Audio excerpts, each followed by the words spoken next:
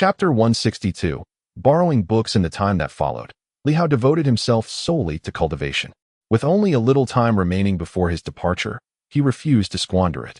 Currently, the most accessible enhancements were the strength of his internal organs and physical body. While others struggled to elevate these aspects, for Li Hao, it was a mere trifle. With the sword at his side, every challenge became inconsequential. Having accumulated 210 military merit points, Li Hao exchanged them for 110 divine energy stones, equivalent to 1,100 in value. Along with those he already possessed, his total of divine energy stones surpassed 2,600. He subsequently traded the remaining 100 military merit points for 10 essence fruits, bringing his total to 20. One divine energy stone could convert into approximately 250 to 280 units of mysterious energy, with a maximum of nearly 300. Thus, at this moment, if Li Hao were prudent with his divine energy stones, he could convert close to 700,000 units of mysterious energy.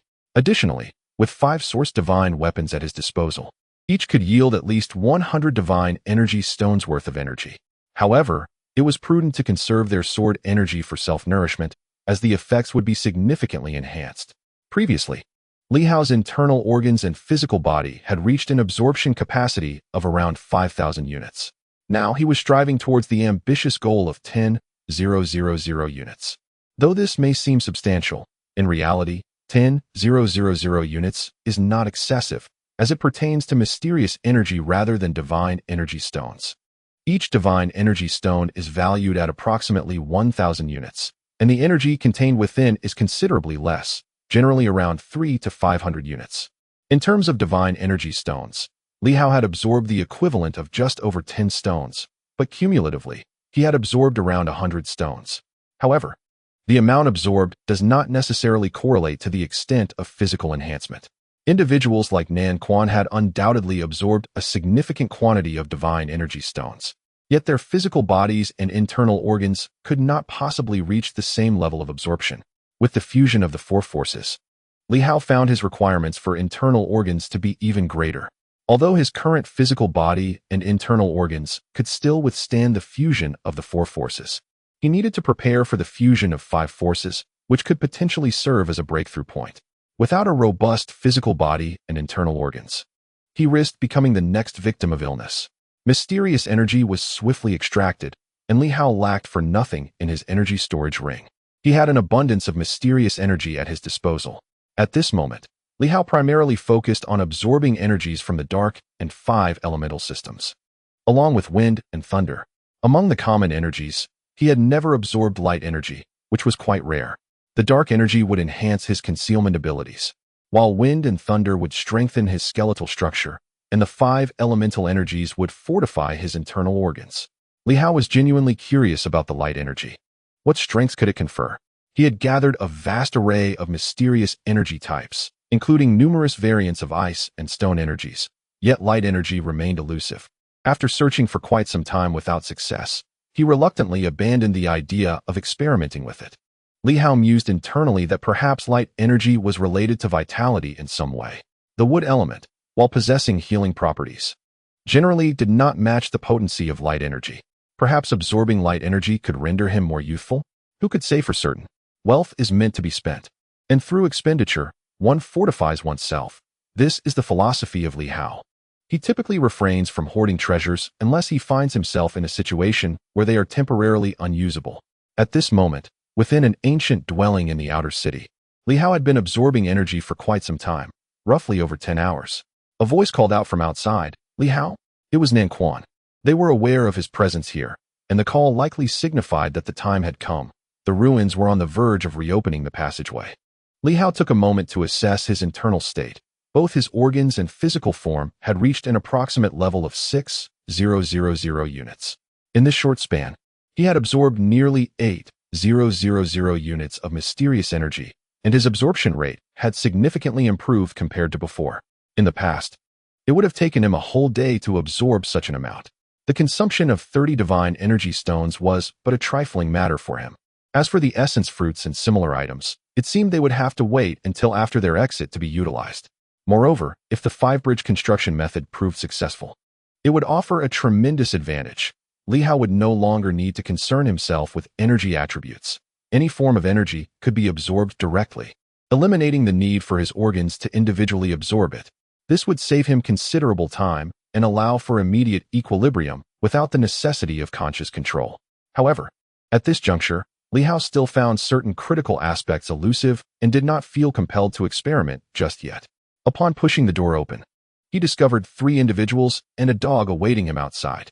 Lu Long was engaged in a hushed conversation with Hong Yitong, but as soon as they noticed Li Hao's emergence, they promptly ceased their discourse. Li Hao caught a few snippets of their conversation but chose to remain silent. Meanwhile, the Black Panther, during Li Hao's absence, had taken to closely following Lu Long, harboring a deep fondness for him. Lu Long had been the one to teach it the 9 refinements technique and had provided meticulous guidance, thus fostering a bond. In Li Hao's absence, the panther had grown quite affectionate towards Lu Long, while showing indifference to Hong Yitong and the others. "Have you made further progress?" Hong Yitong inquired with a chuckle. Casting a glance at Li Hao, who had just completed his training, his aura was still somewhat palpable, revealing a hint of his advancement. Li Hao shook his head modestly, stating, "It is merely foundational work." To him, these developments were merely the basics.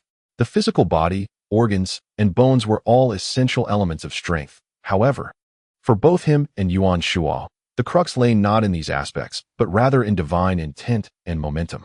Only with formidable divine intent and perfected momentum could they achieve greater strength.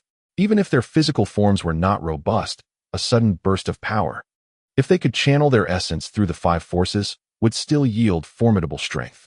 The physical body was merely the foundation. Divine intent and momentum were the true catalysts for explosive power. Without these, even a strong physical form would render one mediocre. Thus, at this moment, Li Hao was increasingly eager to swiftly comprehend the wood momentum.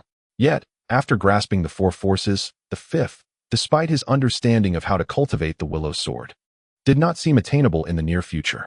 He still felt the complexities of water momentum profoundly. Nan Quan, with a hint of grievance, remarked, "Foundational work? That foundation of yours is something we desire, but alas, lacking your conditions, I would have long since unlocked the superpower seal." Li Hao found himself intrigued by this as they continued their conversation while walking. "Dear esteemed masters, I find myself somewhat acquainted with your current predicament. The rupture of the superpower seal, followed by the unleashing of accumulated potential, may grant one instant strength. Yet, what follows? After complete rupture, one cannot remain in perpetual self-imposed confinement, can one? It appears that they have reached a peculiar impasse. The desire for power leads to the release of the superpower seal, which could either result in becoming a superhuman or facing demise. Even if one's internal organs are robust enough to sustain the rupture, it might still lead to superhuman status rather than remaining a mere martial artist, thus ensnaring them in yet another quandary." Nan Quan sighed, expressing thus, "Before we discover a definitive method or path, we remain quite troubled. At this moment, many find themselves in a similar phase, and we do not wish to become superhumans. Consequently, Old Hong and I have contemplated several strategies. First, upon the rupture of the superpower seal, a mysterious source may emerge. If one can shatter this source, perhaps superhuman status can be evaded. I have heard that your mentor managed to do so previously." Li Hao recalled and nodded. Indeed, that time in Silver City, he sought to ascend to superhuman status, but sensed that superhuman forces would devour his internal energy, prompting him to swiftly shatter the mysterious source and forego his transformation. Nan Quan, with a pained expression, remarked, "This is precisely what we are considering." However, at that time, Yuan Shuo was still quite weak, having just advanced in rank.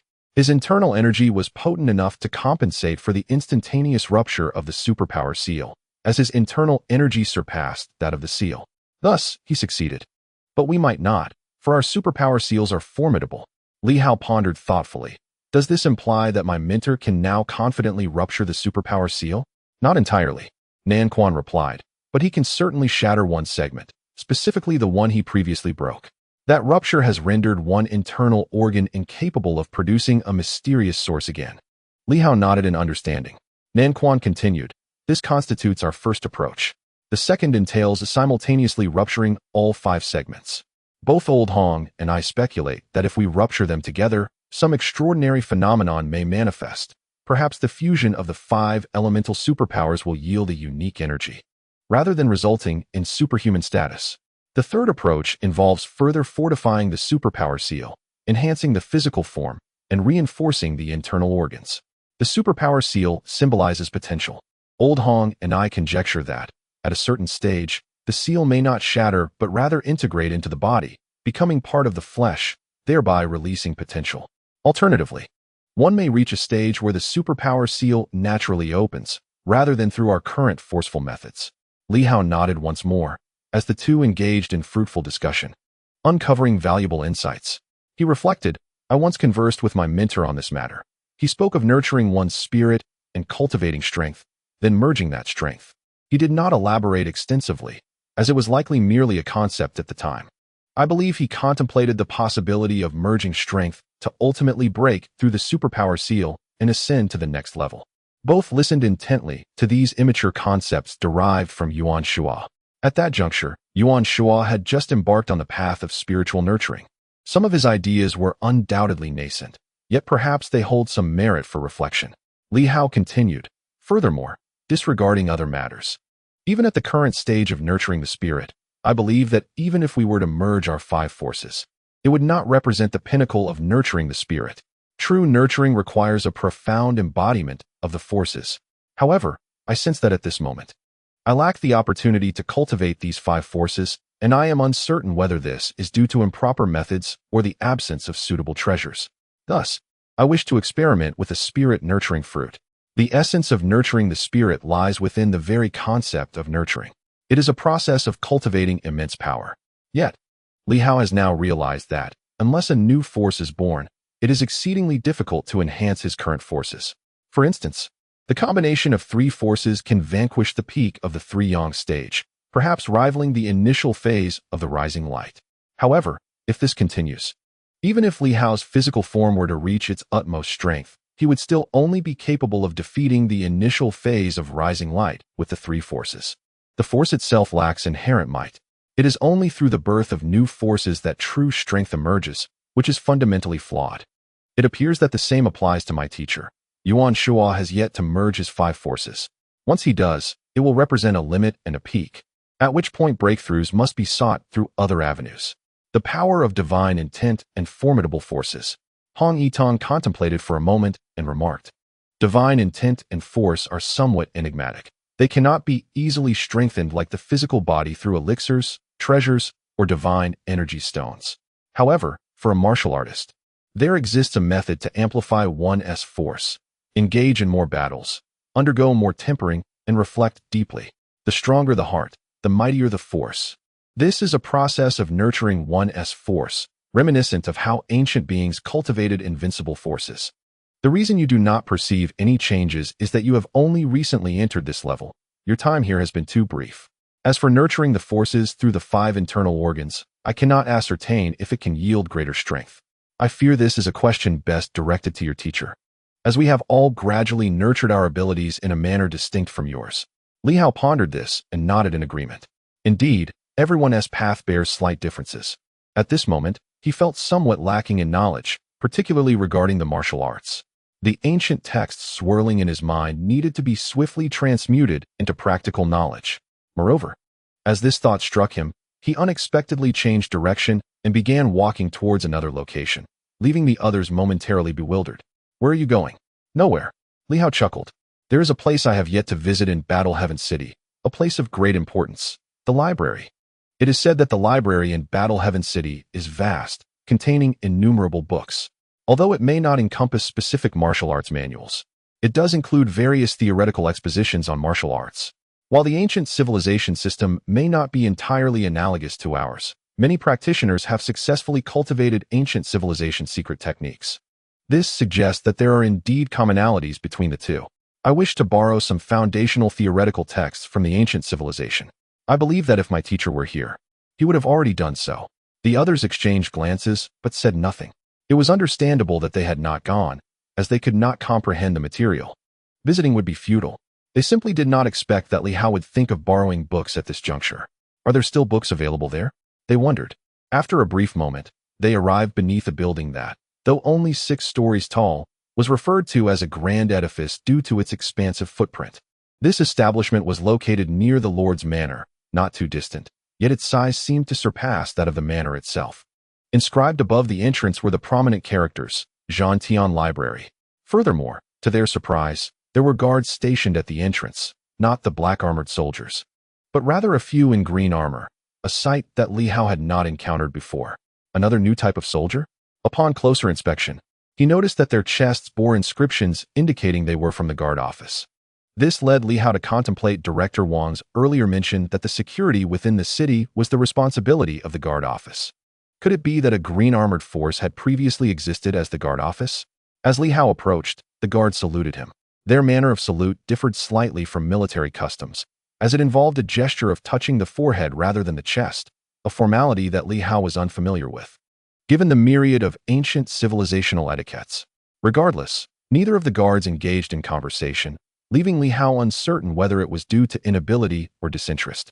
Upon entering the library, they were greeted by an expansive hall, remarkably spacious. However, the hall was dotted with screens that had dimmed, which suddenly illuminated as one activated. Perhaps sensing their presence, or due to a powerful individual within the city granting them access. Li Hao swiftly approached. The screen displayed the words, "Borrowing Guide." Intrigued, he touched the screen, and in an instant, a series of smaller pages materialized, categorized into various genres: martial arts, technology, public welfare, education, literature, popular science, and storytelling. At that moment, a line of text appeared, identity verified. Commander of the 9th Division, 12th Regiment of the Zhantian Reserve Guard, a rank equivalent to an officer. Entitled to borrow any books below the 5th floor free of charge, limited to 3 volumes with scheduled returns. Li Hao pondered this information, scratching his head. Realizing that he could only check out 3 books, he glanced at Nan Quan and the others. Nan Quan approached to inspect the screen, which appeared to recognize him or discern his identity through another means. Shortly thereafter, his information was revealed: a junior officer permitted to borrow 2 books. Subsequently, Lu Long stepped forward, attempting to check his status as a basic soldier who was allowed to borrow 1 book. Li Hao desired to ascend the stairs, but discovered there were no access points. How peculiar. Just then, another line of text emerged on the screen: for borrowing books. Once selected, the system will automatically transfer them into the Zhantian armor. Physical books will be sealed for the preservation of cultural heritage. The library is currently not open to the public. Zhantian troops may conduct text transfers. Nan Quan, witnessing this, expressed his astonishment. Is this the fabled intelligence system? Remarkable. Sealing physical books to safeguard cultural heritage. Ancient civilizations excel not only in martial prowess, but also possess astonishing methodologies. Hong Yitong nodded in agreement, affirming the truth of Nan Quan's exclamation. In order to safeguard and perpetuate knowledge, physical books may be directly archived, allowing for the transmission of wisdom in a manner that prevents adversaries from acquiring certain legacies. Li Hao found himself intrigued, swiftly navigating through the pages where titles of numerous tomes emerged. Each category boasted an abundance of literature, and the mere act of turning pages was daunting. Upon inspection, he noticed the presence of a keyword search feature. After a moment of comprehension, he marveled. The ancient Academy of Silver City also possesses a library. Albeit in a rather chaotic classification, locating a particular book can be quite the challenge. At times, one must sift through countless volumes to find a single title unless one is an experienced librarian. Otherwise, one must search meticulously. Hong Yitong, too, expressed his sentiments, exclaiming, "This is indeed the power of knowledge." The Celestial Star Dynasty values this, yet the number of scholars is scant, and they are often reluctant to invest much time in this pursuit. A library is merely a library. As long as there are books, that suffices. It is the ancient civilizations that truly appreciated this. Li Hao nodded thoughtfully, contemplating as he typed 2 characters into the search box: martial arts. Instantly, a multitude of books materialized before him. Overwhelmed by the sheer volume, he wondered how he would navigate this sea of knowledge, especially since only a limited number could be borrowed. He entered a few more words, and the quantity of titles decreased. Now, approximately 20 books appeared per page, and instead of the thousands he had encountered earlier, he found merely dozens of pages, around 1,000 foundational theory books on martial arts. Li Hao was taken aback. Just the foundational theories on martial arts yielded such an extensive collection. The library of the ancient Academy of Silver City, touted as the largest in the region, housed merely 30,000 volumes, remarkable in its own right, yet it paled in comparison to this vast repository. After perusing over 50 pages, Li Hao refrained from inputting additional keywords and instead examined the titles one by one. He flipped through the pages, unable to discern the specific contents, but hoping that the titles might offer some insight. Titles such as Analysis of Basic Palm Techniques, Analysis of Basic Fist Techniques, and Analysis of Blade Techniques filled the pages, each detailing foundational practices. Li Hao found himself at a loss for which to select. He wished he could take them all, but it seemed that was not an option. At that moment, he was suddenly startled. One title among the pages shimmered in gold, distinctly different from the others. Fundamental Martial Arts Theory Course of the Martial Science University. Li Hao paused.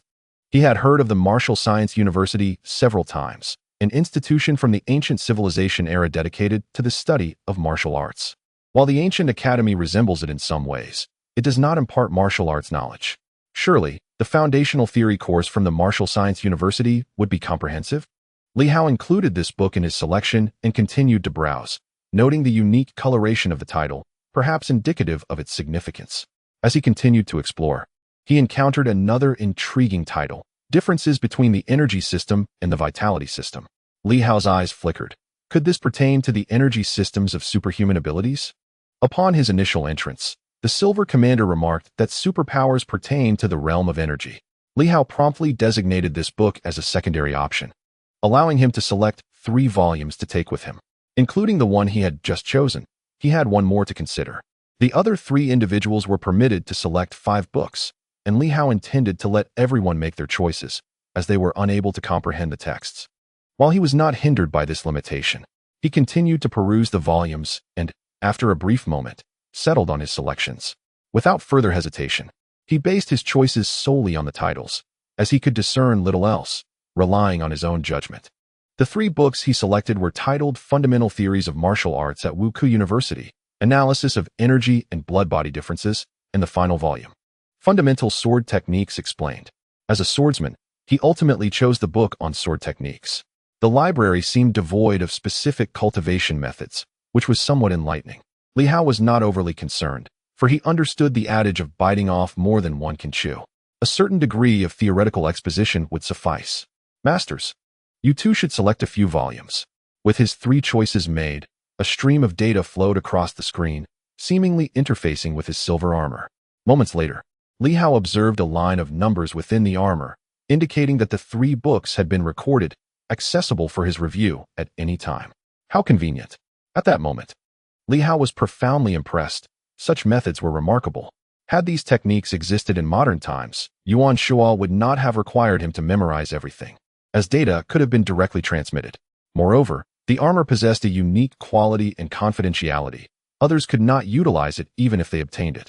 Many modern secret techniques have been lost due to secrecy. When the transmission of knowledge falters, those techniques vanish. The ancients, in contrast, could directly transfer data. Lu Hong glanced at the selections, appearing as if he were gazing at hieroglyphs, and said, "You choose for me. I can't make sense of this." Nan Quan boisterously declared, "This is simple. The different colors of the titles signify their importance. The 2 books you selected, Li Hao, are both in gold font, so you can't go wrong with those. Besides Fundamental Sword Techniques Explained, the other 2 books chosen by Li Hao were indeed in gold font." Nan Quan, not one to be modest despite his lack of understanding, randomly selected a volume. A moment later, he exclaimed with delight, "This one looks good. The color is bright. Li Hao, I choose this one. What do you think?" Li Hao glanced at it, initially indifferent, but upon closer inspection, he was somewhat surprised. The Bestiary of Demonic Beasts. Li Hao muttered, examining the screen. It appeared that Nan Quan had inadvertently selected a popular science book. Was this truly classified as such? Li Hao nodded. This is a valid choice. Although the Silver Moon seems devoid of significant demons, I encountered a few in Songshan previously, and I am not entirely clear about their nature. It would be prudent to prepare for any future encounters. Nan Quan chuckled. I told you it's quite remarkable. This book could be invaluable. There are numerous demon clans in the central region. Acquiring this tome might unveil some of their vulnerabilities, perhaps even ones they themselves are unaware of. The current demon race has only recently awakened, but if it had existed during ancient civilizations, they would certainly have a deeper understanding than we do. Li Hao nodded as Nan Quan swiftly selected a second volume, its title gleaming in golden letters, Records of Celestial Materials and Terrestrial Treasures. Li Hao was taken aback and turned to Nan Quan. Why do you only choose these items?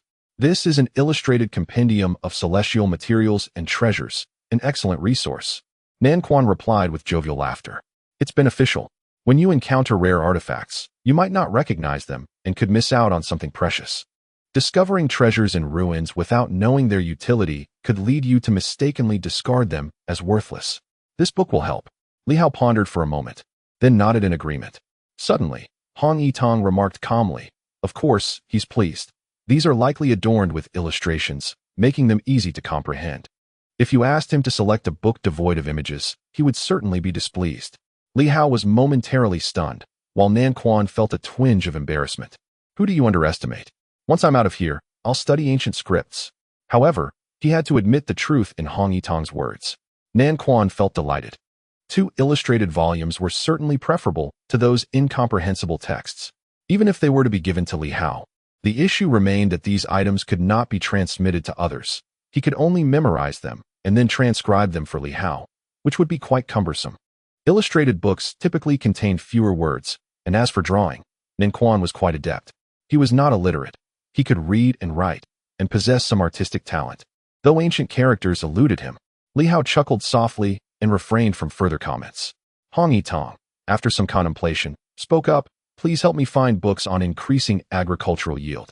Li Hao paused for a moment, surprised by the request. Without voicing any objections, he quickly entered the keywords, and after a brief interval, numerous titles appeared. Among them was one with a golden title, Comprehensive Guide to Quality Seed Cultivation. Li Hao muttered the title, and Hong Yitong promptly selected it. "Now, find me a compendium on public welfare." Li Hao had no choice but to continue his search. Moments later, another book materialized, Fundamentals of Public Welfare Construction.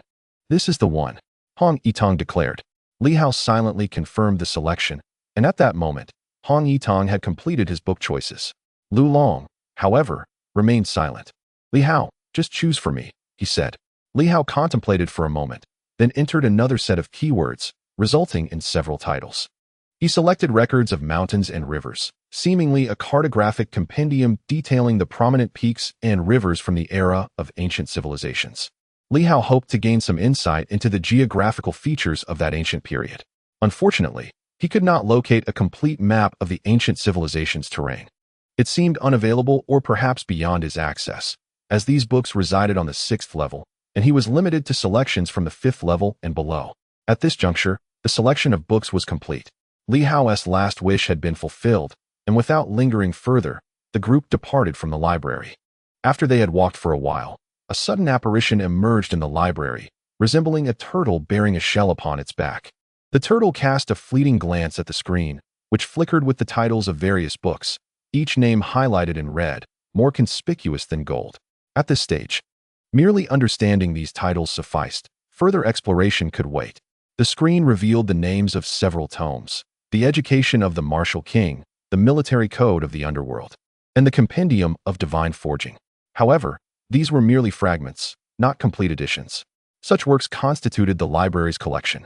Yet, at present, Li Hao and his companions lacked the necessary permissions, and there was an evident intent to restrict access, as the content was far too profound for their comprehension. Moreover, should they indulge in reading, the legacies left behind by these authors could significantly influence the choices of these new generation martial artists.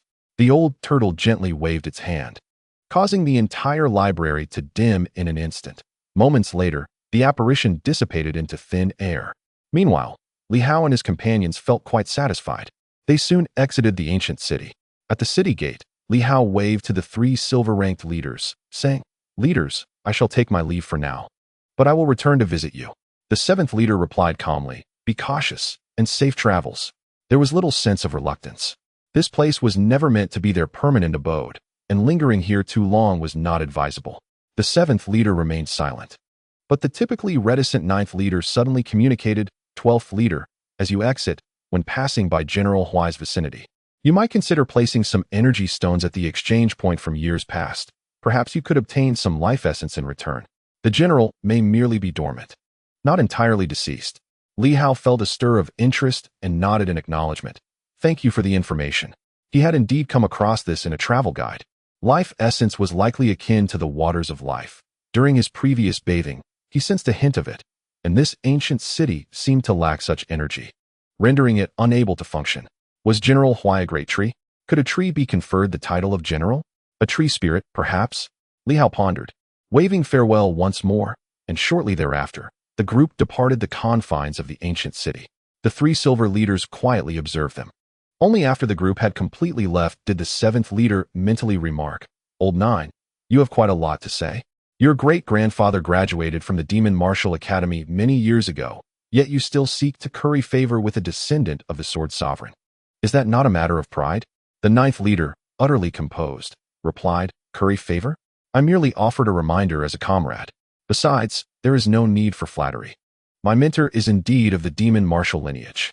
You should discuss such matters with your mentor. I would rather not. At this moment, the three leaders exhibited a heightened awareness, reminiscing about past events. Clearly, they had grown more insightful than before, their spirits solidifying as they transformed into the essence of warriors. Outside the city, a group convened. 28 individuals and a dog.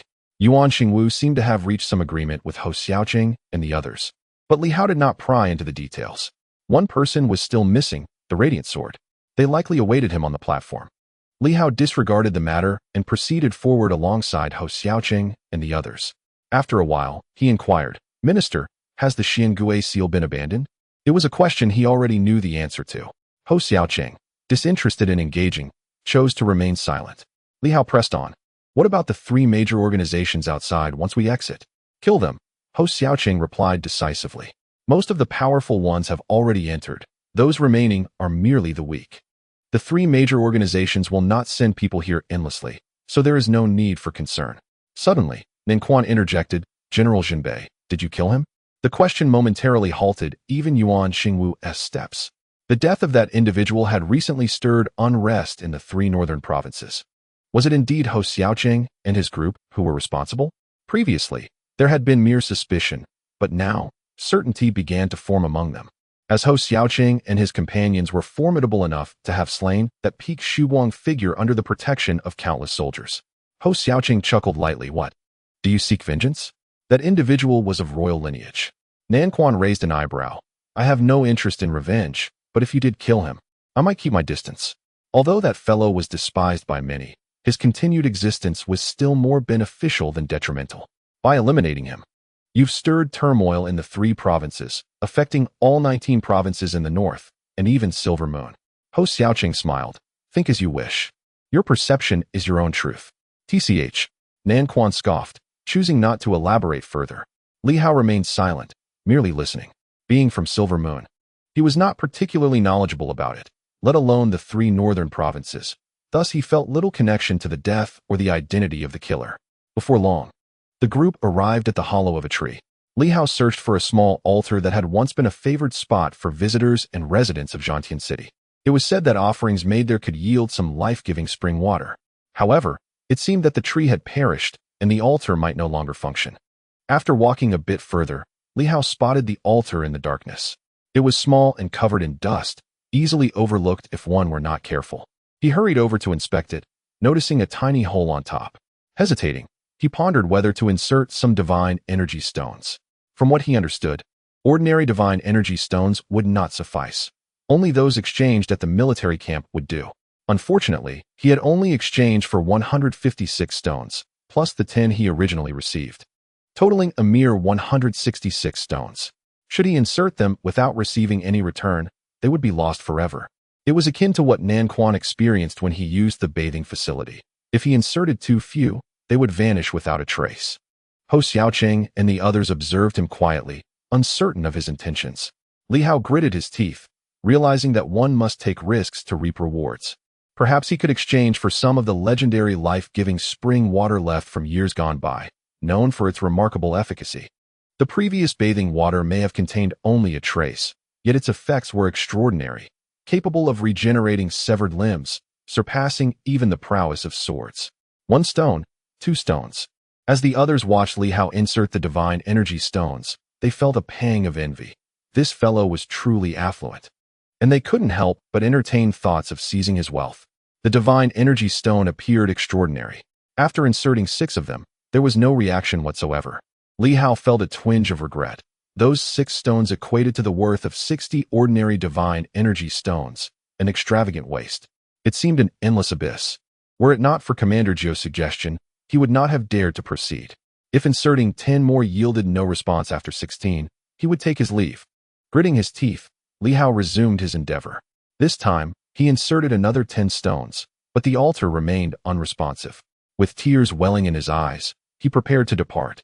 One could not gamble indefinitely on such a gaping void. Losing 16 stones felt like a grievous sacrifice. Otherwise, he might be risking his very life. It appeared that General Huai had truly met his demise. Just as Li Hao was about to concede, Hong Yitong suddenly urged, "Insert a few more." There seems to be a fluctuation. Hong Yitong appeared to sense something and continued, "Add a few more." Seeing his insistence, Li Hao, no longer tearful, added several more stones. He glanced at Hong Yitong, nearly in tears, and added 5 more, but still to no avail. "Continue." Li Hao felt like he might vomit blood. Yet given Hong Yitong's conviction, he had no choice but to persist. By the time he had inserted 30 stones, Li Hao too felt an unusual phenomenon. The altar seemed to tremble slightly. His eyes flickered, and moments later, he inserted another 6 stones. A total of 36 divine energy stones had dramatically reduced his inventory. At that moment, a drop of water slowly materialized above the altar. Ho Xiaoqing's eyes suddenly brightened, and Hong Yitong cast him a glance. Tossing a bottle to Li Hao, "Collect it." Li Hao swiftly captured the droplet in the bottle, puzzled. Was this the fabled spring water of life? It felt unremarkable. "It's sealed. You'll understand when the time comes," Hong Yitong explained. He then added, "Let's go. No need to insert more. It feels like the spring water of life is in stock. If you continue, you may deplete your supply. This tree seems to be fishing. Don't insert too many, or you might end up with nothing." Li Hao was taken aback. Fishing? He couldn't help but chuckle through his tears. Was it really that absurd? Suddenly, Hong Yitong proposed. "Li Hao, how about we trade? I can offer a source divine weapon." Li Hao promptly declined. "I am not in need of source divine weapons. What would I exchange for?" Ho Xiaoqing was at a loss for words. The rejection was quite resolute. He too wished to try, but first, he lacked the kind of divine energy stones Li Hao possessed, and second, he had sensed some fluctuations. Inserting more might be futile, akin to throwing a meat bun to a dog. This tree, it seemed, indeed had the essence of fishing. Feeling a sense of regret, they said nothing further and departed from the tree hollow. As they left, the altar trembled once more, as if the tree hollow had quaked slightly, reminiscent of someone cursing in the background. Meanwhile, in the ancient city, the old tortoise gazed in their direction, shaking its head slightly. It seemed General Huai had truly fallen into dire straits. Though not completely dead, he was perilously close. Regrettably, they were unable to assist him. Losing a drop of life's essence was not a matter of great consequence. As for the other party absorbing a bit more energy stones, it would hardly make a difference. Unless it amounted to millions, otherwise, it would simply be a futile endeavor. At the end of the tree hole, the platform indeed housed the radiant sword. Upon seeing the crowd, it exhibited no fear, casting a glance at Li Hao before finally regarding Ho Xiaoqing. "Shall we commence? It's time to depart." Ho Xiaoqing refrained from unnecessary words, merely gazing at the wall and awaiting the appropriate moment. When the time was ripe, he waved his hand, and the wall became transparent. Outside, the martial guard continued to stand vigilant.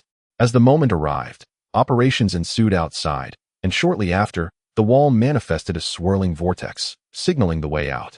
The radiant sword was the first to dart through, swiftly vanishing. The others followed suit, one by one. With their departure, the Battle Sky City sealed itself once more, descending into an utter silence. Chapter 163. News spreads far and wide the Hengduan Canyon. 3 days had slipped by in the blink of an eye. At this moment, many gathered outside the canyon, including scattered cultivators who had been unable to enter previously, various personnel left behind, as well as official representatives from the Silver Moon side. An air of tension enveloped the crowd as they awaited the opening of the ruins. Today, it was expected to emerge, even in the dead of night. The canyon remained ablaze with lights, illuminating the surroundings. Before a group of night watchmen, Hao Lianchuan felt a flicker of anxiety.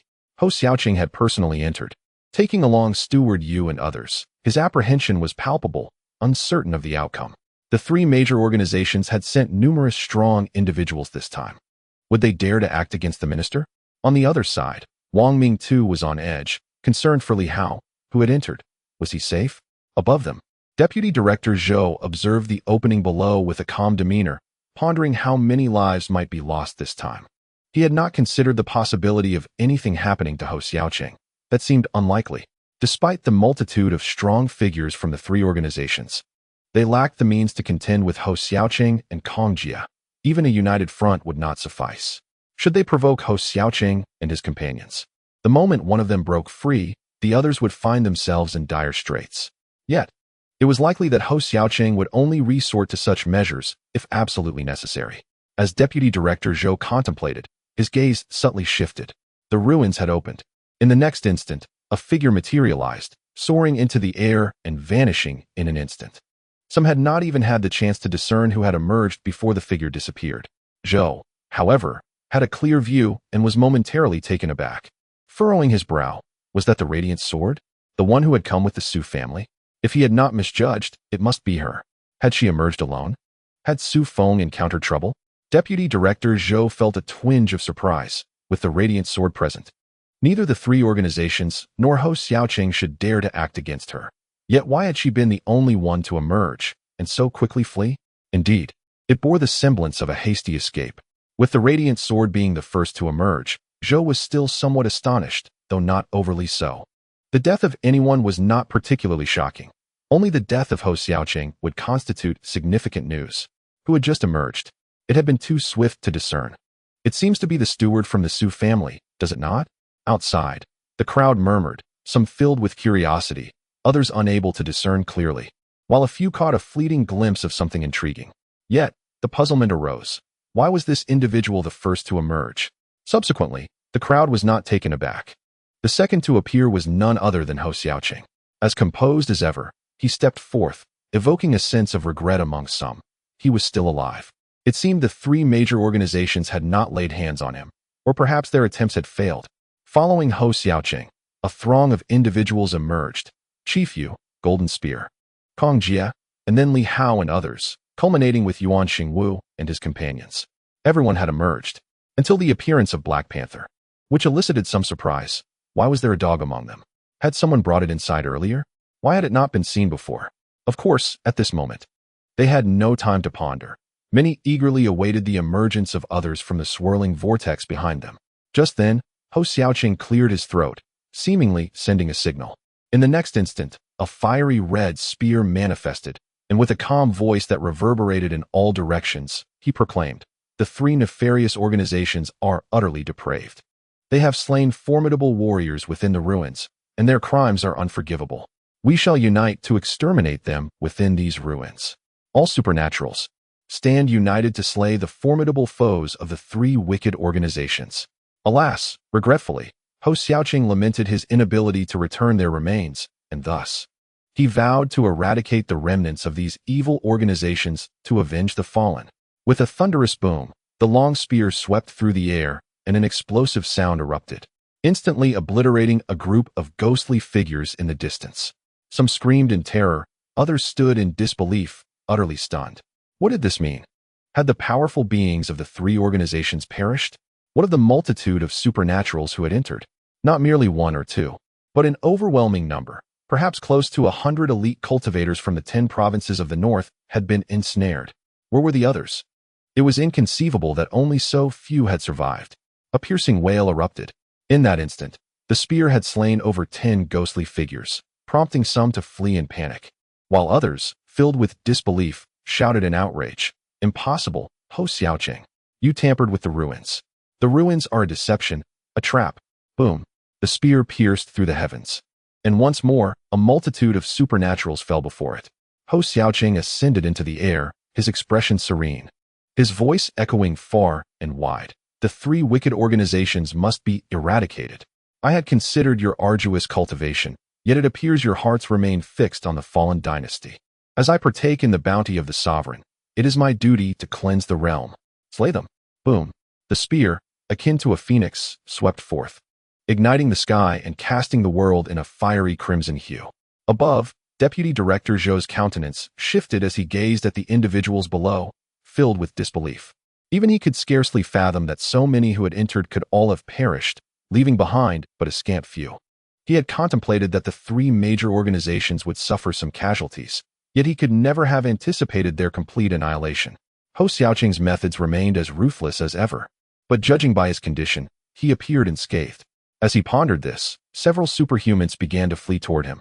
Deputy Director Zhou cast a glance their way, and soon, those fleeing superhumans unwittingly altered their course, steering clear of Zhou. Boom! The long spear pierced the heavens and the earth, and one by one, superhumans were slain on the spot. The fallen were all members of the three major organizations. Among the remaining formidable warriors of Feiqian and Hongyue, there were still 3 survivors from Sanyang, who roared in fury. Hou Xiaoqing, you fiend! It's impossible, they cannot be dead. You shall not die a good death. This was simply beyond belief. How many powerful individuals had entered from the 3 major organizations? Hongyue had sent 3 leaders from the 7 moons, some were aware, while others were not. Coupled with Huangyue, there were actually 4. Aside from the 3 from Hongyue, Chengyue, and Xingyue, several leaders and elders from the 7 moons had also entered, yet now they were all gone. Furthermore, on Yinluo's side, the King of Equality had also entered, accompanied by 2 formidable warriors from Shuguang, along with 3 esteemed elders from Feiqian. Yet now, they were being informed that all were dead. Moreover, among the crowd, some wore expressions of disbelief, while others shouted in indignation. How can this be? Is there no one left? My Lu family members have not returned. From the Linjiang governor's office, General Mu had also not emerged. Who would provide us with an explanation? Over there, a powerful individual from the Linjiang governor's office roared in anger. This time, some factions had left behind a few survivors, while others had only a handful. Those who had entered were relatively few. But now, they were utterly bewildered. Where were they? Were they truly all gone? Once again, Hou Xiaoqing's voice resonated through the air, tinged with a hint of regret. All except us have been slain by the members of the 3 major organizations. However, there are still some powerful individuals from the Tianqing Army, the Administrative Department, and the Night Patrol Headquarters who have survived. Moreover, from the royal family, Nanquan is still alive. And there are also survivors from the Su family. There were indeed a considerable number of survivors. Each major faction had members who had emerged. It was not solely our faction that had escaped. Look, there were the royal family, the administrative department, and the Su family. Those who did not return simply had poor luck. The Fire Phoenix spear swept through the heavens. Amidst the fear, dread, and panic of the crowd, Hou Xiaoqing's voice echoed forth. Night patrollers, military forces, inspection department, and martial guards, now is the time to act. Surround and eradicate all members of the 3 major organizations within the Silver Moon territory. Execute the orders. In an instant, Hao Lianchuan and his companions regained their composure, swiftly leading their forces in pursuit across all directions. The powerful individuals from the 3 major organizations were nearly captured in a single net, yet many still hid within their strongholds. This time, the 3 major organizations were indeed facing an insurmountable calamity. Around them, some lone cultivators quickly fled, their faces ashen with fear and apprehension. Oh heavens! A great disaster was imminent. The thousands of superhumans who had entered were all dead. This was truly unfathomable. Moreover, it seemed that many prominent figures had perished as well.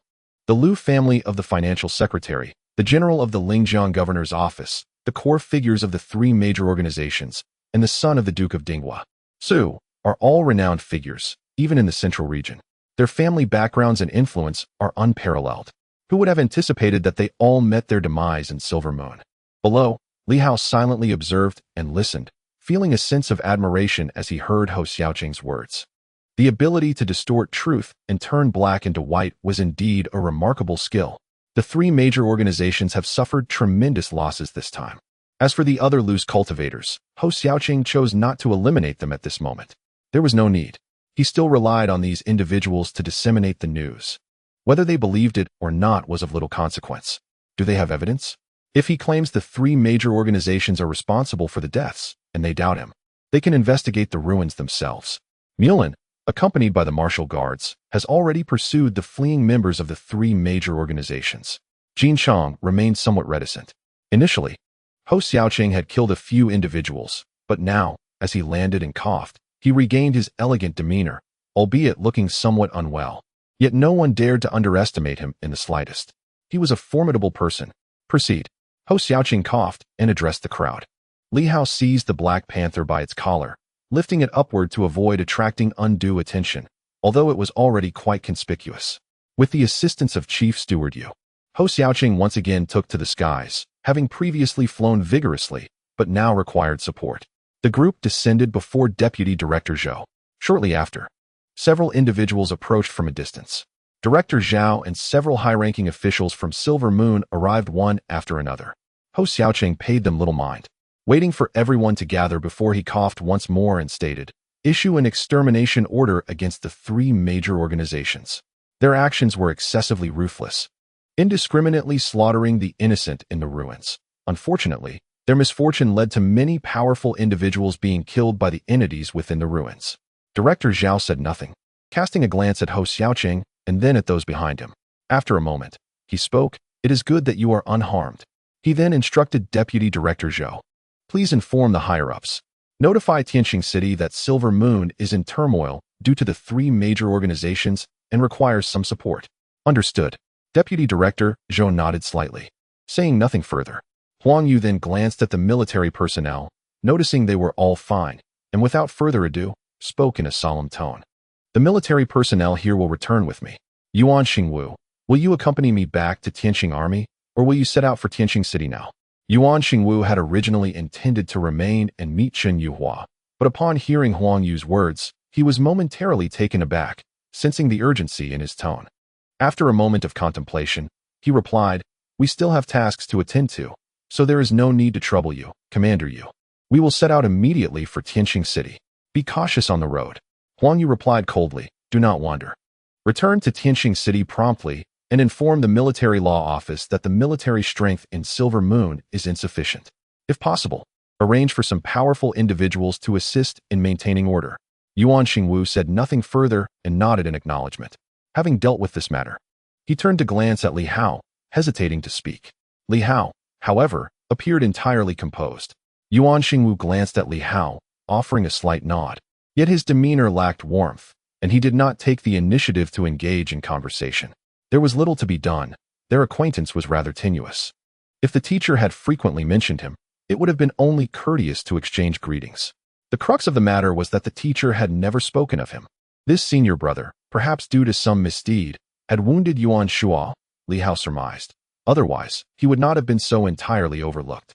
After all, even his name was bestowed by the teacher, and being the foremost disciple, it was inexplicable that he was never mentioned at all. Yuan Xingwu sighed, discerning the expression on Li Hao's face, and likely grasped some of the underlying sentiments.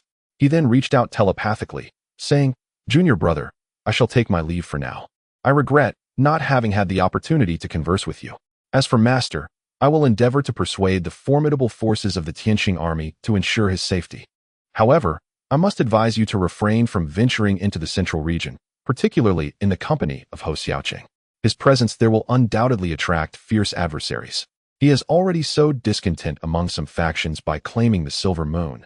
Given the gravity of the recent events, should he enter the central region, he may face numerous threats, even from the royal family of the 9 courts.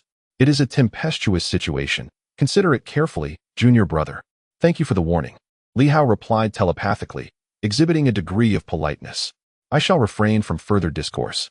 Noticing Li Hao's disinterest in continuing the conversation, Yuan Xingwu turned his attention to Hu Dingfang, conveying, "You must exercise caution. The situation in Silver Moon is intricate. Consult with Yuhua before taking any hasty actions or harboring ulterior motives, as you have observed today. I will return to Tianqing City now. Take care not to entangle yourself too deeply with the Bai family." Hu Dingfang nodded in agreement, refraining from further comments. Yuan Xingwu and his companions did not linger, departing swiftly. Meanwhile, Qi Gang suddenly interjected, "Director Zhao, Minister Hou, may I accompany Hu Qingfeng? It would be prudent for us to leave together, ensuring greater safety." Director Zhao glanced at Hou Xiaoqing, who cleared his throat and nodded slightly. "Very well. Safe travels. It is beneficial to travel in company." Qi Gang felt a sense of relief and glanced at Hu Qingfeng, who at that moment was exuding an air of having narrowly escaped disaster. He hastily donned a smile, saying, "Minister Hou, I shall take my leave first.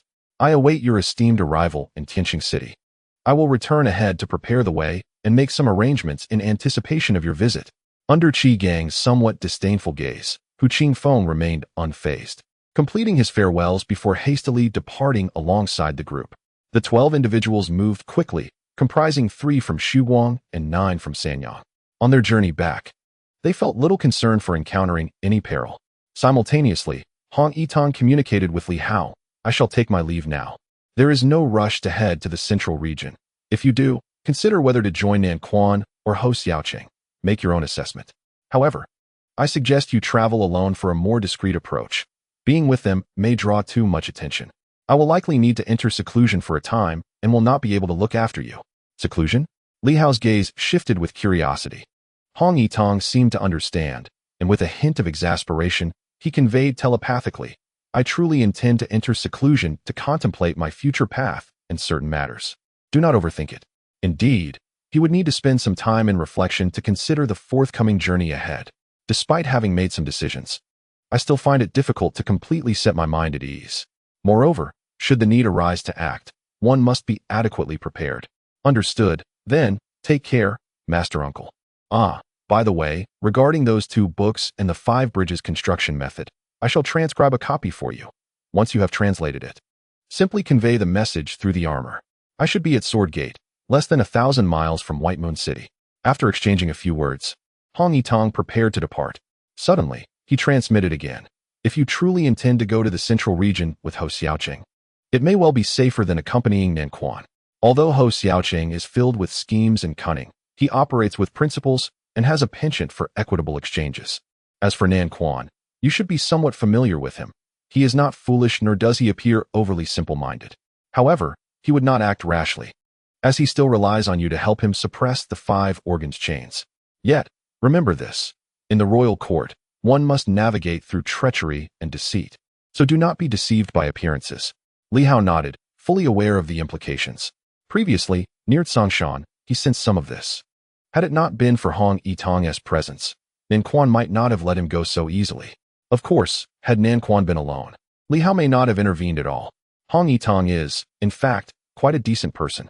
During their first encounter in the ruins, he imparted some knowledge to Li Hao. Li Hao did not understand his motives, but he perceived Hong Yitong as generous in his actions. Hence he was inclined to engage with him further. Hong Yitong did not linger in conversation with Li Hao. He turned to the others and clasped his fists, saying, "There are many trivial matters at Sword Gate, so I shall not impose further.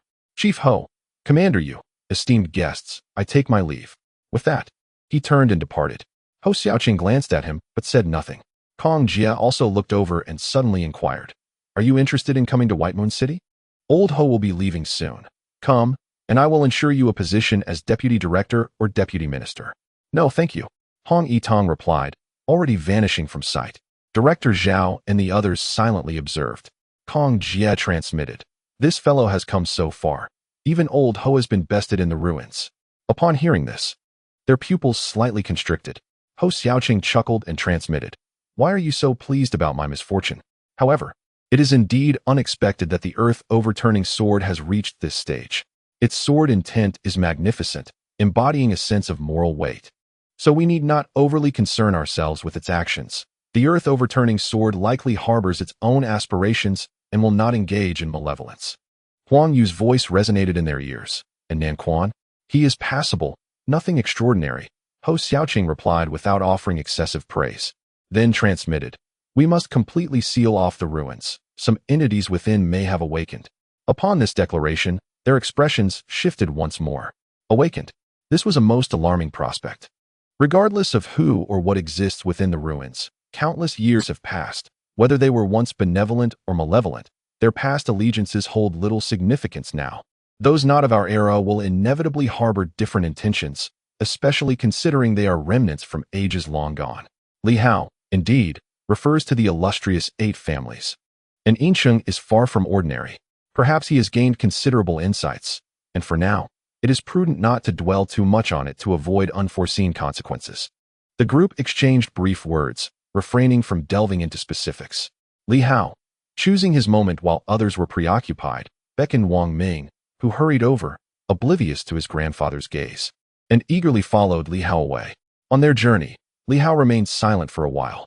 After they had walked some distance, he turned to Lu Long and inquired, "Boss, it seems that Uncle Hong mentioned wanting you to assist him with something. Am I correct?" Lu Long nodded in affirmation. After a moment of contemplation, Li Hao hesitated before continuing, "I can grasp some of your thoughts, boss, though my understanding is not profound. Uncle Hong remarked that my experiences are limited, and there are certain aspects I fail to comprehend, which he is indeed correct about. When you spoke in Inqing about the demon hunting squad's mission to protect the city, I must admit that even now, I struggle to grasp its essence fully." Lu Long responded, "It is of no consequence. We all traverse similar paths. No one is inherently just or benevolent. My beliefs are shaped by my experiences.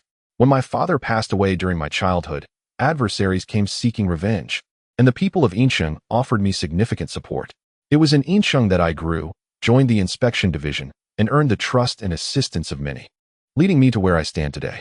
Thus, I feel compelled to give back to this land that nurtured me and to its people. This is why, upon gaining strength, I did not hastily abandon Inqing. It is intertwined with my personal journey. When my father fell victim to illness and enemies threatened, the martial artists of Inqing stood up to protect me, and prominent figures from Inqing sheltered me.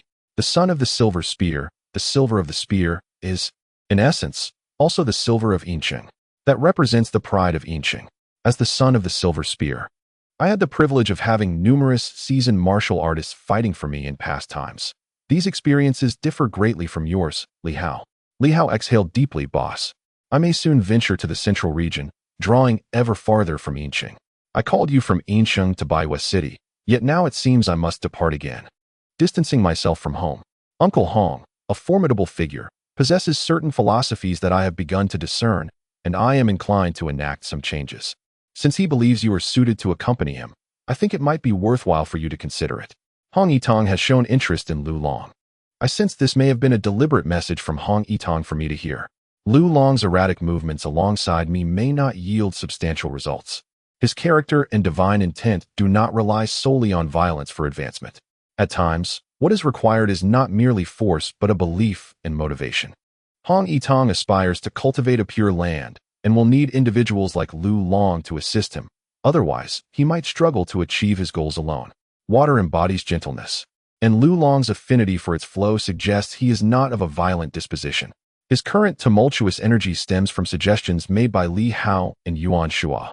However, this may not truly be suitable for Lu Long. Lu Long furrowed his brow slightly, remaining silent. Li Hao continued, "Are you not at ease with Sister Lu and the others? If you are concerned, you should take them along. If you trust them, it would be best for them to follow me." He did not intend for Lu Long to accompany him, but rather suggested that Lu Yin and the others join him. Lu Long looked at Li Hao with a hint of surprise. Li Hao went on, "If they follow you, they can only head towards the sword gate and settle down comfortably. However, their temperament is not akin to yours. I can see that Brother Chao, Brother Jian, and even Sister Lu are not content to spend their lives in hiding within Silver City. They yearn to venture out and engage in battle. There is a lingering resentment in their hearts, akin to my own, a frustration that they do not know how to express. Brother Wu's entire family was slaughtered by Fei Tian, and until now, he has not avenged them. Sister Lu's husband was killed by Yen Luo. Although Tiger Pur is dead, it seems she has not moved on. As for Chun Jian, I am not yet clear on the details, but he appears to be quite content in the Martial Guard army. These individuals might be more suited to accompany me in my travels, facing danger, perhaps that would awaken their spirits, while Lu Long prefers to remain in Silver City. This is a group of individuals with differing dispositions. Are you truly going to the central region? Lu Long did not pursue the previous topic, instead expressing confusion. Here, you still have room for growth. Li Hao pondered for a moment and replied, I have not yet made a firm decision. Perhaps I will wait for news from my master. If he does not return, I shall venture to the central region. Previously, I was too weak. He left without me, embarking on his journey alone. Now that Hong Yue is pursuing him, how can I remain idle when I have gained some ability? In my most perilous and helpless moments, the entire world had only you and my master willing to stand up for me. Once you are settled here, I shall seek out my master. Li Hao revealed a smile. On that day, fully aware of the dangers, you battled fiercely against the Hong Yue cultivators for me within the city. My master risked his life against the 3 sons. My parents have passed. My best friend tragically died before my eyes. Apart from you, I have no other ties. Uncle Hong's heart is vast and magnificent, and while I may not possess his same benevolence, I understand one thing. A drop of kindness should be repaid with a fountain of gratitude. I still wish to visit my master. His journey to the central region was not merely to broaden his horizons or encounter formidable warriors. Even if such experiences were present, they would only constitute a small portion of his journey. He sought to see Yuan Shua. Do not perish out there. Now, he was capable of contending with Su Guang, no longer the powerless individual he once was. Lu Long fell silent. Meanwhile, Wang Ming listened intently, feeling a surge of excitement. You are going to the central region? Shall we seek out our master? Wang Ming exclaimed, take me along. Lu Long was left speechless.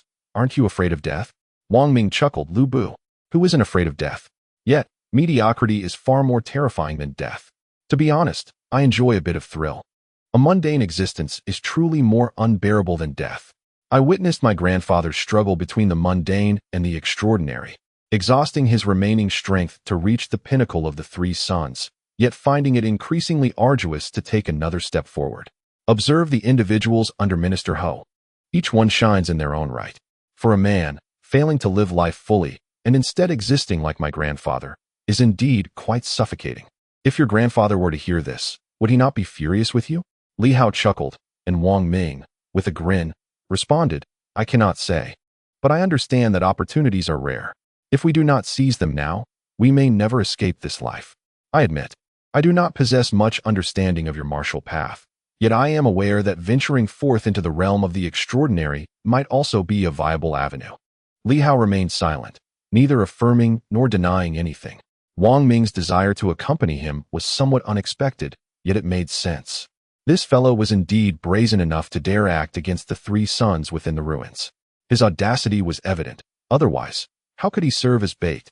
His courage was undeniable, as he chose to follow Li Hao, disregarding the commands of Hao Lianquan and Ho Xiaoqing, simply yearning for greater opportunities. This fellow truly had a remarkable boldness. The group proceeded towards a distant town, where the demon hunting brigade awaited their arrival. On that day, the news spread swiftly. The Silver Moon's extraordinary forces had been utterly decimated. Thousands of extraordinary beings had fallen in an instant, their deaths possibly exceeding the number of hands one could count. The three major organizations, along with the 9 leaders of Su Guang and Huang Yu from today's ruins, amounted to 10 leaders, all lost in battle, alongside several wandering Su Guang, the Su family, the Lu family, and generals from the Lingjiang governor's office. Additionally, those who had previously vanished, such as Ban Shan and Hai Shao, as well as the three sons and the wheel of reincarnation, along with the earlier deceased red-haired individuals, contributed to the staggering toll. In just a month, the number of missing or deceased Su Guang strongholds from Silver Moon had nearly surpassed 20. The devastation among the three sons was even more horrifying. Upon closer inspection, over 100 of their ranks had perished, an inconceivable loss for a single exploration of the War Heaven City ruins. The news, once leaked by a few, sent shockwaves throughout the region.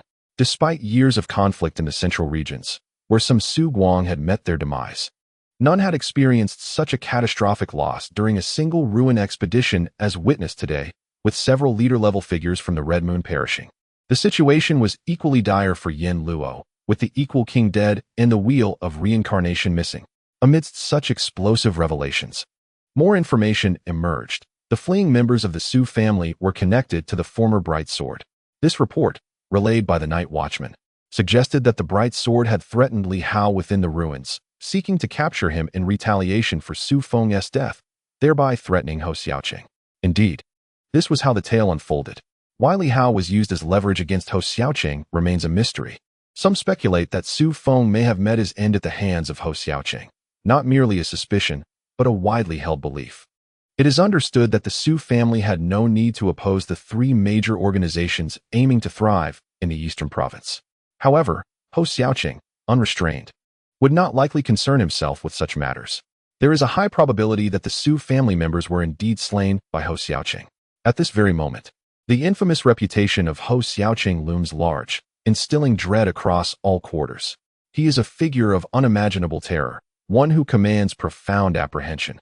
The details of the situation remain shrouded in mystery, yet it is widely acknowledged that the Silver Moon faction has suffered minimal casualties. Specifically, two members of the Sanyang, both of whom were under the command of Hu Qingfeng.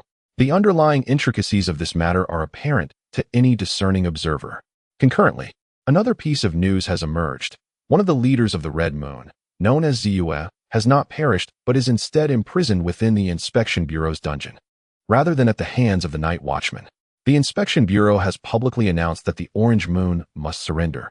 Failure to do so will lead to a swift verdict against Ziyue, who, as a leader of one of the three malevolent organizations, stands a 99% chance of receiving the death penalty.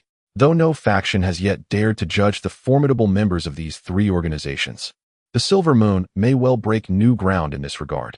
Messages swiftly traverse the land, reaching as far as the central region, igniting tremors of shock.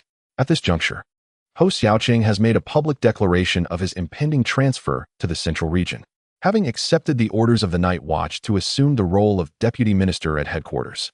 This revelation sends shockwaves through the realm once more. Remarkably, the man who had just instilled fear in the hearts of many has chosen to abandon his quest for independence, relinquishing his ties with the Silver Moon and the title of Rebel King to serve in Tianqing City, a decision that seems almost inconceivable. Suddenly, all eyes shift from the deceased to Hou Xiaoqing. He is coming to the central region.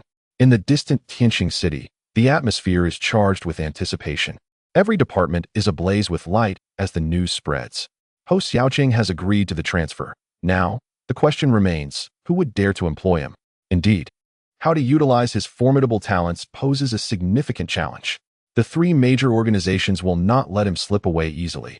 He has proven to be ruthlessly effective, having decimated dozens of Shuguang and over 100 Sanyang, with thousands of superhumans falling to his hand.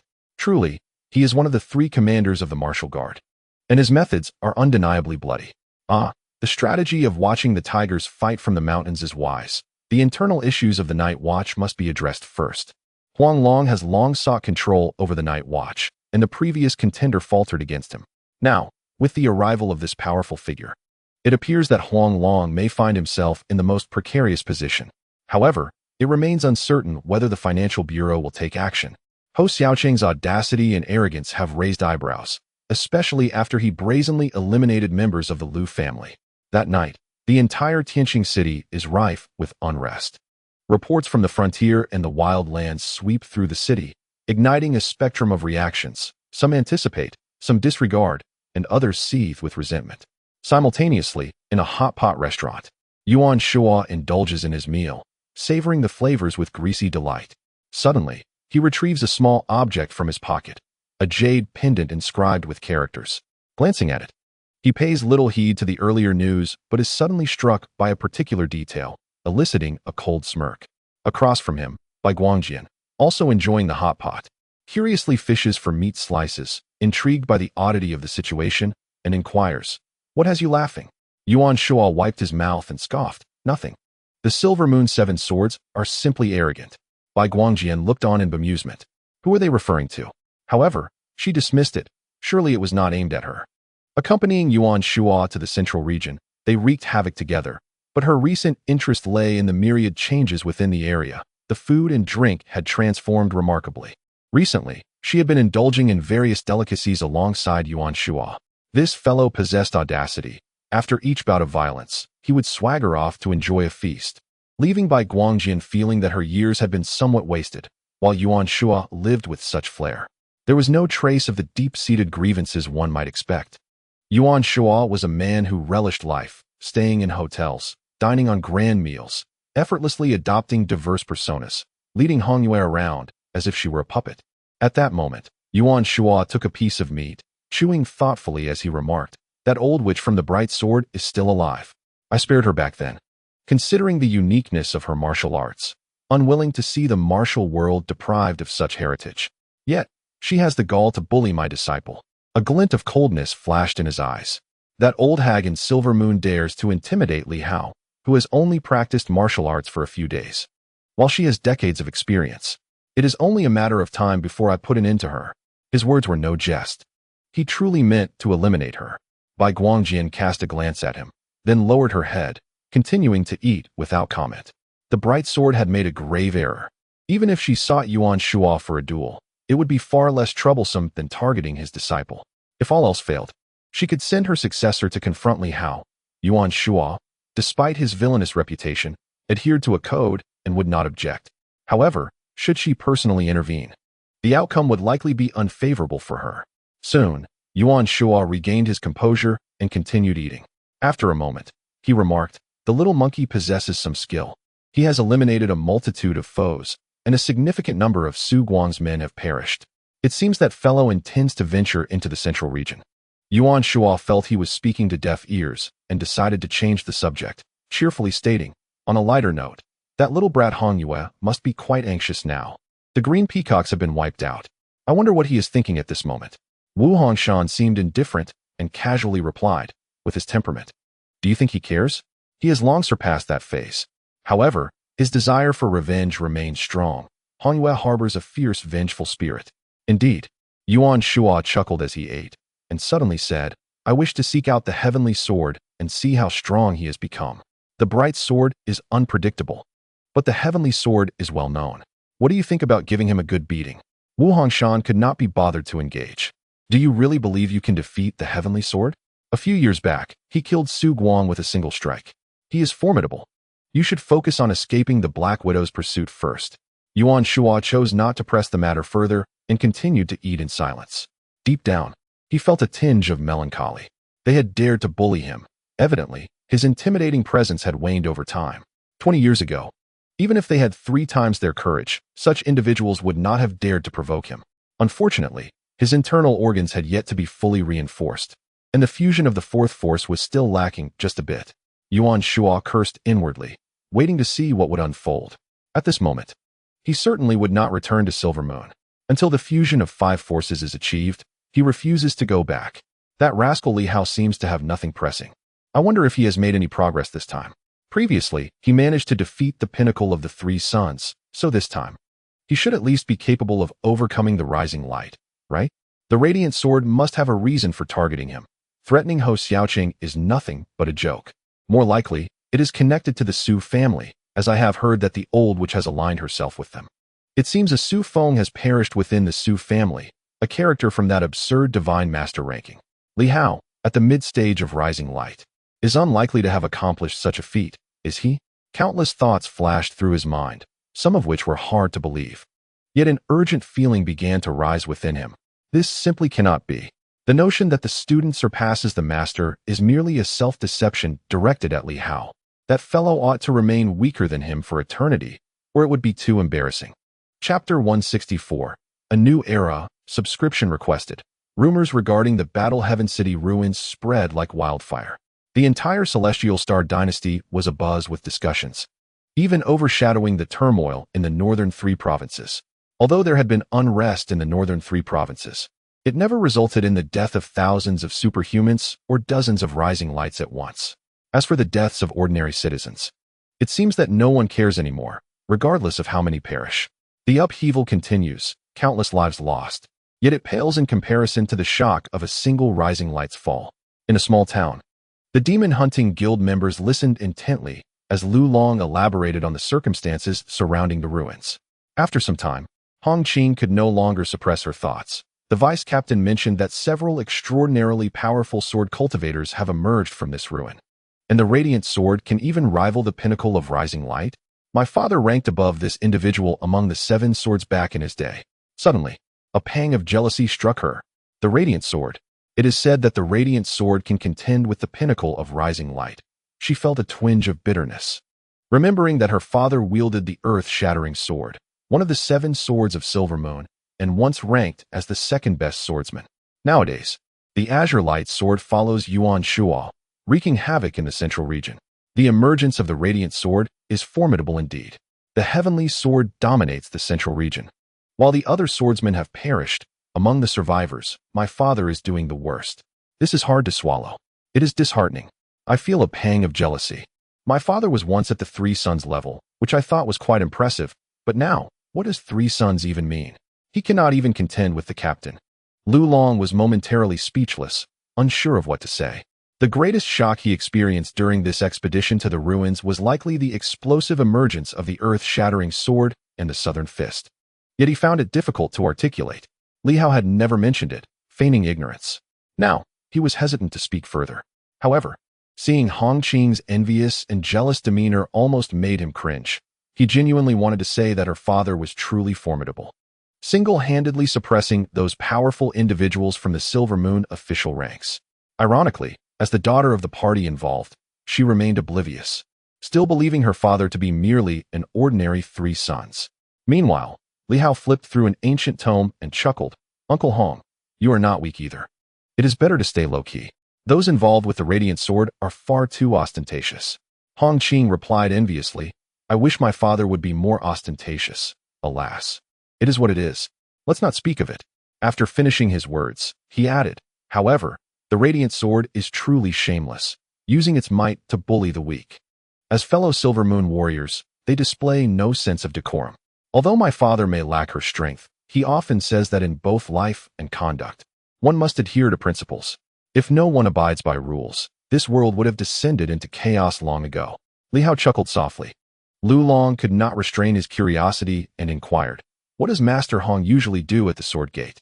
At that moment, he was eager to learn, hoping to glean insights into Hong Yitang's character. His inquiries indicated a burgeoning interest. After all, Hong Yitang's prowess was undeniable, yet their acquaintance was still superficial. He wished to understand more through others, and before him were the perfect channels. His daughter, disciples, and followers were all present. "What does he do?" Hongqing paused, pondering for a moment before responding. "It seems he doesn't do much. At the Sword Gate, my father primarily imparts martial arts, tends to flowers, and cultivates vegetables. Occasionally, he takes us on missions assigned by nearby cities. When certain towns experience supernatural disturbances, they seek our assistance. The night watchers sometimes find themselves overwhelmed, allowing us to earn a bit for household expenses while maintaining our daily training. There are times when we receive monetary support and supplies. With so many people in the mountains, we must find ways to earn." Lu Long was taken aback. "Earning money?" "Indeed," Hongqing affirmed with a nod. "There are quite a few people at the Sword Gate, including many children. For their sustenance, my father often enjoys wandering about. On his outings, when he encounters the homeless, he feels compelled to take them in. Consequently, our numbers have nearly reached 1,000 at the Sword Gate. However, among us, there are merely 30 or so martial artists and about the same number of supernatural practitioners, fewer than 100 in total. Recently, 30 martial artists from the Sword Gate joined the Demon Hunting Corps, leaving almost no martial artists behind, aside from Hong Yitang. Even those remaining have yet to achieve the 10th slaying realm and cannot truly be considered martial artists. Yet, after sharing a few words, Hongqing excitedly continued, "However, we can now support ourselves, and we have garnered substantial rewards, surpassing the earnings from the small tasks assigned by the nearby cities. When our salaries are dispersed next month, we can send some back home, and it wouldn't matter if my father takes in more children." Lu Long exchanged a sympathetic glance with her, as did Li Hao. Was she not the most unfortunate second-generation martial artist? With a father of immense power, she remained oblivious to the struggles of daily life, undertaking small tasks to earn money for sustenance, and on top of that, working to support her family. This sentiment seemed to resonate throughout the martial artists of the Sword Gate. They awaited their salaries, only to send funds home, leaving a stark impression of hardship for Hong Yitang. Lu Long was rendered speechless and transmitted to Li Hao, "Isn't the earth-shattering sword being a bit excessive? Even if concealing strength is permissible, his current power should not necessitate his daughter and disciples to work for sustenance." It seemed these individuals were still waiting for their salaries to be put to use. Lu Long, after so many years, had scarcely considered the matter of wages. It struck him as rather absurd. Li Hao smiled, glancing at Hongqing and then at the others. "Master Hong is so eager to take in people. Why do you not put a stop to it? Moreover, it is challenging enough for martial artists to train. Isn't it unreasonable to support others?" Hongqing chuckled. "It's not bad. Some children are quite adorable. While I'm in the mountains, they cling to me every day, calling me sister and captain. The captain may not know, but sometimes these little ones are quite amusing." Beside her, Hong Hao remained calm and interjected, "The captain may be unaware, but we were once among that group of rescued individuals. This world never had a Sword Gate. It was our master's compassion that took us in, taught us to read and write, and trained us in martial arts. For those unable to practice martial arts, he did his utmost to help them acquire a skill, ensuring that they could survive once they ventured out. Today, there are not many adults in the Sword Gate. Most are children. However, over the years, many have stepped outside. Across the Silver Moon land, Numerous children from the Sword Gate have either entered the ranks of officials, joined the patrol, or started their own businesses. Many of these individuals, after earning a living, willingly contribute back to the Sword Gate, sending back funds beyond their necessary expenses. Hong Hao turned to Li Hao, saying thus, "We all support our master's decisions and preferences.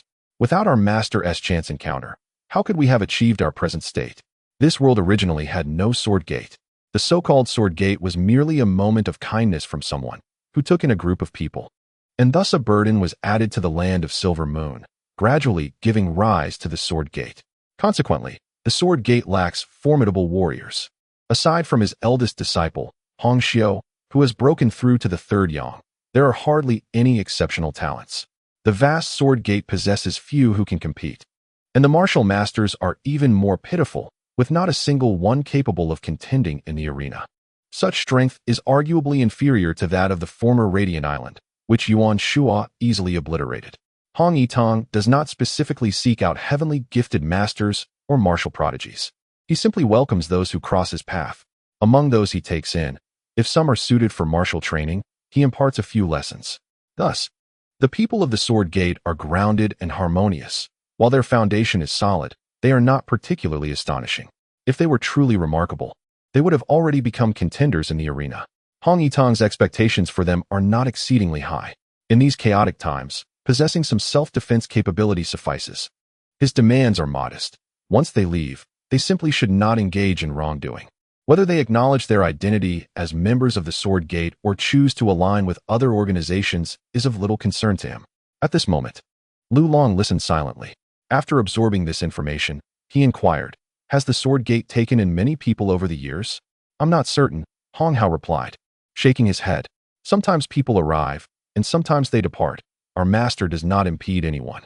If someone wishes to leave, they are free to do so. Once they reach adulthood, whether they choose to work, marry, or pursue other paths, the master does not concern himself too much. He has a rather laid-back nature and rarely ventures out, except to undertake some night patrol tasks. However, over the past 20 years, while the number of children our master has taken in may not reach 10,000, it has certainly exceeded 8,000. Who can truly remember? As it stands now, the Sword Gate has just over 1,000 members, yet many still return to visit. Nevertheless, there are those who, after leaving the Sword Gate, never return. Hong Hao has come to accept this reality. If they choose not to come back, then so be it. At the very least, every year, numerous individuals are willing to return and offer their support to the Sword Gate, contributing to its sustenance. At this moment, Hong Qing chuckled, "My father possesses this singular passion." Subsequently, my senior martial sister, Ahem, also joined in to lend her support, encouraging my father to adopt more children. Over the past few years, the number has indeed increased significantly. I recall that just a few years ago, the regular personnel at the Sword Gate was maintained at around 500, and now it has nearly reached 1,000. My senior sister even urged my father to take in some adults. Fortunately, many of these individuals hail from war-torn regions and are quite amiable, assisting with chores, cleaning, cooking, and laundry. The Sword Gate is far tidier than it was a few years ago. Back then, the overwhelming number of children made it quite filthy. During that time, I had to take on the task of washing clothes. Speaking of this, Hong Qing was almost brought to tears, as there were predominantly children at the Sword Gate in previous years, with very few adults. Even as the daughter of the sect leader, she often found herself washing clothes when the pile became too large. It was quite a bittersweet experience. The clothing of older children was manageable, but the garments of the little ones, who were unable to control their bodily functions, proved to be a most unpleasant chore. Hong Hao laughed, saying, "My master once remarked that once you marry, you will be proficient in everything and will not have to endure hardship. You will know how to do laundry, cook meals, raise children, and even possess martial arts skills." Hong Qing rolled her eyes, responding, "I have no intention of marrying. Practicing martial arts is far more fulfilling. Becoming a leader of a group, a powerful being, why should I concern myself with others' opinions?" Meanwhile, Li Hao remained silent, absorbed in his ancient texts on the five-bridge construction method. Lu Long, however, appeared to be thoroughly intrigued. "Are all the children of the Sword Gate from Silver Moon?" "Not entirely," Hong Qing replied. "The majority are still outsiders, some from the central regions, and others from various northern provinces. Silver Moon is relatively stable, but the northern provinces experience more turmoil due to ongoing unrest. Does the sword master teach skills beyond martial arts? My father solely imparts martial skills. My senior sister teaches various other skills. She is quite knowledgeable, having come from a prominent family, or so the rumors say, though we do not pry into her past. She teaches the girls various skills, not just cooking and laundry. She is well versed in music, chess, literature, and painting, and even weaving. Lu Long continued to inquire, while Hong Qing, with nothing else to do, answered her questions. There were no significant secrets to unveil. Hong Hao listened quietly, occasionally interjecting to subtly redirect the conversation when Hong Qing mentioned matters pertaining to the earth-covering sword martial arts. Aside from gossip about the master and senior sister, there was little to reveal about the sword gate. To the outside world, it merely represented the mundane routine of daily life. Such inquiries might seem trivial. Yet Lu Long and Hong Qing engaged in conversation until dawn approached. Eventually, the crowd dispersed, as they needed to return to White Moon City that day. Once everyone had departed, Lu Long turned to Li Hao, noting that it was quite rare to see him so engrossed in reading. Taking a deep breath, Lu Long said, "If you are going to the central region, I wish to remain here." "Are you certain, boss?" "Yes," Lu Long replied solemnly, finding the extraordinary within the ordinary. Master Hong Jian, whom I once scarcely understood, has long been the subject of whispers in the martial world, often characterized as timid and cowardly. The most significant reproach levied against him is his reluctance to confront Professor Yuan in battle. However, upon hearing tales of the sword sect, I have come to realize that perhaps this is precisely the pursuit of Master Hong, an existence akin to a carefree wanderer, yet burdened with certain responsibilities. Now, as he aspires to undertake greater endeavors, I feel compelled to remain by his side. Receiving an invitation from Master Hong is indeed a matter of pride. Moreover, my prowess has reached a level sufficient to be of assistance in this endeavor. Though Silver City currently enjoys peace, devoid of turmoil, and the three major organizations have been eradicated, I remain apprehensive about the inevitable resurgence of these factions. Resolute, I have decided to stay. Initially uncertain, this evening's conversation has solidified my resolve. Li Hao nodded affirmatively. "Then you shall remain." Lu Long exhaled deeply. "Are you certain you wish to go to the central region? Let us hold off for now. The recent influx of resources warrants a period of absorption and digestion. Should I venture forth, it would not be as a target for pursuit or as a harbinger of death. Rather, I would seek to vanquish." Li Hao's gaze turned steely, imbued with a hint of coldness. "Whom shall we slay? The Red Moon, naturally, would be the primary target. Some enmities simply cannot be extinguished. The vendetta against my parents and brethren remains. There remains even desecrated. Such animosity cannot be alleviated, and as long as the Red Moon persists, my heart shall remain unsettled. Lu Long may choose to linger, but I cannot afford to do so. If the Red Moon's members do not come to me, I must seek them out. However, not at this moment." Li Hao resolved to continue fortifying his body, augmenting his vitality, strengthening his organs, and constructing the 5 bridges. Following this, he would consume the spirit fruit to enhance his momentum and refine the willow fluff sword to its utmost peak. Should he attain comprehension of the wood momentum, it would be ideal. If not, he contemplated strengthening other forces through the heavenly golden lotus before addressing the wood momentum. The enhancement of other forces might ultimately lead to an imbalance, but such concerns lay in the future. For now, Li Hao had much to attend to and little time to spare. While Ho Xiaoqing could depart with carefree elegance due to his strength, enough to command respect even in the central region, Li Hao was not afforded such luxury. A group of them, having partaken in breakfast at dawn, then set their course towards White Moon City. It was now the 1st of October. Crossing the Hengduan Canyon, which was now nearly deserted, they encountered only a handful of night watchmen and martial guards stationed at the entrance of the ruins. As Li Hao traversed the canyon, he fortuitously met the hurried Hao Lianquan. Upon spotting Li Hao and his companions, Hao Lianquan rushed over, breathless. "Are you headed back to White Moon City?" "Indeed." "Where are you going?" "To pursue the remnants of the 3 major organizations." Hao Lianquan gasped. "It has been a restless night, with too many members of the Red Moon fleeing." In the northern 19 provinces, over 1,000 Red Moon superhumans had gathered. Many have perished, yet numerous others have escaped. Now, I must lead a team towards Silver North, where reports indicate superhumans have entered the Tsongshan region. Li Hao furrowed his brow, promptly advising, "Best to steer clear of Tsongshan. Do not concern yourself with it." "Why?" "Previously, I ventured into that perilous terrain, where formidable threats lurked, tsunamis, the rotating king, and the lords of the 16 hells, all perished. Hao Lianchuan inhaled sharply, for he was entirely unaware of these events. No wonder these individuals had not made an appearance.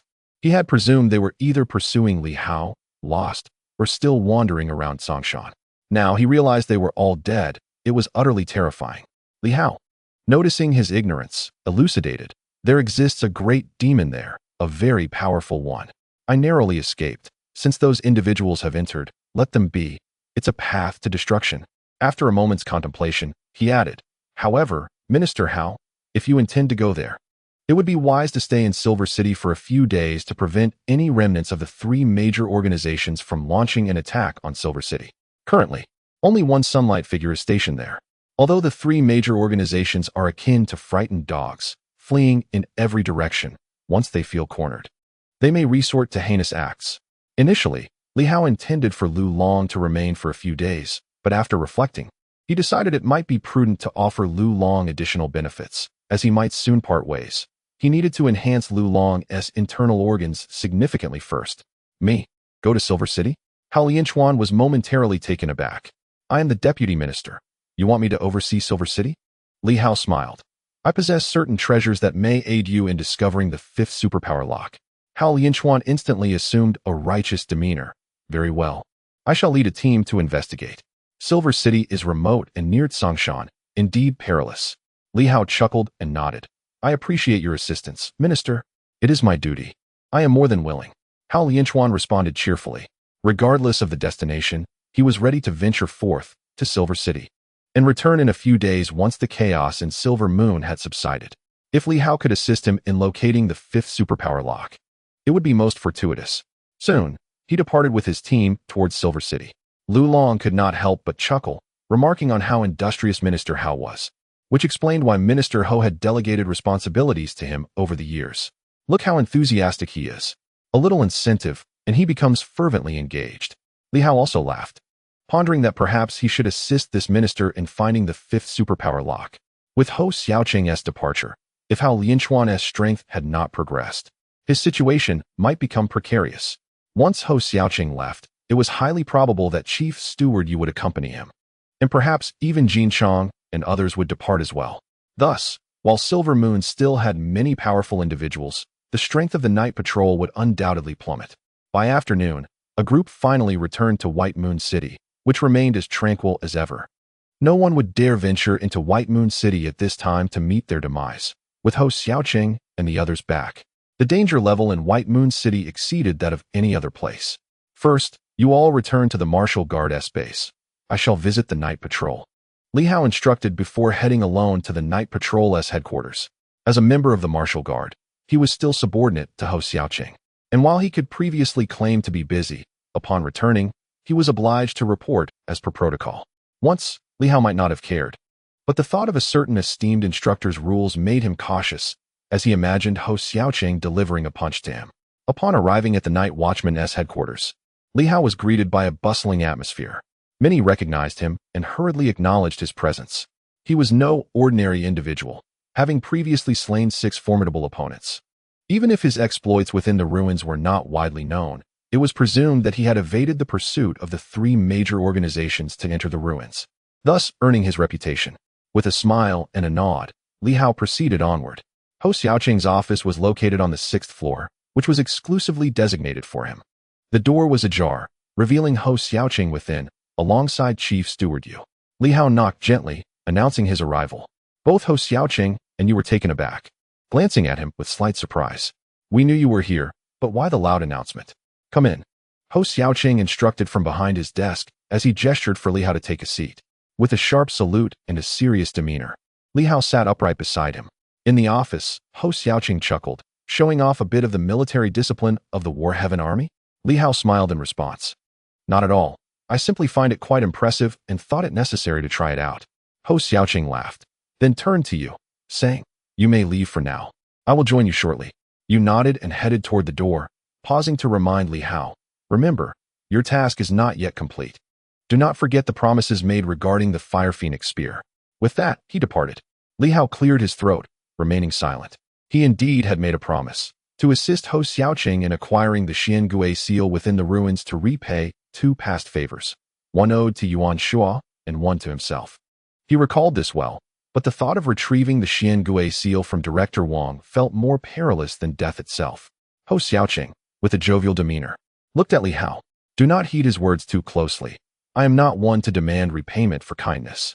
Consider it as if you owe me a weapon comparable to those of the 8 great families. That Xiangui seal might well belong to the Wang family. Just remember that you owe me one. In that moment, Li Hao found himself at a loss for words. He chose silence, and Ho Xiaoqing, unperturbed, inquired, "Have you come to see me regarding something?" "No, I merely wish to provide a brief report," Li Hao replied thoughtfully. "Previously, we encountered some adversaries and were pursued to Tsongshan, where I faced 4 formidable beasts. They were incredibly powerful, and many perished at their hands." He succinctly recounted the events.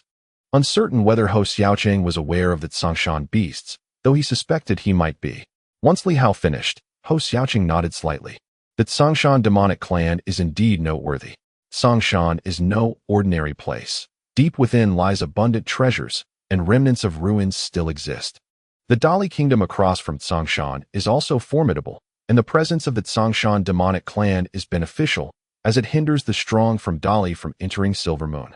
It was evident that Ho Xiaoqing was well informed, and his knowledge was extensive. Ho Xiaoqing spoke calmly.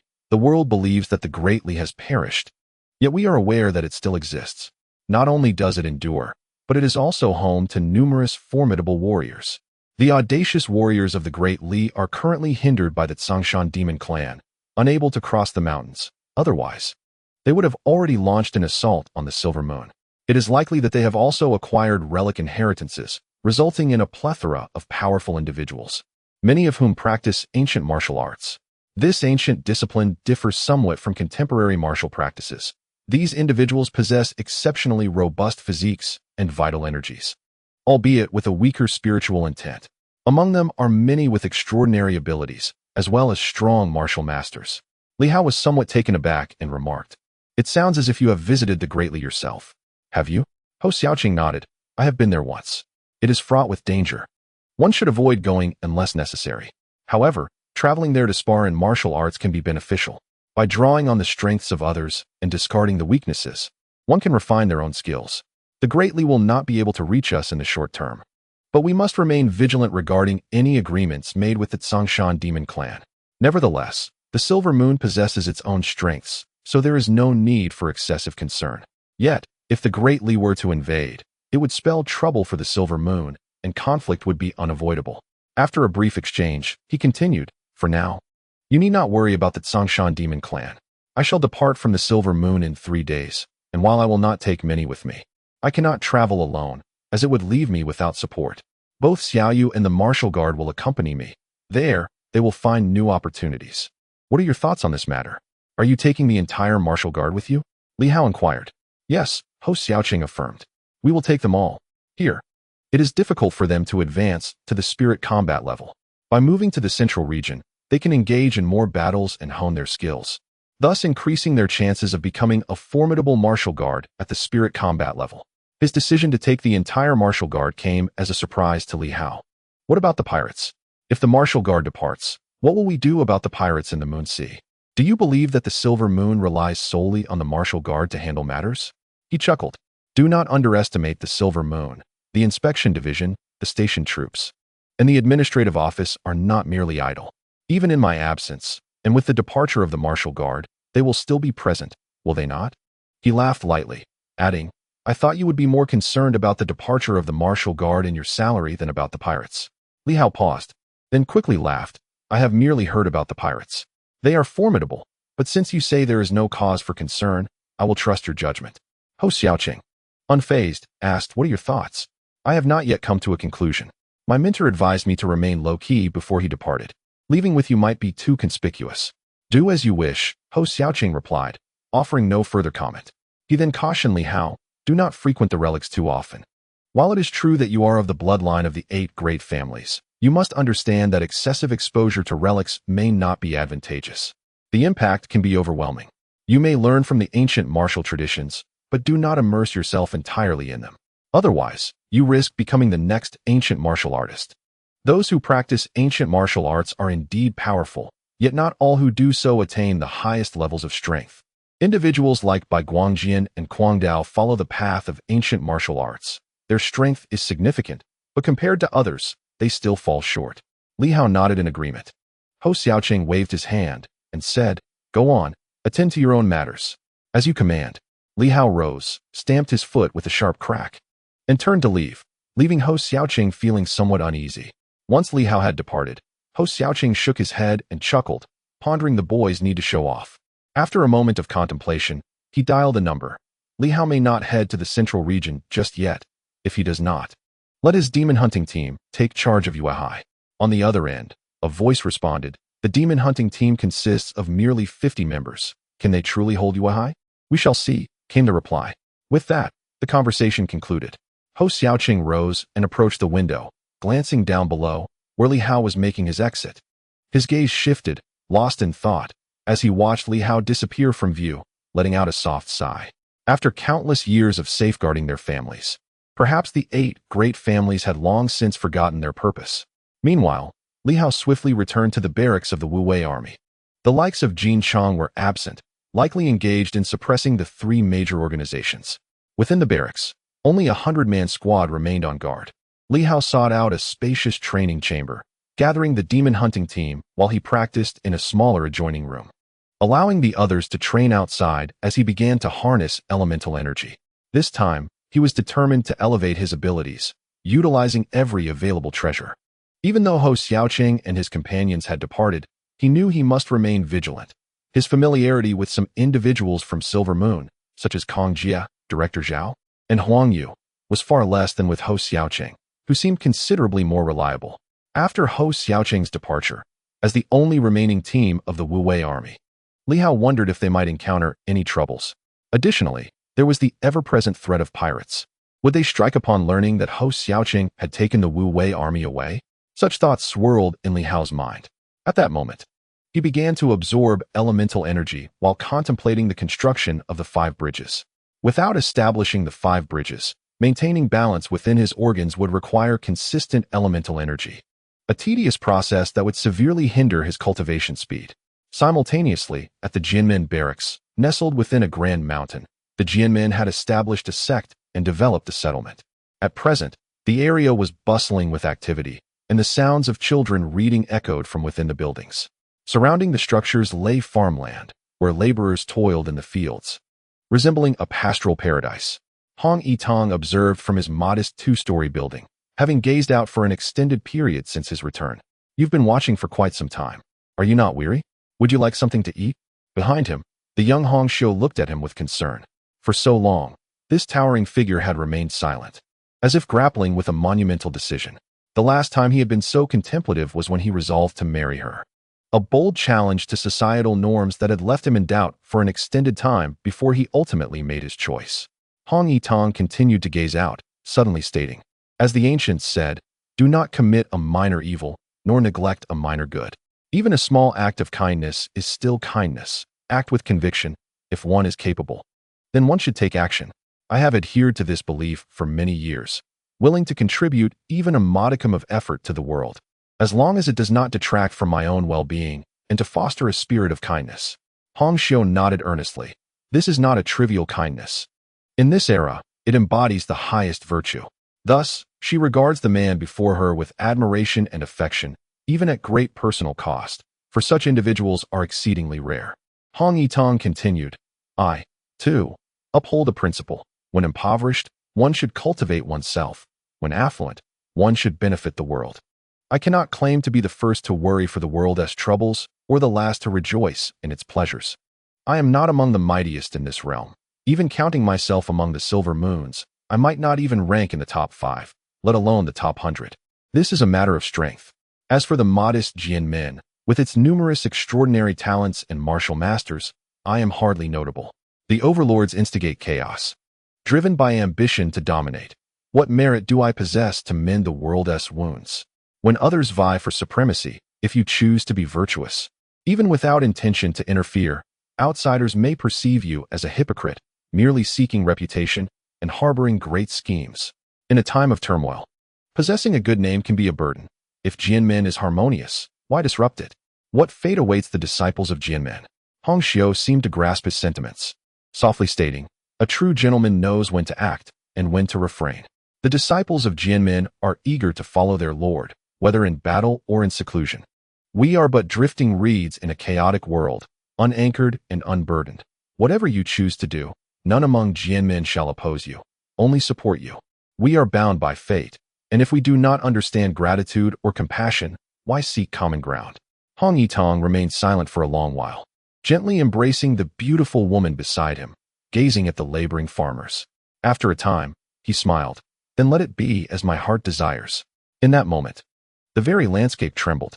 The vast Jianmen mountain seemed enveloped by a palpable force, and from within, the sounds of learning and laughter resonated, spreading outward like sparks igniting a flame.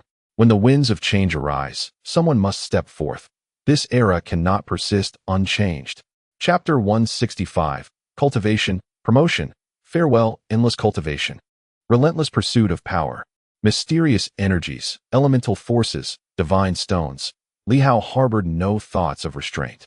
He, too, adhered to a principle: use what is necessary, if not today, then tomorrow, it may be wielded by another.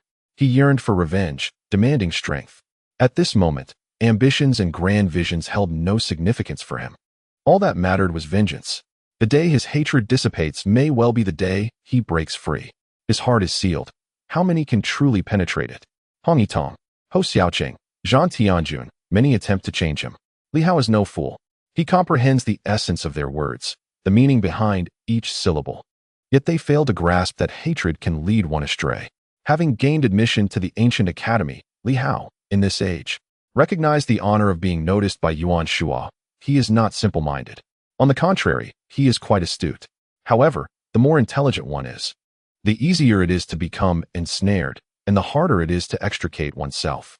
A clever individual cannot afford to be utterly carefree. As he lay in wait within the inspection division, he maintained a demeanor of modesty and humility for an entire year, eliciting no suspicion from those around him. Yet, at a pivotal moment, he delivered a devastating blow to the Red Moon, shattering their meticulously crafted plans in an instant. Prior to this, it is likely that the Red Moon had never considered that it would be Li Hao who would ultimately thwart their scheme. Perhaps he had contemplated many others, but certainly not Li Hao. A dense aura of elemental energy permeated the grand hall. Li Hao absorbed little of it, as most was consumed by others. He was engaged in an endeavor to construct the bridge of the 5 organs. The more he attempted, the more trepidation he felt. The bridge of the 5 organs was not merely a conduit for energy. It was not solely about enhancing the 5 organs collectively. Through his efforts, Li Hao began to perceive that the 5 organs harbored profound secrets. The 5 organs encapsulated spirit and 5 forces, which, when intertwined, birthed a powerful synergy. As he endeavored to forge this bridge with his extraordinary abilities, 5 strands of the bridge faintly connected. At the moment of their contact, a brilliant surge of power erupted, a force reminiscent of internal energy, yet not entirely akin to it. The 5 organs, 5 forces, 5 elements, and 5 energies coalesced. Regrettably, the wood force remained unformed. At this juncture, Li Hao felt a pang of regret. Had he succeeded in gathering the wood force, he might have experienced a different sensation. In this moment, he vaguely grasped the concept of the fusion of spirit that his teacher had often spoken of, and even entertained nascent thoughts regarding the subsequent breaking of spirit. Before him materialized a series of numbers, bestowed by the silver-armored figure, who presented him with 3 ancient tomes, all of which were urgently needed. He opened the first one, Fundamental Courses of Martial Science. Indeed, it was merely a foundational text. It elaborated in detail on how to fortify the physical body, strengthen the limbs, and refine the bones, culminating in the enhancement of the 5 organs, ultimately leading to the so-called Master Realm, where mental prowess manifests, what is now referred to as divine intent. As articulated in the text, Li Hao and his companions had already attained the Master Realm long before they crossed into the realm of Doqian. They were, in fact, much more than that. According to the text, a master could not reach the level of transforming divine intent into a lethal manifestation as effortlessly as they did. The physical body could hardly withstand the formidable divine intent. Indeed, the ancient and the modern differ greatly. The physiques of ancient individuals appeared somewhat frail. and this frailty seemingly facilitated greater enhancement. The delicate 5 organs could be refined early on without the fear of being overwhelmed by excessively potent divine intent. The tome further expounded that during the nascent stages of ancient civilization, humanity's physical forms existed in a semi-sealed state, with the so-called 3-Jiao gate redirecting vast amounts of energy into a specialized realm. In contrast, today's humans possess robust physiques, with energy unable to dissipate, confined within the super-energy locks. At that moment, Li Hao contemplated the super-energy locks. These locks confined energy, the 5 organs, and the might of the limbs to the self. Thus, the super-energy lock was not merely a chain, but a self-protective mechanism. The unlocking of the super-energy lock signified the release of potential, albeit at the expense of self-protection, thereby introducing numerous drawbacks. Li Hao swiftly perused the second tome, contemplating the distinctions between the path of energy and the path of vitality. After some time, he appeared to be deep in thought. The energy of ancient individuals was akin to the contemporary notion of superpower, yet it possessed distinct characteristics. Astonishingly, the energy of the ancients could permeate their entire being, especially their delicate internal organs, which exhibited signs of energy manifestation. It is no wonder then that there was no concern regarding energy invading these vital organs, for they had already been assimilated. I am energy, and energy is me. In contrast, today's superpowers are confined to the mortal flesh, having shattered the barriers of superpower, relinquishing their innate protection, and thus they are rendered significantly more vulnerable. When compared to the ancient energy, the shortcomings of contemporary superpowers are pronounced, and ultimately, one may find it difficult to escape the clutches of death. As Li Hao perused these ancient texts and compared them to modern practices, a multitude of reflections surged within him. The systems of both eras exhibit certain disparities, primarily rooted in the differences in constitution. The energy of the ancients traversed through the San-Jiao gates, radiating outward, whereas today, as individuals seem to harbor all energy within themselves, devoid of any notion of the San-Jiao gates. The San-Jiao gates serve as both a diminisher and a protector. Similarly, the superpower locks possess a protective function. However, they ultimately culminate in an explosive release within the body, subjecting modern practitioners to greater backlash and cost. Why has this come to pass? Li Hao pondered the disappearance of the San-Jiao gates. Had they remained, perhaps a more gradual and methodical approach would have sufficed. Following the ancient text step by step might have facilitated smoother and more robust cultivation. Yet, he could not comprehend why, in this modern age, the San-Jiao gates had vanished. Although the superpower locks bear similar functions, the continual accumulation of power within the body presents significant challenges for martial artists. The stronger the superpower lock, the more arduous it becomes to break free. Liberating oneself may lead to circumstances akin to those faced by contemporary martial artists, as the power contained within the superpower locks is too formidable for the physical organs to endure.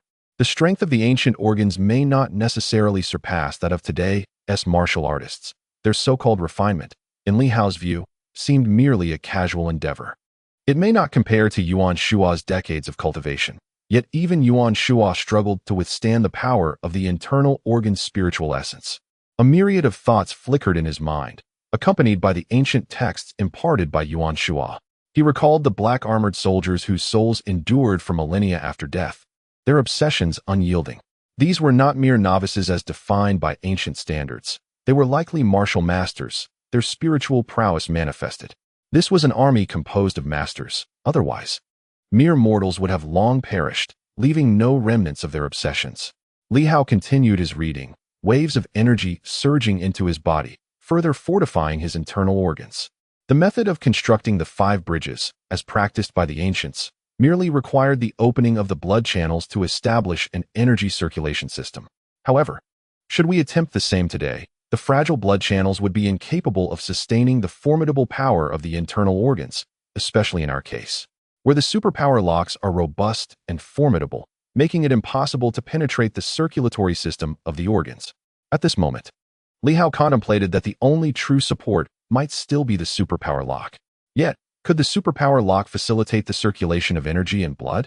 The super energy lock absorbs energy. Once the vital energy circulates, it may be directly absorbed by the super energy lock. Consequently, the lock becomes increasingly powerful, unless it reaches a certain limit and ceases to absorb further. However, Does the super energy lock indeed possess a limit? Li Hao furrowed his brow, uncertain and unaware of any such information. Perhaps others are experimenting, yet he himself has not attempted to experience the sensation of the super energy lock no longer absorbing power. At that moment, he thought of someone. He called out to Sergeant Nanquan. After a while, a signal emerged from the silver armor beside him. What is it? Is Master Nanquan still nearby? I'll be leaving in a few days. Why do you ask? Li Hao posed a question. Master Nanquan, does the super energy lock have a limit? What if it ceases to absorb energy and maintains a stable state? Ah, you've made quite an advancement in your research. Nanquan replied. Indeed, there are limits. I've told you before.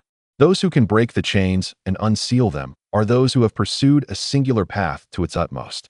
This extremity is marked by the super energy lock no longer absorbing energy.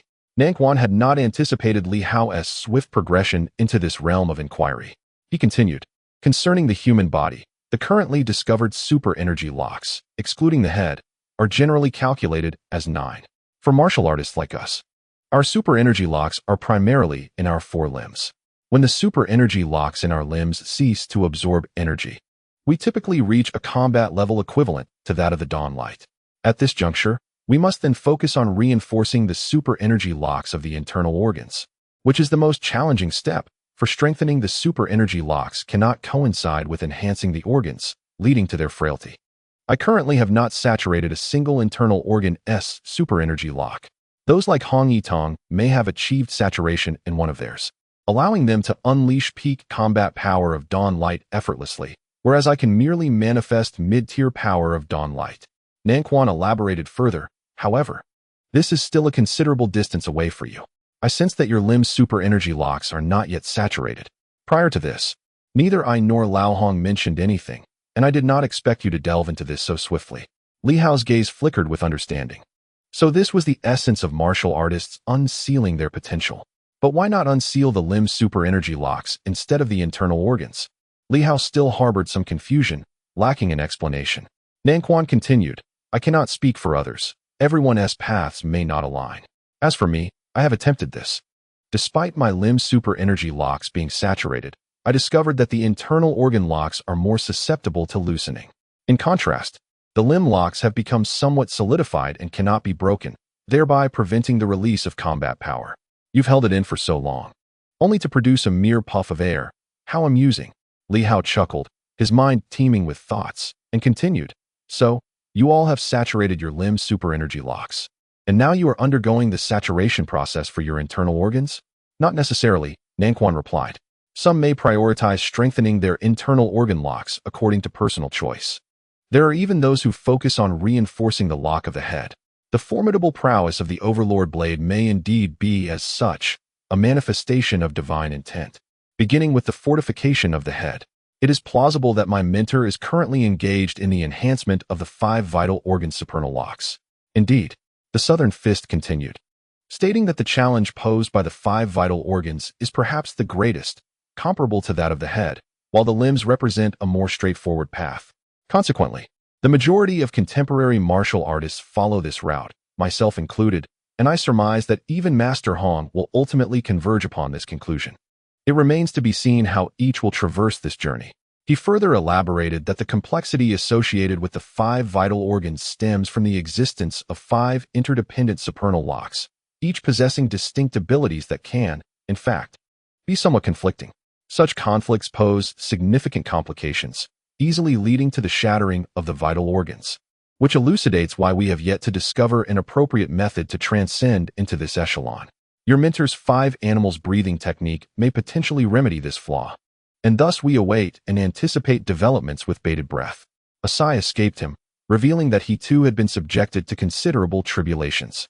Strengthening the 5 vital organs is an arduous path. Even if your mentor succeeds, he will have attained 5 formidable strengths, while we possess but 1. This is a stark distinction. Do you believe that, even in his success, we hold any hope? His outlook was decidedly bleak. Conversely, Li Hao's eyes flickered with a spark of inspiration. Let us not forget the 5 bridges construction method and the possibility that your mentor's 5 animals breathing technique may ultimately still face certain obstacles. However, what if we approach the 5 vital organs as a singular entity for cultivation? The Southern Fist felt a stir of intrigue within. Have you gleaned any insights from the 5 bridges construction method? Indeed. Yet there remain challenges that may require my mentor's theoretical support. The conundrum lies in the fact that my mentor's 5 vital organs have likely not reached saturation. Thus, how can he refine them without leaving them perpetually weakened while simultaneously empowering the supernal locks? There are pivotal points that my mentor has yet to articulate. Perhaps it is only after his departure that he recognized these issues, though it remains uncertain if he has resolved them. However, if these dilemmas remain unsolved, Li Hao must enhance all 5 supernal locks to their utmost limits to successfully construct the 5 bridges. Otherwise, both Southern Fist and Hong Yitong may as well resign themselves to despair. Reaching such a stage may require an indeterminate span of time. The knowledge currently possessed by Li Hao is insufficient for him to effectuate meaningful changes. The 5 animals breathing technique may be the sole means through which his mentor can reformulate certain strategies to achieve energy equilibrium while circumventing the absorption of the supernal locks. In the next moment, Li Hao severed the connection. Since locating his mentor proved elusive, he resolved to continue fortifying the 5 vital organs and their supernal locks. After all, with his sword energy, the process would be significantly simpler than for others. Otherwise, each supernal lock could demand years of relentless effort for successful enhancement. However, with the presence of sword energy, the task became considerably more manageable. With a clear plan and preparation in mind, Li Hao began to draw upon elemental energy, swiftly integrating streams of energy into his being. Meanwhile, outside, the martial artists were fervently strengthening their vital organs, an abundance of energy cascading forth for their absorption. A black dog intermittently opened its mouth to inhale, noticeably plumper than when it first emerged, its satiation prompting a desire for slumber. Truly, this place is quite comfortable. At this moment, aside from Lu Long, the remaining 49 martial artists have nearly all entered the later stages of the 100 realm. With only a few yet to cross that threshold, though it is merely a matter of time, the captains have long begun to contemplate the divine will. Among the crowd, there exists a notable exception, Wang Ming. Unlike these martial artists who must comprehend the divine will, Wang Ming requires no such endeavor. He absorbs vast amounts of elemental energy to cleanse the superpower locks, assimilating it into his internal organs, significantly enhancing his metal energy. In the blink of an eye, he has reached the later stages of the sun's radiance, even beginning to advance towards its pinnacle. Superpowers have their advantages and disadvantages. The benefit lies in their current lack of substantial bottlenecks. As long as they identify the superpower locks and gradually sever them, they will inevitably grow stronger. Their progress is remarkably swift. However, Wang Ming does not rush to break the next superpower lock. He can presently see 5 locks, which theoretically suffice to support his cultivation to the dawn light. Yet, he recalls Yuan Shua's advice to reinforce the superpower locks for greater potential. Previously, when he shattered one superpower lock, he fused the fragments into the other locks, resulting in an enhancement. Now, he begins to absorb more elemental energy to fortify the superpower locks instead of merely dismantling them. Since he cannot become a martial artist, he will become a formidable superpower. With an abundance of elemental energy at his disposal, had he remained diligent and methodical, he might have already been on the verge of transcending to the 3 suns. However, after much contemplation, Wang Ming decides to take a step back. Even in the same realm, he aspires to be invincible among superpowers, even if he cannot rival the formidable martial artists. In the distance, Lu Long is also fortifying his internal organs. This time, Li Hao has reaped tremendous rewards, and everyone has benefited, fervently training. Thus, time flows onward, day by day. Li Hao's divine energy stones and mysterious energy are depleting at an accelerated pace. With over 2,000 divine energy stones, Li Hao previously exchanged 30 for life spring water, equivalent to consuming 300 stones, where one divine energy stone can convert to between 250 and 280 units of mysterious energy. In just a few days, due to the high number of absorbers, Li Hao has directly consumed nearly 300 divine energy stones, converting close to 70,000 units of mysterious energy. Among them, Black Panther has siphoned a considerable amount, while Lu Long and Wang Ming have also absorbed significant portions, though the martial artists have consumed less. The bulk has been absorbed by Li Hao. Yet, Li Hao's physical body and internal organs have not been substantially enhanced. This time, he primarily experiments to ascertain how much energy is required to saturate the superpower locks. Through his trials, he discovers that perhaps he has underestimated the complexity. Of the 70,000 units of mysterious energy, he may have absorbed half, over 30,000 units, but the superpower locks seem insatiable. His internal organs and body had previously absorbed some mysterious energy in the ancient city, reaching a standard of 6,000 units. In these past few days, despite his frenzied consumption, his improvement has been minimal. He now stands at around 7,000 units. The amount of mysterious energy absorbed by his body and internal organs remains under 10,000 units. The remaining 20,000 units had been almost entirely absorbed by the superpower locks, and not through several channels, but merely one, the one residing within the heart. This time, Li Hao focused intently on the superpower lock, resulting in a staggering absorption of 20,000 units, yet it remained unsatiated, leaving him utterly astounded. This was inconceivable. He could not fathom how the South Fist members could saturate a single channel with such an immense amount of energy. It was crucial to note that it was only due to the existence of sword energy that he could achieve such a feat. Without it, he would never dream of allowing the superpower lock to absorb 20,000 units of mysterious energy in his lifetime. Yuan Shuo and his companions could not achieve this either. Once Yuan Shuo's heart reached 1,000 units, it began to cultivate spirit. Even if the South Fist members had not faltered, after 20 years, they had saturated multiple superpower locks. Could it be that their locks contained energy exceeding 20,000 units apiece? This was impossible. There had to be some underlying issue. 3 days swiftly passed. Li Hao sensed that something was amiss. Not a single superpower lock had reached saturation, which felt incorrect, unless it pertained to potential. Furrowing his brow, he contemplated whether it was related to his bloodline. The lineage he inherited might endow him with abilities others lacked. Perhaps his physical foundation was inherently stronger. Consequently, the mysterious energy he absorbed could be greater in volume. However, at this rate, it felt like a bottomless pit. Who could predict when saturation might occur? The critical point was that the absorption into the superpower locks did not markedly enhance his strength. In fact, there was virtually no change at all. This was hardly advantageous. While it undeniably fortified his foundation, the immense consumption yielded no tangible enhancement in strength. What use was a solid foundation if it bore no fruit? At that moment, Li Hao sighed and chose to relinquish his pursuit. This was untenable. It seemed imperative to consult his mentor and explore alternative strategies. Otherwise, he would be unable to construct his bridge of vital organs, and it was essential to circumvent this issue. The more he pondered, the greater his headache became. Moreover, the formidable nature of the superpower locks had precipitated a new dilemma: the integration of the 5 forces with the 5 organs. While his heart had grown robust, the force remained as it had been before, leading to a novel disadvantage. If the force was excessively locked away, it risked total immobilization.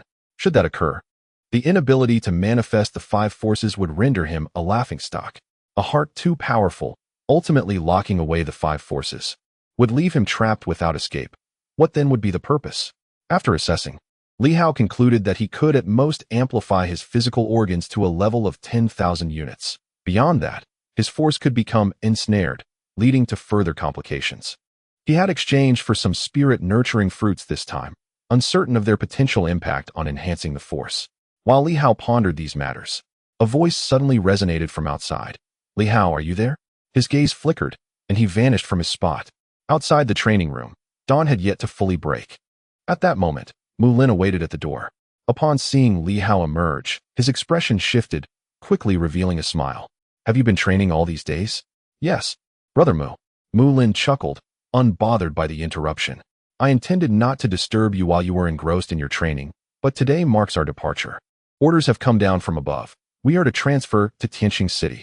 We, the Wu Wei army, also recognized as the direct force of the Marquis faction, shall embark alongside the Marquis towards Tianqing City.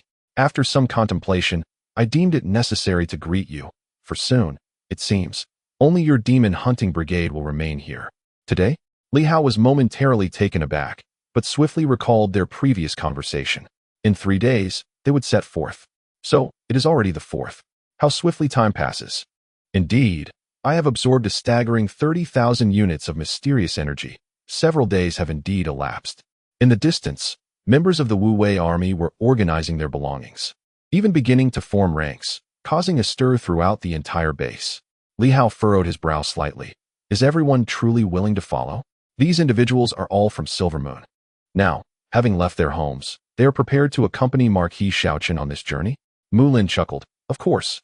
The Marquis has esteemed the martial artists during these declining times, gradually uplifting us.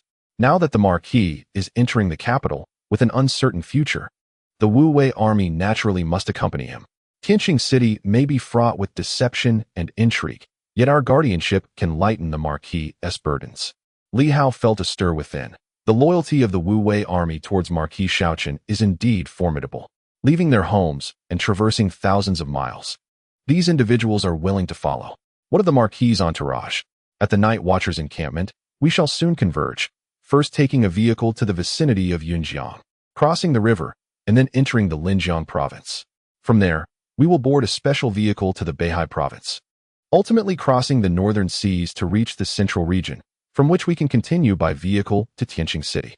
This journey spans thousands of miles.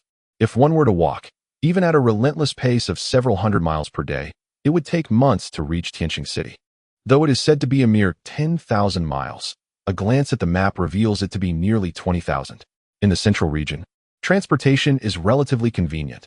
By vehicle, one could traverse approximately 3,000 miles within 24 hours, reaching our destination in about a week. Naturally, if resources permit, one could opt for the unique aircraft of the central region, which would expedite the journey significantly. However, the number of Wu Wei army personnel is considerable, necessitating separate travel, making it unlikely that Marquis Xiaochen would select this option. Thus, we will proceed by vehicle. We should arrive in Tianqing City within a week. Of course, having perused numerous ancient texts, Li Hao was aware that in ancient civilizations, there existed special fast vehicles capable of exceeding speeds of 500 miles per hour, enabling one to cover vast distances within a day. However, contemporary technology falls far short of that standard. While some ancient techniques have been adapted from excavated ruins, they do not compare to their former capabilities, and vehicle speeds have considerably diminished. This is even after the emergence of super abilities, which have allowed for some enhancement. Prior to that, transportation relied solely on horse-drawn carriages. Li Hao exhaled softly. Let us go together. I shall see you off and bid farewell to the Marquis. Mulin laughed. I had the same intention in seeking you out. After all, you are the last remaining centenary troop of the Wu Wei army. Your numbers are few. With the Marquis departing today, it is likely that some prominent figures will come to bid farewell, allowing for familiarization, which may prove beneficial in the future. He then expressed a touch of regret. It is a pity that our collaboration has been so brief, for we were meant to explore the ruins together. Upon reflection, he added, by the way, it seems the chief is also searching for you. He previously intended to explore a certain relic with you, but since you departed so swiftly, and now with this latest incident, he likely lacks the time for collaboration. The chief may entrust you with the location of the relic for your own exploration, but do exercise caution. After all, he has already encountered failure. However, considering your formidable strength, it may not pose much of a concern. Having ventured into the relic himself, he had witnessed the awe-inspiring prowess of Li Hao as he vanquished the radiant light. The expedition led by Jin Chong had not met with success. Yet Li Hao's fate remained uncertain. Li Hao said nothing and followed Mu Lin outside.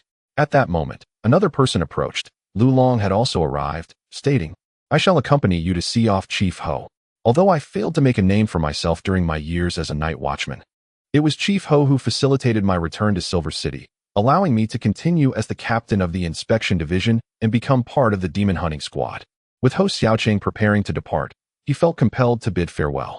Li Hao remained silent, and after a brief moment, they joined Mu Lin and boarded the vehicle outside. At that moment, numerous trucks were lined up, with the martial guards mobilizing 20 large trucks for this operation, which were merely for transporting personnel. Additionally, several storage rings had been activated to carry armor and resources. At that juncture, a figure approached, Jin Chong's apprentice and Kong Jia's daughter, the woman named Kong Yuyan. Li Hao was not particularly acquainted with her, as their encounters had been few. Kong Yuyan stepped forward and announced, Li Baifu, the 1,000-man commander, is looking for you. A small vehicle was parked ahead. After pondering briefly, Li Hao nodded and proceeded towards the vehicle. Inside, Jin Chong sat, and in the brief days since their last meeting, he appeared considerably aged. He had once looked to be in his 40s, but now bore the marks of time. Li Hao speculated that this transformation might be linked to the recent upheaval involving the earth-overturning sword and its associates. Get in. Jin Chang's voice was calm. Li Hao said nothing and quickly entered the vehicle, taking a seat beside him. Kong Yuyan also boarded and started the vehicle. Jin Chang sat upright, resembling a spear, his tone remaining as tranquil as before. After my departure, you will be the only ones remaining here. There are still some items left in the storeroom, divine energy stones and some mysterious energies, along with several ancient weapons of enlightenment that were not placed in the storeroom but are kept in a storage ring. With that, he directly handed Li Hao a storage ring. Originally, these items were not meant for your stewardship, but since you have not left, they are now yours. There is not much, as we have taken most of it, but I cannot leave you empty-handed. Li Hao accepted the storage ring without uttering a word. He had not anticipated that the martial guards would leave behind any possessions for him.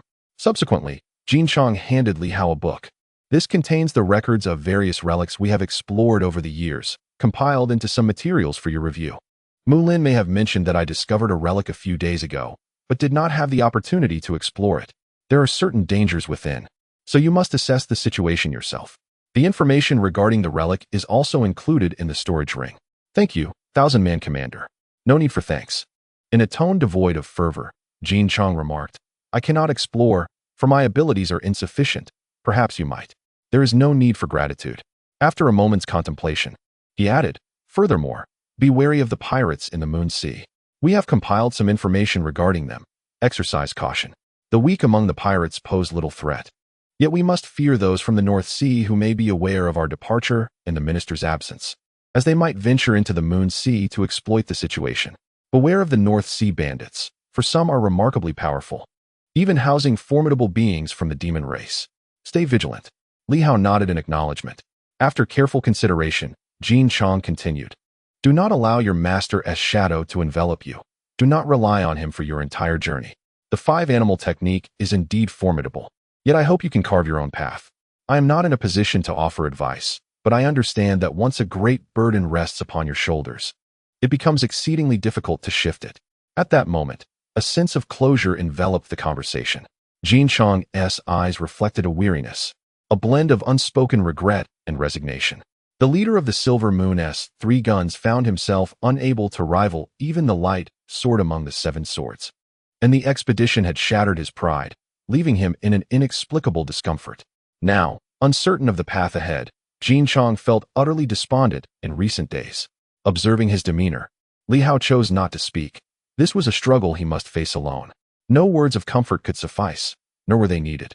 Subsequently, Jin Chang fell silent, closing his eyes to gather his thoughts, while Li Hao remained seated in the carriage, accompanying him towards the night watchman's headquarters. At the night watchman's headquarters, no one ventured outside that day. A substantial concentration of supernatural energy gathered in this place. Ho Xiaocheng was preparing to depart. Since the inception of the Silver Moon Night Watchman, he had been their leader for nearly 2 decades, and now, this steadfast figure was set to leave. Hao Lianchuan wore a pained expression. With Ho Xiaocheng's departure, the status of the Silver Moon Night Watchman would significantly diminish. The martial guard had also left, and now, only he, a mid-level Sanyang, remained to uphold the organization. There were indeed other mid-level Sanyangs. Just days prior, 2 vice ministers had successfully ascended to this rank. Minister Zhou of the metal system and Minister He of the water system had both entered the Sanyang tier, a feat linked to their acquisition of numerous divine energy stones. The trio of Sanyangs now constituted the core strength of the Night Watchman. Yet, was such strength truly formidable? Once, it may have seemed so, but now, it appeared trivial. Hao Lianchuan, filled with reluctance, suggested, Minister, why not allow Manager Yu to stay? Manager Yu shot him a glance, one that could pierce through flesh, yet Hao Lianchuan remained unfazed, expressing his sorrow. If not, I fear I cannot sustain this. It was an utterly disheartening situation. If all else fails, appoint someone to fill the minister's role and let me act as the acting minister. I fear I cannot bear this burden. Indeed, his assumption of the acting minister's role was unexpected. However, the central authority had failed to send a successor this time, the reasons for which remained unclear, perhaps out of fear. Thus, no one was willing to step forward. In such circumstances, it was inevitable for Hao Lianchuan to temporarily assume the role of minister, devoid of any joy associated with promotion, only filled with trepidation and helplessness. I truly feel inadequate, particularly as the previous minister was the formidable Ho Xiaocheng. Hou Xiaoqing chuckled. Do not fret. With my departure, there are not many matters left to address. The three major organizations have been largely eradicated. Once I leave, they will not send any strong individuals. How could they? Hao Lianquan fell silent, thinking to himself, I am not foolish. Your departure is precisely the opportune moment for the Silver Moon to be besieged. Furthermore, Li Hao from the 8 families is still present. Are you really suggesting that the 3 major organizations will refrain from sending people? Do not jest. My mind remains quite clear. Hou Xiaoqing reassured him, do not be afraid. If it becomes overwhelming, seek assistance. Assistance from whom? Hou Xiaoqing gazed outside and smiled. Isn't someone arriving now? Hao Lianquan followed his gaze and was taken aback to see Jin Chang and Li Hao disembarking. He turned to Hou Xiaoqing in surprise. Hou Xiaoqing chuckled lightly. Doesn't he relish being in power? Let us indulge him. If he remains, he must shoulder some responsibility. However, he is a man blinded by hatred and may not genuinely care for these matters. You will have to manage it. You may not possess many virtues, but you are relatively sincere in your dealings. Li Hao should be somewhat considerate. With that, Hou Xiaoqing's voice resonated in all directions. Li Hao of the Martial Guard is hereby promoted to Senior City Patrol Officer, appointed as the Deputy Minister of the Silver Moon Inspection Committee, to assist Acting Minister Hao Lianquan in jointly managing the Silver Moon Inspection Committee. Li Hao, who had just stepped out of the vehicle, was momentarily taken aback. What is happening? Senior City Patrol Officer, a position he had long desired, yet it has not materialized until now. Today, he has indeed been promoted, but why is he also given the title of Deputy Minister? Sharing command of the night watch with Hao Lianquan? In the distance, several vehicles came to a gradual stop, revealing a few faces that appeared surprised, yet no one spoke. Once more, Hou Xiaoqing's voice echoed. Additionally, the martial guard structure remains intact. Li Hao will temporarily serve as the 1,000-man commander of the Silver Moon Martial Guard, safeguarding the Moon Sea defense line and preventing pirate incursions. We must ensure the safety of Silver Moon and not allow pirates to set foot on its territory. Downstairs, Li Hao furrowed his brow. He likely would not remain in Silver Moon for long, and now, as Deputy Minister and acting 1,000-man commander, what was Hou Xiaoqing plotting? Not long ago, he had encouraged Li Hao to leave with him, yet now that he chose to stay, he was burdened with so many responsibilities. After all, the demon hunting team consisted of only a handful of individuals. The Night Watch and the Martial Guard were tasked with maintaining safety, for only then would they honor the trust and resources bestowed by the people, whether in military or grain allowances, all deriving from the various sectors of Silver Moon. Li Hao, you must remember this. At that moment, Li Hao remained silent. Meanwhile, Hou Xiaoqing had already stepped outside, looking at Li Hao with an indifferent tone. Li Hao? Are you not going to accept the order? Li Hao displayed a look of confusion, struggling internally.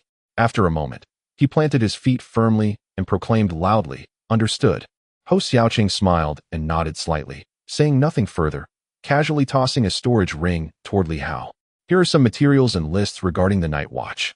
You must assist Hao Lianquan diligently to ensure the prosperity and security of Silver Moon. With that, he stepped forward, swiftly returning to his vehicle. Let us depart. Until we meet again tomorrow, everyone. Off we go. A low growl resounded as the golden spear opened its mouth, and in the next moment, dozens of large vehicles roared to life. In the distance, Director Zhao, Huang Yu, and Kong Jie, the leaders from various factions, descended from their vehicles. After a long pause, someone sighed softly, wishing, may you have a safe journey, may the dragon lie hidden in the depths, and the Silver Moon must now take its leave. Hou Xiaoqing, exuding an air of nonchalance, refrained from engaging with these individuals and led his team away. Meanwhile, Li Hao stood in a daze, pondering, is this how it ends? At that moment, an unusual sensation washed over him. His teacher had departed, having entrusted him to Hou Xiaoqing's protection. Despite his numerous doubts, Li Hao always felt a sense of security while Hou Xiaoqing was present. Similarly, the situation with Hong Yitong and Nan Quan mirrored this uncertainty. Now that Hou Xiaoqing had left, Nan Quan would also depart today, and Hong Yitong had completely sealed the sword gate, no longer entertaining guests. As Li Hao surveyed his surroundings, a chill crept over him. At that moment, he felt as though he were ensnared in a den of wolves and tigers, the warmth of his former support seemingly vanishing in an instant. It was as if he had been transported back a year in time. His friends had urged him to flee, yet where could he escape? Darkness enveloped Li Hao, and he realized that even that sinister individual, who did nothing, could provide a semblance of safety. How absurd that feeling was.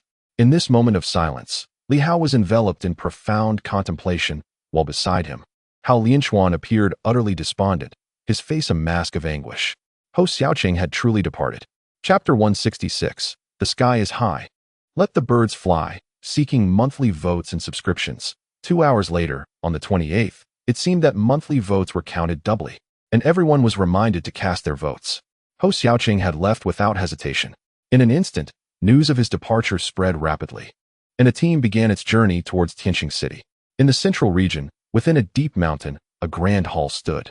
Upon a throne, a somewhat pale, yet strikingly handsome man listened intently to the reports from those below.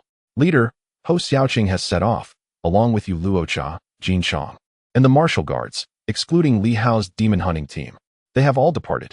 The man on the throne rested his chin on his hand, exuding a languid demeanor as he absorbed the information, seemingly lost in thought. To his left, a beautiful woman clad in a cerulean robe with piercing eyes spoke with cold intensity. Leader, the day Ho Xiaoqing and that wretched Yu Luocha arrive in the central region will be their demise. The majesty of the Red Moon has been repeatedly trampled upon. Ho Xiaoqing and Yuan Shuo must perish. Do refrain from making threats, the man replied in a voice that was neither harsh nor fierce. Gesturing for the woman to remain silent, she immediately fell quiet. Within the hall, the presence of the silver moon was felt on both sides, the light dim yet discernible. Upon closer inspection, one could see the ghostly figures within the hall, silent and still, rendering the entire space eerily quiet. Ho Xiaoqing, the man seemed to ponder. Exhaling a sigh, these people from Silver Moon, each one of them, would devour my flesh and drink my blood. What have I done to them? I merely captured Li Hao. Why the cruelty? What of the ruins of Tiantian City or the mysteries of Silver Moon? At this stage, I am not particularly interested. Only in Li Hao do I find my focus. Tell me, should these 8 great families not face their demise? When it comes to Li Hao, the situation becomes intriguing and full of unexpected twists. First, there was Yuan Shuo, and now, Ho Xiaoqing adds to the complexity. The woman in the green attire remarked, Leader, since Ho Xiaoqing has departed, we should seize the opportunity to infiltrate Baiwest City and capture Li Hao. The man seemingly rolled his eyes, responding lazily. Ho Xiaoqing would likely welcome such a move. With him gone, there is still Kong Jie and Huang Yu, and perhaps an old ghost from the administrative office. Among the 3 commanders, aside from Ho Xiaoqing, Kong Jie is not a concern, while the other is Huang Yu. The last one has been rather quiet over the years. I cannot fathom anyone else besides those from the administrative office. Alas, he sighed and shook his head. In these tumultuous times, troubles abound. Had I known, it would have been better to strike decisively upon discovering Li Hao, eliminating him in Silver City. Now that he has left Silver City, his strength has rapidly increased, possibly rivaling the mid-stage of the Dawn Radiance. This is troublesome. The woman in green was taken aback. He killed Sanyang. How did he reach mid-stage of the Dawn Radiance? Ing Hanyue leaned back in his chair, weary of explanations. It can be exhausting to clarify everything. Would the bright sword seek trouble with Li Hao for no reason? Sometimes, certain pieces of information can lead to significant deductions. Even if Su Feng was not killed by Li Hao, he is still entangled with him. Just this single piece of news could unravel countless implications. Within Zhantian City, Li Hao may have garnered considerable advantages. Regrettably, the world is preoccupied with Ho Xiaoqing's actions, neglecting many crucial elements. Perhaps it is beneficial. Without this oversight, how could one showcase their own sagacity? Ing Hanyue smiled, appearing even more charismatic. Yet, in reality, despite being slightly younger than Yuan Shuo, he was now in his 60s, a veritable old martial artist. At this moment, he looked no older than 30, and if he were to step outside, he might elicit gasps from women. Ing Hanyue seemed to be deep in thought. After a moment, he slowly said, If Ho Xiaoqing is coming to the central region, let him come. There is no need to interfere. As for Li Hao, after some contemplation, he continued, Baiwest City is formidable and should not be provoked lightly.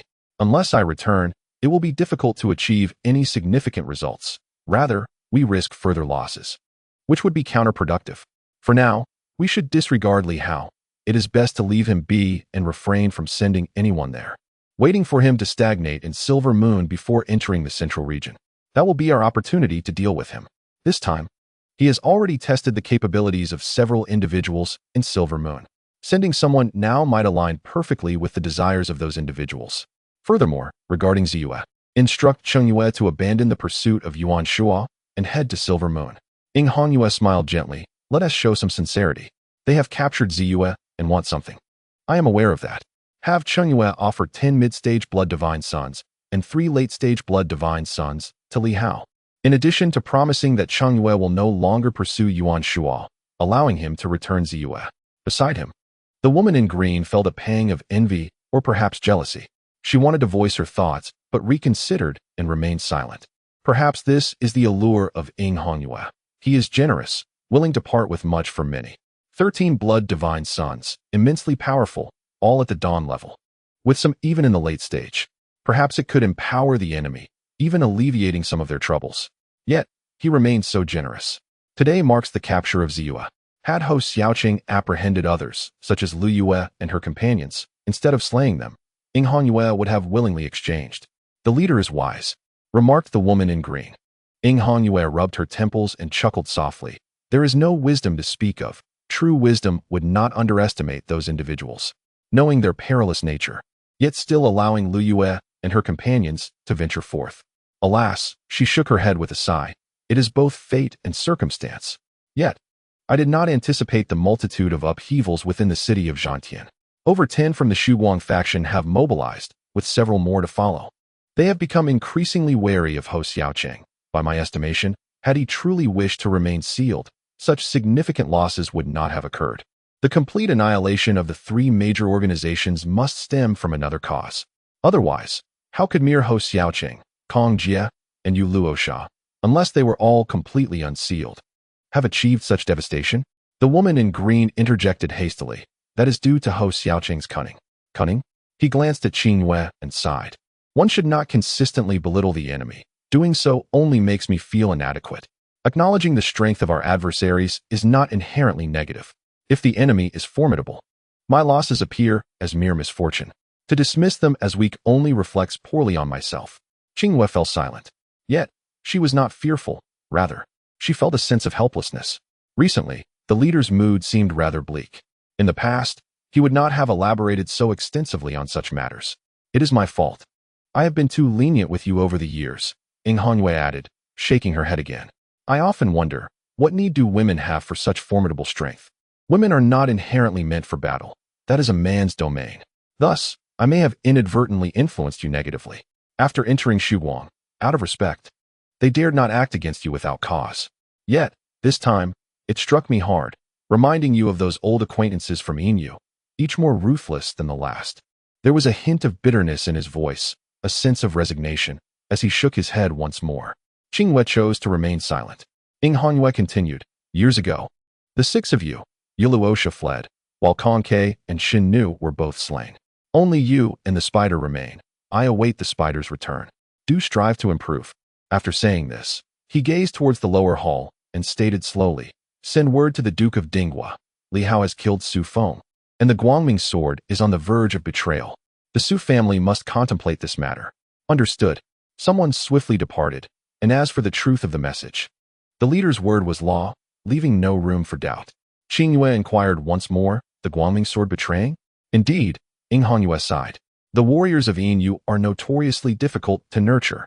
For years, the Su family has dangled the chasing wind boots before the Guangming sword, promising that once Su Feng entered the transformation stage, he would be entrusted with the boots. The Guangming sword, acting as both parent and guardian, devoted itself to Su Feng's growth, eagerly anticipating the takeover of the chasing wind boots. Now that the man is dead, it is only natural for the Guangming sword to consider betrayal. Qingyue questioned, given the Guangming sword's temperament, it should have betrayed us long ago. Why wait until now? Once, I believed her capabilities were lacking, but now, the rumors suggest that the radiant sword is indeed formidable. How could the Su family be so feeble? Hongyue chuckled softly. It is indeed powerful. Moreover, the Su family has not deceived her. If Su Feng truly manages to enter the transcendent stage, the Su family would undoubtedly entrust him with the Windchaser boots.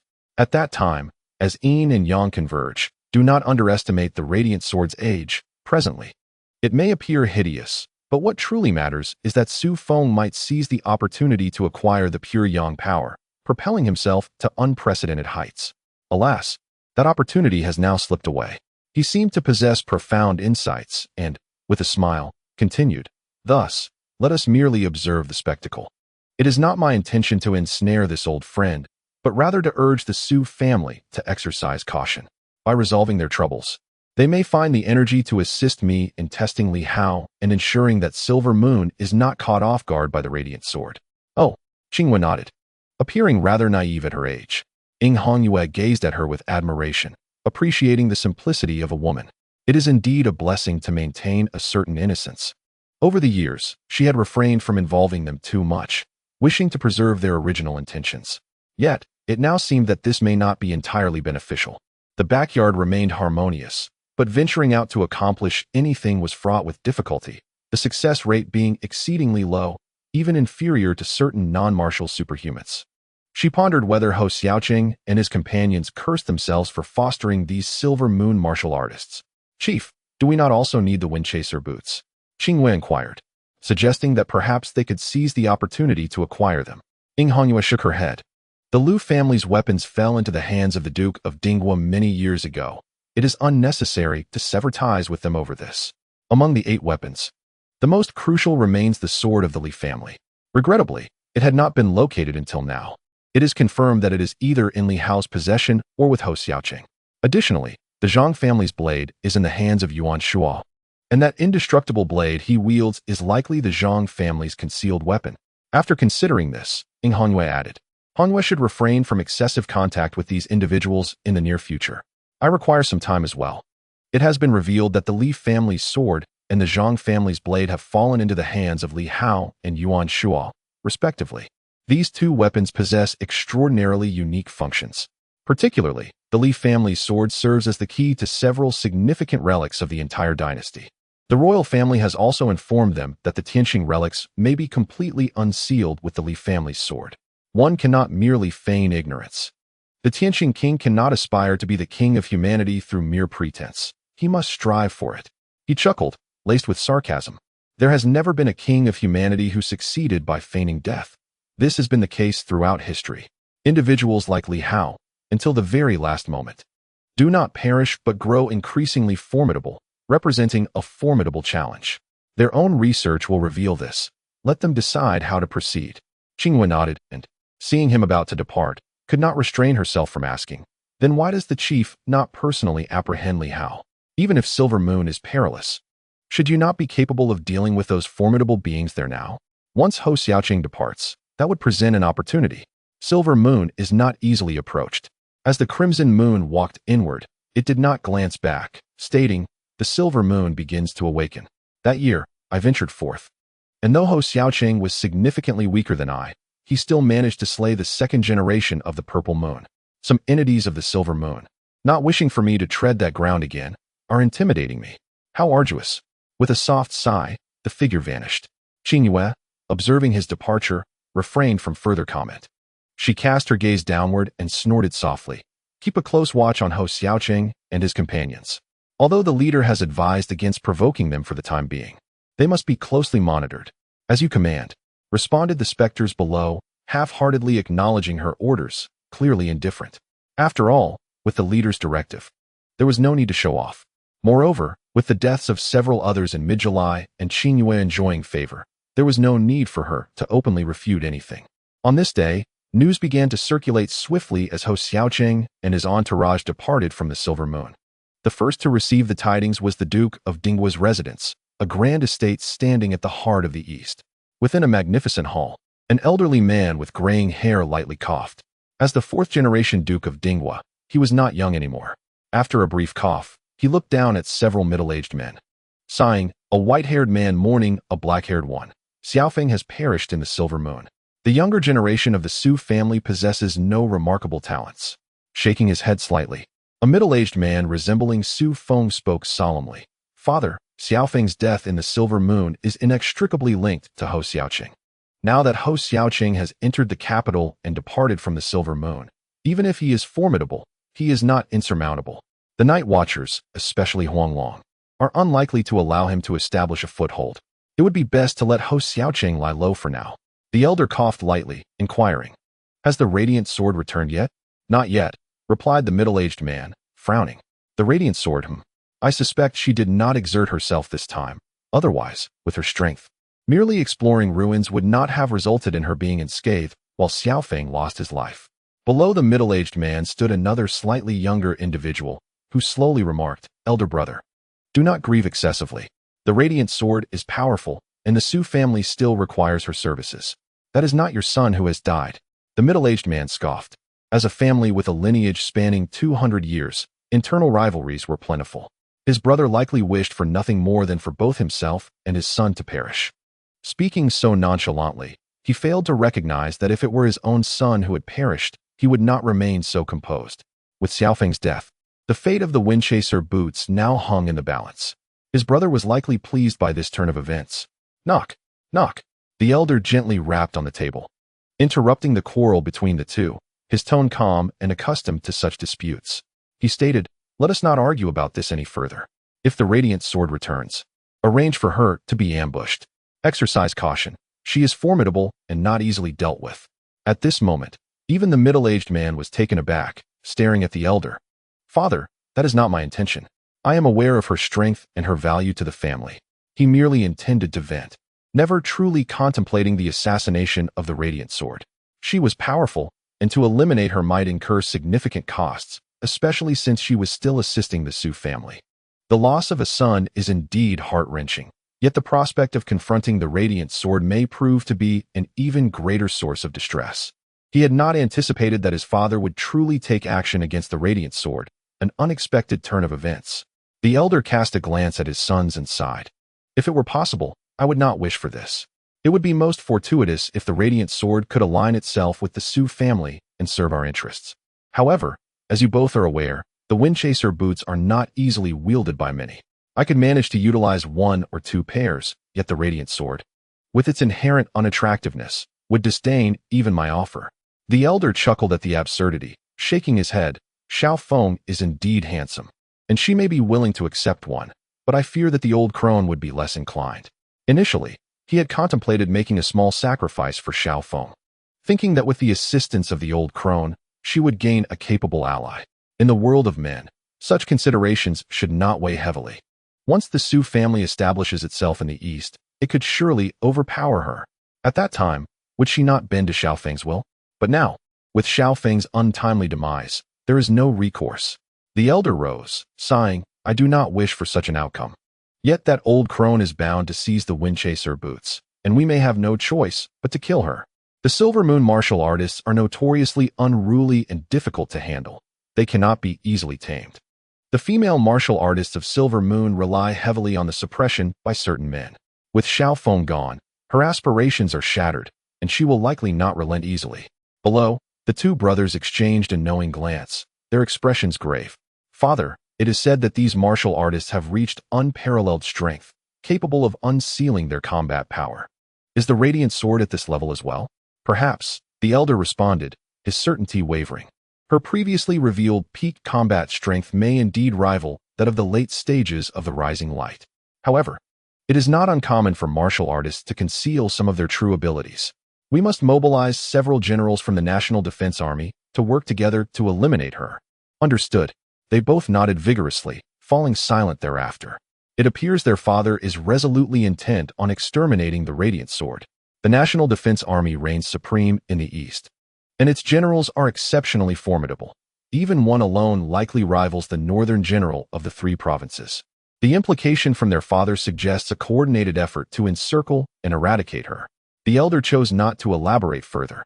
Just as he was about to depart, he paused to add, "By the way, after we dispatch the radiant sword, we should send personnel to Silver Moon to investigate the depths of Li Hao's capabilities. There is news from the Red Moon side suggesting that Xiaofeng may have fallen to Li Hao's hand, and he might possess the divine sword of the Li family. As for Li Hao's slaying of Su Feng, now that the man is dead, it may not be necessary to go to such lengths in Silver Moon. However, matters concerning the Li family divine sword are of a different nature altogether. The strength of the divine weapons belonging to the 8 guardian families is difficult for the average person to comprehend, but as bearers of the Lu family's divine boots, we are somewhat aware. The Windchaser boots are indeed a treasured heirloom of the Lu family, possessing extraordinary capabilities. The National Defense Duke's manner, in years past, assisted the Tianqing royal family in establishing dominion over the world, and this is partly attributable to those very boots. The Duke of National Defense, 2 centuries ago, was renowned as a terrestrial immortal, a martial artist of unparalleled prowess. The martial artists of that era were not to be compared with those of today. Aside from Silver Moon, there were few martial artists elsewhere, and the legendary martial artist was as elusive as a dragon. During that time, the Su family had a formidable martial artist of the same caliber stationed in their midst. Unmatched in strength, a solitary figure capable of overcoming 1,000 adversaries.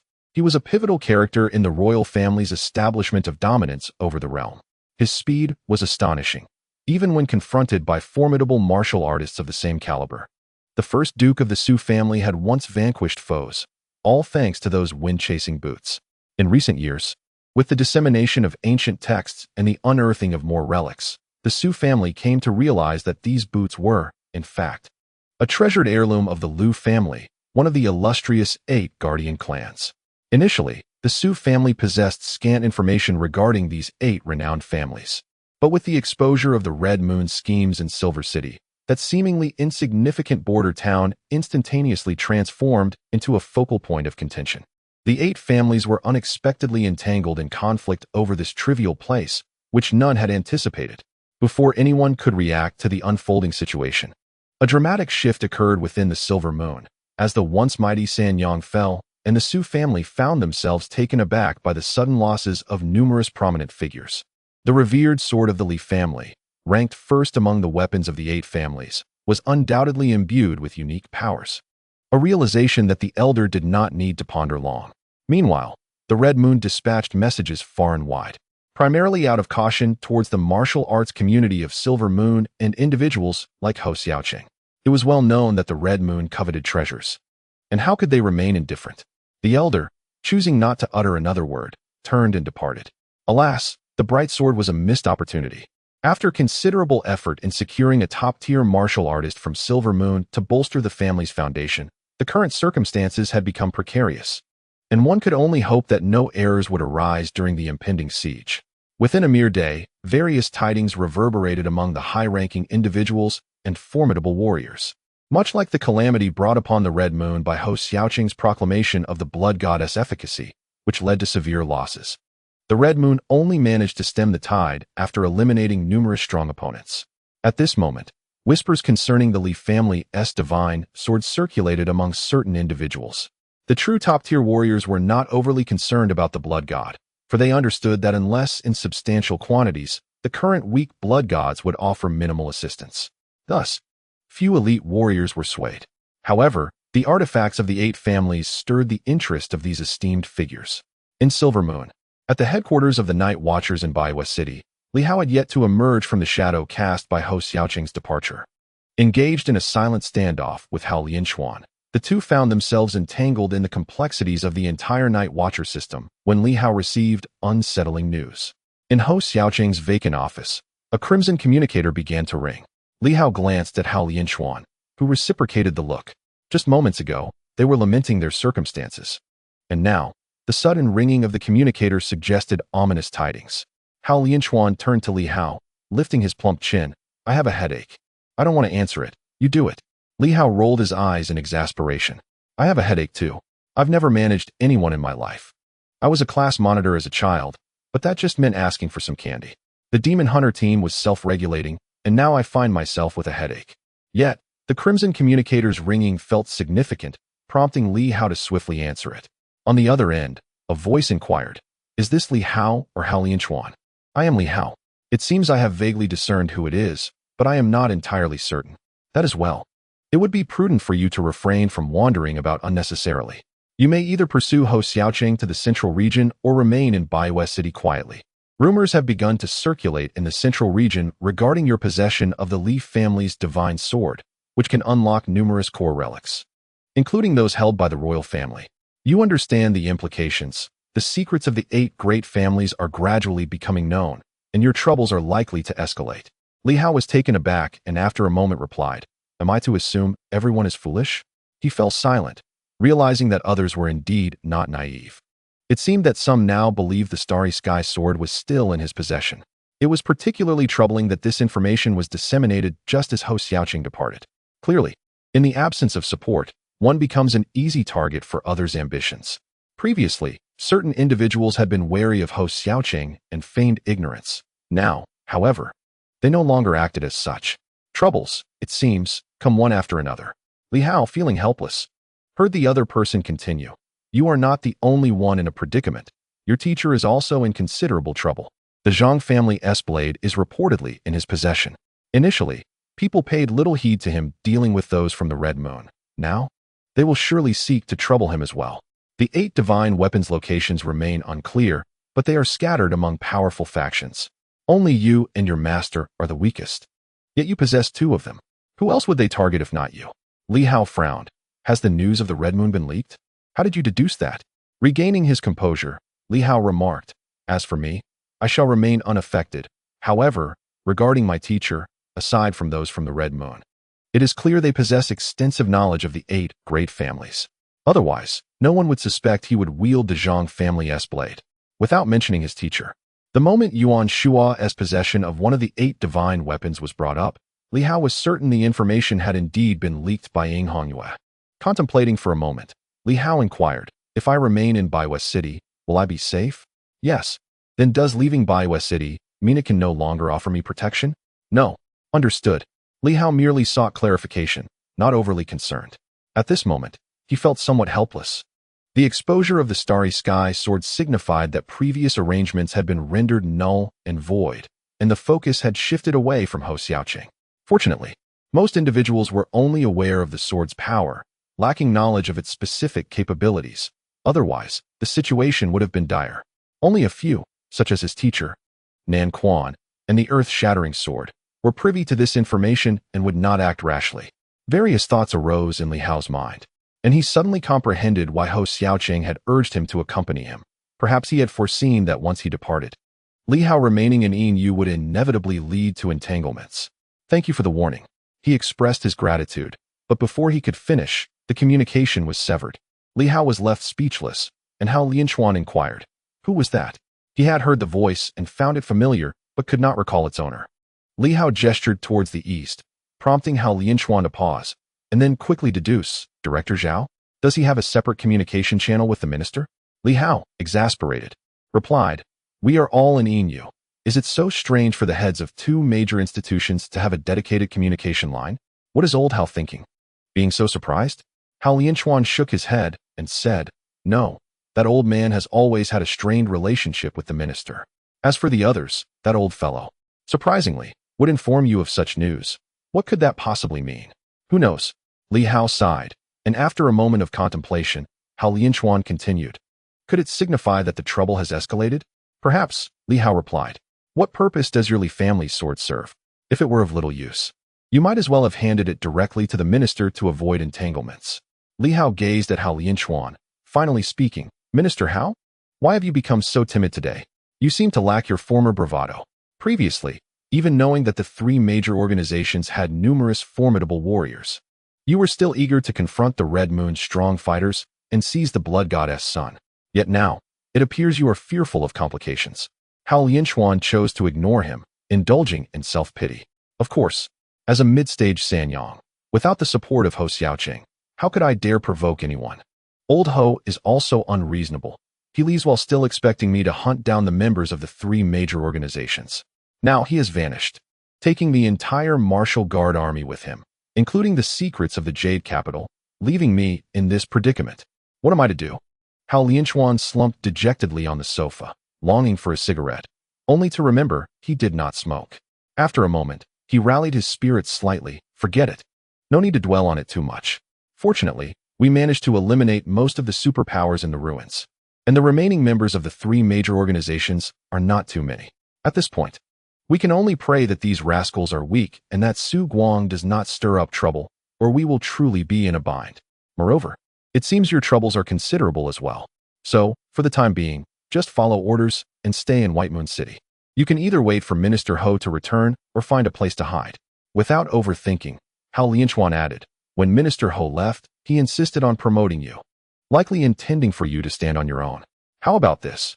You will take charge of the coastal defense, and I will allocate some superpowers to bolster your defenses. As for beyond White Moon City, you cannot venture out freely, so I will handle that. I hope no one has their sights set on us. After all, this was originally my responsibility. At this point, he hesitated slightly, glancing at Li Hao before suddenly saying, Li Hao, about that. What is it? Li Hao asked suspiciously, wondering what grievances he harbored. Hao Lianchuan spoke solemnly, regarding the coastal defense, do not take it lightly. While Silver Moon has indeed not faced pirate invasions, people here lack an acute awareness of the threat. However, I know that in the vicinity of the North Sea, some large cities could be subject to sudden pirate raids, resulting in casualties numbering in the thousands, and there have been instances of entire cities being slaughtered. If you are careless and pirates breach the land, assaulting the cities, some places lack night watch divisions. At that moment, it would be a calamity for the populace. The coastline of the Moon Sea is still quite extensive. You have limited personnel here. Do not assume that simply securing the defenses of White Moon City suffices. Pirates are unlikely to recklessly attack White Moon City directly. It is far more probable they will target the surrounding cities. In the region of Yunnan, aside from Bayou City, 3 coastal cities, Nandu, Fenghai, and Luyun, are situated along the shoreline. Notably, only Nandu hosts a division of the Night Watch, while the other 2 cities are under the governance of 2 Sunlight Lords, devoid of any extraordinary presence. Li Hao furrowed his brow, pondering the previous deployment of the Martial Guard. How did they maintain their defense? They did not merely remain idle. They actively launched assaults, routinely conducting purges. Hao Lianchuan replied earnestly. The Martial Guard holds a certain reputation at sea. Typically, pirates are deterred from encroaching upon the Silver Moon waters, primarily due to the region's barrenness. For those marauders, raiding Silver Moon hardly compares to the riches of the North Sea. However, with the departure of the Martial Guard, do you not think those pirates might seize the opportunity to profit here? Li Hao felt an immediate sense of overwhelm. For cities, including Bayou, and he only commanded a mere 50 men. If Lu Long were to leave, he would be left with just 49. It was a jest to think he could defend 4 cities with such scant manpower, unless he, like the Martial Guard, took the initiative to strike at the intersection of the Moon Sea and the North Sea, annihilating the enemy beyond their borders. Maintaining a defense was simply not feasible. Hao Lianchuan sighed. Do not look to me for a solution. Managing to secure the land cities is already a considerable feat. The garrison and the inspection bureau. Li Hao glanced at him, and after a moment of contemplation, Hao Lianchuan continued. Requesting assistance is not out of the question. However, the Night Watch was the most powerful institution, governing both the coastline and the city's extraordinary forces. Once relinquished, such control would be irrevocable. I have no objections to relinquishing power for the greater good, but it feels unjust to lose the territory that was just acquired following the departure of the Marquis. Understood, Li Hao replied, refraining from further discussion as he rose to leave. Hao Lianchuan hastily interjected, You are departing? What other choice do I have? Li Hao retorted, vexed. I will return to the Martial Guard's headquarters first. Also, arrange for a few vehicles. Traveling on foot every time is rather undignified. Very well. This time, Hao Lianchuan had no further reservations, as it was a simple request. After a moment of reflection, Li Hao produced a vial. This contains some blood deity essence. Use it. Hao Lianchuan. If we can locate the 5th extraordinary lock, it would be ideal. If not, we shall devise another plan. Hao Lianchuan was taken aback. You still possess blood deity essence? Upon inspecting the vial, he inhaled sharply. There was a considerable amount, some appearing to be of the 3rd-tier quality. Where did you acquire this? From the act of slaying, Li Hao chuckled. There is no need for such pessimism, Hao Lianchuan. The issues on land are manageable. My focus must be on the maritime domain. Simply send a few water-type extraordinary beings my way. Others may prove less useful. The aerial and reconnaissance types would suffice as well. Upon this mention, he paused and smiled. Yin Yao, Hu Hao, and Li Ming would be perfect. Each belongs to the systems I mentioned. How fortuitous. Li Hao had no time to contemplate further, as he suddenly recalled that these 3 had accompanied him to Bayou City and were currently with the Night Watch. What about them? Hao Lianchuan was taken aback. They are merely at the moon concealment level. The coastal defense is crucial. What use are 3 at moon concealment? Currently, on the patrol side, we need more from the sun radiance level, and with 3 at the sun level, he has also stepped into that realm. I could have him assist you. I must admit, this chubby fellow is quite considerate. At that moment, the patrol had 3 at the sun level, yet they were still dispatching 1 to assist Li Hao. However, Li Hao shook his head. No need. The moon concealment and the sun level are essentially the same. They are merely for reconnaissance. It would be a waste to use a sun level for that. Besides, they are all acquaintances of mine, which makes things easier. Minister He and I are not well acquainted. He is rather senior, and it would be inappropriate to have him assist me. Very well then. Seeing Li Hao's insistence, Hao Lianchuan chose not to press further. As Li Hao began to descend the stairs, he followed suit, conversing as they walked. Do you think that once Minister Ho departs for the Central District, he will return alive? Li Hao cast him a sidelong glance. Why does it seem like you are somewhat hoping for his demise in the Central District? I don't know, Hao Lianchuan sighed repeatedly.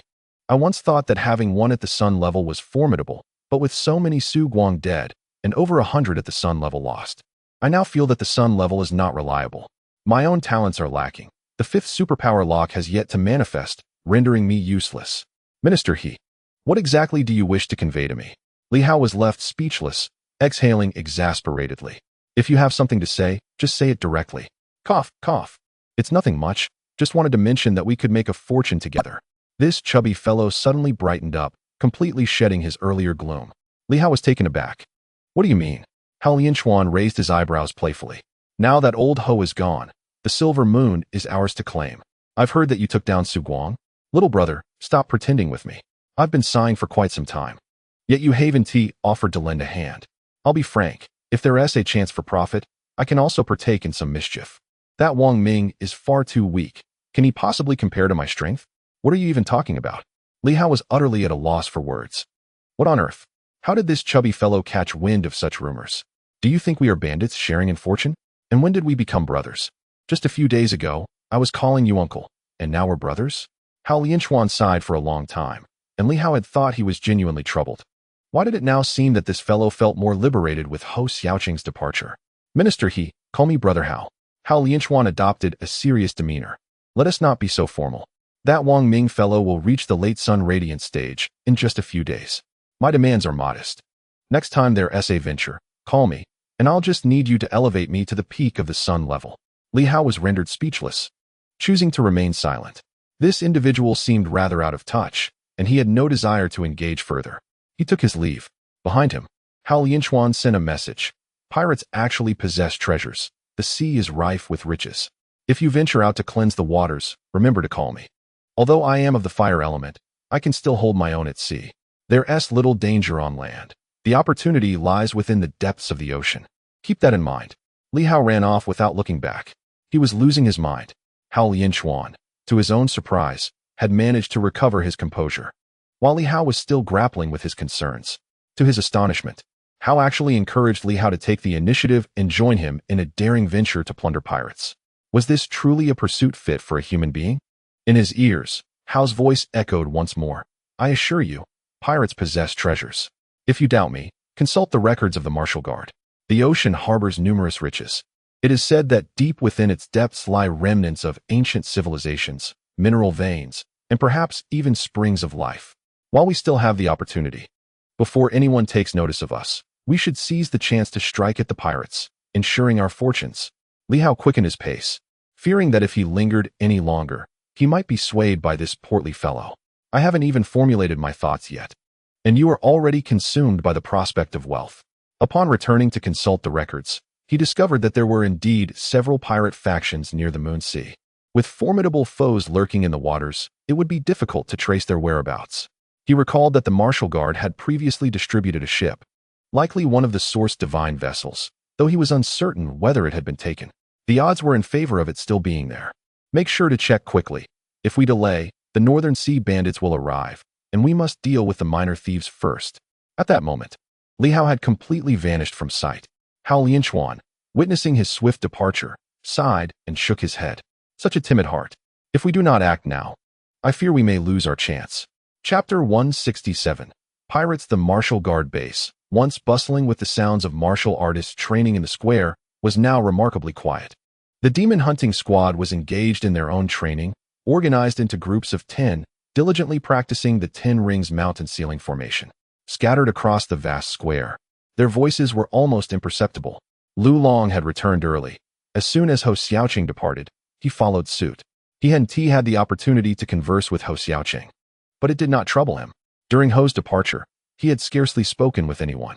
Aside from them, there were a few ordinary individuals tasked with cleaning and cooking, but within the expansive base, these people were confined to the living quarters, rendering them invisible to the eye.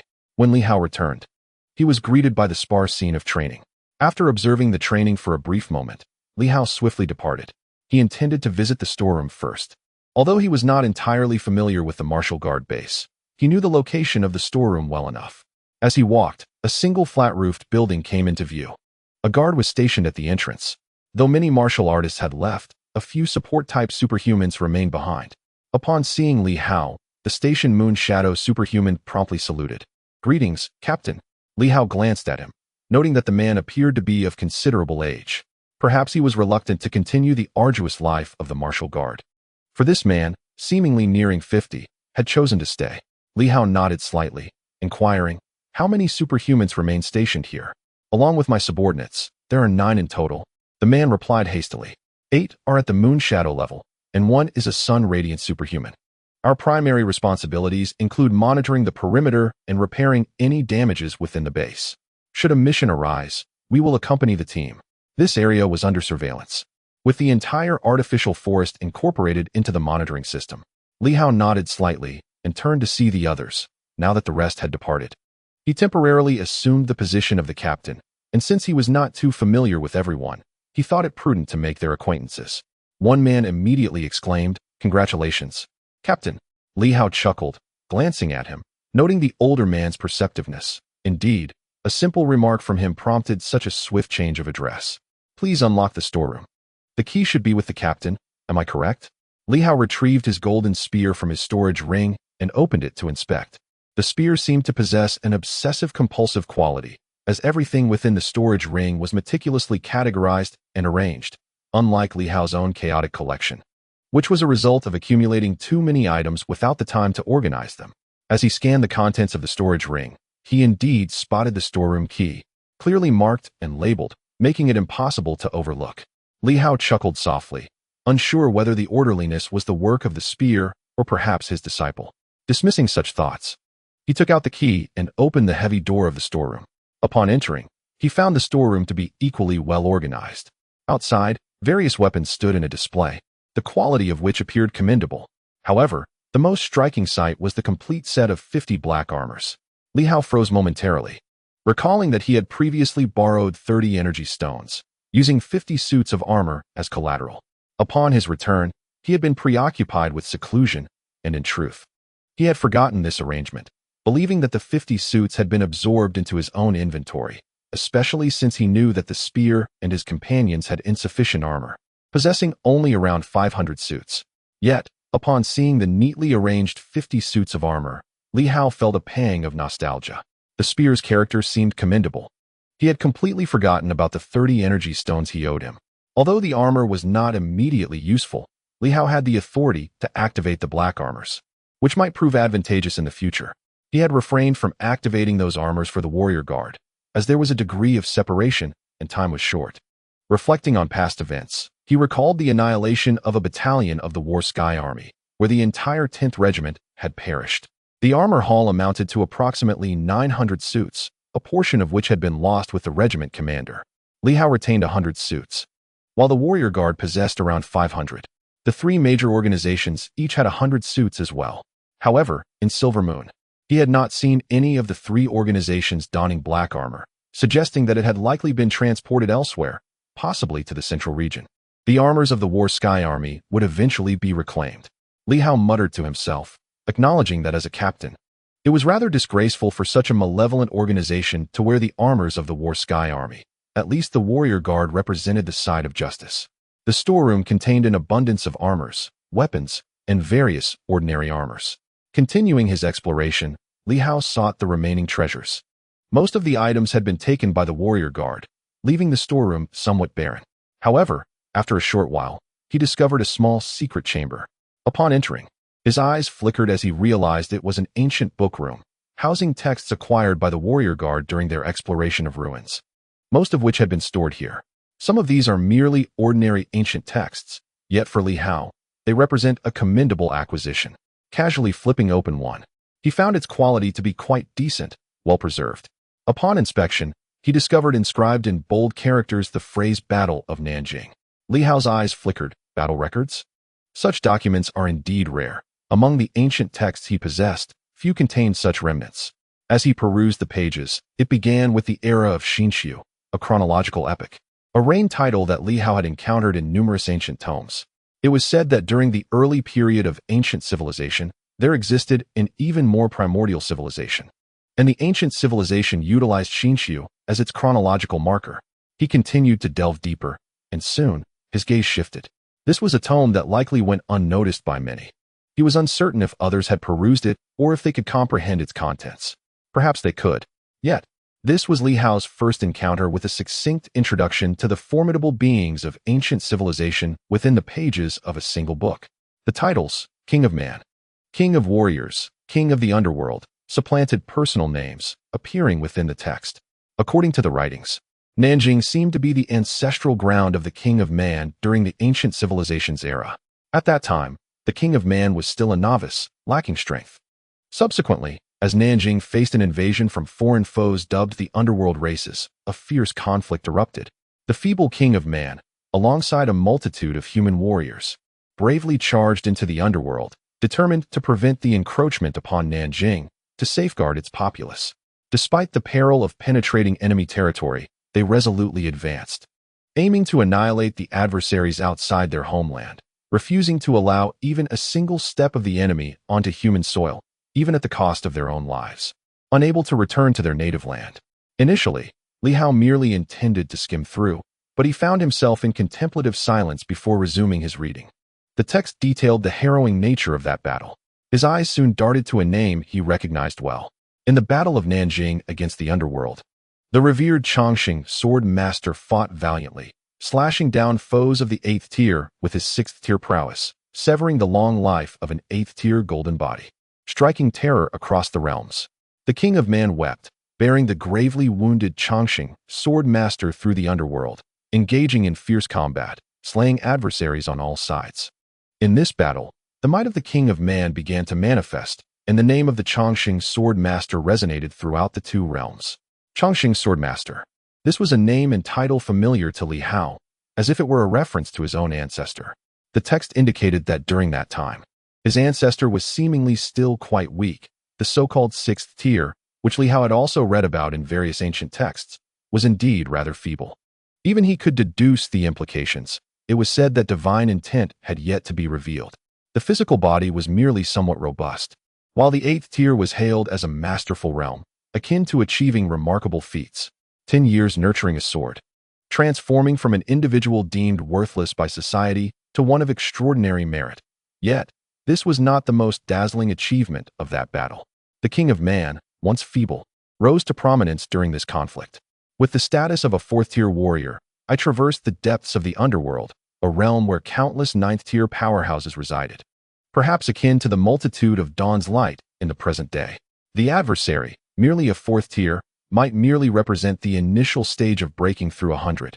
In this battle, the King of Humanity not only slaughtered innumerable foes and obliterated grand cities, but also rescued the Eternal Sword Master.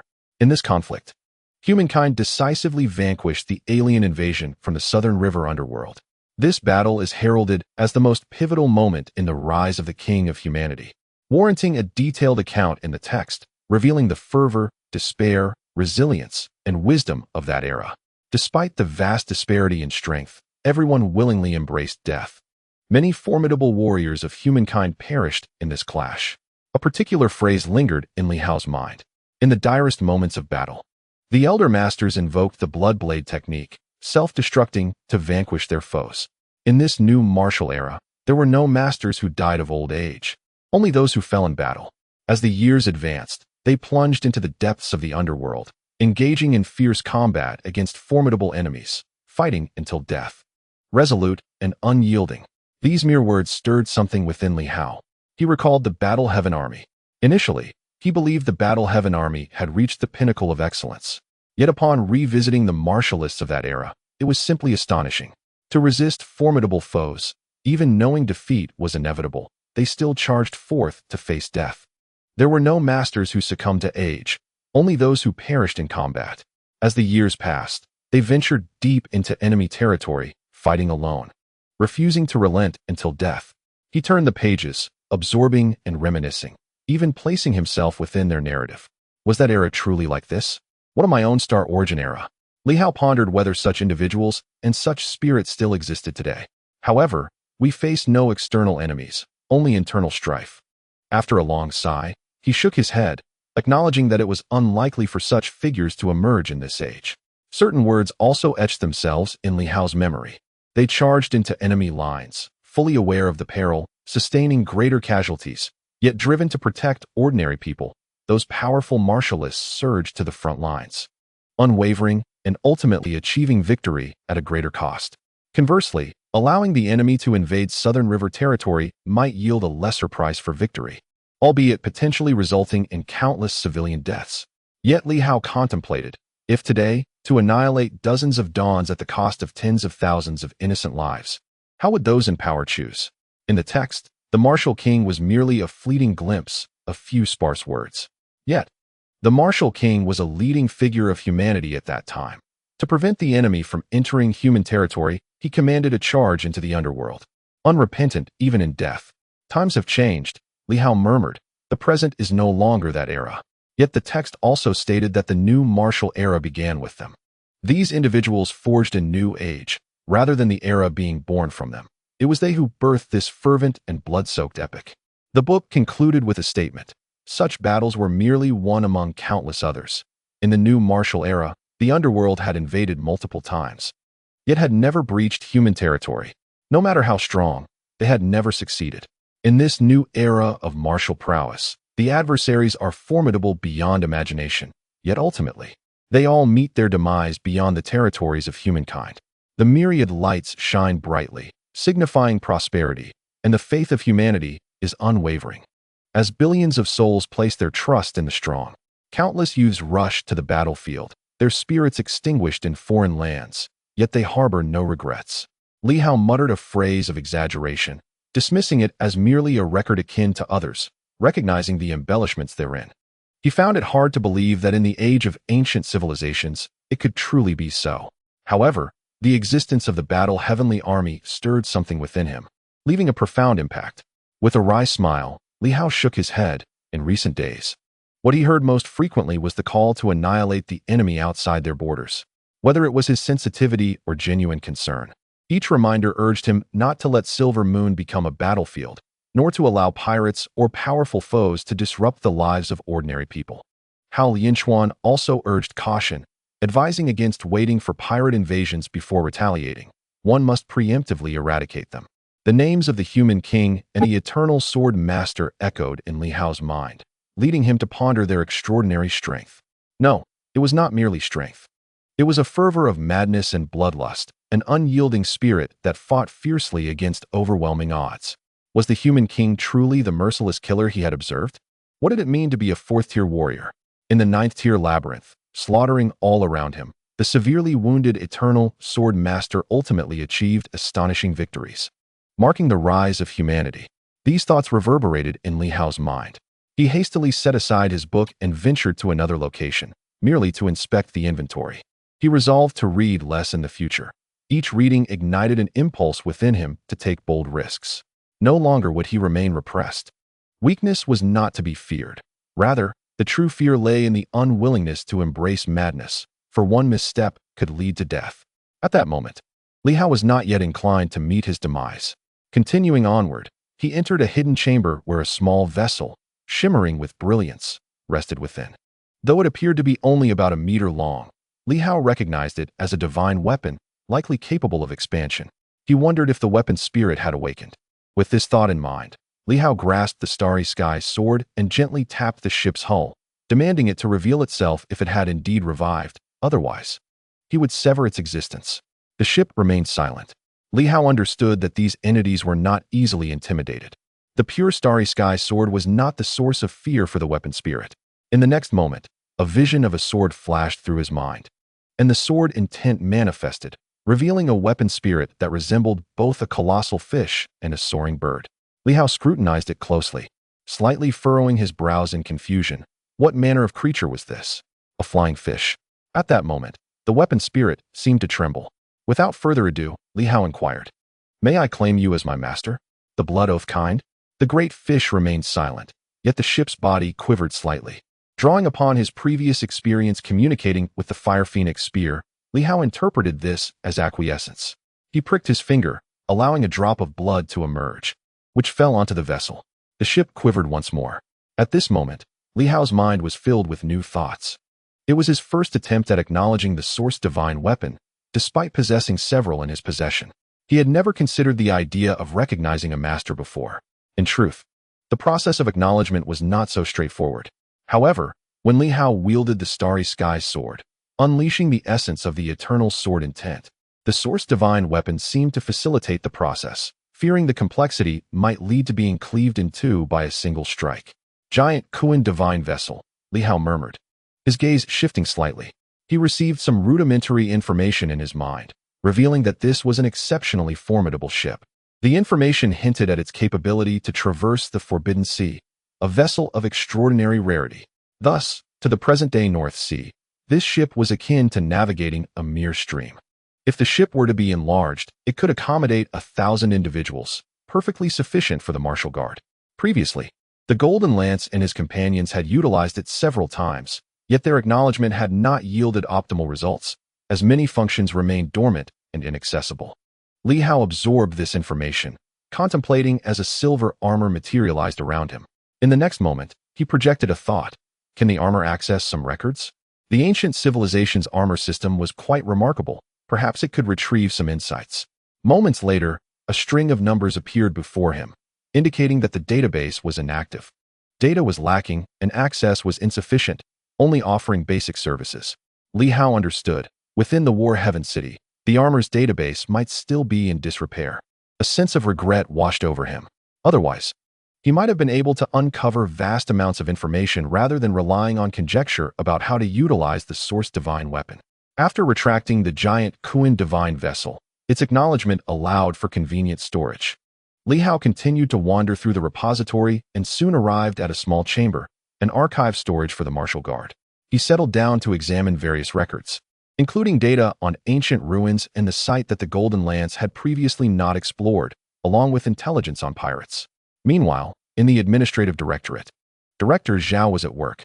After completing his tasks, he glanced over at Director Zhou in the distance. "Has that little fellow returned?" he inquired. "Oh, he has gone to the base," Zhao replied with a smile. "Do you think he is hiding away, or is there something else on his mind?" "It's hard to say," Deputy Director Zhou responded, shaking his head slightly. "We do not know much about Li Hao, whether it is Ho Xiaoqing or yourself. It seems you both hope he will shoulder some responsibilities. However, I believe that is unnecessary.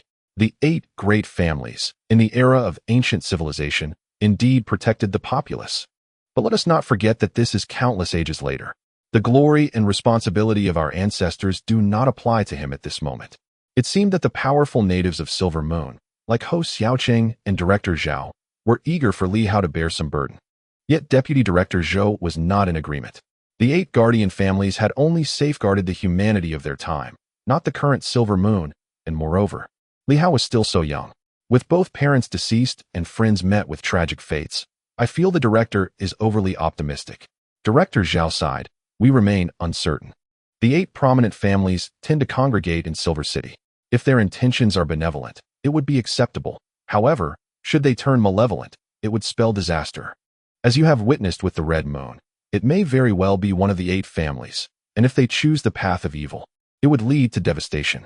Both Ho Xiaoqing and I hope that Li Hao can consistently align himself with order rather than chaos."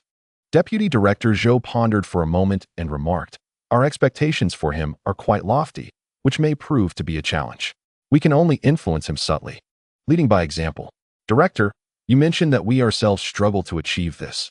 How could we expect him to do so? He is still young and requires guidance through both words and actions, rather than commands and coercion." He expressed his reservations regarding some of Ho Xiaoqing and Director Zhao's approaches, deeming them less than ideal. Upon hearing this, Director Zhao offered a wry smile, shook his head, and sighed. "We too wish for better outcomes, but alas, we cannot afford to stir the waters too much at present. Let it be, let it be. Just ensure someone keeps a watchful eye on the waters to prevent any incidents. As for Li Hao, let him be. As long as he does not cause chaos in Silver Moon, we shall not interfere with his choices. Deputy Director Zhou chose not to voice further objections and resumed his work. The two had collaborated for many years, their offices conveniently adjoining, facilitating communication, an arrangement quite rare. At that moment, attention from various parties was fixated on Hou Xiaoqing and his entourage. Some were meticulously tracking their movements, calculating how long it might take for them to depart the northern province. Others focused on Li Hao and Silver Moon, yet he had entered the military guard's base, rendering any observation futile, as there was no sign of activity. With Hou Xiaoqing's departure, Silver Moon seemed to plunge into an eerie silence. In the North Sea, the waves roared, and within a large vessel, voices mingled with rage and fury. Hou Xiaoqing has left, and the military guard has withdrawn. Based on the timeline, these individuals may soon cross into the North Sea. Should we take the initiative and ambush them? A calmer voice interjected, tinged with coldness. With over 1,000 military guards and the likes of Hou Xiaoqing, the Golden Lance, and the Jade Rakshasa, numerous formidable warriors from the three major organizations have perished at their hands. To ambush Hou Xiaoqing? Are you out of your mind? The voice of fury erupted again. Are we just going to let them leave? I refuse to accept it. That bastard Golden Lance has taken the lives of many of our brothers over these years. Then you can lead the charge against them if your brothers are willing. I will not stand in your way, came the response.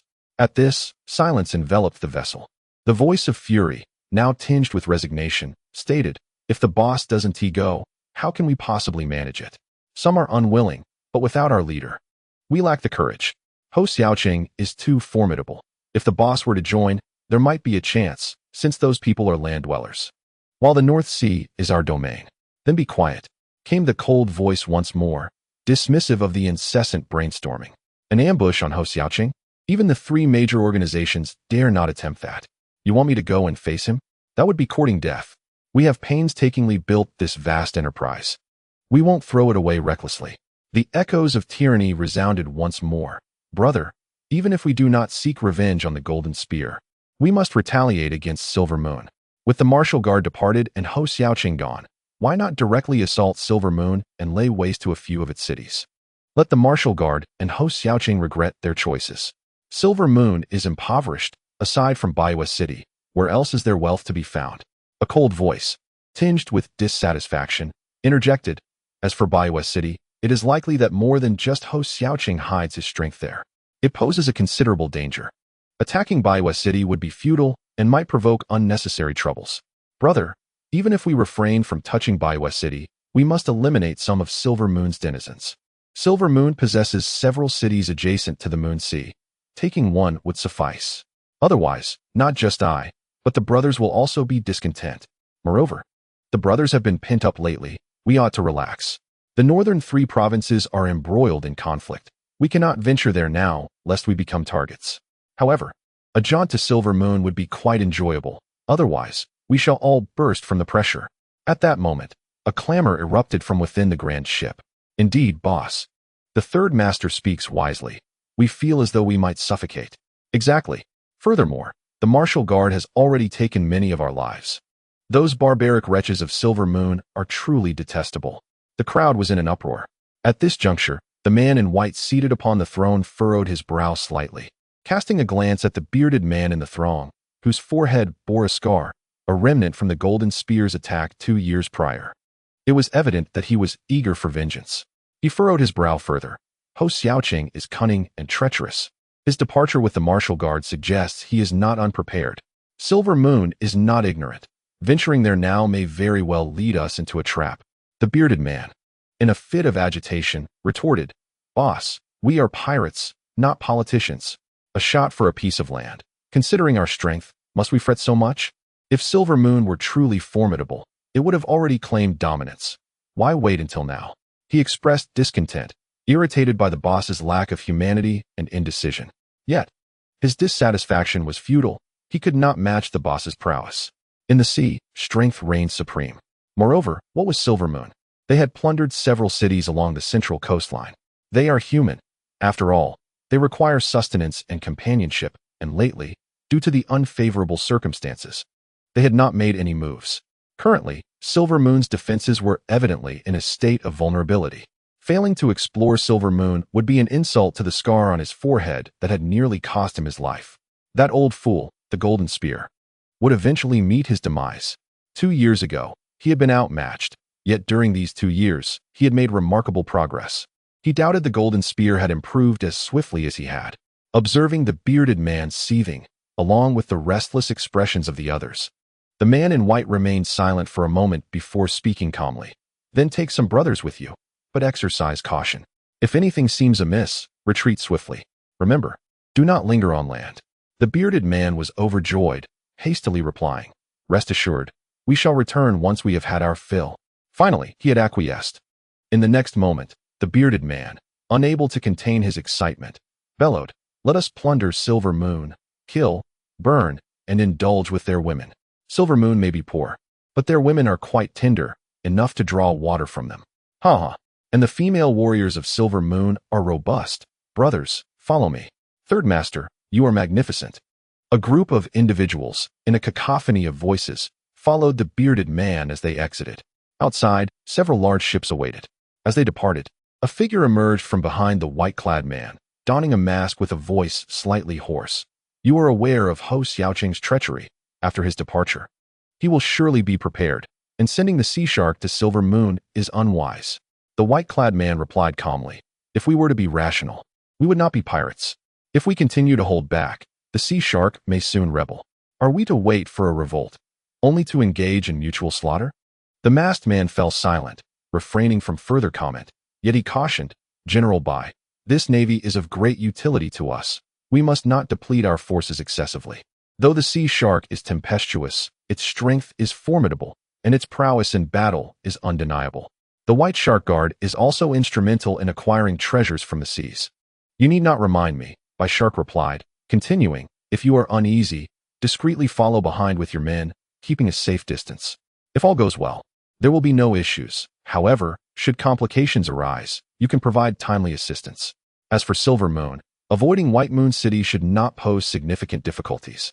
Provided the sea shark does not succumb to greed and departs Silver Moon promptly, there should be no major troubles."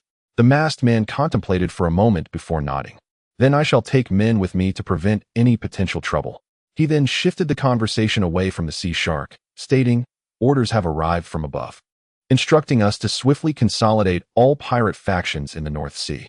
Bai Shark furrowed his brow. "I understand, yet it is far from simple. Currently, there are 7 notable pirate factions in the North Sea, including us, making a total of 8, each with a shining beacon stationed. Furthermore, among them, the sea demon pirates even have formidable aquatic beasts aiding them, making them exceedingly challenging to deal with. Our Bai Shark pirates may be strong, yet we currently rank only 4th publicly. The top 3 factions are immensely powerful, each boasting peak beacons." Bai Shark pondered these matters, feeling somewhat agitated. Yet he recognized the significant influence from above. If he were to refuse, it would create considerable trouble, even in the depths of the sea. After exchanging a few more words, he added, "To unify the others, we will require additional support, and the other factions may very well have their own backers. The North Sea pirate force is formidable. Without the backing of certain individuals from the mainland, it will not be easy to reach this stage. From what I understand, the sea demon pirates may indeed be covertly supported by the Jiangling Governor's office." "The Jiangling Governor's office?" The masked man scoffed. "Do not concern yourself with them. The one from Jiangling has merely just entered the transformation phase. The number of peak beacons in Jiangling province does not exceed 10. His ambitions are vast, yet he fails to realize that being situated in the north, with Silver Moon behind him and the 3 northern provinces ahead, he has no standing to assert himself. Should he attempt to establish independence, that day will be his last." He held the Jiangling overlord in disdain. Bai Shark, however, appeared somewhat perplexed. "He has entered the transformation phase? How could that be? The previous General Ko did not manage to achieve such advancement." The masked man shook his head. "I do not know. Perhaps he has clandestine support. The intelligence I received indicates that he is being bolstered, possibly to counter Silver Moon and to restrict certain individuals there." The proximity of Jiangling to Silver Moon, a location of utmost importance, suggested that plans had been in motion for some time. Bai Shark furrowed his brow and chose not to comment further. The masked man remarked, "You need not concern yourself too much. The supporters behind the scenes are not your burden. It suffices to consolidate the power of the entire maritime domain. Only by mastering the North Sea can we effectively restrict the entire northern region. The white shark dismissed the notion, thinking it overly ambitious to expect individuals like us to completely seal off the North Sea. After all, pirates are ultimately mere brigands. If the 19 provinces of the North truly seek to penetrate the central territories, they cannot be impeded by pirate forces. At that moment, the masked man seemed to recall something. I have heard that Yuan Shua's disciple, Li Hao, the inheritor of the 8 great families, is currently in White Moon City. If we can capture Li Hao, we must make every effort to do so. This individual is of great importance, possessing significant treasures, and the Red Moon faction has been closely monitoring him. His worth extends beyond mere riches. He is indeed pivotal. The white shark nodded slightly, saying nothing further. As long as the other party remained in White Moon City, he would not venture there. Therefore, regardless of the masked man's assertions, he remained indifferent, merely biding his time. It was evident that formidable beings still resided within White Moon City. Although he was strong, he lacked the confidence to confront someone of Ho Xiaoqing's caliber. The masked man continued to speak for a while before departing, leading a group to pursue the sea shark. The sea shark was no weakling. It was best not to incur losses in this endeavor. Meanwhile, Li Hao had finished reviewing some materials and exhaled deeply, surprised to discover the multitude of pirates in the North Sea. According to the records left by Jin Chong and his group, the vast North Sea was home to over 100 pirate factions. Among them, 8 were exceptionally formidable, each under the command of a Su Guang. Some even boasting peak Su Guang existence. In the previous 2 years, the Martial Guard had encountered one of the more notorious pirate groups, the White Shark Bandits. It was said their leader, White Shark, was an exceedingly powerful individual, though Li Hao had only faced one of their subordinate leaders, also a Su Guang expert. The 3 chief leaders of the White Shark Bandits were all Su Guang, with a personnel count exceeding 10,000. The subordinate leader had led thousands to raid White Moon City, but was repelled by the Martial Guard, with Jin Chong nearly slaying him, though the individual managed to escape. That encounter had resulted in significant losses for the Martial Guard. However, for the past 2 years, the pirates had refrained from infringing upon the Moon Sea region. So many Su Guang in the ocean? One pirate faction, possessing 3 Su Guang leaders, caused Li Hao to furrow his brow. How many Su Guang could there be among the entirety of the North Sea's pirates? Such strength seemed implausible. After a lengthy contemplation, Li Hao's eyes narrowed slightly. Perhaps it was not merely the sea bandits. There might be others covertly supporting them, whether it be nurturing bandits or harboring ulterior motives. Li Hao had begun to perceive the underlying dynamics of those grand powers, prominent figures, and illustrious families. Few were virtuous. Otherwise, with such a plethora of Su Guang, why would they resort to piracy? On land, they could easily establish themselves as local overlords, whether joining one of the 3 major organizations or the 9 divisions. Their circumstances would not be dire. With Minister Ho and the others gone, it appeared these individuals might not be able to restrain themselves from taking the initiative. Li Hao fell into deep thought, and after a moment, resolved to venture out and explore the ocean, having never delved deeply into its vastness before. A bit of adaptation would do him good. Who kept themselves from leaving? In this moment, Li Hao found himself somewhat regretful, thinking that he should have also departed, allowing those cunning old foxes to fend for themselves. Chapter 168. Setting sail in the square of the base, Li Hao stepped out as darkness enveloped the sky. This marked the first day since Ho Xiaoqing and the others had departed. The demon hunting squad was still in training. These individuals were working diligently, perhaps out of habit or perhaps motivated by witnessing the prowess of Li Hao and his companions, all aspiring to become stronger. Whether from the Sword Gate or the Inspection Division, their identities were, in truth, quite humble. Among them were orphans, ordinary citizens, and those who had inadvertently encountered martial arts, emerging from the lower echelons of society. Aside from Hong Qing, it seemed none held particularly high status. Even Hong Qing herself had not experienced anything extraordinary, having grown up in the Sword Gate. Apart from receiving a bit more affection from Hong Yitong, her life was not markedly different. She still had to wash clothes and prepare meals, not living the life of a pampered young lady.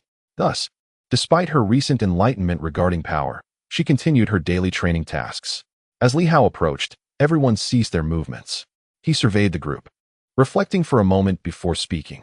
Our presence here signifies the acceptance of a mission to fortify our coastal defenses. Pirates are the enemies we must confront. and perhaps many of you are unfamiliar with their true nature. Before he could finish, a disciple from the sword gate suddenly interjected, gritting his teeth. I know all too well about pirates. I hail from the North Sea, a region once ravaged by their invasion, committing unspeakable atrocities, burning, killing, pillaging, annihilating cities and clans, all for the thrill of murder. They are the most vile of beasts. Before I joined the Sword Gate, my city was utterly destroyed by pirates, leaving only a few elderly, weak, and women to survive, clinging to life. Li Hao was taken aback to encounter a survivor of such a brutal invasion. He recognized that this must be an orphan taken in by Hong Yitong from the North Sea, now grown and become a martial artist. The youth clenched his jaw. Captain, I volunteer to slay pirates. Yet, I am acutely aware of their mercilessness and lack of humanity.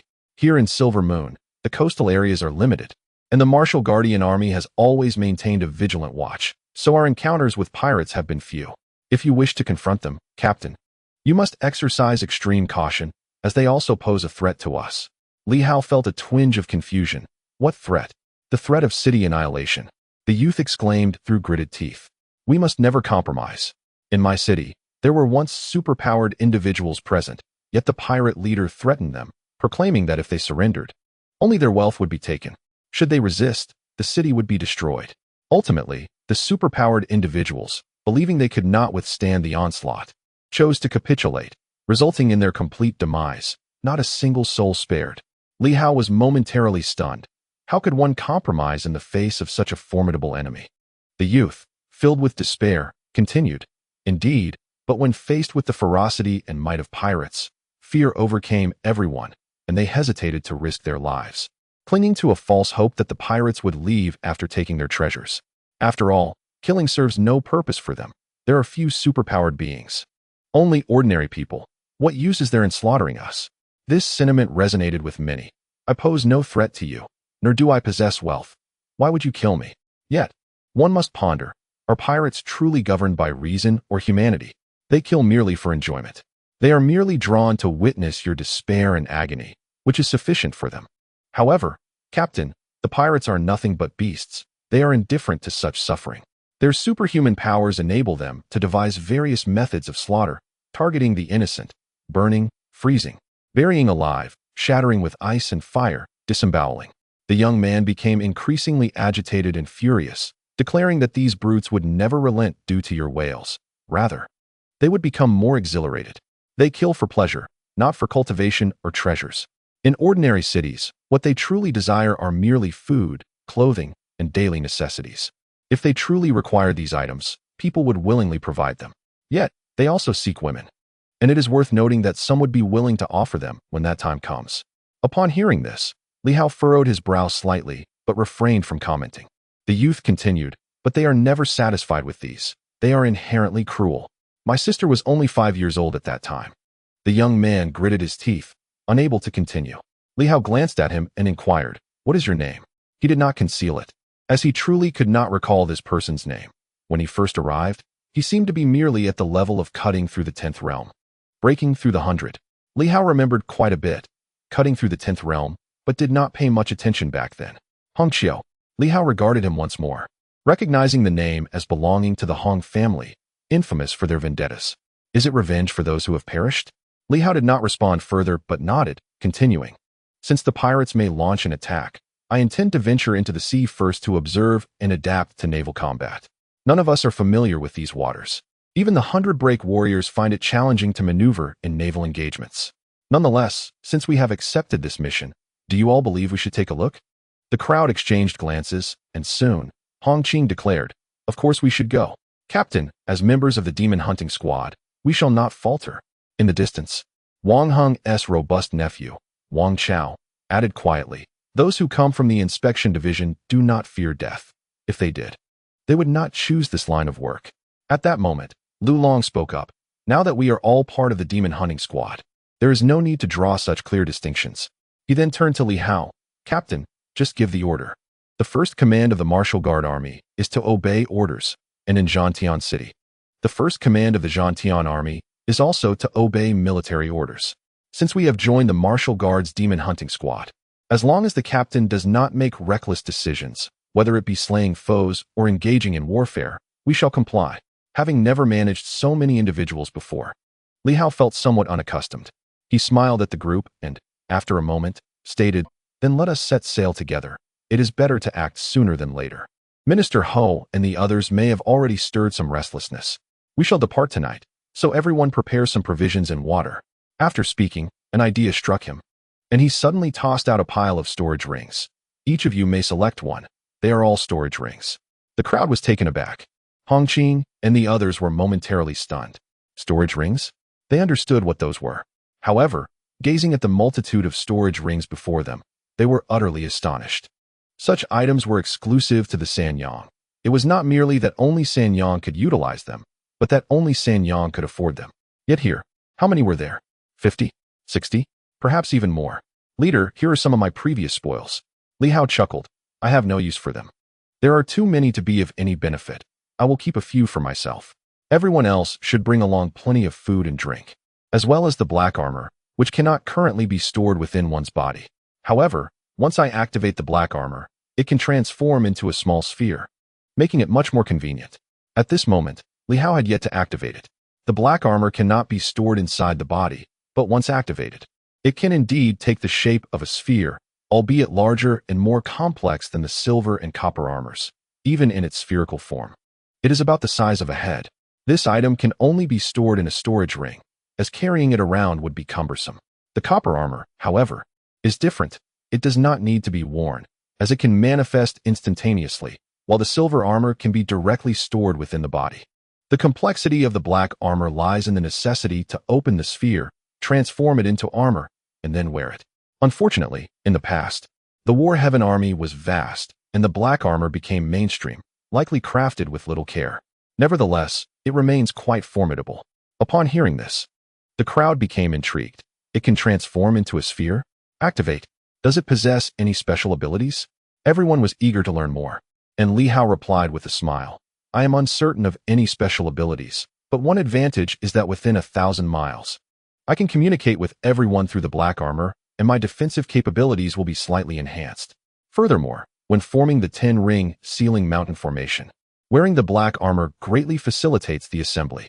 Back in the day, the War Heaven army could form the formation instantaneously. It was incredibly powerful, with the armor assisting everyone in achieving success.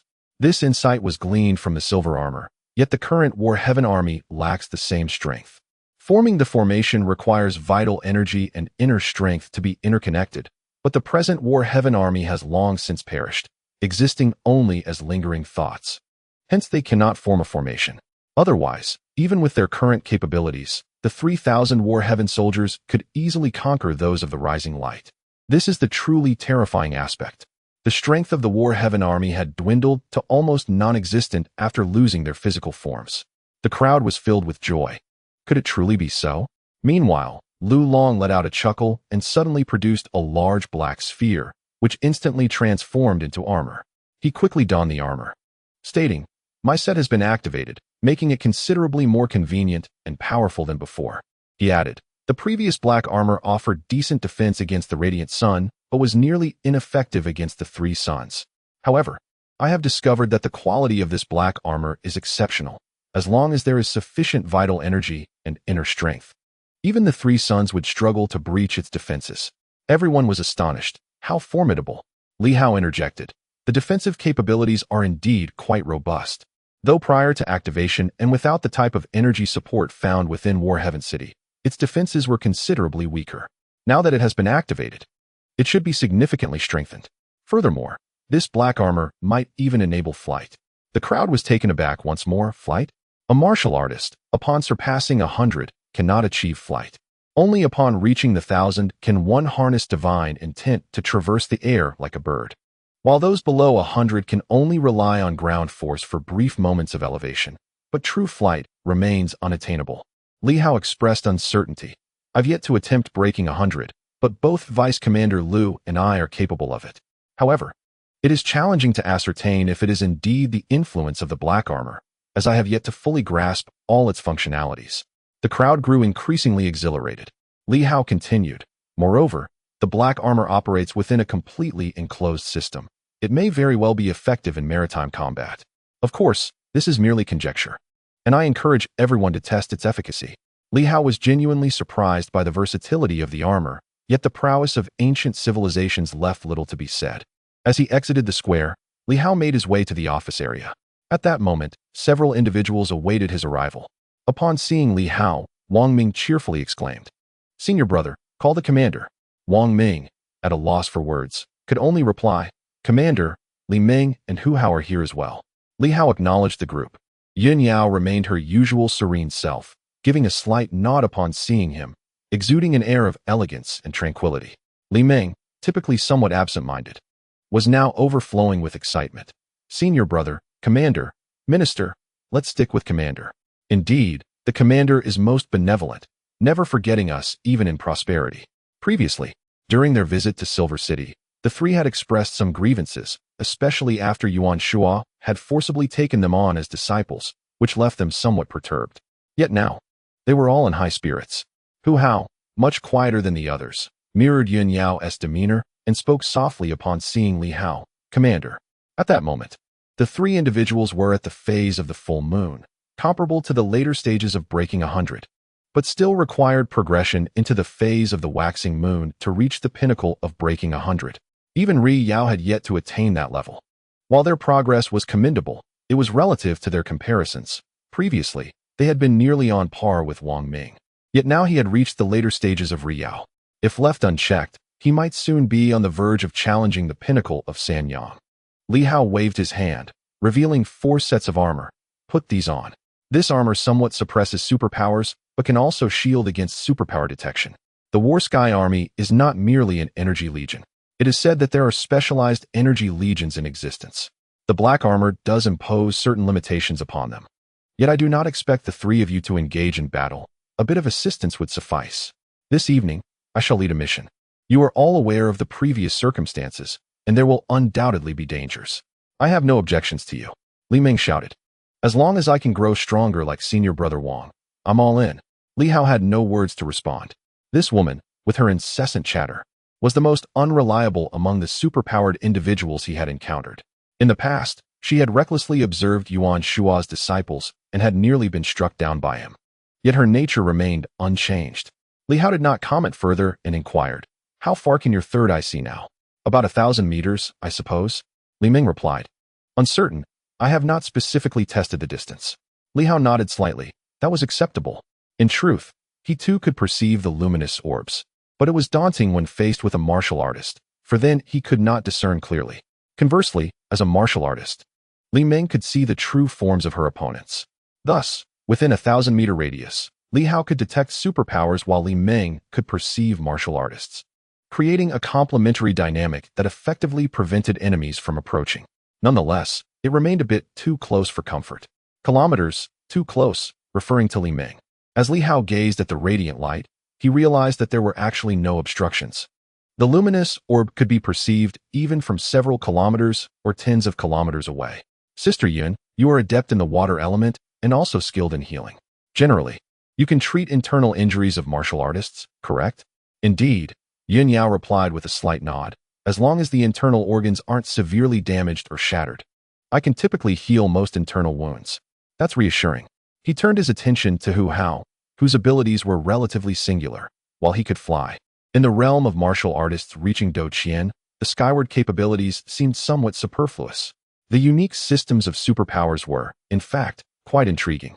They had not unlocked the superpower locks of the 5 internal organs nor the limbs. Perhaps they had activated some special superpower locks, though Li Hao could not precisely identify them. The flying system might be considered a mutation of the wind element, but the wind element itself is also a unique system, distinct from the 5 elemental categories. These individuals might have unlocked some undiscovered superpower locks within their physical forms, as Li Hao had enhanced his body through wind-based superpowers. As for Li Ming's third eye, it was even more extraordinary. Who knows which superpower lock it had unlocked? These individuals held significant potential, at least from Li Hao's perspective. The superpowers of the unique systems were immensely promising, as they had already activated certain special superpower locks. If they could identify other superpower locks, while others were still striving to unlock the common ones, they would elevate themselves to a higher tier. Of course, that was an exceedingly distant prospect. At the very least, The locks of the limbs and organs were already known. These unique superpowers would not yield substantial results unless 8 or 9 superpower locks were activated. However, if the locks of the organs were challenging to unlock, these individuals could seize certain advantages, potentially unlocking a lock while others were still engaged with the second lock of the organs, avoiding any conflict. Li Hao continued to ponder when Wang Ming exclaimed excitedly, "Are we going on a mission tonight?" "Where to?" "I won't tell you. You have a big mouth." Wang Ming instantly felt disheartened, insisting that his mouth was not large and dismissing the comment as nonsensical. After a moment of contemplation, Li Hao added, "You all should swiftly cultivate for a while. Even if you don't reach the daylight stage, attaining the moon phase would be satisfactory.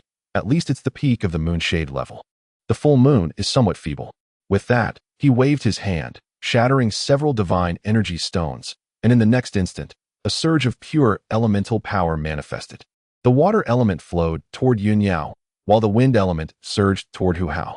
As for Li Ming, Li Hao was uncertain which elemental energy would best enhance her. He had already provided some from the 5 elements, along with wind and lightning, and a slight amount from the shadow element, then added a bit of attribute-less energy. Absorb it and see which is most effective for you. This is not ordinary mysterious energy. Choose the one that you believe will elevate you the most. Li Hao was genuinely curious about the nature of this third eye. He had encountered numerous superpowers, including ice and shadow elements, as well as some supportive types. Yet he had never seen one that could manifest a third eye out of thin air. He remained unsure whether this third eye was a genuine eye or merely an external manifestation. Li Ming, however, had long since become accustomed to it and was indifferent to such matters. She absorbed a bit of everything, her delight evident in her beaming smile. The challenges she faced were, in fact, more formidable than those encountered by others. Thus, achieving the level of the lunar shadow full moon was a testament to her superior absorption efficiency, perhaps even surpassing Wang Ming. Otherwise, she would not have been able to reach the realm of lunar shadow, especially considering that Wang Ming and his peers were acutely aware of how to enhance their abilities, while Li Ming was merely absorbing energy haphazardly.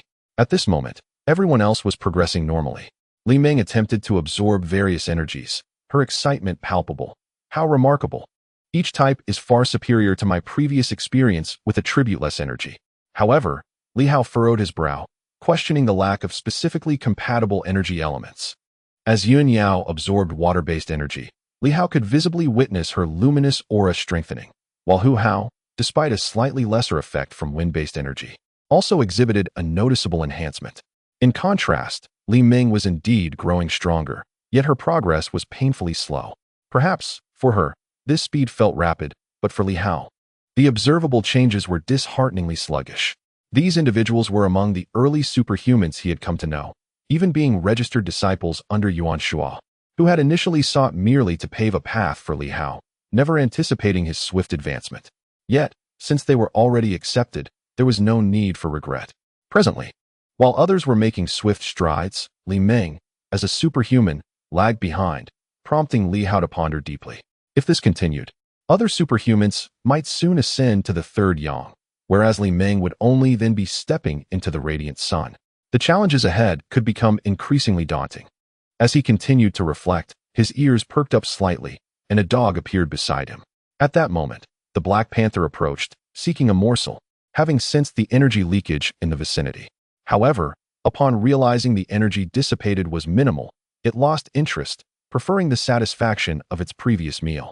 Now, the Black Panther was sleek and glossy, a far cry from its previous emaciated state. It wagged its tail, its nose twitching as it glanced at Li Ming, yet paid her no further mind, silently listening to Li Hao's discourse. Li Hao, equally perplexed, remarked, "This third eye of yours, I truly cannot discern its attribute.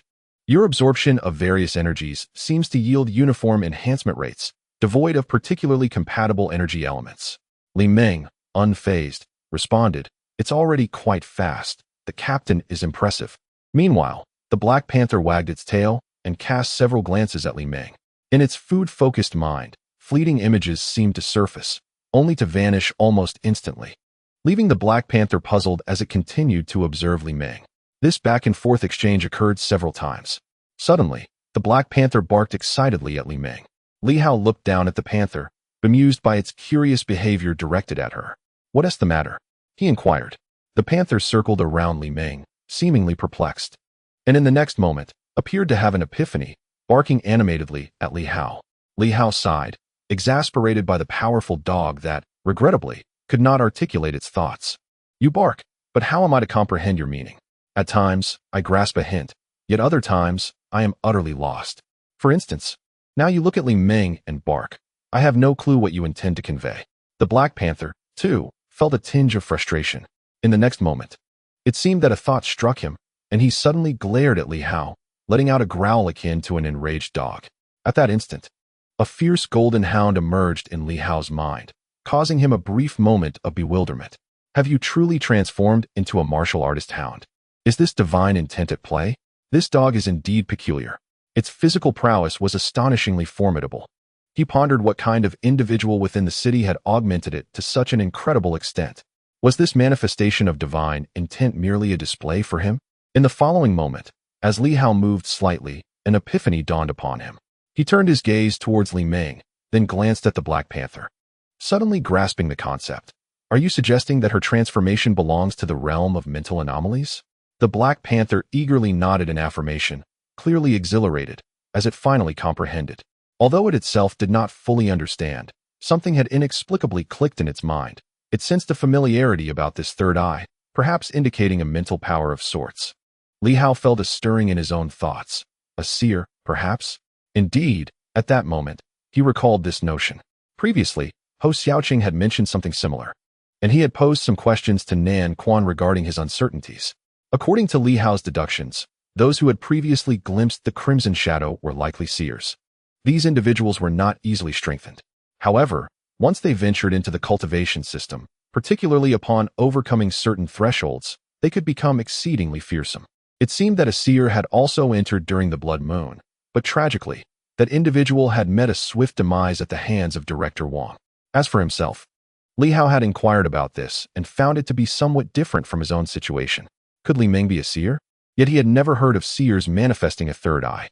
Furthermore, it was rumored that seers struggled with control during their cultivation, often leading to self-detonation. Li Meng, however, had not exhibited any such tendencies. With a hint of perplexity, Li Hao chose to set aside these thoughts. The mental realm posed challenges for enhancement, and currently, he had not discovered any power capable of extracting and fortifying divine intent. Although he possessed some spirit fruits, he had yet to experiment with them and would not recklessly offer them to others. He grew increasingly attentive to Li Meng's third eye, yet without a means to enhance it. He could only advise, continue your cultivation, it's better than before. At the very least, it was an improvement. Having exhausted this line of thought, Li Hao returned to the storeroom to retrieve the remaining divine energy stones. After some contemplation, he recalled Hao Lianchuan. If he ventured out tonight, would he encounter the pirates? Should he invite that fellow along?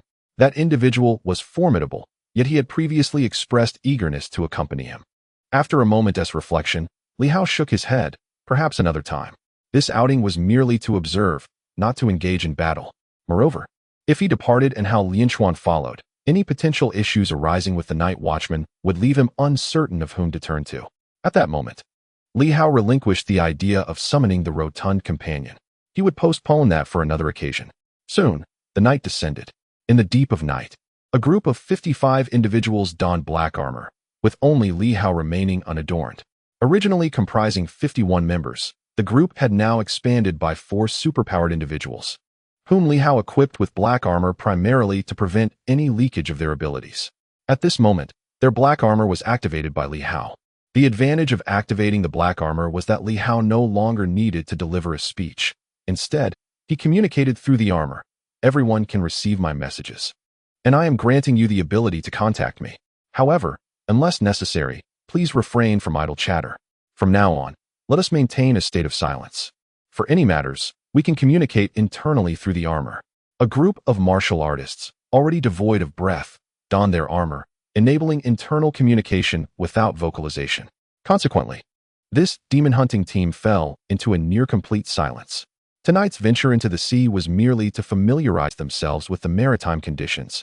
If they encountered a small band of pirates, it would serve as excellent practice. After a brief exchange through the armor, Li Hao ceased to speak. Having previously undertaken a mission with Li Hao, The team had grown accustomed to his style over the past few days, resulting in a tacit understanding among them. They moved with a semblance of military discipline. Though still lacking the strictness of the Battle Heaven Army, they were certainly superior to the average martial guards.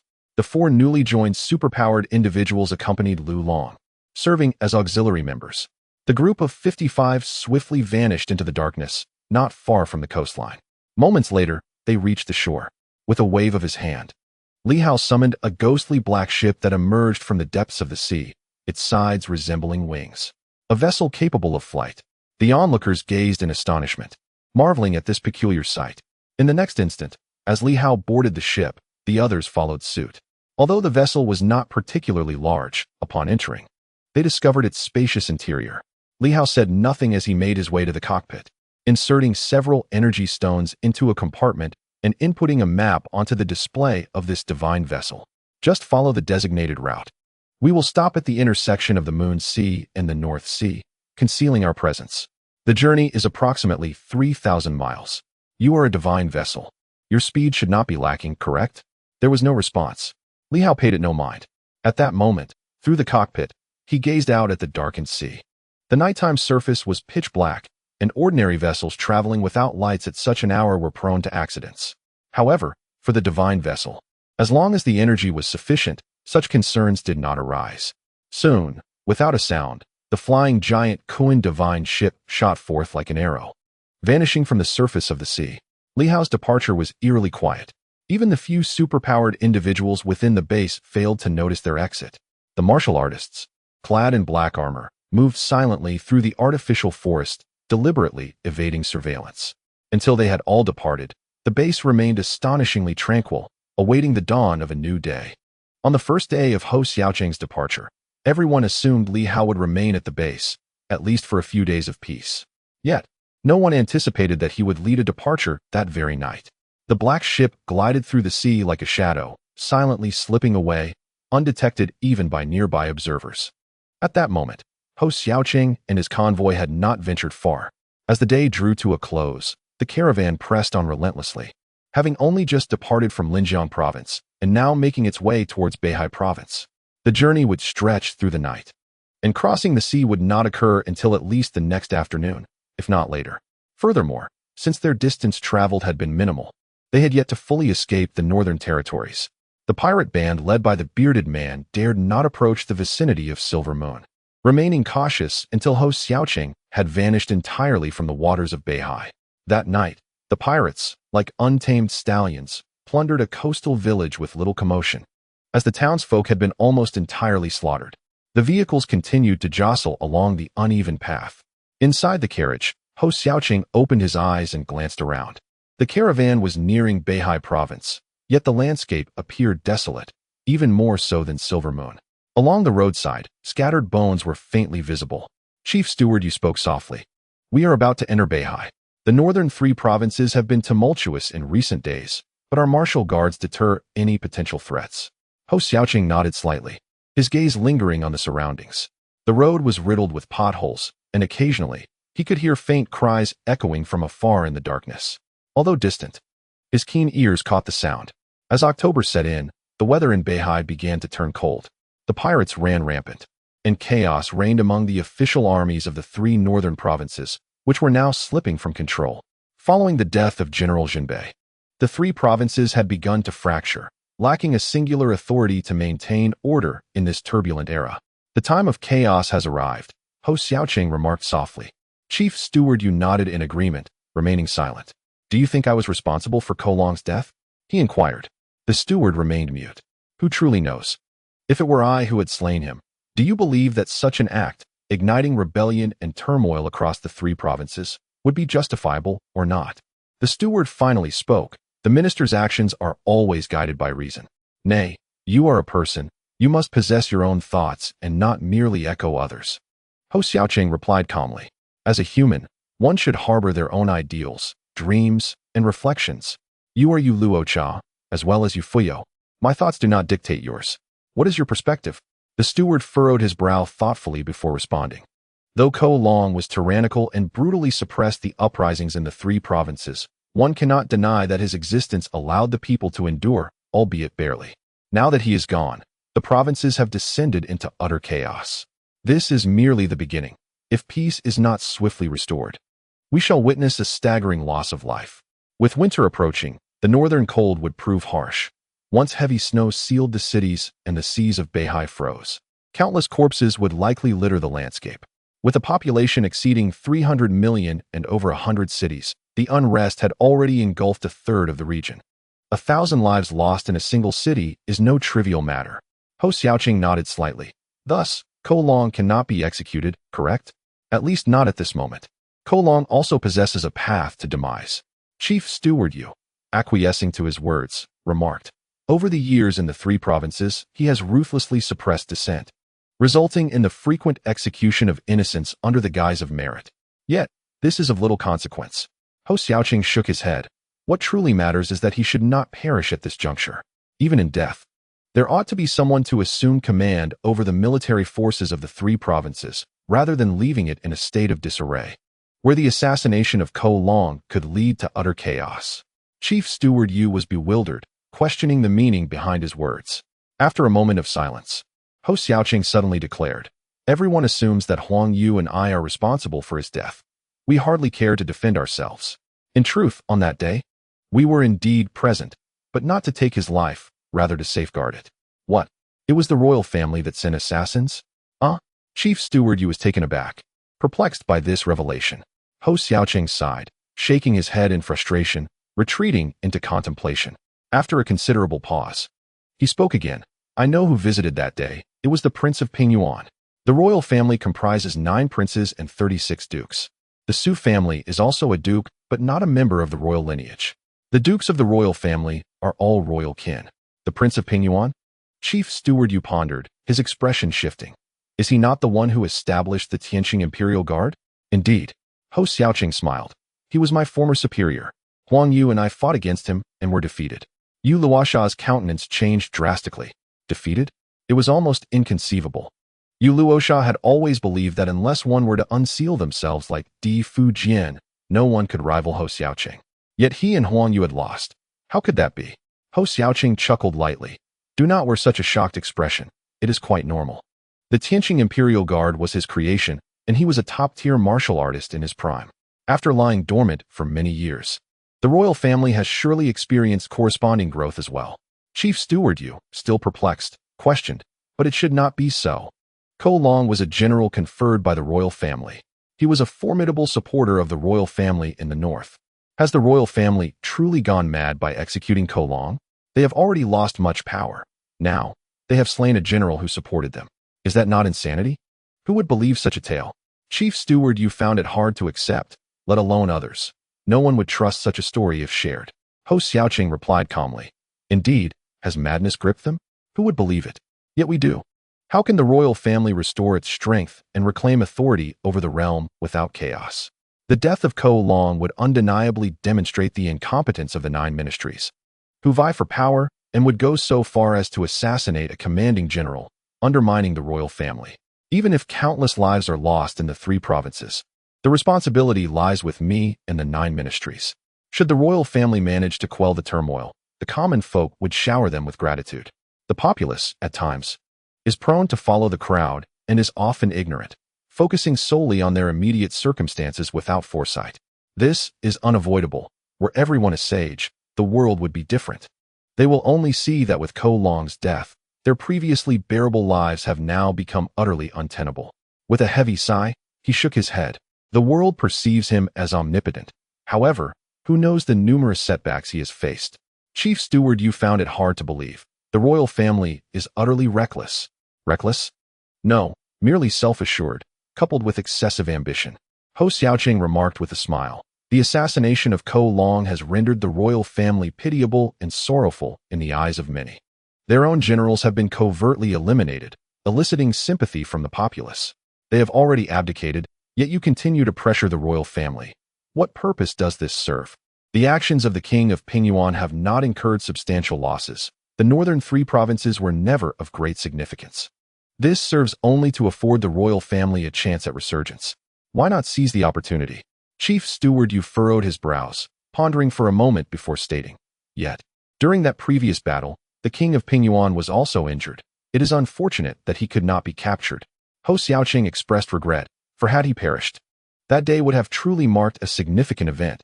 The death of Ko Long pales in comparison. Should the king of Pingyuan have been slain, Ko Long would have known that the king sought his demise, inevitably inciting a rebellion against the royal family. The 9 departments would certainly remain vigilant, and allowing them to clash within Tianqing City would be the true path to peace. He sighed. Alas, the opportunity has been lost.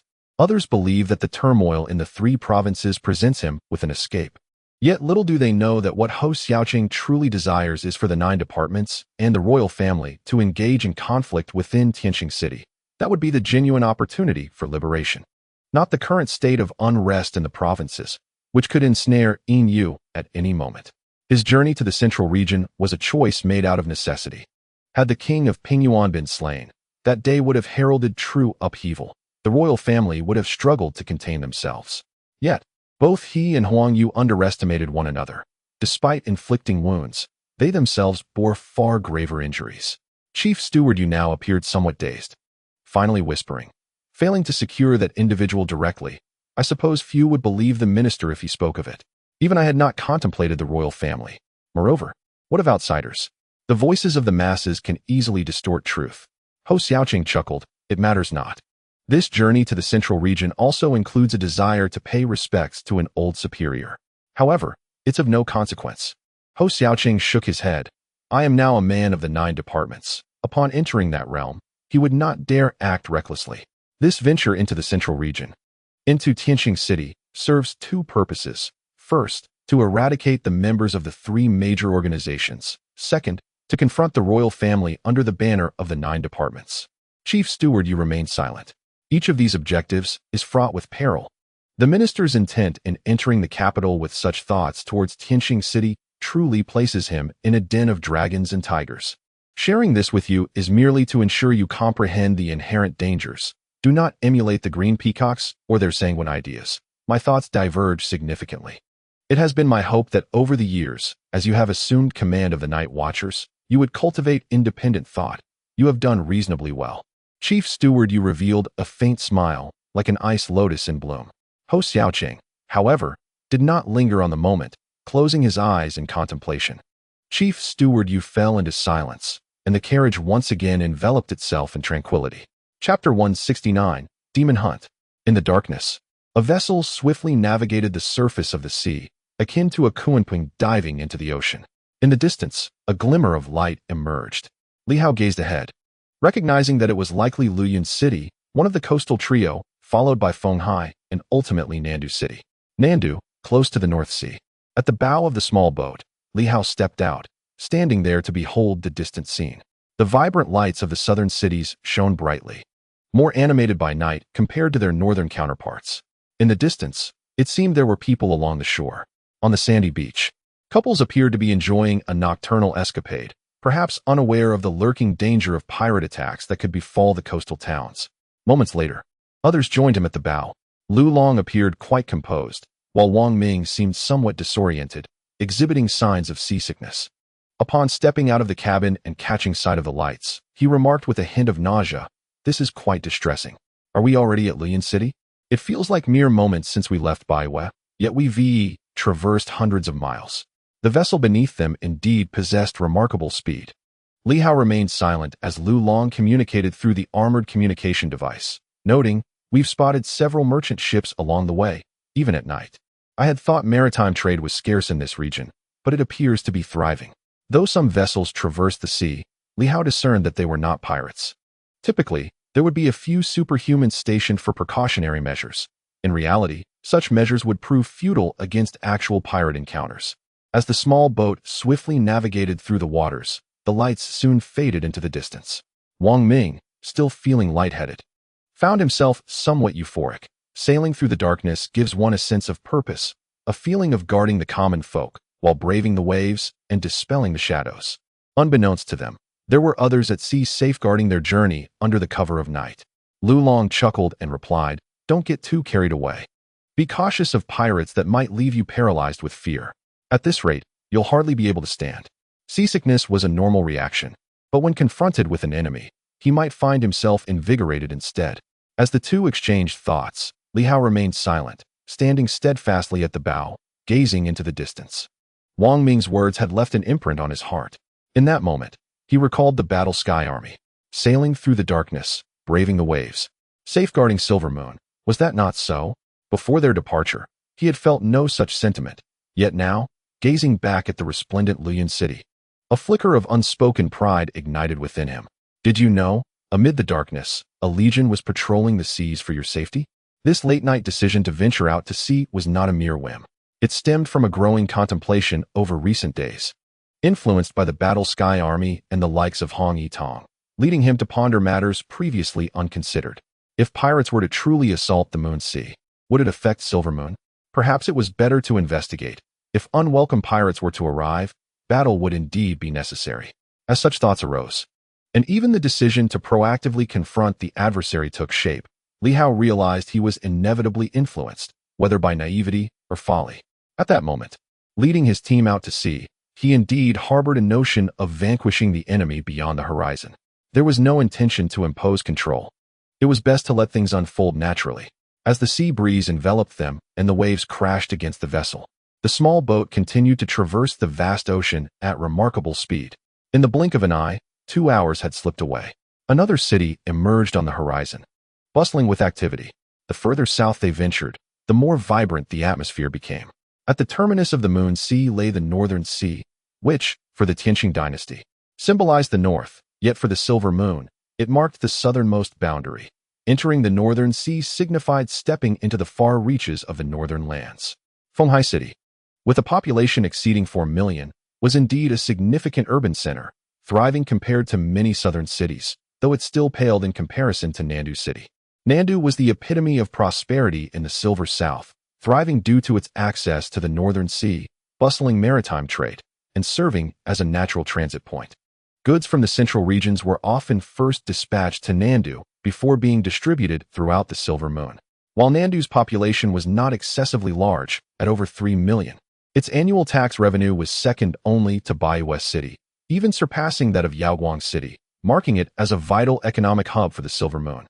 Nandu also boasted a plethora of intriguing and delightful attractions, things that Baiwest City may lack, yet Nandu certainly possessed. Having visited Nandu several times in the past, Li Hao recalled that it was not only frequented by the people of the Silver Moon, but also by individuals from numerous northern cities and even those from the central regions, all converging in Nandu, which had the ambience of an open port. Wang Ming, a scion of wealth, was well versed in these matters. Moreover, Nandu housed a division of the Night Patrol, which was quite formidable, featuring 2 daylight warriors, over 10 moon shadows, and 30 to 40 star masters. While this might seem modest now, it must be noted that prior to this, the establishment of a branch in Silver City, with Lu Long as its top combatant, was considered a peak force. Clearly, Nandu was regarded with considerable importance. Additionally, there were stationed troops in Nandu, numbering around 3,000, tasked with maintaining order. This vessel was indeed swift. Li Hao speculated that Minister Ho and his entourage might have only recently crossed Nandu, suggesting that traversing the Northern Sea would have been quicker. However, taking this route was not particularly convenient for land transport. It appeared that Ho Xiaoqing and his group were not traveling by this path, but rather by land, thus bypassing Nandu. Geographically speaking, however, passing through Nandu to cross into the Northern Sea province would have been closer than the land route. As they conversed, Wang Ming expressed anticipation, saying, "Upon reaching Nandu, should we not encounter any signs of pirates, why not indulge in some leisure there? I shall treat you." The offerings of food, drink, and entertainment in Nandu far surpassed those of Baiwest City. Moreover, the atmosphere was far from oppressive. It bore a hint of the bustling commercial hub, unlike the more serious and somber ambience of White Moon City, which exuded a sense of political and cultural gravitas. Li Hao refrained from reprimanding anyone, instead chuckling. Is it really that enjoyable? Indeed. Captain, you've yet to experience it. The nights are ablaze with lights, beautiful women abound, and money flows freely. There, wealth begets desire, Wang Ming exclaimed, his enthusiasm growing. Why don't I take you out for a bit of fun? The ladies there are renowned for their allure. Ahem. Lu Long cleared his throat, interrupting Wang Ming. Your words are becoming increasingly inappropriate. This is not a private conversation. He chided, noticing Wang Ming's barely contained laughter during their direct dialogue. Nearby, some cast disdainful glances at him, such as Hongqing and Liu Yan, both clad in black armor, rendering their expressions unreadable. Wang Ming, unfazed, continued cheerfully. Really, Captain, I'm suggesting we indulge ourselves after the patrol concludes, not right now. Why are you all looking at me? This isn't hindering our duties. Be quiet, Li Hao responded, casting his gaze into the distance as their small boat sped forward. It was evident that there were indeed more merchant ships on the water, with faint lights visible from some, illuminating the night. This was a stark contrast to what one would find in White Moon City. As their vessel navigated past these ships, the atmosphere became increasingly vibrant. Despite the late hour, the distant lights grew brighter, revealing a city that resembled a place that never sleeps, a sight that captivated Li Hao. He had never witnessed such a nocturnal spectacle before. In Silver City, after 10 o'clock, the lights dimmed significantly. Though White Moon City had some illumination, it lacked the lively sounds. Here, however, even from afar, Li Hao, with his keen senses, could discern the strains of music. Feeling somewhat out of place, having emerged from a small town, Li Hao, while tempted by Wang Ming's invitation to enjoy the revelries, chose to silently decline in order to maintain his composure. There were too many people present. However, as they approached the intersection of Moon Sea, if they had yet to encounter anything noteworthy, it would be wise to rest in South Passage for a while. Li Hao pondered, feeling ever closer to their destination. The city gradually emerged beneath the glow of lights, a dazzling sight indeed. In this northern frontier of Silver Moon, such a vibrant city that never slumbers was unexpected. The distant beach, even at this late hour, was alive with flickering lights and bonfires, accompanied by the sounds of revelry. Beside him, someone snorted disdainfully. Li Hao turned to see Hongqing muttering, "It is said that the north is in turmoil, and Silver Moon faces its own perils. Yet here they are, singing and dancing in the dead of night. As the ancient saying goes, the merchant's daughter knows not the grief of a fallen nation." Still singing of courtly pleasures from across the river. Upon hearing this, Wang Ming could not contain his dissent and swiftly retorted, "This is the commercial capital. The north is not in chaos yet. Even if turmoil were to arise, the south, renowned for its port commerce, would be rendered desolate without these melodies. In such a prosperous era, the decline of the south would lead to catastrophic consequences. Do you comprehend the extent of tax revenue that would be lost? The south is a vital port, serving as a crucial conduit for resource transportation. Without its flourishing state, Silver Moon, with its population exceeding 100 million, would see at least 30 million souls deprived of sustenance. This is no exaggeration. Silver Moon is already impoverished, lacking unique products, and relies heavily on the south for sustenance. As long as the melodies persist, you may find solace, but should they cease, it would spell significant trouble. Both parties seem to present valid points. Li Hao found himself intrigued, casting a glance at Wang Ming. Was his defense genuinely as he claimed, that the songs of the South epitomized the prosperity of Silver Moon? Or was it merely an attempt to embellish his own standing, driven by a fondness for the flourishing scene? Regardless, Wang Ming's assertions bore merit. As the southernmost port city of Silver Moon, a decline in the south would indeed inflict severe damage upon the entire region. Hongqing, who had been humming moments before, now appeared somewhat bewildered. Is that so? She pondered aloud. She was not particularly knowledgeable on the matter, but felt a dissonance between the apparent opulence and some of the rumors she had heard. After listening to Wang Ming, she could not help but inquire, can the prosperity of the South truly sustain so many? Wang Ming scoffed lightly. Read more books, keep abreast of the news.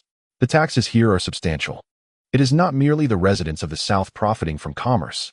The annual tax revenues sustain a significant portion of the Silver Moon's official system. Our salaries depend on these funds. With the central region withholding support and failing to allocate funds in recent years, we must rely on self-sufficiency. Furthermore, this area is responsible for transporting essential goods from the northern provinces and grain from the central region. Silver Moon does not produce an abundance of grain due to its harsh winters, which are far less conducive to agriculture than the South. Thus, we still require grain imports, albeit not in excessive amounts, but we cannot sever this lifeline. Additionally, many aspects of our daily lives depend on supplies transported from here to the entirety of Silver Moon. Relying solely on land routes would be an unsustainable drain on manpower and resources. Maritime transport is essential for conserving both. This scion of a prominent family elucidated the significance of the South. Without it, Silver Moon would be utterly isolated, reliant only on the neighboring Linjiang for meager assistance. However, Linjiang often imposed restrictions and sanctions on Silver Moon. In comparison to Wang Ming, Hong Qing appeared somewhat uninformed, despite her father's immense power. Hong Yitong seldom discussed politics and had not provided her with training in this area, leaving her somewhat naive. Li Hao, too, found himself in a similar predicament. After Wang Ming concluded his explanation, Hong Qing felt a twinge of embarrassment. I see now, I misunderstood. The prosperity here is indeed commendable. The more prosperous, the better. The melodies are truly delightful. Wang Ming had initially intended to engage in a friendly debate with her, but her swift concession left him momentarily taken aback. How come you are different from others? He asked, bemused. What do you mean? Hong Qing responded, puzzled. Wang Ming found himself at a loss for words. His friends, even when they were aware of their mistakes, would insist on arguing for days and nights, refusing to concede or back down, employing every conceivable angle to counter his points. It struck him as peculiar that the daughter of the Earth Sword possessed such a temperament. Of course, Wang Ming was unaware of the true prowess of the Earth Sword. He only knew it was at the early stage of the Three-Yang realm. Were it not for his desire to cultivate a formidable foundation, he might well have been at the same level. Thus, he felt little trepidation. Had he grasped the true strength of the Earth Sword, he likely would have been busy flattering Hong Qing rather than voicing such thoughts. Hong Qing, puzzled, inquired, why do you still argue when you have articulated your points so clearly? Your reasoning is sound, so why not concede? It seemed as though this individual actually anticipated a retort akin to an argument, which was rather absurd. Wang Ming was left speechless. At that moment, the small boat had approached the port of the southern crossing. Although Li Hao had not drawn too near, he merely maneuvered the vessel closer to the sandy shore, listening to the cacophony of merriment emanating from the beach. What a lively scene. With keen eyes, Li Hao spotted several individuals indulging in barbecued delicacies and sipping on drinks. Despite the late hour, the night air was somewhat chilly, and the beach felt even cooler, yet these revelers appeared oblivious to the temperature. Faintly, he could also discern some long-legged young women. Li Hao stole a few glances in their direction, causing the boat to slow its pace. On the bow, a group of unsophisticated folk gazed curiously, their eyes wide with wonder. Wang Ming, an experienced traveler, noticed that apart from himself, the others had scarcely ventured far from home. While Bayou City was bustling, it held little significance for the inspectors. The vibrant cityscape was of no consequence to them, as they lacked the means to enjoy its offerings. At that moment, they were all thoroughly captivated by the sights. Through the communication channel, an unknown voice chimed in. Captain, this place is fantastic. How about we return and spend a day here? We don't have money, Captain. Could you possibly advance us some wages? Others quickly joined in on the public channel, clearly intrigued by the allure of this new locale. Soon, another voice declared, I want to go. But if we can get an advance on our wages, I'm in. The expenses here must be high. Saving a bit could allow us to purchase quite a few things to send back. This was undoubtedly someone from the Sword sect. Hong Qing's voice soon resonated within the channel. Spending a little ISNT problem. It supports the Silver Moon tax. The sect ISNT currently strapped for cash. My father is at the Three-Yang level. Working even once would yield greater earnings. It's our first time out earning wages. We can afford to spend a little. Li Hao found himself speechless. Old Hong, are you aware that your daughter is practically selling you out? The notion that a Three-Yang could earn more from working would surely elicit laughter if it spread. Clearly, even he seemed somewhat drawn in by the lively ambience. The group, even as the boat slowed its pace, remained oblivious to the change. At that moment, Li Hao turned his gaze into the distance, spotting a vessel racing swiftly towards them. It emitted no radiant light, only a faint glimmer, suggesting it belonged to a water-type superhuman. Though not particularly strong, likely at the early stage of the Moon's shadow realm. From afar, he noticed something unusual. The individual appeared to be stained with blood. A pirate? It didn't seem likely. He appeared somewhat perplexed, contemplating for a moment before the small vessel swiftly glided toward that direction. In the blink of an eye, they drew closer to the individual. At this moment, he discerned the person's features and the fear etched upon his face. This was an individual endowed with hydrokinesis, hastily propelling the boat in an attempt to flee, seemingly unaware of Li Hao and his companions until they were merely 100 meters apart. It was only then that the man noticed their vessel, and in the next instant, his eyes suddenly ignited with a brilliant clarity as he shouted, "Is that the warrior guard?" It appeared he recognized the silhouette of the boat. Before Li Hao could utter a word, the man exclaimed, "Did the warrior guard not depart? Fortunately, they haven't left. Pirates are approaching. A small town near the river has been slaughtered. They are advancing toward us. My merchant ship was utterly decimated by the assailants. And it seems the white shark pirates are on their way. I was just heading south to deliver the news, and at last, you have arrived." His anxiety eased somewhat upon seeing the vessel. Li Hao stepped onto the air, swiftly soaring forth to grasp the man. Upon seeing Li Hao clad in armor, the man felt a sense of reassurance wash over him. Pirates? He was tossed onto the bow of the ship, and upon witnessing the numerous individuals clad in black armor, his confidence grew. Yes, pirates. The white shark pirates. A small town near the river has been annihilated, resulting in the deaths of thousands. The number of pirates is considerable.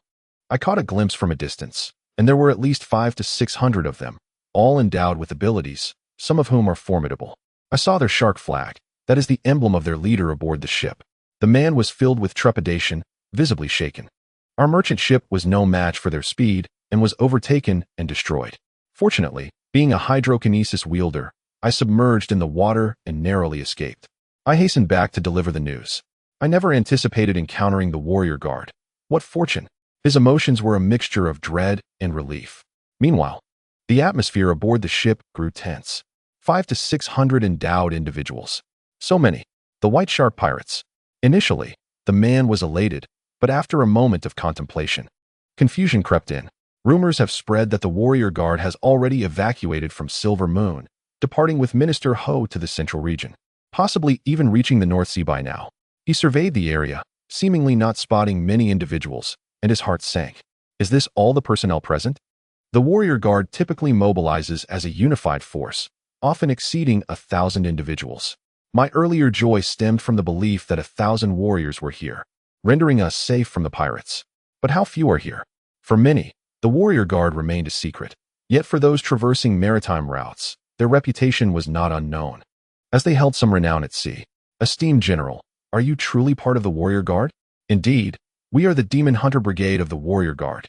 Li Hao replied in a solemn tone. Are you certain they are the white shark pirates? Did you not depart with Minister Ho? Correct. We are the remaining forces. Li Hao gazed into the distance, his brow furrowing slightly. He had merely anticipated encountering a few minor pirates. Yet he found himself facing one of the 8 major pirate factions, the White Shark Pirates, accompanied by 500 to 600 endowed individuals. Along with their leader, this was indeed troublesome. What is your number? Just as many as you see. It's over. The man was instantly filled with dread.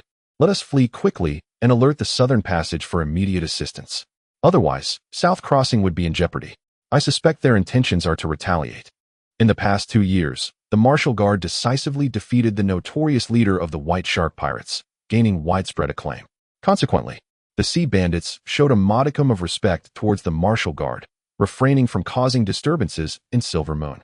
Now that the White Shark Pirates are advancing in this direction, it is undoubtedly an attempt to take advantage of the Martial Guard's withdrawal to exact revenge on Silver Moon. If we delay any longer, it will be too late. These fiends are devoid of humanity. Once they enter South Crossing, a river of blood will surely flow. Just a handful of individuals can swiftly turn previous joy into nothingness, leaving only terror and helplessness in its wake. We must flee. 500 to 600 superpowered individuals, a tenfold increase in numbers. Li Hao fell into contemplation, and after a moment, he spoke. What is their strength? What? I mean, how many of them possess the 3 suns and the dawn radiance? At present. How long will it take for them to reach South Crossing?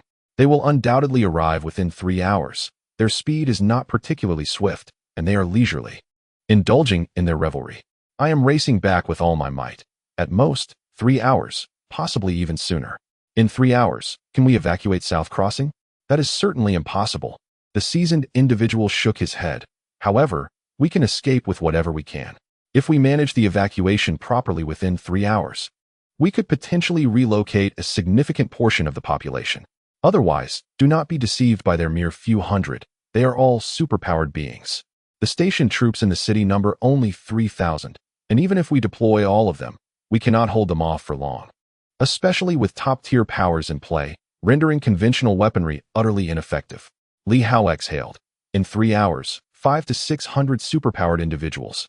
You are quite the veteran of the seas, aren't you? General, answer me. Yes.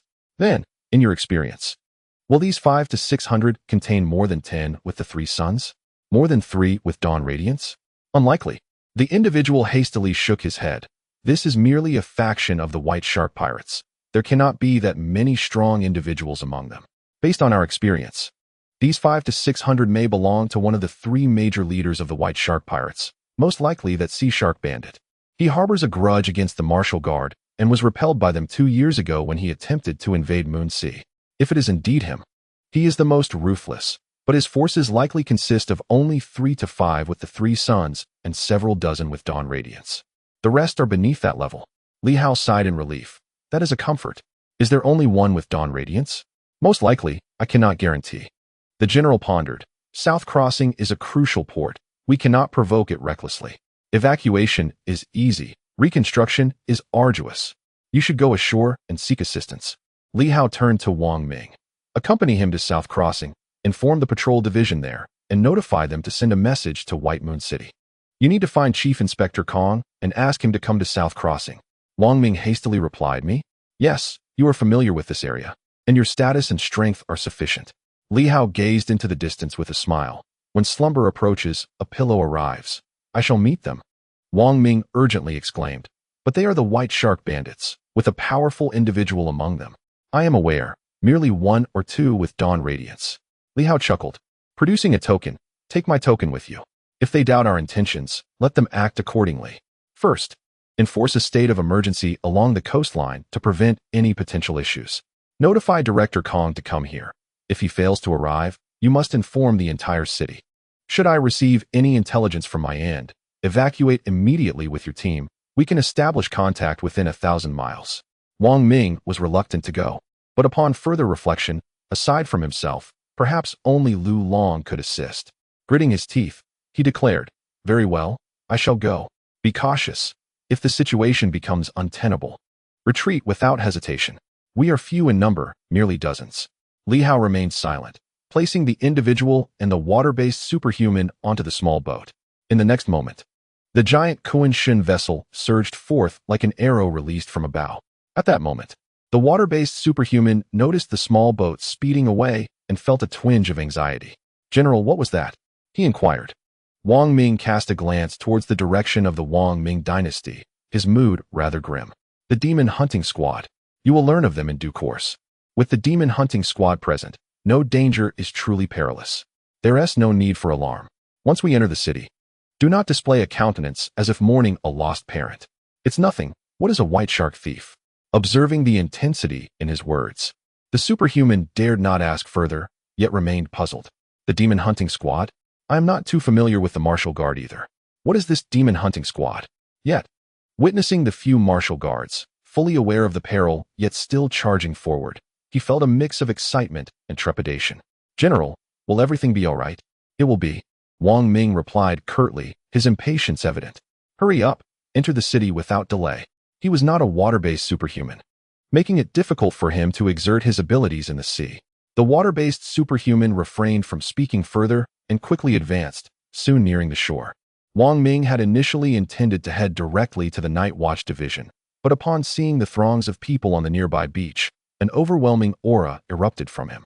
He shed his black armor, storing it in his storage ring, amidst the surrounding agitation. Revealing his true form, he scoffed. Why are the tourists still lingering here at this late hour? Are they waiting to meet their demise? Leave at once. As for the nearby businesses, I shall take full responsibility. Tonight, I am hosting distinguished guests. No others shall be entertained near this beach. By what right? Someone protested. What makes you so special?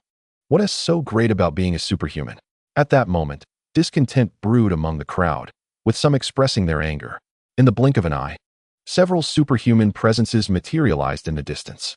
Moments later, a team of superhumans appeared, eyeing Wang Ming with caution. One shouted, The Night Watch has arrived. This brat is so arrogant, causing a ruckus here. Quickly apprehend him. The Night Watch members seemed to recognize Wang Ming and momentarily hesitated, wary of his formidable aura. After a brief pause, one of the Radiant Sun members approached swiftly. Upon landing, Wang Ming wasted no time in issuing a command, tossing a token towards him. Take me to the division. Furthermore, enforce a lockdown here, as I have guests to entertain. The individual was one of the 2 Radiant Sun members stationed in this area. Upon receiving the token, he was momentarily taken aback, gazing at Wang Ming with disbelief. Is that you, Minister Li? Li Hao? The orders were just issued during the day, and yet you have arrived in South Crossing tonight? Silence. Wang Ming conveyed in a hushed tone. There is a secret mission. Less chatter. Expedite the process. Have the area near the coast cleared and the port shut down. Just inform them that it is I, Wang Jia de Shao, hosting guests tonight. At that moment, Li Hao recognized Wang Ming. His heart stirred. Closing the port was no trivial matter, yet he dared not voice his concerns. The token of the deputy minister held weight. Despite Li Hao's recent appointment, none would truly underestimate him, for he was a warrior who had vanquished 6 formidable adversaries of the Sanyang. Swiftly, arrangements were made, and soon, several night watchmen commenced their tasks.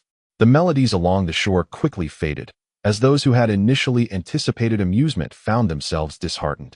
Realizing the night watchmen were on the scene, some, resigned and discontented, hastily departed. What misfortune! It seemed they had encountered a significant figure. How absurd it was to venture out for a midnight snack. In these times, the presence of a notable personage engaged in a bit of privilege was hardly intolerable. In the current era of the Tianqing dynasty, the tolerance for the misdeeds of the influential was remarkably high.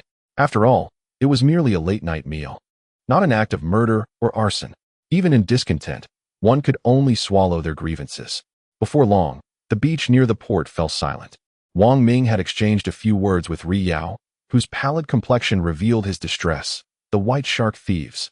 Minister Li had taken his scant cadre of new martial guards to confront the White Shark thieves. The ramifications of such an encounter were unfathomable. In an instant, trepidation and anxiety enveloped him, leading him to communicate. Wang Ming, why did you not counsel against this? How could you allow Minister Li and his men to engage an adversary tenfold in strength? This is madness. It is tantamount to a death sentence. And what of Xuguang? The losses in the retreat from the south are already grievous. Wang Ming felt a sense of urgency and regret. He realized that his earlier words might have contributed to this predicament. He had exaggerated when he spoke of the South sustaining millions, and perhaps Li Hao's decision to confront the foe was influenced by his claims. How foolish of him to speak so recklessly. Had he deemed the South less significant, Li Hao might not have taken such risks. Even if he had been willing, he would not gamble the lives of those dozens of martial artists against 500 or 600 superhumans and the Xuguang Sanyang. Wang Ming felt a pressing urgency and deep remorse, vowing to refrain from speaking indiscriminately in the future. Should calamity arise, it would be a consequence of his own imprudent words. Hurry, proceed to the division and immediately contact Director Kong. He uttered no further words, quickening his pace. At that moment, he remained unaware that Li Hao had already slain Xuguang, known only to Lu Long. Meanwhile, Li Hao hastened his efforts. The small vessel surged towards the distance with great speed. Standing at the bow, he communicated internally. Everyone, maintain your spirits, fear not. I will handle Xuguang. The Sanyang shall be entrusted to Commander Lu. Form the 10-ring sealing mountain formation. The time for your trial has arrived. Additionally, remain cautious of any remaining threats, lest we attract more bandits. Li Hao inhaled deeply. Once we have shattered the enemy and vanquished them completely, I shall treat you all to a day of leisure in the south. It will be on me. Commander, you are formidable, someone shouted in the communication, seemingly unperturbed by fear. Tenfold the enemy? What of it? The leader is unafraid. What could they possibly fear? Even if they face tenfold enemies. With the protection of the black armor, the radiant sun cannot breach their defenses. There is nothing to dread. Li Hao gently stroked the Black Panther beside him and whispered, if there is only one sunlight, you need not worry.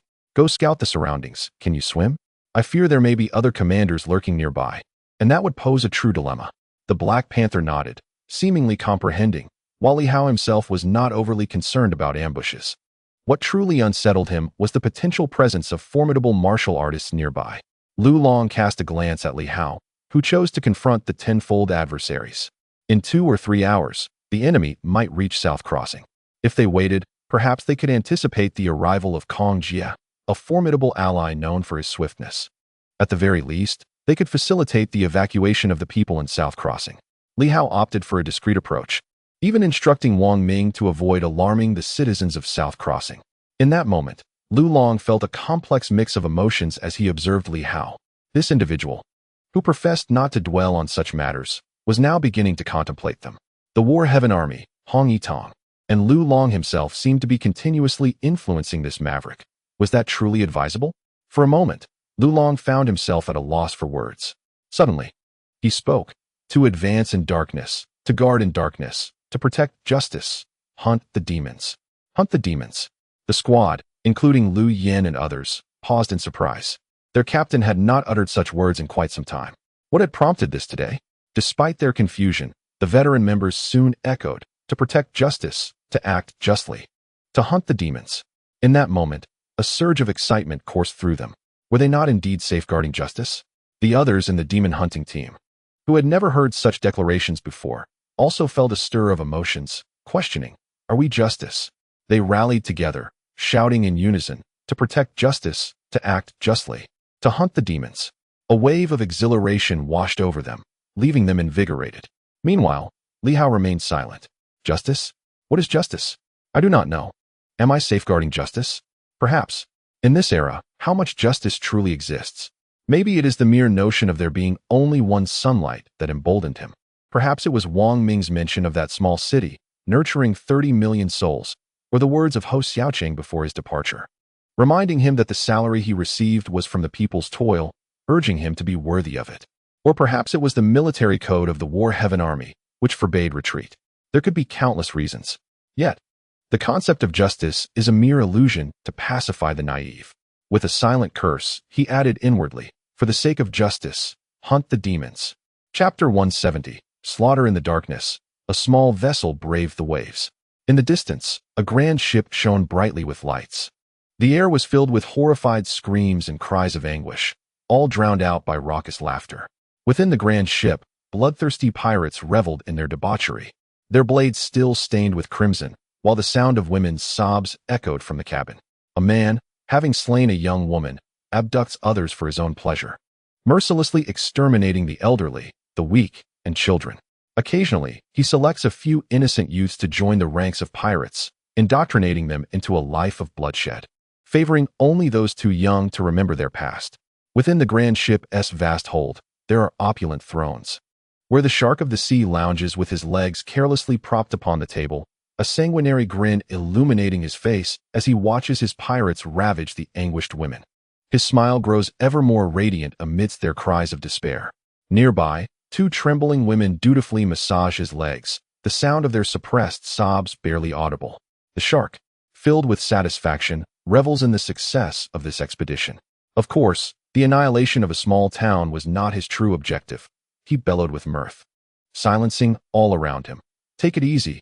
Soon we shall reach the southern crossing, where true paradise awaits. Do not let your legs falter. Rest assured, Third Master. Our brotherhood stands unyielding, came a voice, only to be abruptly silenced as a golden arrow struck him dead on the spot. The atmosphere grew eerily quiet. Soon, a pirate, trembling in fear, hastily interjected, Third Master, spare his life. This fool is not in his right mind. Your judgment is impeccable. The golden arrow had indeed been loosed by the shark himself. Upon hearing the phrase, unyielding golden spear, the shark's fury ignited. To mention such words before him, especially in a tone of admiration, was tantamount to courting death. With a cruel smile, he commanded, drag him away and cast him into the sea. If you lack the ability to speak, then silence yourself. No one dared to utter a word, and soon laughter erupted once more. The demise of one thoughtless individual was merely an everyday occurrence for them. The shark kicked away the two women who had been attending to him, sending the young women crashing against the ship's hold, blood oozing from their mouths, their eyes reflecting despair and emptiness on the brink of death. The shark paid them no mind as he stood, indifferent to the chaos within the hold. Stepping onto the deck, he found several supernaturals surveying the surroundings. Third Master. A man approached swiftly, whispering, we shall soon arrive at the southern crossing. However, it seems that Hou Xiaoqing and his group have just reached the North Sea crossing. Should we wait until they fully cross before we act? The shark scoffed. It is precisely because they have not yet departed that we must strike.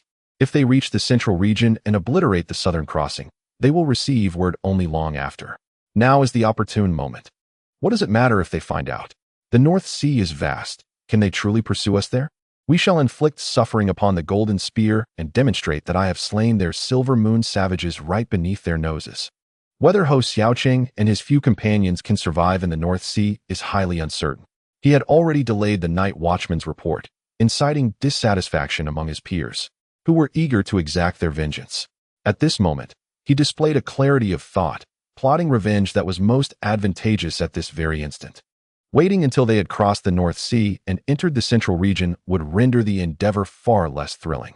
At this moment, let them grapple and ponder the decision of whether to venture into the North Sea to seek vengeance against the sea sharks. It would indeed be intriguing if they dared to proceed. Should the Imperial Guard enter the North Sea, the 8 notorious pirates would surely not remain indifferent. Perhaps a grander revenge could be orchestrated. All the pirates of the North Sea would mobilize to encircle and annihilate these intruders, for Hou Xiaoqing instills trepidation in them. This is precisely the outcome that the sea sharks yearn to witness. They eagerly anticipate that Hou Xiaoqing and his crew would swiftly receive the news and, in a fit of impulsiveness, plunge into the North Sea. At that juncture, whether it be the White Shark or other pirates, could they afford to turn a blind eye? "Free master, how astute!"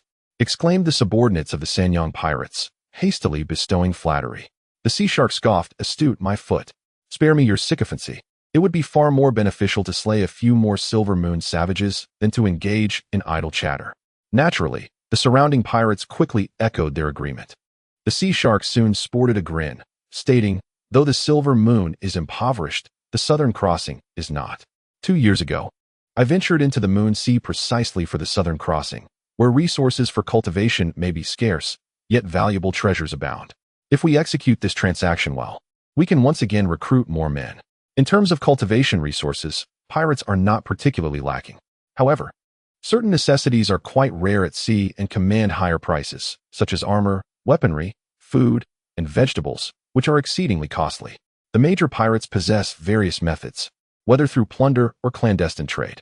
Yet, smaller pirates hesitate to boldly raid merchant ships, often failing to meet their own needs. They find it easier to acquire cultivation resources at sea and are willing to pay handsomely to the larger pirates for such supplies. Once again, the crowd showered compliments. A glimmer of amusement danced in the sea shark's eyes. The White Shark's crew numbers over 10,000, not all of whom are superpowered. Some are martial masters or ordinary individuals with special skills, yet the superpowered make up the majority. Among the 3 pirate leaders, he ranks third, wielding the weakest force with only 500 to 600 superpowered individuals under his command. In stark contrast, the chief, the White Shark, commands a staggering 3,000 superpowered warriors. A terrifying force indeed. Thus, even though the sea shark covets their power immensely, he dares not entertain any thoughts of aggression. 2 years prior, he had contemplated raiding the Southern Crossing to bolster his ranks, only to suffer a crushing defeat, resulting in the loss of over 100 superpowered individuals and significant personal injury. Fortunately, he still had supporters. Over the span of 2 years, not only had he not fallen behind, but his ranks of superpowered individuals had also replenished, significantly surpassing their original numbers. A myriad of thoughts flitted through the sea shark's mind, and in the distance, he seemed to glimpse a fleeting shadow. Upon closer inspection, nothing was visible. Turning to a fellow Sanyang pirate beside him, he inquired, "Did you see anything?" "Nothing at all. The seas are calm. Some merchant ships have been destroyed, and we shall soon reach the Southern Crossing." Simultaneously, less than 5,000 meters from the grand vessel, the colossal Kunshin ship came to a halt. At this moment, Li Hao had already caught sight of something, a luminous orb. Despite the distance, he could discern it clearly, evidently the presence of a radiant entity. Upon closer examination, it appeared to be a singular entity of this brilliance, while other faint lights remained indistinct. The precise number of Sanyang was unclear, but this radiant entity seemed to be in the mid-stage of its brilliance. Li Hao cast a glance and felt significantly reassured. As the dawn approached, the challenges had indeed diminished significantly. "Do you see it?" Li Hao inquired from within his armor. Soon, several captains responded in unison, "We see it." In the distance, an imposing ship radiated an extravagant glow. Typically, pirates prefer to maintain a low profile, extinguishing their lights under the cover of night. However, the White Shark, feeling dominant in these waters, boldly illuminated the ship, exuding an air of arrogance. Now, as they drew nearer, it was time to seize the opportunity and board the vessel for combat. Units must remain cohesive, should they be overwhelmed and plunge into the depths. As long as they endure a while, I will seek them out once I have dealt with the pirate leader. The black armor will allow them to survive underwater for a time. With a tenfold disparity in strength, Li Hao prepared himself for the possibility of his teams being scattered. Yet, the martial artists possessed formidable defenses. Even if they were to be driven back into the sea, as long as they were not completely dispersed, Li Hao could locate them, even from a distance. Understood. The captains replied affirmatively. Taking a deep breath, Li Hao urged the small boat closer to the enemy.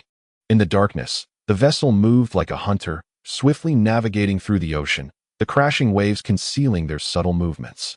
A group of black-armored warriors stood at the bow, a mix of tension and anticipation palpable among them.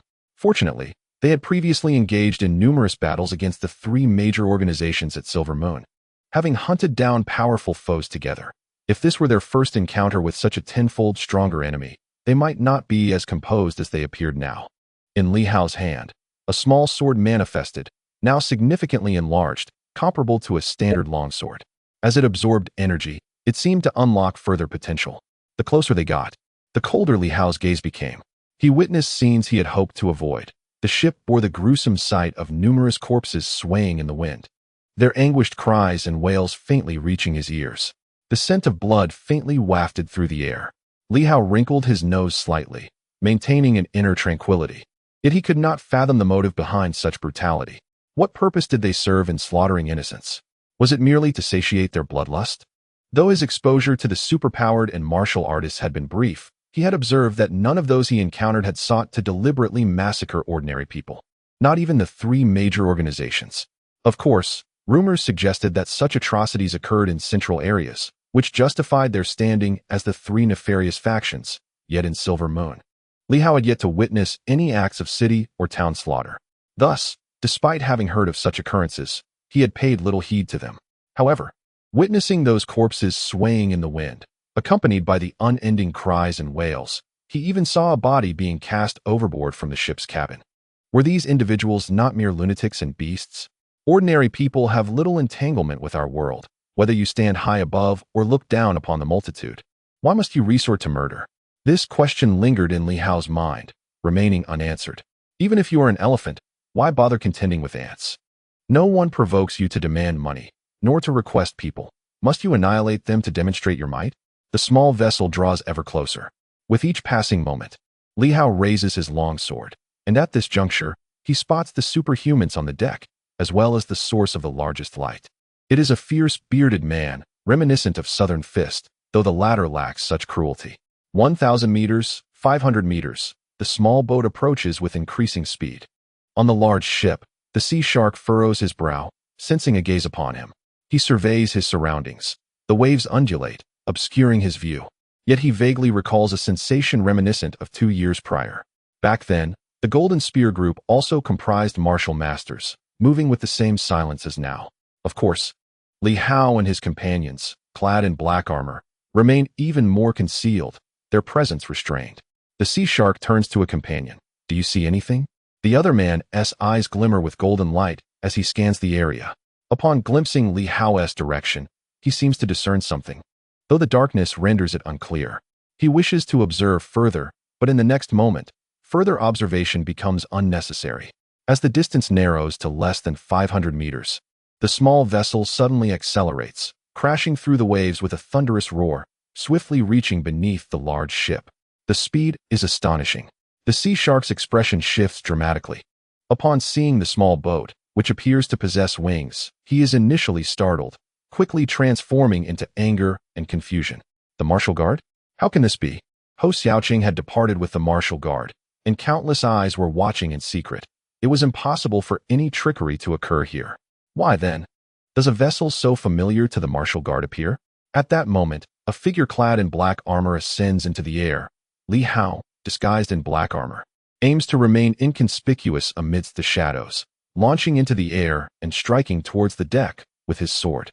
The sea shark regains his composure, a large blade suddenly appearing in his hand, his eyes reflecting confusion and madness. With a thunderous roar, he swings his blade. Boom! The clash of sword and blade reverberates with a mighty sound.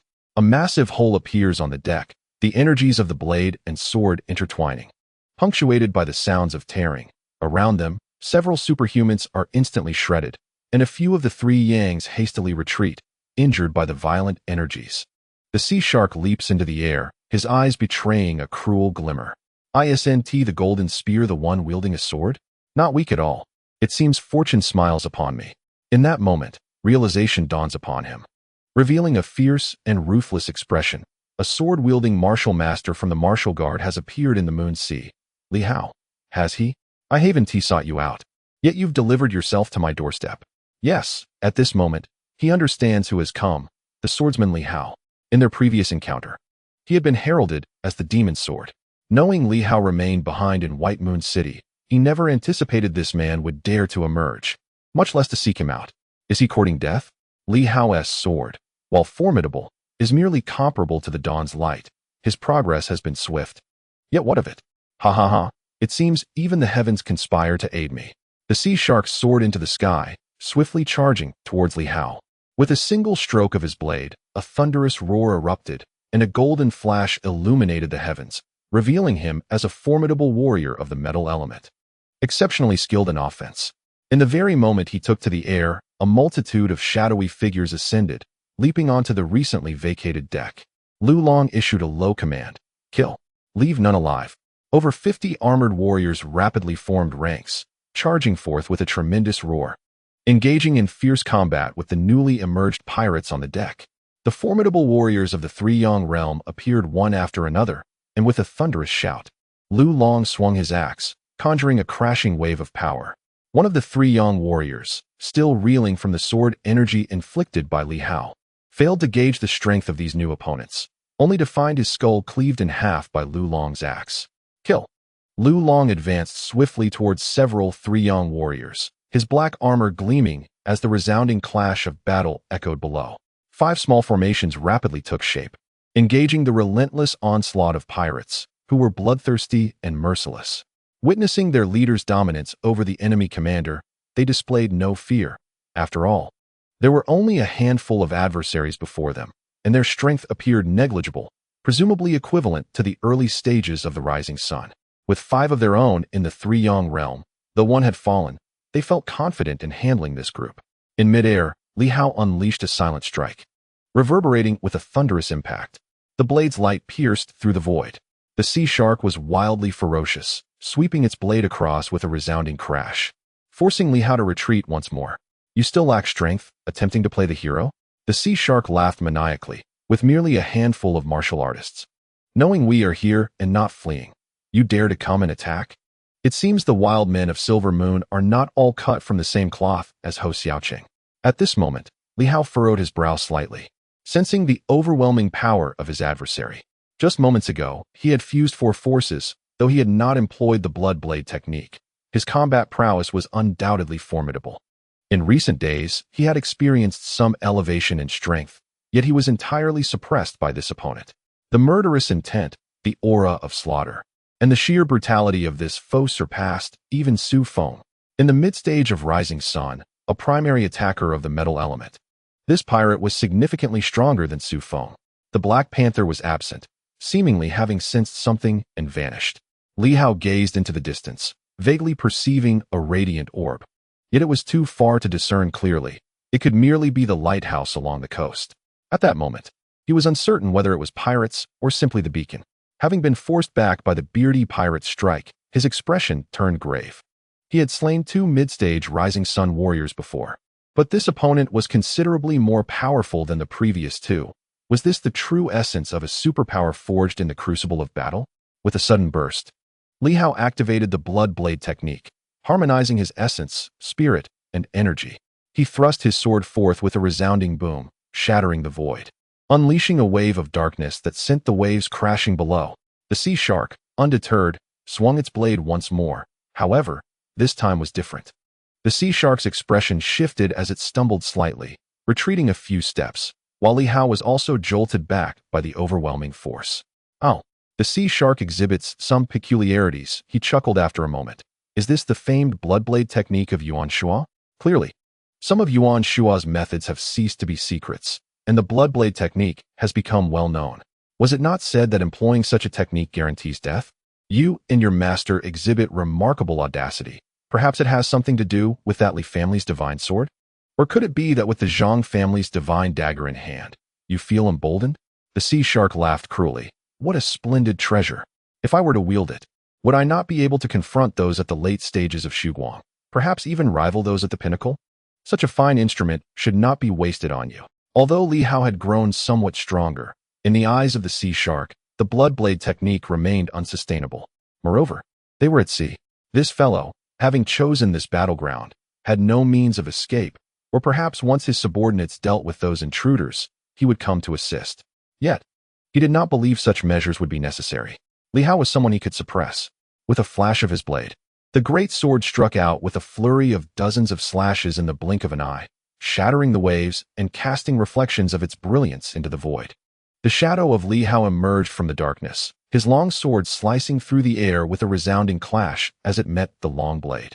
Remarkably, the long blade remained unscathed. An astonishing feat. This sword seemed to be a divine weapon, yet it did not exhibit a weapon spirit. The quality of the blade itself was exceptional. While the current Starry Sky sword was indomitable, it astonishingly failed to pierce this dagger. Is this indeed the Li family's divine sword? But my blade is no less impressive. It is a treasure obtained from the underwater ruins, far more formidable than ordinary divine weapons. The sea shark cackled, unleashing a relentless barrage of strikes, continuously suppressing Li Hao. Despite the explosive power of Li Hao's blood blade technique, the fusion of 4 elements, and the assistance of the waves, he still found it challenging to contend with his opponent, achieving only a delicate balance of power, yet still slightly inferior. This caused Li Hao to furrow his brow in concern. Were pirates this formidable? They seemed far stronger than many of the renowned figures on the master list. At that moment, a furious roar echoed from the distance, followed by a thunderous crash. It was Lu Long unleashing his power, sending a 3 young adversary flying with a single axe strike, filled with unbridled rage as he bellowed, "Annihilate them! Those beasts!" Li Hao cast a glance in that direction and noticed the cabin was somewhat destroyed, revealing numerous corpses, some seemingly disemboweled. The sea shark also glanced over, chuckling. What is that? The son of a silver spear? Not too shabby. Why such fury over killing a few ants? It is said that one absorbs what they consume. If one's superpower is too strong, their organs may weaken. It is rumored that consuming hearts can replenish one's organ strength. Even more effective than your so-called 5-animal breathing technique. Li Hao was momentarily taken aback, gazing at him as he spoke for the first time. You kill and eat people. No. Why would we consume people? Boom. The sea shark slashed again, laughing heartily. We do not eat people. We merely consume organs. It is said that the organs of martial masters are even more potent, providing a more intense experience, and they can replenish organ strength. We are well aware that when superpowers reach their zenith, organs are prone to damage. By consuming your organs, one can bypass these drawbacks. I could teach you for free. You are qualified to be my disciple, aren't you? Li Hao was left in disbelief. Upon first encountering such a theory, the notion of consuming human organs to fortify one's own struck a profound blow to his psyche. He had previously believed that those who committed murder were merely deranged or insane. Yet in this moment, Haisha revealed to him that they killed not out of madness, but to devour the organs of others and enhance their own vitality.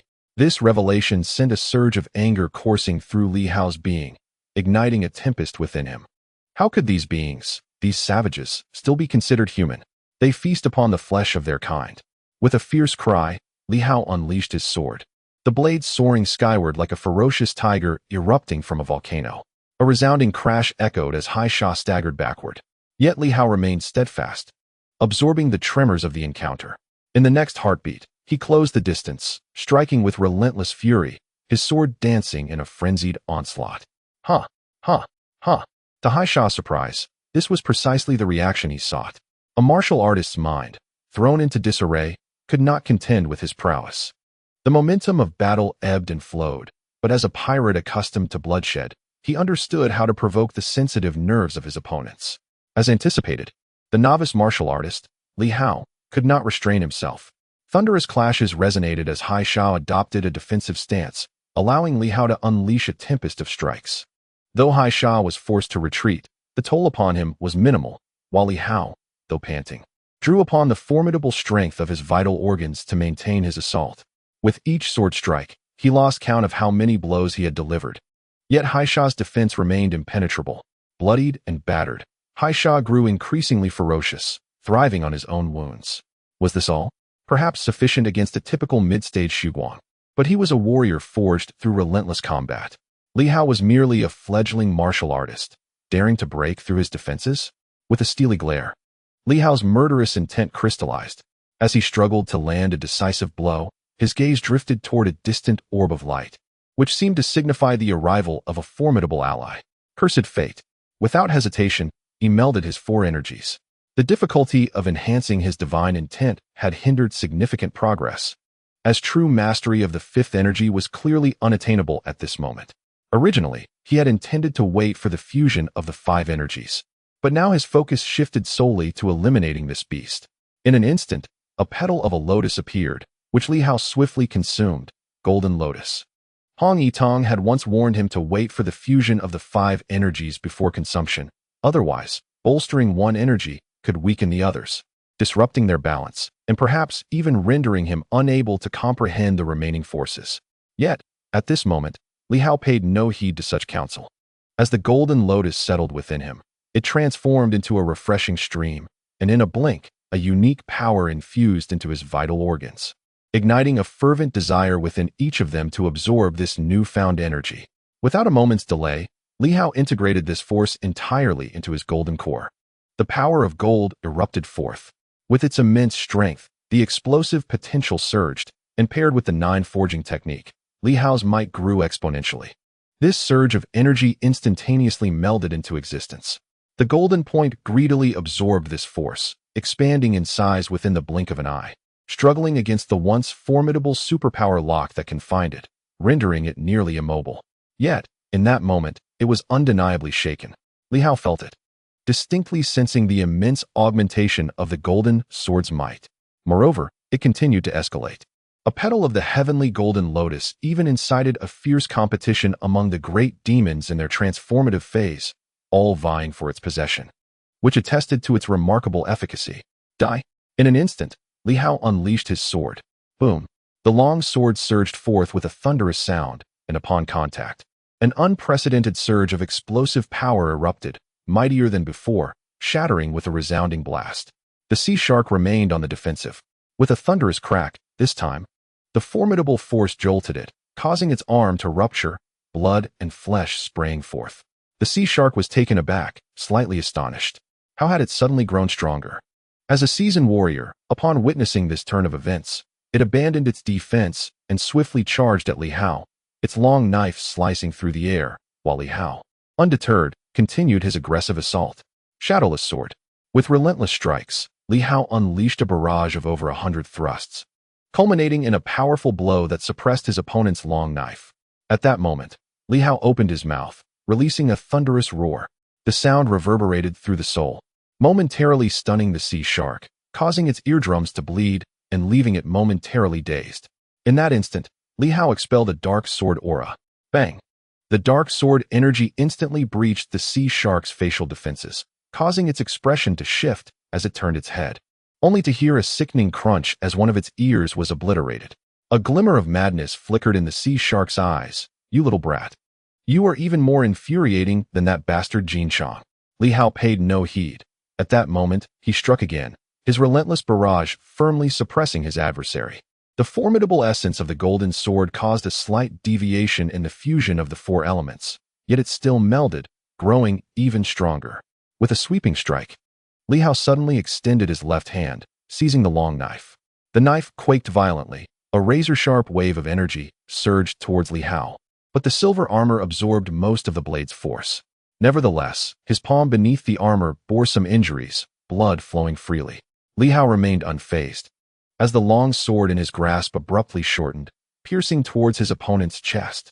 The sea shark, originally wielding the knife with both hands, let out a furious bellow, tightening its grip on the long knife while transforming its left hand into a fist. The power of the golden element erupted, radiating a dazzling brilliance as it struck towards Li Hao's small sword. At that moment, Li Hao's sword-wielding hand momentarily froze, and with a thunderous crash, it was obliterated by the punch. The sea shark was momentarily astonished. So fragile? The hand was crushed, but that was inconsequential. However, the sword.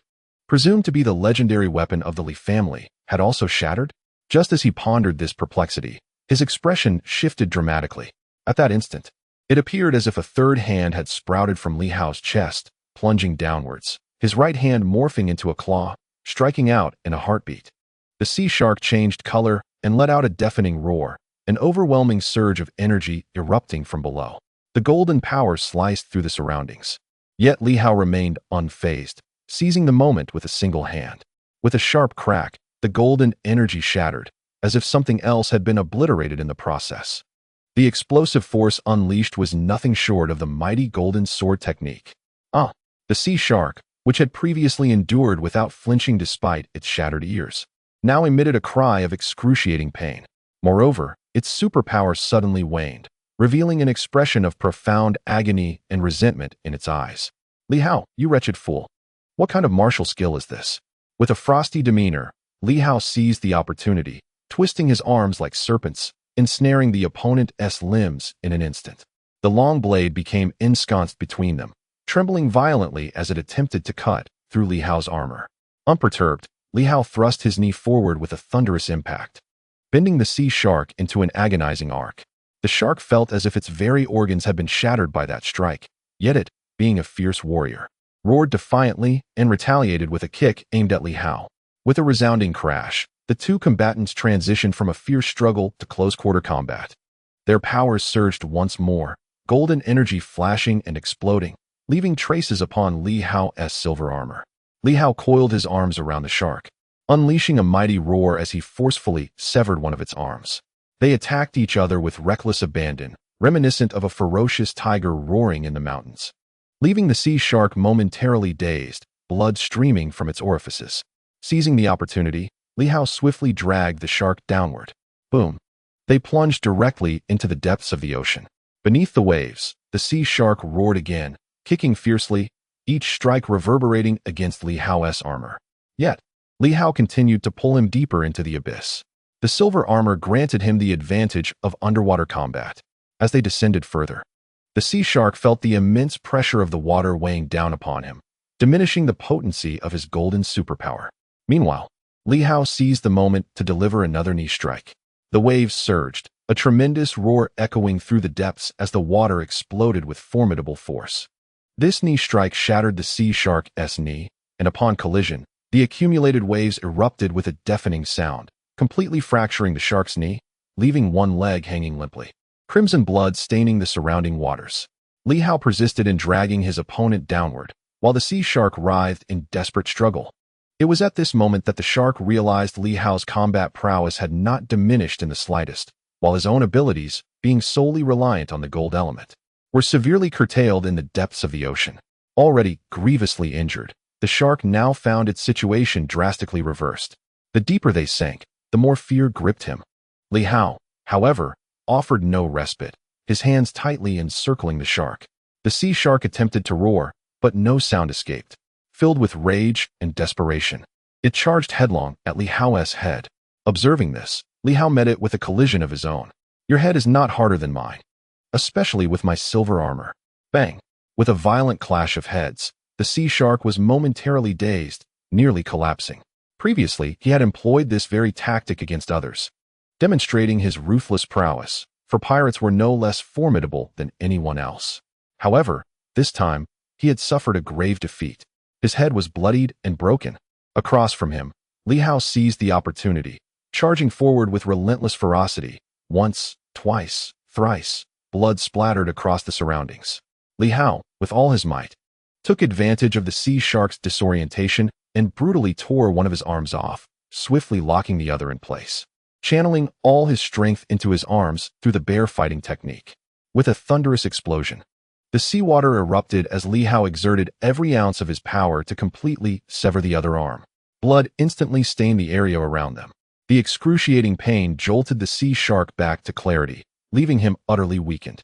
He gazed at Li Hao, his eyes reflecting despair and disbelief. Was he truly to perish at the hands of this man? At that moment, Li Hao's armor vanished in an instant. He lunged forward with a clawing grip.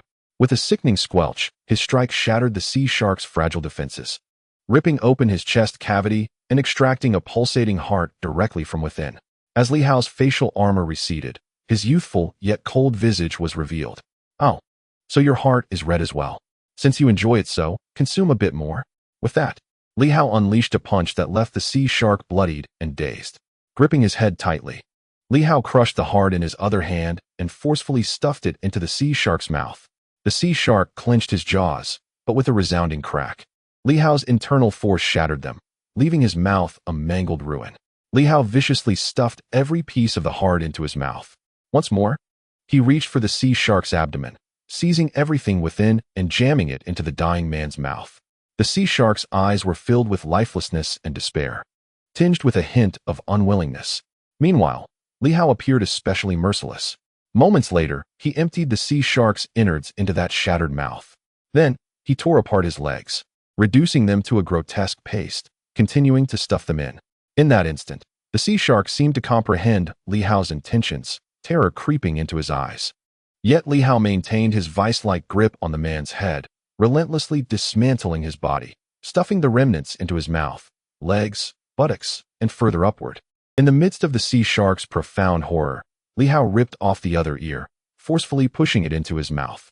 The nose, even the tongue, were extracted and pulverized, continuously forced inside. In that moment, the sea shark was consumed by an overwhelming sense of dread and despair, as Li Hao compelled him to devour himself, keeping him alive until the very end. The terror in his eyes quickly faded, and soon Li Hao gouged out his eyes, stuffing them into his mouth. Only after the light of his gaze was extinguished did Li Hao's expression soften, devoid of the previous madness and chill. With one final, thunderous punch, he obliterated what remained of the sea shark's head. With a swift motion, Li Hao grasped the fallen long sword and storage ring in his hand. He raised his gaze and swiftly maneuvered in a specific direction, not taking flight, but instead focusing on an immense sphere of light. It radiated immense power, likely from a formidable presence in the late stages of the Suguan.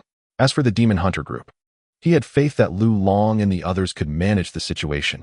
At the very least, they would not falter so quickly. His objective was to eliminate the second powerful adversary, undoubtedly one of the pirates. The faint scent of blood, coupled with the approaching light sphere, confirmed that it could only be a pirate, a loathsome creature.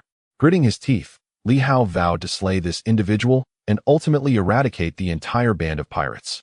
At that moment, unaware of Black Panther's whereabouts, Li Hao believed that Black Panther was nearby, searching for an opportunity. Black Panther could launch a surprise attack to eliminate someone in the mid-stage of Su Guang or even the late stage. All Li Hao could do was hope for Black Panther's cleverness. Meanwhile, the masked man was swiftly approaching, having followed the sea shark from a distance to avoid detection. He sensed the onset of battle and rushed over, concerned that something might have gone awry. From afar, the sounds of combat reached his ears, while the sea shark appeared to have plummeted into the depths of the sea, vanishing from sight. The masked man furrowed his brow. Was it the martial guardian? The black armor? The confrontation seemed evenly matched, and he could no longer afford to hesitate. The sea shark was a formidable warrior, a fierce combatant who could not perish here. Although it seemed unlikely that defeat was imminent. At that moment, a black dog floated in the water, its gaze fixed intently on the individual below. Its nose twitched slightly, as if catching the scent of Li Hao. Li Hao was drawing closer. Black Panther sensed the overwhelming strength of this person and the potent aura of bloodshed, an embodiment of slaughter. It was uncertain whether Li Hao possessed the skill to vanquish this opponent. Black Panther knew that if it were to strike first, it might not succeed in killing the adversary. Thus, it was imperative for Li Hao to act first, allowing Black Panther to strike. Yet, did Li Hao comprehend this? Black Panther felt anxious, unsure if he understood, as at times, Li Hao seemed rather oblivious. Just as these thoughts crossed Black Panther's mind, a flash of sword light erupted from the sea, seeking death. With a thunderous crash, the adversary struck down, causing a massive explosion as the water erupted, revealing a figure in black armor, Li Hao, who had suddenly unleashed his power. He executed a swift strike, catching his opponent off guard, yet the adversary quickly retaliated, slamming Li Hao into the depths of the water. The aquatic abilities surged forth, splitting the surface, while the masked man coldly observed Li Hao's descent. A swordsman? A martial guardian? Li Hao, just in time. At that moment, a realization struck him. Had Li Hao slain the sea shark? Otherwise, the sea shark would not have vanished without a trace. Li Hao, however, did not respond. With a roar, He drew his sword. It wasn't silent. It resounded with great intensity, causing the waters to explode, unleashing waves that surged forth. A dog rolled in the tumultuous waves, propelled toward Li Hao. Though no prior discussion had taken place, Li Hao swiftly made his choices and adapted to the situation. His long sword gleamed brilliantly, its ringing echoing in all directions. "I am Li Hao, the one who brings death." Li Hao let out a long howl, and with a thunderous roar, his sword cleaved through the void. A cold gleam flickered across the masked man's face. "You dare to kill me? Let's see who meets their demise first." He struck again, summoning a torrent of water, with serpentine water dragons surging towards Li Hao. "Only you shall perish." At that moment, an instinctive sense of danger surged within him. Still unaware of the source of the threat, Li Hao bellowed once more, unleashing his sword in a sweeping arc that shattered all the water dragons. The long sword erupted with brilliant blood energy, charging forth to strike him down. The masked man let out a sharp cry, retaliating with a deluge of water. At that precise moment, a spectral hound materialized behind him, its paw smashing forth with a forceful ninefold strike, infused with overwhelming blood energy and inner strength. With a resounding thud, the claw pierced through his back, effortlessly breaching his defenses. The majority of his strength was focused on combating Li Hao, leaving his defenses vulnerable. With that single strike, his back was pierced, even his heart was shattered. This unexpected assault left the masked man incredulous. Where had all these formidable beings come from? At this juncture, an overwhelming power radiated from Li Hao as he thrust his sword forward. With a sharp gasp, the blade punctured through the man's palm, driving into his throat, effectively linking his hand and throat together. Meanwhile, the Black Panther seized the opportunity, sinking its teeth into the man's neck, and with a crunch, severed it entirely. As the masked man's head drooped, he remained oblivious to what had just transpired. What was behind him? It was unlike anything human. Li Hao's sword slashed with a rasping sound, and with a resounding crash, the head was plunged into the water. Slaying this late-stage adversary proved far simpler, primarily due to the Black Panther's impeccable timing in its ambush, which had directly pierced the man's heart. Li Hao glanced at the Black Panther, which, in a fit of disgust, hastily gulped a mouthful of seawater and began to rinse its mouth, casting a cautious glance at Li Hao as if to say, "I don't eat humans, don't look at me." After all, being a dog, it needed to bite to demonstrate its prowess. Li Hao stowed away his storage ring and with a single punch obliterated the man's corporeal form. Noticing the absence of any source of divine weaponry, he frowned slightly but refrained from voicing any further thoughts, swiftly soaring toward the distant ship. Not a single one of these ruffians could be spared. Black Panther, survey the surroundings. Eliminate anyone attempting to escape. Afterward, keep watch at the location where that individual came from. There may be others. The Black Panther barked in response and immediately plunged into the sea, vanishing from sight. Its keen sense of smell would ensure that none could evade its pursuit. Chapter 171. Making a name, subscription request. Li Hao quickly returned. At this moment, the battle on the deck had reached a fever pitch, with continuous casualties, and members of the demon hunting squad being hurled overboard, their fates uncertain. However, upon witnessing Li Hao's emergence, the pirates were instantly filled with dread. Where is the leader? In the next instant, a flash of sword light erupted with a deafening boom, as one of the three yangs encircling Lu Long was torn asunder by the strike. The sword's brilliance flickered again, and another yang, in sheer terror, howled, but still could not escape his impending death. "Flee!" someone shouted, urging the others to escape in a desperate bid for survival. Only by increasing their numbers could they hope to evade this formidable swordsman. "Eliminate them all. Leave not a single one alive." Li Hao's voice resonated as his sword aura traversed the heavens and the earth, accompanied by a continuous hum that pierced the air. The sounds of piercing and shattering echoed relentlessly, as blood and flesh were scattered about. Many pirates had already perished, yet these marauders, emboldened by favorable winds, continued to fight despite their losses. However, with Li Hao's emergence and the disappearance of their leader, the remaining pirates quickly lost their will to fight. They began to flee in droves. Numerous superhumans took to their heels, while Li Hao dispatched them one by one, sometimes even slaying multiple foes with a single stroke. In the blink of an eye, under the onslaught of his sword aura, at least 100 superhumans fell, devoid of any fighting spirit. The members of the demon hunting squad, invigorated by this turn of events, sprang into action. In mere moments, Yet another wave of superhumans was vanquished. Surrender. I surrender. A radiant superhuman bellowed, kneeling in desperation, stripped of any semblance of authority, leaving only fear and trepidation in its wake. Many turned their gazes towards Li Hao. Kill was his sole command. With a swift motion, he pierced the aforementioned superhuman with his sword, extinguishing any lingering hope among the remaining pirates. A voice cried out, "Let us fight to the death.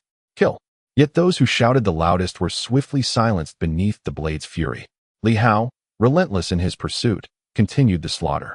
Despite this, a few superhumans managed to slip into the water and vanish. Li Hao paid them no mind. With a single thrust, he plunged his sword into the depths, causing the water to churn crimson. The light of life still flickered. Where could they hide? Could they truly escape? Even if there were formidable opponents capable of evading Li Hao, they would not elude the keen senses of Black Panther. The carnage persisted. After 5 or 6 minutes of intense combat, Li Hao, having claimed countless lives, found his hands growing weary. Silence enveloped the surroundings, broken only by the heavy breathing of the survivors. Corpses lay strewn across the battlefield, and the waters nearby were awash in red. Out of the 600 superhumans, only a handful had escaped, while the rest lay slain. But could those who fled truly evade their fate? Li Hao cast his gaze into the distance, where a light flickered and promptly extinguished, silently, without a trace. Black Panther, despite its canine nature, exhibited remarkable aquatic prowess. Even water-based superhumans who submerged found themselves swiftly captured and killed by the beast, their lights snuffed out. Its sense of smell was exceptionally acute, rivaling Li Hao's own keen eyesight. Descending onto the deck, Li Hao observed the devastation. The ship, despite its sturdy construction, remained standing after such a fierce battle. Below deck, the cabin was littered with bodies. Amidst this grim scene, faint whimpers could be heard. Turning his attention, Li Hao spotted over a dozen women huddled in a corner, trembling in fear, daring only to sob softly amidst the carnage. Shedding his armor to reveal his true form, Li Hao addressed them with a commanding tone.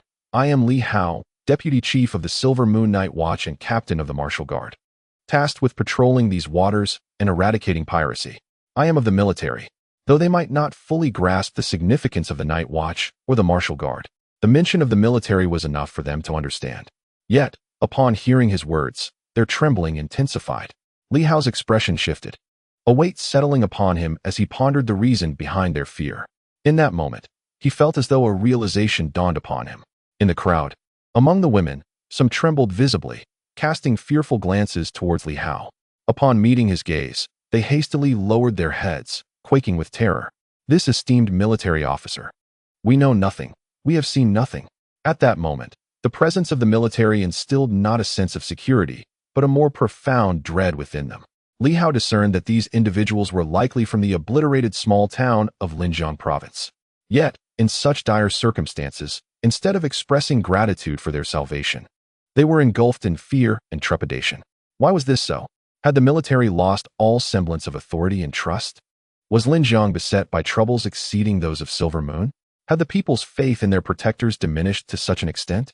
He recalled the Battle Heaven Army, and presumed that when they had launched their offensive, it had not been in this manner. Certainly not. "I am the leader of the Demon Hunting Corps," Li Hao addressed them. "I shall escort you back. I am aware of the devastation that befell your town. There may still be survivors. Please, no, don't send us back." Suddenly, one woman fell to her knees, sobbing, her body shaking with fear. "We wish to live. I have a child. If we return, there will be no escape for us." Li Hao was momentarily taken aback, staring at the woman, unsure of how to respond. Beside him, Lu Long communicated telepathically. "Linjiang is rather futile. These women have been captured by pirates. Even if there are still survivors at home, returning would mean certain death." Li Hao remained silent, contemplating Lu Long's words.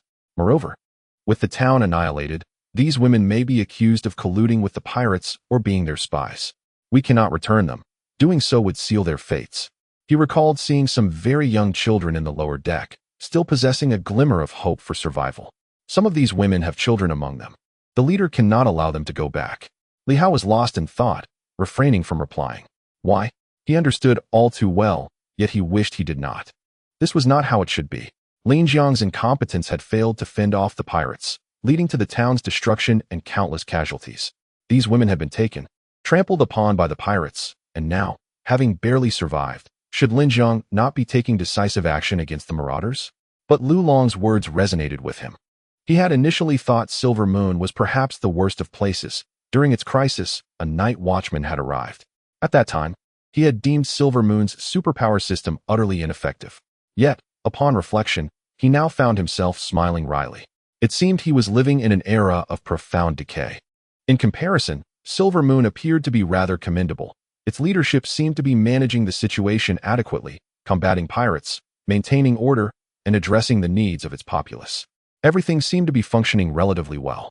While perusing ancient texts, he had often perceived Silver Moon as stagnant, devoid of vitality, with its citizens living in mediocrity. Yet, at this moment, without having set foot in Linjiang, he suddenly felt that Silver Moon was vastly superior to such places. How absurd! He said nothing further and strode downwards into the lower deck, where numerous corpses lay strewn about, some belonging to ordinary folk, while others were of superhumans or martial artists. Alongside children, many individuals have been stripped of their very essence. Li Hao silently observed, standing amidst the lifeless bodies, enveloped in a suffocating stillness. What wretched era is this? Humanity turns upon itself with increasing ferocity. A piercing cry suddenly shattered the silence, rousing Li Hao from his reverie. He took a few steps forward and beheld a cage, within which small children were confined, some barely out of infancy, crammed together like mere commodities.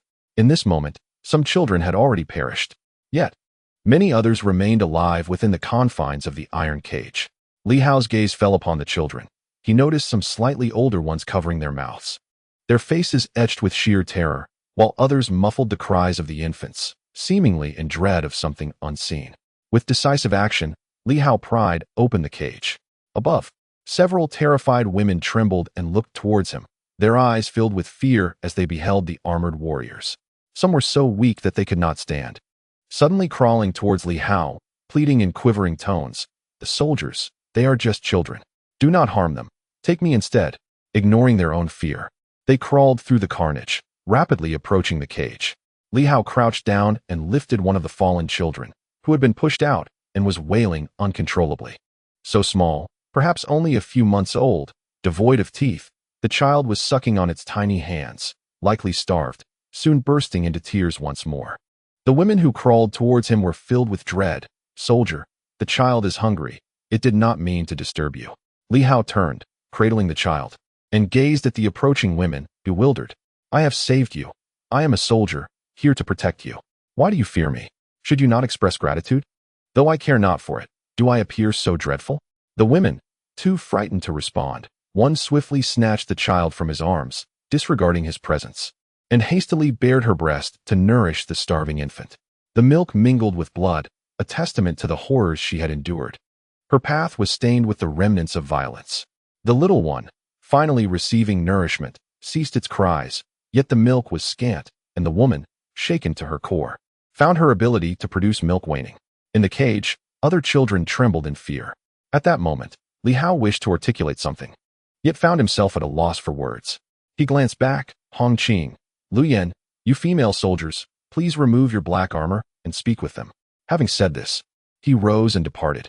A surge of sword energy emanated outward. Without it, these people would likely perish in the frigid night. The sea winds howled, bitterly cold. The demon hunting squad commenced their grim task of cleaning the battlefield, while the female soldiers swiftly approached the distressed individuals. Upon seeing Lu Yan and the others, the onlookers appeared somewhat less startled, their fear and trepidation noticeably diminished. Li Hao exited the ship's cabin, and the others hastened to clear the scene. He remained silent, surveying the area before plunging into the sea. Moments later, he emerged, casting several armored figures onto the surface, remnants of the recent battle, where over a dozen martial artists had been submerged, some even unconscious. Li Hao did not search for them. Perhaps these miscreants would meet their end in the depths of the ocean. Yun Yao began to tend to the injured martial artists. In the earlier battle, they had managed to protect one another well, avoiding considerable trouble. Moments later, Lu Long returned, breathless, and reported, "I have slain around 500 superhumans. The exact count is difficult to ascertain. We secured 9 storage rings, and some of the daylight also wore them, though I did not examine them closely." Within the cabin, there exists a space resembling a storeroom, stocked with divine energy stones, which were not placed in the storage rings, perhaps as shared resources. We collected approximately 20,000 units of mysterious energy, though a significant portion was lost. It could have been even more, but many bodies have plunged into the sea, rendering them impossible to recover. The 20,000 units of mysterious energy originated from these superhumans. The precise amount we acquired will depend on the contents of the storage rings. I obtained 2 rings, both belonging to Xu Guang, while Lu Long secured 9, indicating perhaps a substantial bounty. Li Hao did not dwell on this. His curiosity was piqued. Boss, although Silver City is small, the inspection division is still deemed trustworthy by many, and the station troops in Silver Moon are also considered reliable. In times of peril, one would expect excitement upon encountering the inspection division or soldiers. Yet why is it otherwise? With a sigh, Lu Long replied, in the vicinity of Linjiang. And in many places, it is akin to a military civ. Some soldiers are more ruthless than bandits. The latter might even grant you a chance at survival, while the soldiers might simply sever your head to claim the enemy's bounty and gain military accolades. Li Hao, incredulous, looked at him. Linjiang is not the 3 northeastern provinces, and there is still a governor's office. It hasn't descended into complete chaos. All are the same. Lu Long shook his head. Furthermore, the deceased were merely civilians. Who would care? Initially, the 9 divisions were quite commendable, but gradually they fell into disarray, which is also tied to the rise of superhumans. Had superhumans not emerged, and given the 9 divisions a few more decades, perhaps the situation would have improved. Yet, with the rise of superhumans, the reforms were abruptly halted, and many within the 9 divisions found themselves powerless. The 9 divisions initially harbored a commendable spirit of reform. Silver Moon was one of the beneficiaries. One cannot entirely condemn the 9 divisions. At the very least, it was better than the period under royal control. However, before the 9 divisions could fully realize their reforms, the emergence of superhumans 20 years ago shattered everything. Thus, this world has descended into utter chaos. Li Hao felt a wave of helplessness wash over him. For the first time, he sensed the encroaching darkness. It was no wonder these people harbored such a fierce fear of soldiers, at times. Those in uniform could be far more terrifying. In contrast, Silver Moon was relatively stable, with Huang Yu overseeing the military, maintaining a commendable sense of discipline. Li Hao exhaled deeply, feeling lost in thought. Everything seemed chaotic, yet he chose not to dwell on it. The enemy could still be lurking, and he turned to Lu Long. You hold the fort here. I shall venture ahead to see if there are any unresolved threats. Be cautious, Lu Long warned. Without further ado, Li Hao took to the air, yearning to distance himself from this place. In that moment, many of his perceptions began to unravel. Beyond Silver Moon lay even greater horrors. Originally, Silver City was considered quite commendable, though only a few scattered superhumans had arrived. They were swiftly dealt with by Lu Long and his associates. The 3 major organizations dared not flaunt their presence here, while the military maintained a firm grip on any unrest. The Martial Guard was actively eliminating sea bandits, and the seemingly ineffective administrative headquarters appeared to operate in silence, ensuring that civilian life remained relatively stable. At the very least, Silver Moon had not heard of anyone dying from hunger. Was Silver Moon truly regarded as a sanctuary? Li Hao murmured in disbelief. Was it not said that in the borderlands, Silver Moon was perhaps the poorest among the 99 provinces? Was it not filled with barbarians? Was it not claimed that the martial arts scene in Silver Moon was the darkest? Yet, why did it now seem that this place surpassed many others? The northern 3 provinces were in turmoil, and it was said that Linjiang was far wealthier than Silver Moon. Yet at this moment, his perceptions were abruptly shattered. It seemed it was not as dire as he had imagined. Various thoughts swirled in his mind as Li Hao swiftly soared into the distance. On the surface of the sea, a dog was rolling about, having just bitten the last superhuman to death. Li Hao turned to the Black Panther. Can't you communicate mentally like the great demons? I cannot. It is exhausting, the panther replied, gazing at him with confusion, shaking its head. Why not? The Black Panther continued to shake its head, stubbornly insisting it was impossible. As for the reason, who could say?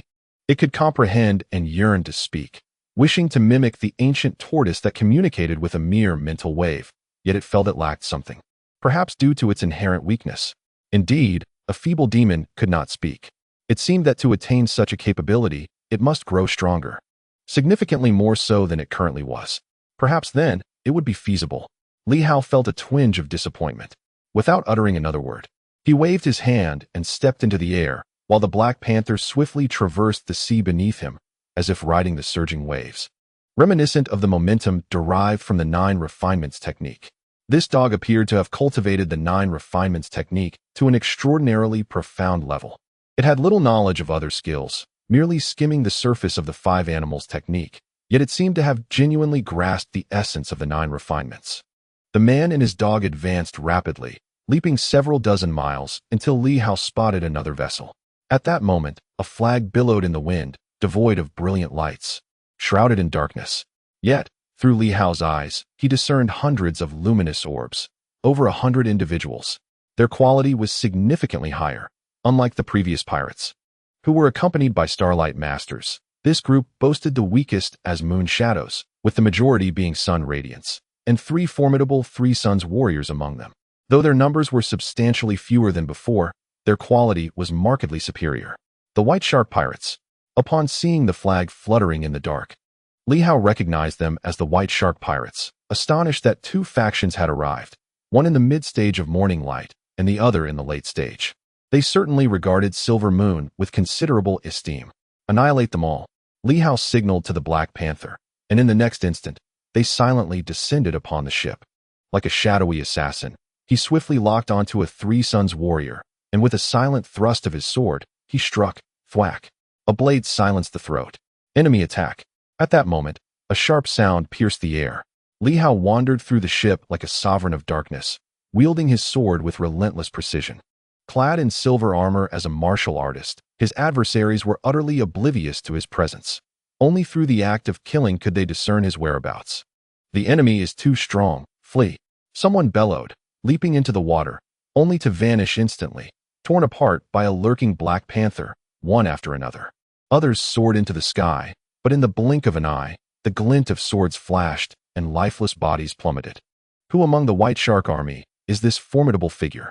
A mere utterance was met with a gruesome end. The White Shark Army? A band of cannibalistic brigands daring to call themselves an army. This thought struck Li Hao as utterly ludicrous. In the shadows, Li Hao unleashed his sword with abandon. Undeterred by his grievous wounds, all that mattered to him was the swift annihilation of these foes. After several minutes, he shattered the door of a cabin with a kick, dispatching a hidden supernatural foe with a single stroke, revealing a slight smile. Where can they hide? Outside, the Black Panther had also boarded the vessel. Man and beast roamed the ship, and once more, anguished cries echoed as some, clinging to false hope, attempted to evade their relentless pursuit, suppressing their supernatural abilities. Yet, in the eyes of this duo, there was little semblance of concealment. One relied on sight, the other on distinctive sense for detection. Minutes later, the great ship fell into an eerie silence. In Li Hao's possession, several storage rings had accumulated. Captain Liu, does anyone know how to operate a ship? Bring that vessel over to rendezvous with us. We have captured another. Li Hao communicated through the channel, and soon Lu Long replied, I can operate it. On my way. After about 10 minutes, the battered ship, despite its gaping holes, approached Li Hao's vessel, still capable of sailing. Both ships were substantial and sturdy, likely reinforced by supernatural means. Perhaps even incorporating some treasures into their construction, rendering them resilient against supernatural assaults. At that moment, Lu Long and his crew beheld the corpses strewn across the deck. Swiftly, individuals began to leap over, initiating the cleanup without needing Li Hao's command. Shortly thereafter, Lu Yan arrived, glancing at Li Hao, and spoke. I have calmed them somewhat, but their emotions remain unstable. There are too many bodies over there, mostly of innocent civilians.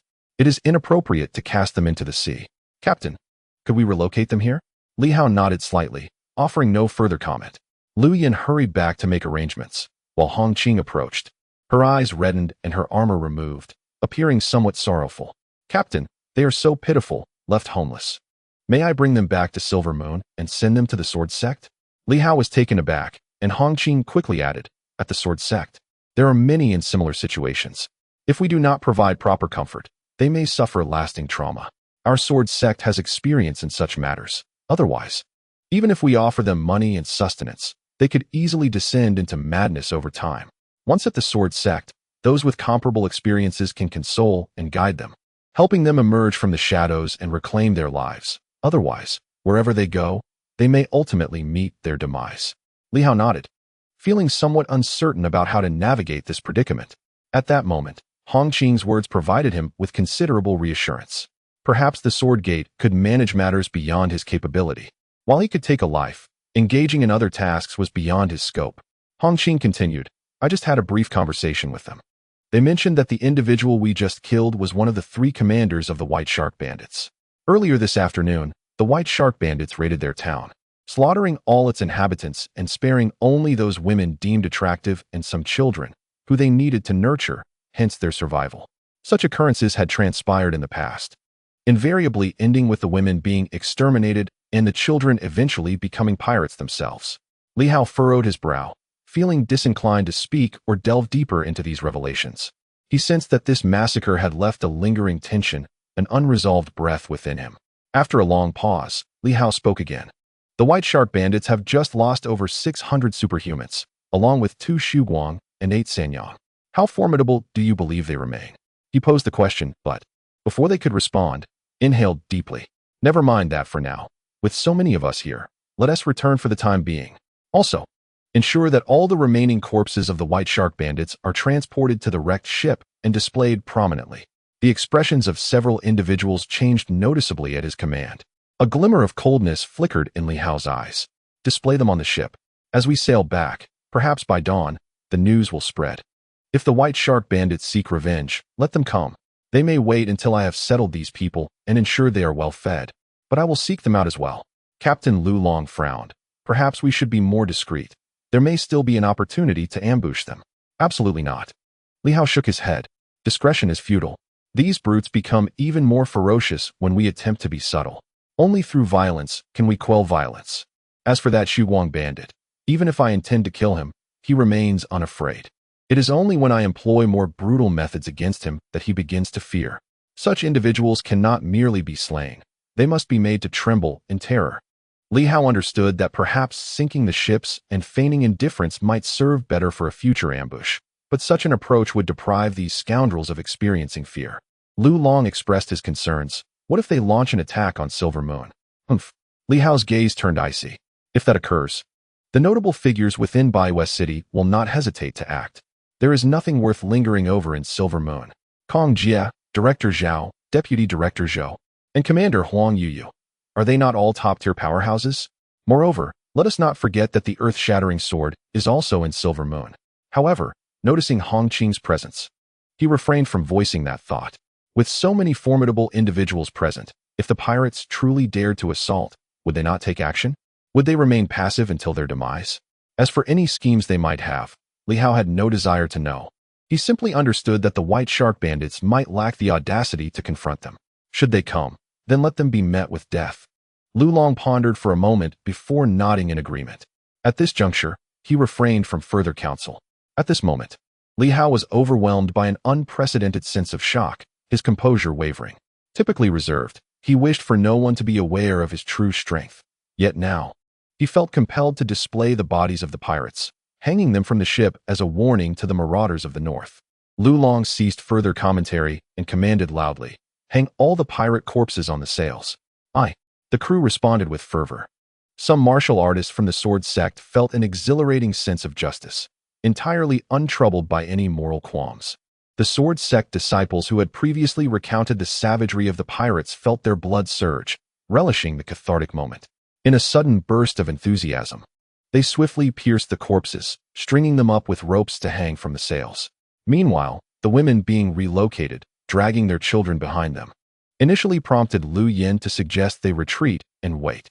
However, one by one, the women emerged, their eyes filled with resentment as they gazed at the pirates hung from the sails, a look of vindication etched upon their faces. Yet, their hearts softened, and they shielded the children's eyes from the gruesome sight. Li Hao observed silently, offering no words. Once the cleanup was complete, a command was issued. Return to the city. The 2 large ships, under the guidance of members of the Demon Hunter Corps, set sail southward, the dawn breaking on the horizon. With a powerful punch, Li Hao shattered the flag that had been flying from the ship. After a moment of contemplation, he hung a long black cloth, and in the next instant, a fierce tiger, reminiscent of a voracious beast, seemed poised to break free from its confines, emblazoned upon the banner. Li Hao traced a blood-red character for Li. branding it onto the flag. The banner was hoisted high, fluttering in the breeze. In this moment, Li Hao stood in silence, lost in thought as he gazed upon the flag. The tiger was unleashed. He appeared to wish to express something, yet found himself at a loss for words. Having crafted his very first banner, the tigerly flag, darkness dissipated entirely, the flag billowing in the wind, akin to a tiger roaring in the forest, choosing its prey. To the south, Kong Jie had arrived. At the coastline, he furrowed his brow, feeling wearied after a night of relentless travel. Even with his prowess, the journey had taken a toll, and he had intended to set sail, only to learn from Wang Ming that it was unnecessary. For Li Hao and his companions were already on their way back. At that moment, Kong Jie continued to frown. How could Li Hao have ventured out to sea at such an hour? If he were to suffer misfortune upon the waves, there would be no words to express his regret. Fortunately, it seemed the situation was not dire. He had returned, perhaps having avoided any formidable adversaries. Kong Jie was not overly concerned about the pirate threat. With Ho Xiaoqing gone, Silver Moon must have made some preparations. If pirates truly attempted to invade the southern region, it could withstand an assault for a time, and reinforcements would arrive swiftly.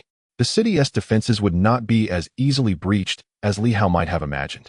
Lost in thought, he suddenly heard an exclamation from the shore. What is that? Kong Jie quickly turned his gaze towards the distance. At that moment, two large ships emerged from the sea, a flag fluttering in the air, dancing in the wind. Though small, the banner seemed to loom large before him. A fierce tiger appeared poised to roar forth, a blood redly emblazoned upon it, exuding an aura of murderous intent, as if it were ready to strike. Li Hao. Kong Jie was momentarily taken aback, but in the next instant, his pupils constricted. On the large vessel, something was fluttering in the wind. Initially, he thought it was mere decorations on the ship, but his keen eyesight soon revealed the horrifying truth.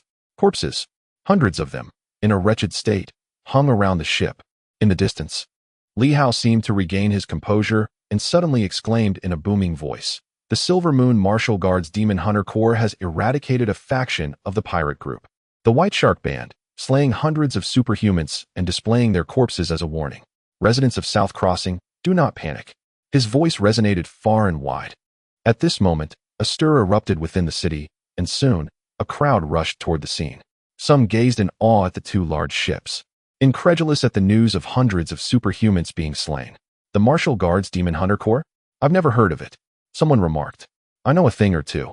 It seems to be led by Li Hao, who commands a small force. They previously eliminated many from the three major organizations in the Hengduan Canyon. Who would have thought he would dare to confront pirates? The White Shark Band, one of the 8 notorious pirate groups. What audacity! Would such a massacre not provoke retaliation?" The crowd buzzed with conversation. The residents of South Crossing appeared well informed. Many were seasoned maritime merchants, their experiences far surpassing those of the inhabitants of Silver North, who were not accustomed to the wider world. They were aware of the 8 pirate groups, the 3 major organizations, and the existence of superhumans. As an open port, their exposure was vast, yet as the two ships drew nearer, a palpable fear gripped some. It was said that Li Hao was a merciless swordsman, killing without a flicker of an eye, but his actions were more savage than the rumors suggested. Good heavens, how many lives has he taken? But remember, he is targeting pirates. Why not mention their own cruelty? Still, it was undeniably audacious of him, not fearing the White Shark Band's retribution. The White Shark Band was rumored to possess a radiant light powerhouse. Li Hao had previously slain a sunlight-level foe, but what if he encountered a radiant light idiot? With so many pirates mobilized, perhaps a radiant light leader was among them. Could Li Hao truly defeat one? At that moment, many voices filled the air with speculation.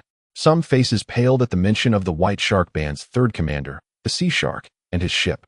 The Sea Shark was a top-tier powerhouse at the mid-level of radiant light. Surely, he couldn't have perished? Others, with broader knowledge, exclaimed in horror. Is the Sea Shark ship approaching here for an attack on South Crossing? Otherwise, how could they have clashed with the Martial Guard? You are outdated.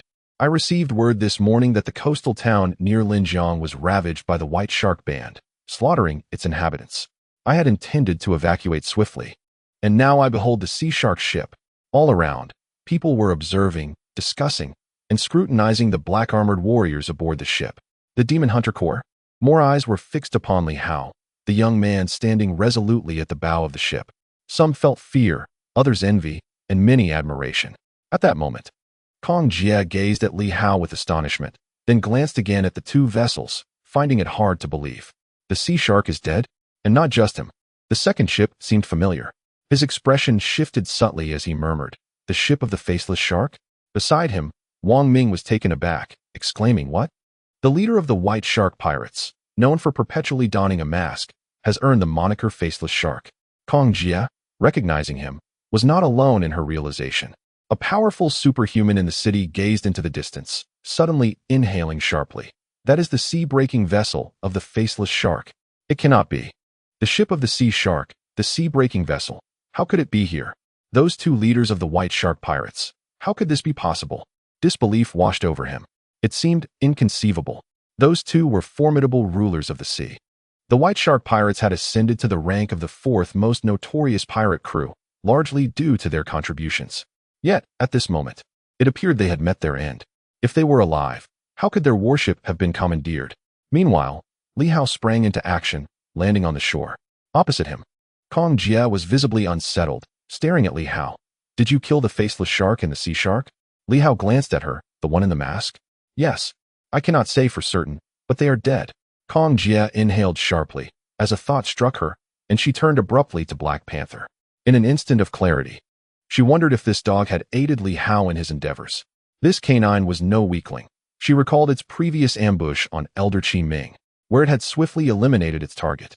After her initial surprise, Kong Jie regained her composure. "Why have you returned like this? You've killed them, yet you come back? Aren't you inviting trouble upon yourself?" Li Hao's tone remained unflustered. "These individuals are exceedingly brutal, even resorting to cannibalism. I intend to display their corpses publicly to deter others. If the White Shark Pirates dare to come, the demon hunting squad will naturally set sail to confront them. If you are concerned about the consequences, rest assured, I shall bear the responsibility." Kong Jie, feeling a tinge of exasperation, replied, "I'm not saying you should stop. It's just that you're already in quite a predicament, so perhaps it doesn't matter anymore. It would be best if you refrained from venturing out to sea again and stayed away from Silver Moon. Nandu is a port city, and there are many spies here. With your actions, the news of your slaying the faceless shark and the sea shark will spread rapidly. These are not ordinary figures. They are of the Dawnlight rank, so you must tread carefully." Li Hao remained unfazed, even raising his voice. "This place is surely rife with spies from the pirate scum. Inform the White Shark that both the sea shark and the faceless shark have perished at my hands. Let him prepare himself, for I, Li Hao, shall come for him. The Moon Sea is my territory. I shall not allow a mere scoundrel to thrive here." Kong Jie nearly rolled her eyes in disbelief at his audacity. Li Hao, however, smiled, suddenly enlightened. In that moment, he comprehended. "Why should I fear trouble? I do not fear. The more challenges that come my way, the better." He recalled the ancient texts, recounting how in the era of the fourth rank, amidst the 9 ranks surrounding him, countless cities were breached, innumerable foes slain. And despite facing near-death experiences, he emerged stronger with each battle, ultimately becoming an invincible force. Even those with vast disparities in strength did not fear death. Now, I stand at a comparable level to those in the mid-stage of Dawnlight, while my enemies are merely at the later stages of transformation, 2 minor realms above me. Why should I be so fearful? Let the storm come even fiercer." At that moment, all around him, gasps echoed incessantly. Each superhuman or ordinary citizen lurking within the city was utterly astonished. Had Li Hao truly slain both leaders of the White Shark Pirates? The enchanted sword. Could it truly possess the power to vanquish a formidable foe of the Radiant Dawn? Such a notion seems implausible. The speed of this development is staggering. Mere days ago, the adversary had slain 6 formidable warriors, which was already alarming enough. And now, just a few days later, at that moment, Wang Ming, standing nearby, was beside himself with joy, but soon a thought struck him, and he urgently shouted, "Prepare a banquet to celebrate. Let us honor the Demon Hunter Brigade and General Li." Regrettably, he had been unable to attend the previous encounter, and he was eager to compensate for his absence, to manifest his presence.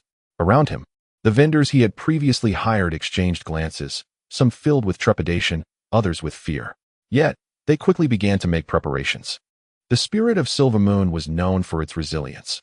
Although the sight of the distant corpses instilled some fear, the military's reputation was relatively solid. And there were whispers that had it not been for the Martial Guard's eradication of the White Shark bandits, An attack on South Crossing might have occurred the previous night, which provided some reassurance. Before long, the aroma of food wafted through the air. Simultaneously, news began to spread rapidly in all directions. On this day, Li Hao, who had previously held only a modest reputation, suddenly became a figure of great renown.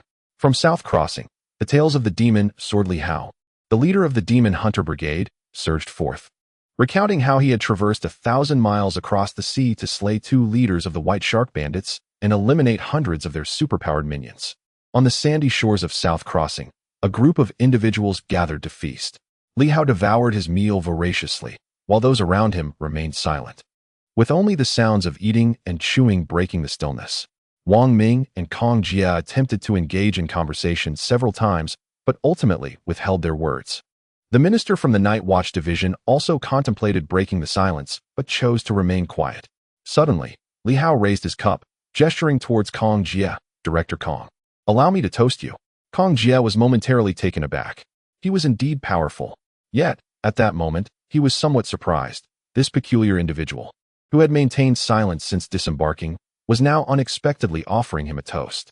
Despite his own esteemed position, which was 2 ranks above Li Hao's, he felt a strange sense of bewilderment at this unusual gesture. Raising his cup, Li Hao drained it in one gulp. In this dismal era, where several had safeguarded the peace of Silver Moon, I find myself reflecting that the deaths of my parents and friends were a consequence of the incompetence of Silver Moon. The rule of law is laughable, the officials are inept, and the superpowered roam unchecked. The 3 major organizations commit murder without restraint. Li Hao chuckled to himself. I despise the inept officialdom of Silver Moon. Kong Jia felt a tinge of awkwardness.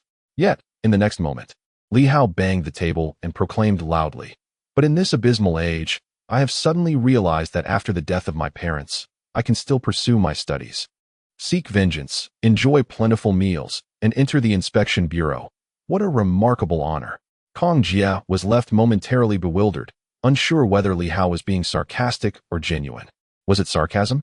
Not at all. Until today, perhaps, it had been sarcasm. To mock a group of seemingly formidable individuals for their incompetence, casting Silver Moon into disarray. One might wonder why they feign weakness rather than decisively dismantle the 3 major organizations. Yet, upon reflection, it becomes evident that in an era defined by mediocrity, Silver Moon, in fact, does not appear as dire as its counterparts. The northern 3 provinces are lamentably poor, neighboring Linjiang is equally wretched, and the central region is in utter decline. As if the fall of great cities mattered not at all. In comparison to them, how fortunate is Silver Moon? At the very least, after the loss of his parents, he is able to attend school in peace, to study without worry, and to have his fill, partly due to the inheritance left by his parents, and partly because Silver City has alleviated tuition fees. In the past, he felt none of this. Truly, he felt nothing. Only resentment and animosity lingered. Why had these inept individuals not uncovered the intentions of the Red Moon sooner? Why had they not dealt with it promptly? But now, it seems tolerable. Humanity is indeed fearful of comparison. I raise my glass to all of you. Li Hao raised his cup towards the department head. As a junior, as a newcomer, and as your newly appointed vice minister, allow me to say this. It is perfectly normal to be afraid. I am afraid. We are all afraid. For no one is without fear. However, I implore you all to uphold one principle. When the enemy arrives, do not be the first to flee. Do not be the first to surrender, and do not be the first to crumble. The minister of the Radiant Realm glanced at Li Hao, said nothing, and drank deeply from his cup. Once the wine was consumed, the seasoned minister softly remarked, "Rest assured, Li. We were born and raised in Silver Moon. We may not possess great strength, but we are not the kind to cower in fear. The martial artists hail from Silver Moon, and within us flows the spirit of the realm. In the martial world, though lacking in many aspects, we are never devoid of fervor. This is a sacred land of martial arts. Here, people grow up listening to tales of the martial world. Perhaps, with the rise of superpowers, the martial community of Silver Moon has become a relic of the past. Yet with the emergence of Yuan Shuo and the return of the 5 Beasts King, that martial world is reborn. After 2 decades of turbulence, the elders recall the martial world of 20 years past, filled with bloodshed, yet brimming with camaraderie. The people of Silver Moon have not yet reached the point of complete submission. At this moment, Kong Jia began to grasp the underlying meaning, glancing at Li Hao. then at the solitary table occupied by a woman and child, and finally at the distant hanging corpse. She raised her glass towards Li Hao. Fear not. We are not like that fellow from Linjiang. Though his strength is not insignificant, he is essentially a dog, a lost creature that can only bark wildly. With a hint of derision, Kong Jie continued. His primary mission is to isolate Silver Moon, rather than confront pirates. Indeed, among the 8 major pirate factions, the Sea Demon Thief may very well have his covert support. Do not compare Silver Moon with Linjiang, for that belittles us. She understood Li Hao's sentiments and discerned the underlying context. It appears they have been provoked by Linjiang. The 32 cities of Silver Moon, for years, have rarely seen anyone dare to perpetrate large-scale massacres of civilians.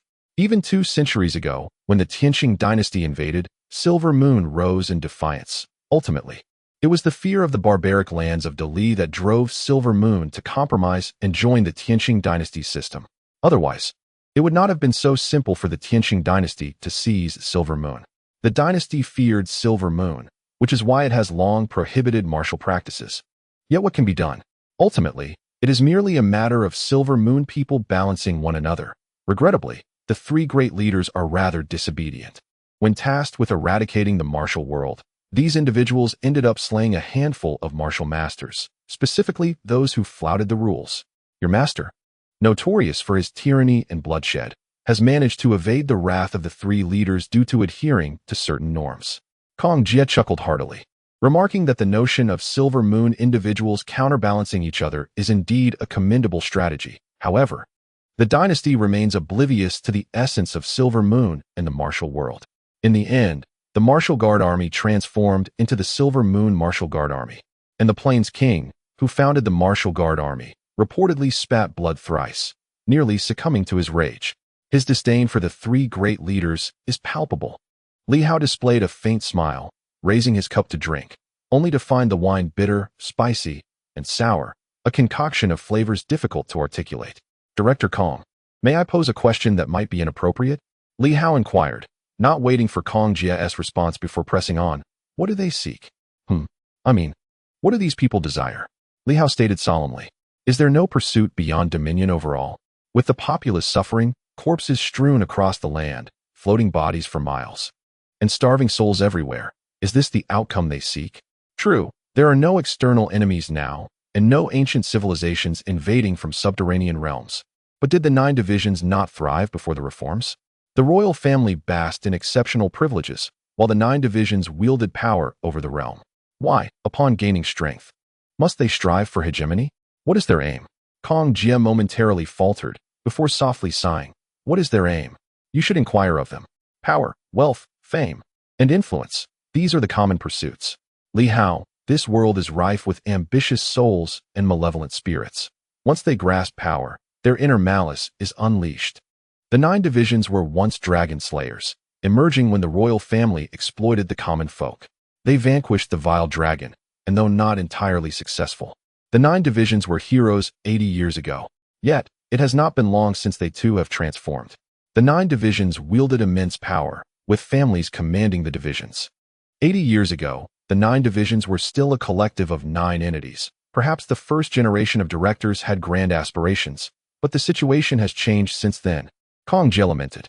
The reforms of the 9 divisions saw the first generation of directors with considerable ambitions. Yet as the 9 divisions became a singular entity, for instance, the finance division of the Liu family, it too underwent a transformation. Human nature is subject to change. These dragon slayers ultimately morphed into dragons themselves, fostering mutual suspicion and apprehension. With the rise of the 3 major organizations, the 9 divisions, wary of suffering excessive losses, made divergent choices. At this moment, Kong Jie smiled slightly, recalling that 20 years prior, during the rise of superpowers, the 3 major organizations had only recently been established and could have been swiftly extinguished. Not to mention, the military law division was formidable at that time, overseeing military matters. However, the military law division, fearing the substantial costs of confronting the 3 major organizations, opted to retreat from the forefront. The royal family's black armored army was also powerful then. Yet they too were apprehensive that deploying the black armored army would deplete their fighting strength. In truth, the various factions possessed their own strengths. In the past, apart from Silver Moon, there were still formidable martial artists, alongside a collection of devastating weapons unearthed from ancient ruins. However, there exists a palpable trepidation among them regarding the potential use of these weapons. If we expend our trump cards, how shall we contend with the other 8 factions or the royal family? This apprehension is a significant reason why the extraordinary abilities have risen so swiftly, and why the 3 major organizations have yet to be eradicated. The leaders of the 3 organizations, namely the Crimson Moon, are quite astute. They are fully aware of the inevitable outcomes. Ultimately, the Inspection Bureau decided to establish the Night Watchman, garnering support from the other 8 factions and the royal family. Since no one was willing to exert effort, the formation of a new organization was deemed necessary to recruit powerful individuals from all corners to serve the court's 9 factions. At that time, none could have predicted that within 20 years, the extraordinary abilities would ascend rapidly, eclipsing even the martial artists and surpassing certain formidable modern weaponry.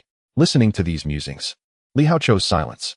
After sipping a few drinks and observing the members of the demon hunters still engaged in their meals, he smiled and remarked, "Let us refrain from such discussions. They bear little significance. My inquiries stem from a sense of unease and discontent within me." When Director Kong lamented that this era is fundamentally flawed and that the 9 factions have also succumbed to decay, he felt there was no further need to listen. Indeed, there is no necessity. This era is rotten to its core. The royal family and the 9 factions may very well be colluding with the 3 major organizations, engaging in a reciprocal relationship while simultaneously refusing to exert effort in obliterating them. The various provincial powerhouses also hope that the 3 organizations will restrain the central region, providing covert support. It is absurd, yet it is the reality. The 3 organizations are thriving far more comfortably than one might imagine, evading detection like shadows. Contrary to belief, the truth is that skirmishes are prevalent, yet grand battles are scarce. Can the so-called city-destroying projectiles truly eliminate many formidable foes? Most likely, it is the common folk who suffer the most. On the other hand, it seems the Night Watchmen have been embroiled in chaos, with reports of a few reckless individuals who, in a misguided frenzy, killed the grandson of Yama and seized the heavenly measuring rod, thus escalating the conflict to involve the level of dawnlight, leading to the fall of some within that echelon. Prior to this, the Night Watchmen appeared to be in a constant state of retreat, focusing solely on defense and refraining from initiating attacks. When Wang Ming shared these thoughts, Li Hao found himself at a loss for words, perplexed by the actions of those reckless individuals who had brought trouble upon the Night Watchmen. Was it possible they were spies?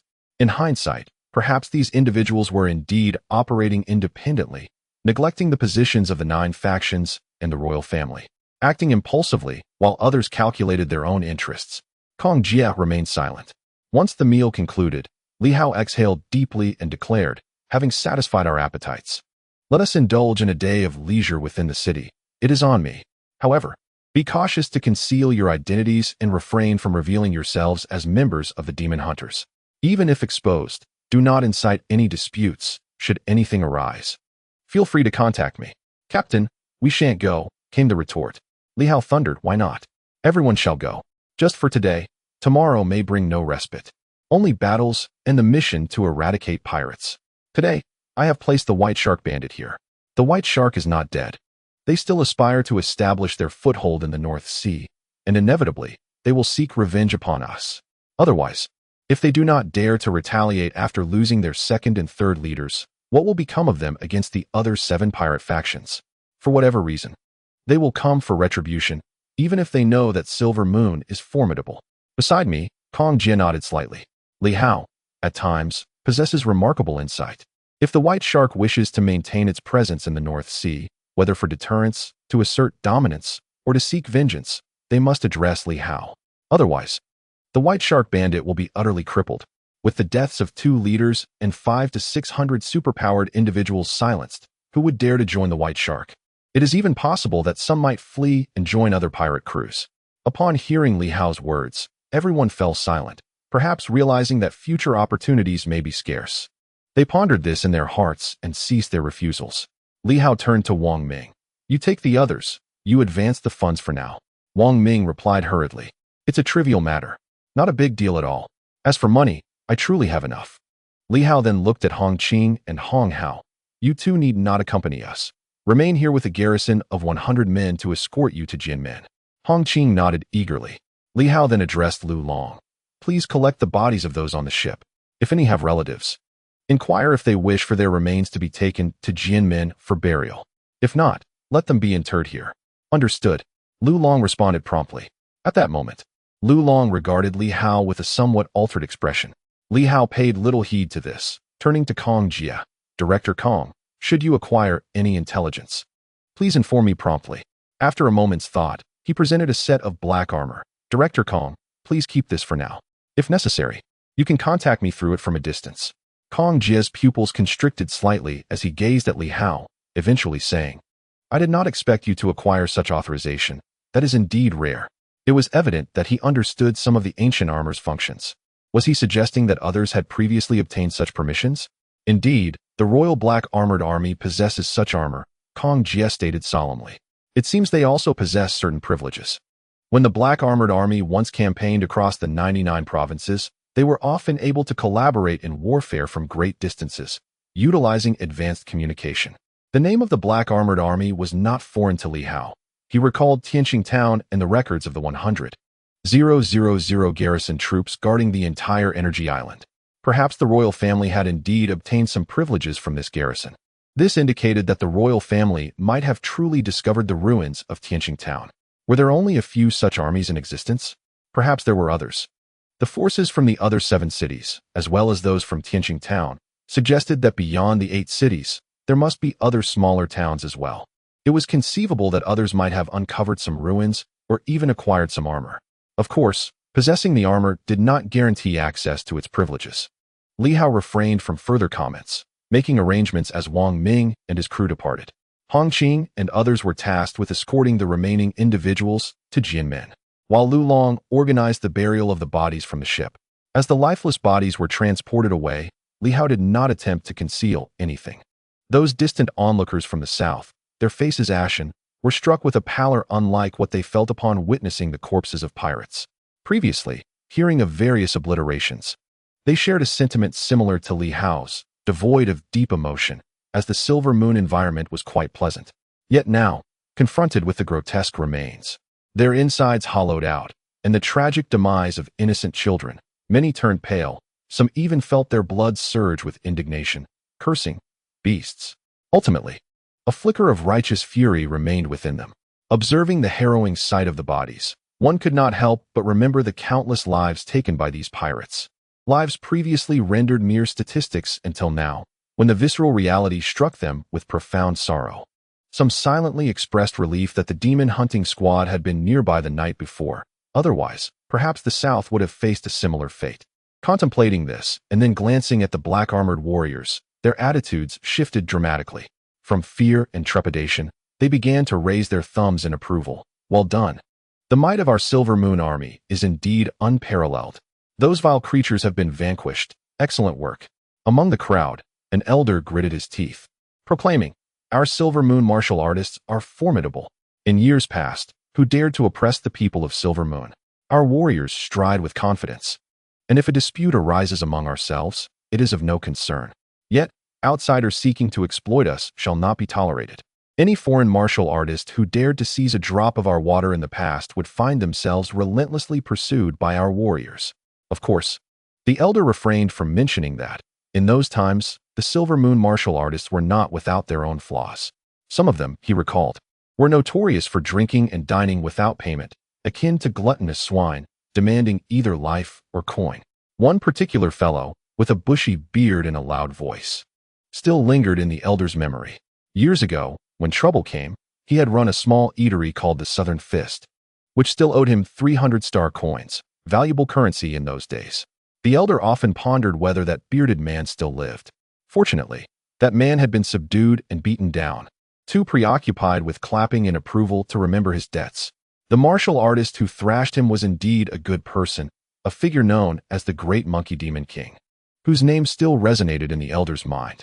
Lost in reminiscence, the elder's gaze returned to the tragically slain citizens of Linjiang, and with a sigh, he emerged from his reverie. Despite his disdain for the bearded man, who, while powerful, merely evaded debts without resorting to violence, he had never witnessed such ruthless slaughter as that inflicted upon an entire town or city over a mere disagreement.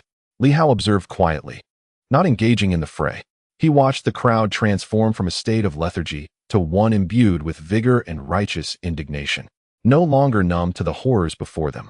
A smile crept upon his lips. It seemed that humanity possessed an inherent kindness or empathy, for their apathy had dissipated.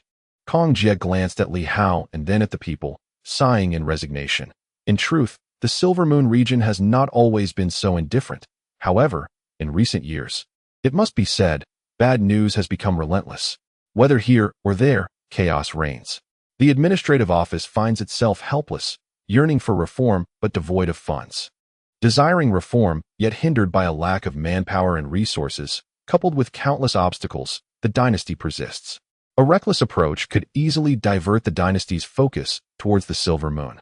Over the years, as the external environment deteriorated, even the Silver Moon has lost some of its fervor and vitality. Li Hao nodded in understanding, proclaiming, "This realm demands a transformation." His gaze drifted towards the distant Sword Gate, and he declared solemnly, "This world requires innovation. It necessitates revolution. All tyrants, sovereigns, noble families, the 9 offices, military brigands, malevolent organizations, chaotic superhumans, and butcher warriors must be eradicated. Only then can it be rejuvenated." Kong Jie stared at Li Hao in disbelief, utterly astonished at this moment. "Have you lost your mind? Or am I the one who has? What are you saying?" Li Hao dismissed him, stating, "These are not merely my words. They echo ancient texts and the vague suggestions of Hong Yitong and his associates." "I do not comprehend," Kong Jie retorted. "Yet I grasp one truth. If we eliminate those who sow chaos, this world shall know peace. First, the realm must be pacified before any reform or restructuring can commence. Unimpeded, I shall reshape it to my satisfaction." Ancient civilizations possessed immense technologies and resources. How many have been disseminated today? There are those who obstruct progress, unwilling to enlighten the populace. The words of Hong Yitong had taken root in Li Hao's heart, blossoming with fervor. If the world is unbalanced, then those who disturb it must be rectified. Of course, he recognized that he was currently powerless. His words stemmed from a moment of impulsive anger, yet they genuinely reflected his innermost thoughts. He recalled the figure reminiscent of an ancient king, pondering, "Will you heed my call? Should you refuse, I shall eradicate you all." Kong Jie felt increasingly uneasy beside him, while Li Hao suddenly vanished from sight, reappearing on a distant pirate ship, choosing silence. Today, he had spoken enough. Though he preferred to remain low-key and avoid such declarations, certain matters weighed heavily upon him. Having disappeared from the original location, Li Hao materialized on the pirate vessel. Moments later, he vanished again, slipping into the ship's interior. A small craft, silent as a whisper, swiftly traversed the ocean, disappearing into the vast expanse of water. At this moment, Li Hao harbored one final thought. He yearned to witness the remnants of the obliterated town. He still could not fathom the darkness enveloping this world. He desired to revisit the town of Linjiang that had been annihilated, hoping to see its current state, for a day had passed, and Linjiang ought to have received news and reacted accordingly. The colossal coin-shaped vessel surged through the sea with remarkable speed, accelerating to its utmost limits. After more than an hour, Li Hao surpassed the previous battlefield, continuing onward. An additional hour later, he crossed the Moon Sea, drawing closer to the next tributary of the North Sea, which, in fact, connected to Yunjiang. As he gazed into the distance, he observed flames rising, towering infernos billowing into the air. In a flash, he soared like a bird, leaping into the air and vanishing into the sea, taking the small boat with him. Moments later, Li Hao hovered in the sky, surveying the scene below. A group of soldiers is setting fire to a dilapidated town, accompanied by several superhumans. The corpses are being incinerated, while valuable items that the pirates failed to seize have fallen into the hands of these soldiers. They meticulously search each household, one after another. A commanding voice bellows, urging them to hasten their efforts. "We must complete the search before nightfall. The higher-ups have ordered us to evacuate before dark." Fire-wielding superhumans, prepare to completely obliterate coastal town, leave no trace behind, not a single remnant. Li Hao's ears perked up, noticing the sounds below beginning to diminish. Outside the town, a superhuman lowered his voice, engaging in hushed conversation with a military leader. "We must ensure that all traces are eradicated and promptly file a report," claiming that coastal towns suffered from flooding and fire, leading to its destruction. With the discontent in the north and the pirates' invasion, the annihilation of the town's populace has already spread. We must all bear the consequences. No need for further words. I understand what must be done. Rest assured, there will be no survivors from coastal town. All perished in the flames. The leader responded quietly. Those who are alive will soon join the dead. The town's obliteration by pirates is a grave matter, and while everyone is tacitly aware, it cannot be publicly acknowledged. The official narrative must assert that it was due to flooding and fire. As for the public's belief or the spread of rumors, it is of no concern to them. What matters is that those in power are convinced. Are we to engage in a battle with the White Shark pirates? That would be absurd. The White Shark pirates boast thousands of superhumans, numerous from the Radiant Dawn, and a multitude of Sanyang. Here in Linjiang, unless the entire army is mobilized, we stand no chance against them. That would be courting death. One can only hope that when the White Shark pirates return, they do not set their sights on other towns and cities. Otherwise, trouble will surely arise. However, considering the governor's office and the pirates, it seems that the destruction of a small town may be tolerated without too much loss of face. When it comes to major cities, these individuals can rest easy. A superhuman and a military officer continue their low-voiced exchange.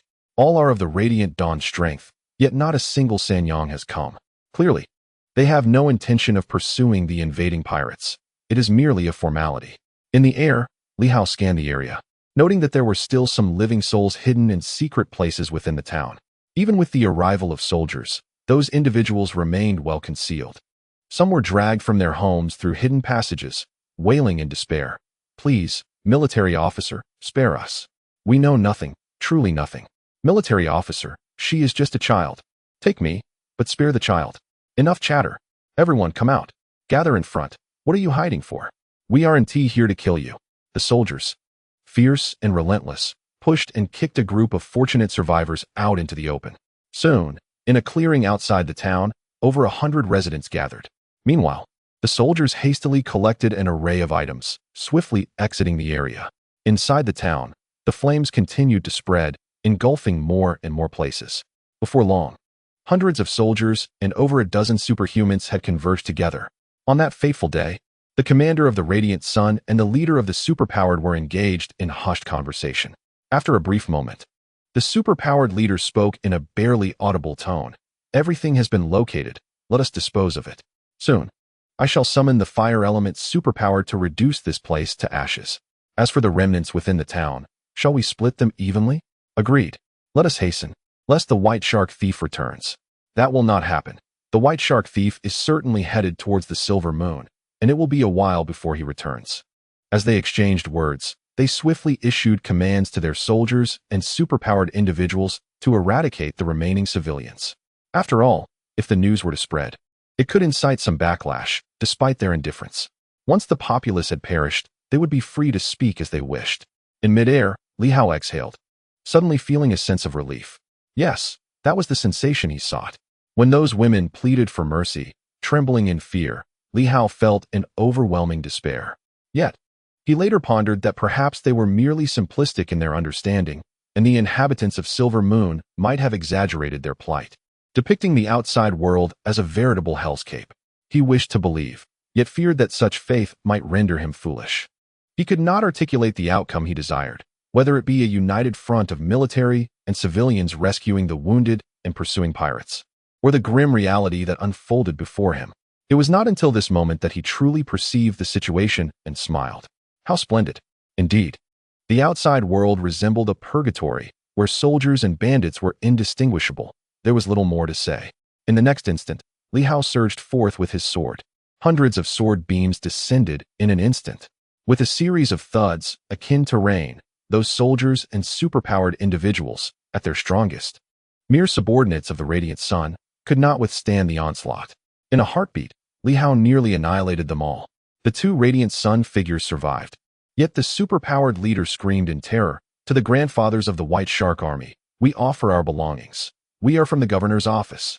With a resounding crash, his head shattered. The other Radiant Sun figure, paralyzed with fear, turned to flee but barely managed 5 paces before bursting apart. The residents, still dazed, realized their fate was sealed. These soldiers and bandits would execute them. This was neither the first nor the last time. Yet, suddenly, all those soldiers lay dead. In an instant, the residents seemed revived, gazing skyward.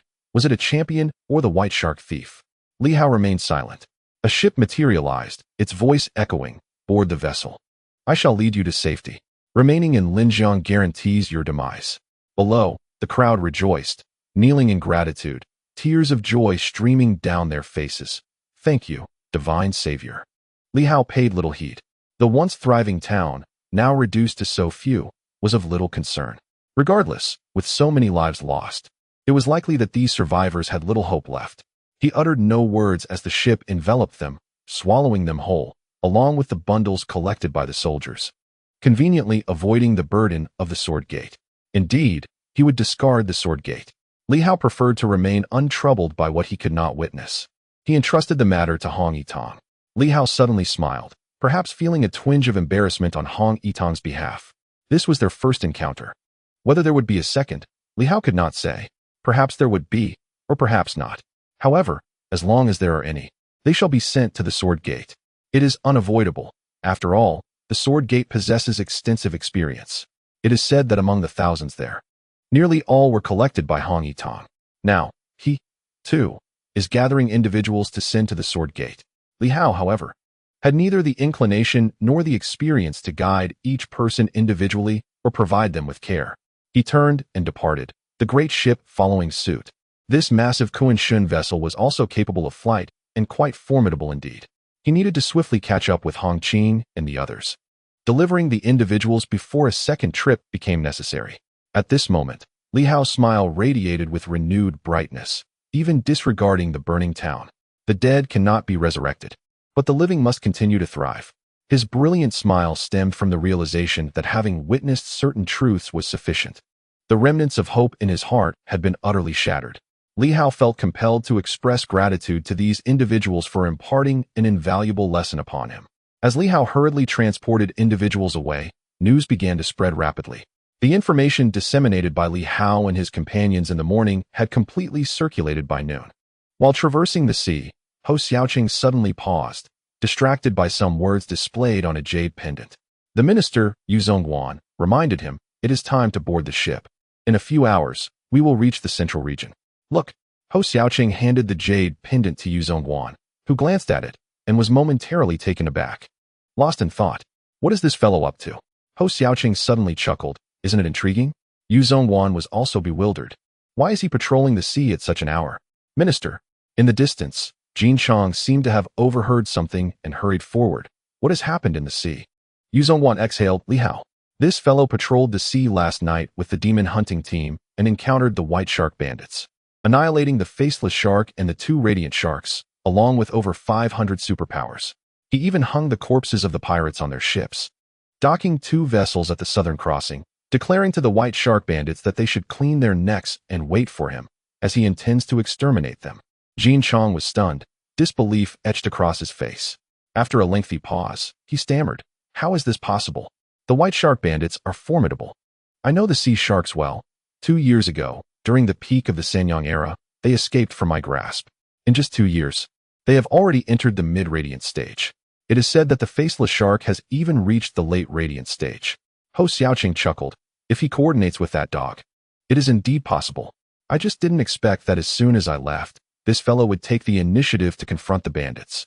He was as stubborn as a mule, refusing to budge, always seeming to think I was plotting against him. How could I have such idle thoughts?" At this moment, Ho Xiaoqing laughed heartily. "This fellow is truly amusing. I thought he would cling to survival indefinitely until Yuan Shuo returned from the central region. Yet here I am, leaving, and he goes off to provoke the pirates. How wonderfully entertaining." Shaking his head in bemusement, he found himself both amused and exasperated. At this moment, the melancholy of parting dissipated, replaced by an urge to laugh, tinged with a sense of helplessness. "Li Hao, you truly are an eccentric."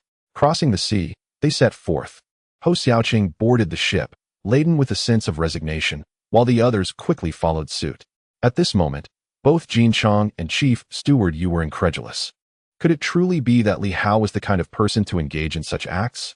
They were utterly astonished. According to their assumptions, he should have been sequestered in the base, fervently cultivating, oblivious to the outside world, waiting until he had amassed enough strength to emerge, eliminate a few foes, and then retreat once more to continue his training and plotting. Indeed, this was the image they had of Li Hao. However, today, they were left utterly flabbergasted. In front of them, Hou Xiaoqing chuckled. Glancing at the surging waves of the North Sea, he remarked, "The pirates of the North Sea are formidable, and it seems that various factions have invested significantly. This time, they must be disheartened, having lost so many superhumans." After a moment of reflection, he added, "What a pity. If only there were more time. I would truly like to take a tour, to see the white shark and perhaps pay him a visit. But never mind. I shall leave that for Li Hao." He let out a hearty laugh, directing his gaze towards the opposite shore. "Let us head south and explore the central region. This place is better left for that young lad. I surmise that if Yuan Shuo were to receive news of today's events, he would surely be taken aback, perhaps even devastated." Ha ha. His laughter was strikingly different from his usual gentle demeanor. Steward Yu cast a curious glance at him. Even though Li Hao had been quite ostentatious this time, eliminating numerous pirates, was it truly necessary for him to be this elated? Hou Xiaoqing continued to chuckle. They did not comprehend. As a member of the 8 great families, indeed the only one still publicly alive, and privy to the inner workings of these families, Hou Xiaoqing and his companions hoped that Li Hao would not be completely consumed by hatred. Unfortunately, the results had been less than satisfactory until now. However, today, they glimpsed a flicker of hope, something that brought them joy. A Li Hao like this might truly inherit the glory of the 8 great families. Even if it were the legacy of ancient civilizations, they did not wish for the once resplendent 8 families to devolve into mere killing machines in this present age. With a bright smile, Hou Xiaoqing set forth on his journey southward towards the central region. Meanwhile, in the North Sea, White Shark listened to the reports from his subordinates. After a considerable time, his expression grew somewhat rigid as he gazed into the distance. Li Hao, and that worthless sea shark, along with that faceless scoundrel. 2 utterly useless beings. The muscles on White Shark's face twitched slightly. The demise of these 2 was not merely a matter of losing face. The crux of the issue was that the strength of the White Shark faction had suffered a significant blow. If he remained indifferent, the other 7 families might soon decide to engulf him. Li Hao was truly unexpected. White Shark exhaled slowly, surveying the silent crowd below. Suddenly, he bellowed, "What is there to fear? Are you afraid of being killed by Li Hao? Does he dare to come? He need not come. I shall confront him myself. Li Hao is courting death. Once I reorganize my forces, I will undoubtedly annihilate that so-called demon hunt team, avenging the sea shark's grievances." The immediate priority was not to seek out Li Hao, as there could very well be traps awaiting him. First, he needed to reorganize the superhumans left behind by the 2nd and 3rd in command. Without proper adjustments, they would likely flee soon. Once he had gathered the necessary information, he would seize the opportunity to confront Li Hao, but at this moment, he could not act rashly. With the demise of 2 of the rising lights, he needed to ascertain the details thoroughly before proceeding. Vengeance must be exacted. Below, the pirates roared loudly, as if to expel the fears that dwelled within their hearts. The White Shark sighed internally, realizing that this was not acceptable. At the very least, they must retrieve the bodies of the sea sharks. Otherwise, they would be displayed as a gruesome warning in the south, which would be a devastating blow to everyone. The White Shark bandits had lost all semblance of authority.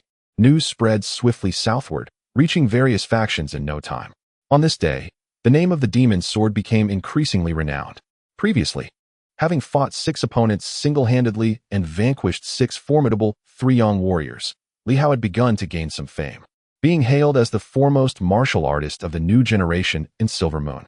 Today, however, as he led the demon hunting team to eradicate a faction of the White Shark bandits, slaughtering hundreds of superhumans, and displaying the corpses of Su Guang and another, his reputation soared even higher. From the north to the south, everyone knew of Li Hao from Silver Moon, the demon sword Li Hao. No longer was he merely recognized as a descendant of one of the 8 great families. In the southern Yu province, Yuan Shuo panted heavily. Having just slain a beginner Su Guang, his face was alight with joy. He had finally taken down Su Guang. Although he was not a member of the Red Moon, but rather a scoundrel from the trashy Yen Luo, he felt a sense of fulfillment. My disciple, over 10 days ago, had slain 6 3-young warriors, nearly matching my own fame. Today, I have slain Su Guang. The gap between 3-young and Su Guang is significant. Yuan Shuo laughed heartily. catching his breath and wiping the blood from his face as he glanced at the injured Bai Guang's sword nearby, exclaiming, "We did it, Bai Guang. That last strike possessed the might of a mid-level 3 Yang. Splendid work." Bai Guang's sword, still nursing her wounds, felt no inclination to speak. Merely a mid-level 3 Yang? She was not in the mood for self-satisfaction. It was too slow. Despite her considerable growth since emerging from the mountains, she was far from satisfied. If Yuan Shuo could slay in Su Guang, she felt a sense of urgency. Yuan Shuo noticed her thoughts and laughed. "Do not rush. We need not hurry. Your Bai Guang sword is not yet fully developed. In due time, perhaps you two will be able to contend with Su Guang. Just consume more blood god essence." As he spoke, a jade pendant in his bosom began to vibrate. Yuan Shuo chuckled. Another significant piece of news? Could it be that Ho Xiaoqing has been ambushed and killed? That would be quite amusing. This jade pendant would not tremble unless it bore substantial news. He took a glance at it, and after a brief moment, he stowed it away, delivering a punch that pulverized the corpse beneath him, erasing all traces left behind. Bai Guang's sword shot him a peculiar look, asking, "What happened? Did you not say you wanted to intentionally leave traces so that the world would know it was you?" Yuan Shuo, who today slaughtered the Su Guang here, making your name known as the King of the Five Beasts? What a strange old man. You had just orchestrated this. Deliberately adding unique markings of the Five Beasts sect to the corpse, fearing others would not know you killed in Su Guang. And now you destroy it all in an instant. What gives? Let us go. Yuan Shuo's expression darkened, continuing southward. What is there to be proud of in slaying a mere beginner Su Guang? What is it? Is there something wrong? Is it related to your disciple? I have no disciple. Bai Guang's sword was taken aback, rendered speechless. What was happening? You have no disciple? You incessantly speak of your prized disciple, almost proclaiming him as the greatest in the realm. What transpired today? Has he been slain? This was the immediate thought of Bai Guangjian, feeling a tremor of concern. Yuan Shuo evidently held his disciple in high regard. Should he indeed be killed, it would likely drive Yuan Shuo to madness. Yuan Shuo hastily strode forward, not looking back. His teeth clenched.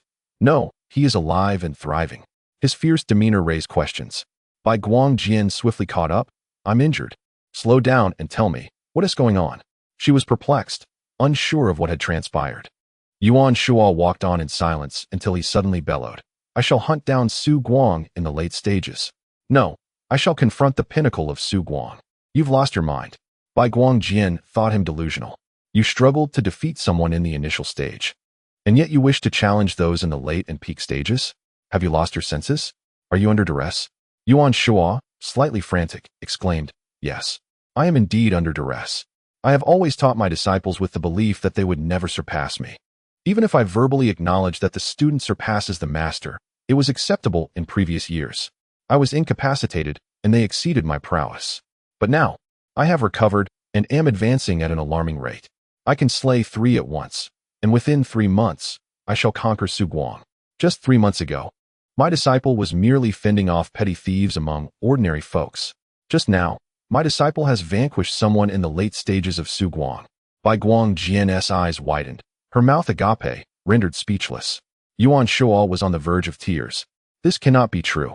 It must be false news. What a jest! How could such a feat be accomplished so swiftly? As a seasoned martial artist, my progress is astonishing, and I have slain those in the initial stages of Su Guang, indicating that my disciple's capabilities must exceed the initial stage, possibly reaching the mid-stage, in order to have defeated someone in the late stage. Nevertheless, my disciple has overcome one in the late stages of Su Guang. I refuse to believe it. It has to be misinformation. It is infuriating. I have just slain one and was preparing to let the world witness the might of Yuan Laomo, and now, my prestige is diminished. I must feign ignorance, lest I become the subject of ridicule. Your disciple has dispatched someone in the late stages of Su Guang. And what merit is there in my slaying an initial stage opponent? In the background, Bai Guangjian also found herself momentarily dazed. Glancing at Yuan Shuo, didn't you mention that your disciple has only been training for a few months? Indeed, Yuan Shuo responded. Bai Guangjian fell silent for a time before suggesting, Your disciple may have been possessed by another's spirit. I have encountered such accounts in ancient texts. It is a possibility. Yuan Shuo rolled his eyes in exasperation. Enough of that. You've criticized me enough already. And now, you suggest something absurd. You know nothing. He possesses the bloodline of the 8 great families, has witnessed the astounding sword of ancient civilizations, and has received the true teachings of my 5 animals technique. It is only natural for him to progress swiftly. You, woman, with your long hair and scant understanding, what do you truly know? Bai Guangjin shot him a look, internally cursing his folly. Am I not merely supporting your claims? This foolish old man must have water in his brain, and you defend him. Yuan Shuo huffed, muttering a few more curses, uncertain whether they were directed at Bai Guangjin or at Li Hao. After a lengthy tirade, he exhaled. This will not do. I am moving far too slowly. The integration of the 5 forces presents an arduous challenge, while the enhancement of the 5 organs progresses at a sluggish pace. Even if the new martial techniques prove effective, their results are not immediately apparent. The individuals from the Red Moon have all fled, their whereabouts unknown. Come, let us excavate graves. I possess knowledge of several ancient relic locations, one of which may harbor the spring of life. I invite you to join me in this venture. Although perilous, the potential rewards are immense. Initially, I intended to wait for my disciple's arrival to embark on this journey, but now, it seems you shall benefit instead. He has surpassed me, and what merit would there be in guiding him in such endeavors? The Azure Light's sword was taken aback, rendered speechless. Why didn't you mention grave excavation sooner? In the next instant, the two departed hastily. Yuan Shuo gritted his teeth, postponing any thoughts of vengeance. If I refrained from eliminating the late-stage Shuguang, I would feel embarrassed to emerge. I shall uncover the spring of life, fortify my 5 organs, and subsequently integrate the 5 forces, then return to demonstrate my prowess to you all. Let Li Hao understand who the true master is. Chapter 173, The 4 Guardians of the Silver Moon Nandu. They caught up with Hong Qing and his companions, ensuring their safe passage. Li Hao returned with a sense of relief.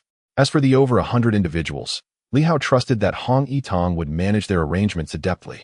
It was not an overwhelming number. At worst, he could eliminate more pirates and allocate some funds to resolve matters.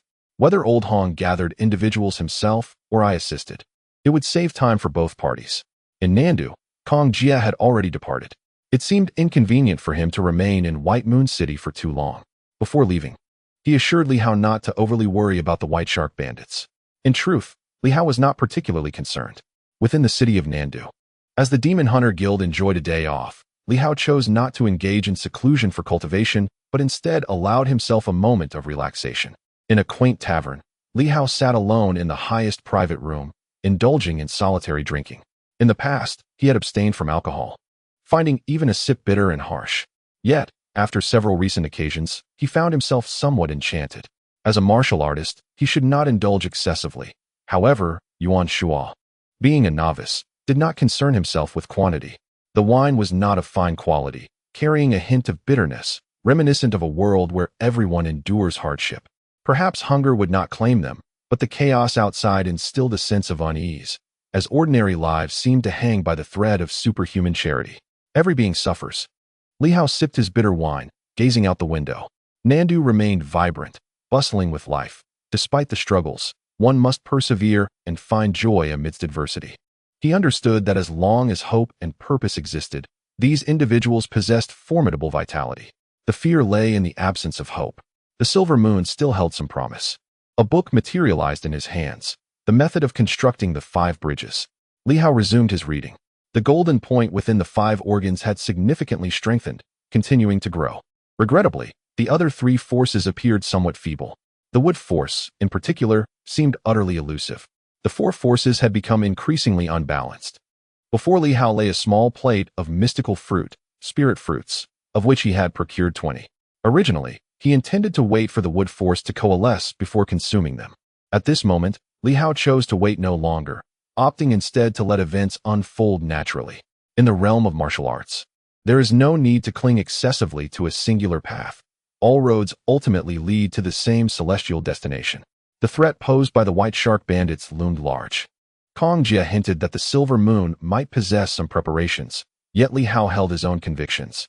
He preferred to avoid involving outsiders and hoped to resolve matters independently.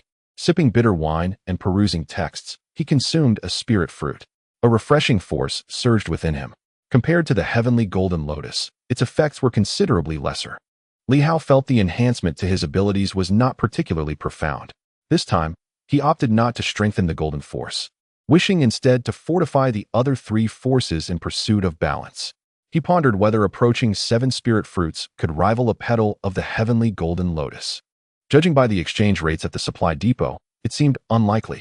The heavenly golden lotus required 1,000 points to redeem, while a petal cost 125 merit points. In contrast, a single spirit fruit only necessitated 10 merit points, a disparity exceeding tenfold. However, sometimes the value is not merely a matter of price. Li Hao consumed a spirit fruit, quietly savoring the experience, reflecting on the enhancement of his forces. There remained a distinction between force and mental power. The latter is merely a form of pure strength, while force constitutes a higher manifestation and application of power. Li Hao had perused numerous ancient texts regarding the forces of martial masters. In comparison to historical cultivation systems, the modern martial master's force represents a unique new framework, or rather, a broadened application of concepts once discussed only in ancient civilizations, now integrated throughout the entire contemporary and ancient cultivation system.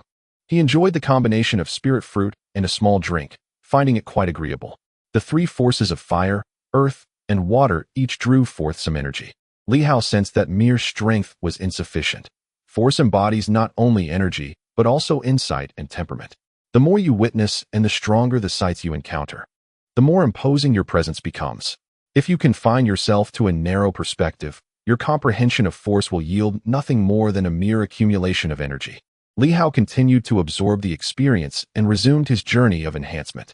Both his internal organs and physical body needed to reach a level of 10,000 units. From his previous encounter with the sea shark, he had already realized that even clad in silver armor, one could still sustain internal injuries. At this stage, superhuman abilities had also become formidable. Even in a straightforward contest of internal energy and superpowers, Li Hao found himself unable to contend with a powerful mid-phase dawn light. He had consistently employed the blood blade technique, yet its effectiveness had begun to diminish as his strength increased, no longer yielding the enhancements it once did. Currently, the most expedient means for Li Hao to augment his strength appeared to be nurturing the wood force. The fusion of the 5 forces would inevitably lead to a significant enhancement. However, he had yet to grasp much regarding the willow sword, while he could wield it. Understanding its essence remained elusive, hampering his ability to perceive its deeper truths. Beyond the willow sword's connection to the wood force, the second focus was the fortification of his physical form. The third enhancement involves the saturated super energy lock. If one could achieve the same level as the Southern Fist practitioners, it would be possible to unseal it, allowing oneself to seal Li Hao once more and grow stronger. However, this requires reaching a certain limit. Previously, despite absorbing a multitude of energies, he had not yet reached that threshold. The super energy lock remained unsaturated. The final method of enhancement lies within the Demon Hunting Squad. Indeed, the Demon Hunting Squad. Following this recent battle, Li Hao has sensed that some individuals are on the brink of forming their potential. He granted the squad a day's respite, primarily to allow them a moment of relaxation. The relentless battles have accelerated the members' growth, and now all have surpassed the 100 mark in their later stages, yet none have achieved full completion.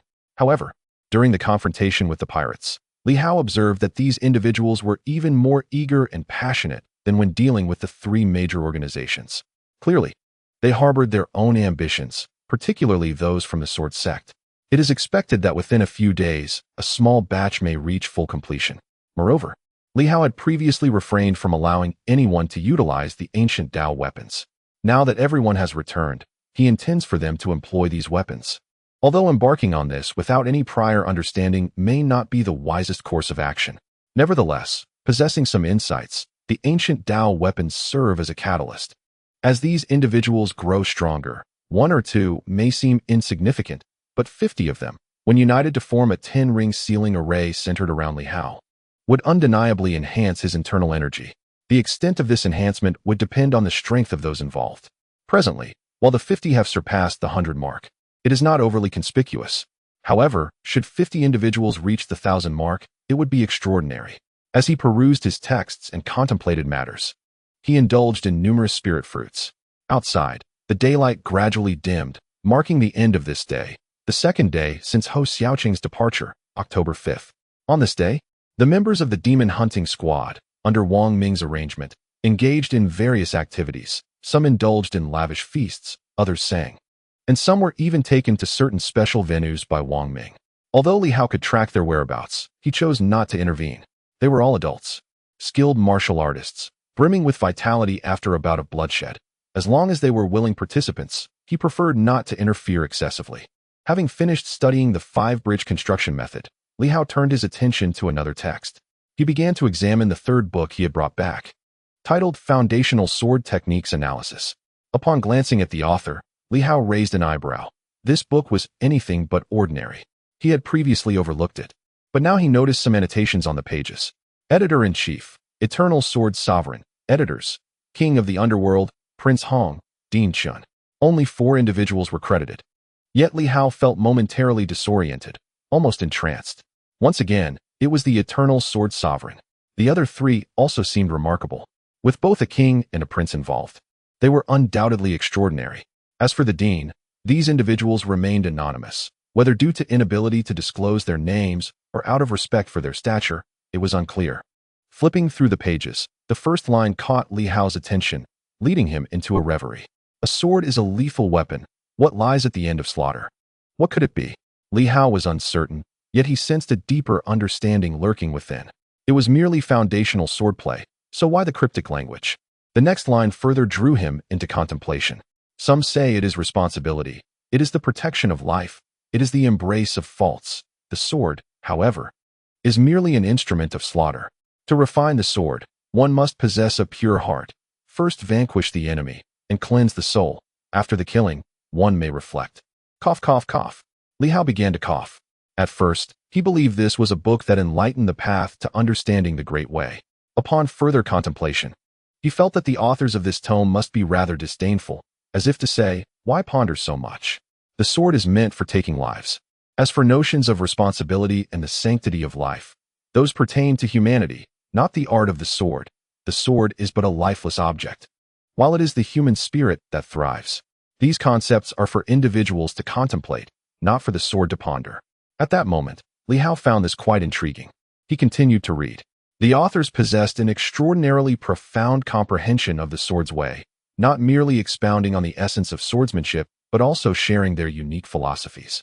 Li Hao had some understanding of the swordsmanship of the Eternal Sword Sovereign, which was characterized by a lethal precision, each strike guaranteed to draw blood. The teachings of the Hong Prince were less elaborated upon, merely hinting at a path of dominance, bold and expansive. The path of the underworld monarch was one of pure slaughter. The more one kills, the heavier the aura of death, resembling a military style of swordsmanship suited for battle. Conversely, that director Chun presented a different perspective. His sword style was gentle, likening the sword to a flowing stream. Tranquil, yet capable of erupting into a waterfall in an instant, reminiscent of the principles of the Baiguang sword. The notion of beginning weak and culminating in explosive strength resonated throughout. Although the philosophies of these formidable swordsmen were not extensively detailed, they all shared a singular purpose: to vanquish foes. As Li Hao savored the spirit fruit, he perused the book, occasionally taking a sip. He found this foundational text on swordsmanship remarkably engaging. The book was profoundly intricate. Some concepts, the more elementary they seemed, required substantial mastery to articulate in a manner comprehensible to all.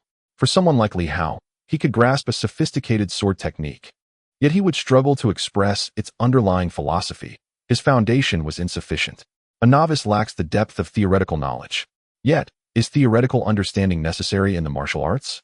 Indeed, within this book lie elements worthy of Li Hao's deep exploration and study, including some unique methodologies. The same sword, when wielded at different angles in varying environments, surprisingly affects its potency, a notion Li Hao encountered for the first time. Variations in angle, posture, and point of explosion all influence the sword's might. Pure speed does not necessarily equate to ultimate strength. Reflecting on his own practical experiences, Li Hao nodded repeatedly. His golden sword intent epitomized sheer swiftness, followed by an explosive force. However, there are times when achieving that pinnacle of speed is unattainable. In such cases, the resultant explosion may be somewhat diminished. A buildup of energy is essential. Moreover, the book introduced a special technique: nurturing the sword. To maintain an army for 1,000 days is to utilize it for a single moment. This army could refer to soldiers or to weaponry. Channel your divine essence, your will, your vital energy, your internal strength, and your murderous intent to nurture this sword. When confronted with formidable foes, draw the sword and vanquish them. In times of tranquility, one must gather their breath and cultivate their killing aura. The text recounts various legends of the eternal sword master. Indeed, Li Hao had encountered some of these tales previously during the Battle of Southern River, where he witnessed the slaying of enemies beyond one's rank. A single sword cleaving through golden bodies. Li Hao drew forth the celestial sword, pondering deeply. The tome posits that while a sword is a weapon, it also possesses a consciousness, a murderous consciousness. It should not be perpetually concealed within a storage ring or confined within oneself. It ought to be worn upon one's person. This theory intrigued Li Hao, as he contemplated the notion that nurturing a sword could unleash even greater combat prowess. Yet, the act of nurturing a sword is not so straightforward. Following the guidance of the text, he summoned his vital energy to surge into the blade, yet it responded not. However, the scripture also indicated that this was a long-term endeavor, one that should not be rushed. The average individual cannot nurture a sword. As a swordsman, it is impossible to refrain from wielding one's sword unless one abstains from combat altogether, for to avoid battle is to forfeit the identity of a swordsman. The eternal sword master refrained from swordplay for a decade solely due to injury and seclusion. A true swordsman must engage in battle frequently. Li Hao dismissed such thoughts for the moment and focused on infusing a surge of sword intent into the blade.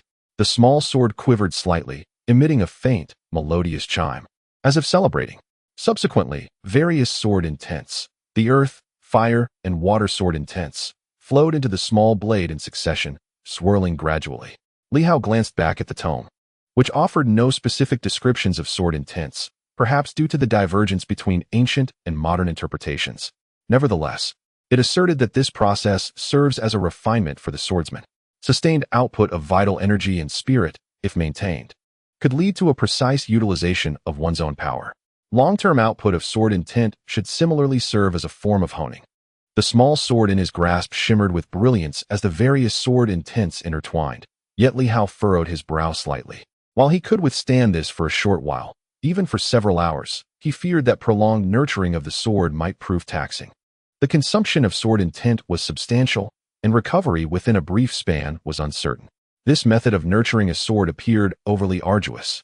Yet, having witnessed the text's claims of promising outcomes, Li Hao deliberated and resolved to attempt it, nurturing the sword for a time, and should it prove unfeasible, he would abandon the endeavor. Sword intent could be replenished through various means. Furthermore, the idea of nurturing the spirit through the 5 organs had always eluded him. Though his mentor had mentioned it, Li Hao recognized that he had yet to fully grasp this concept. Perhaps the 5 organs indeed hold the potential to nurture intent, yet he had not felt its effects significantly. Regrettably, his mentor was not present.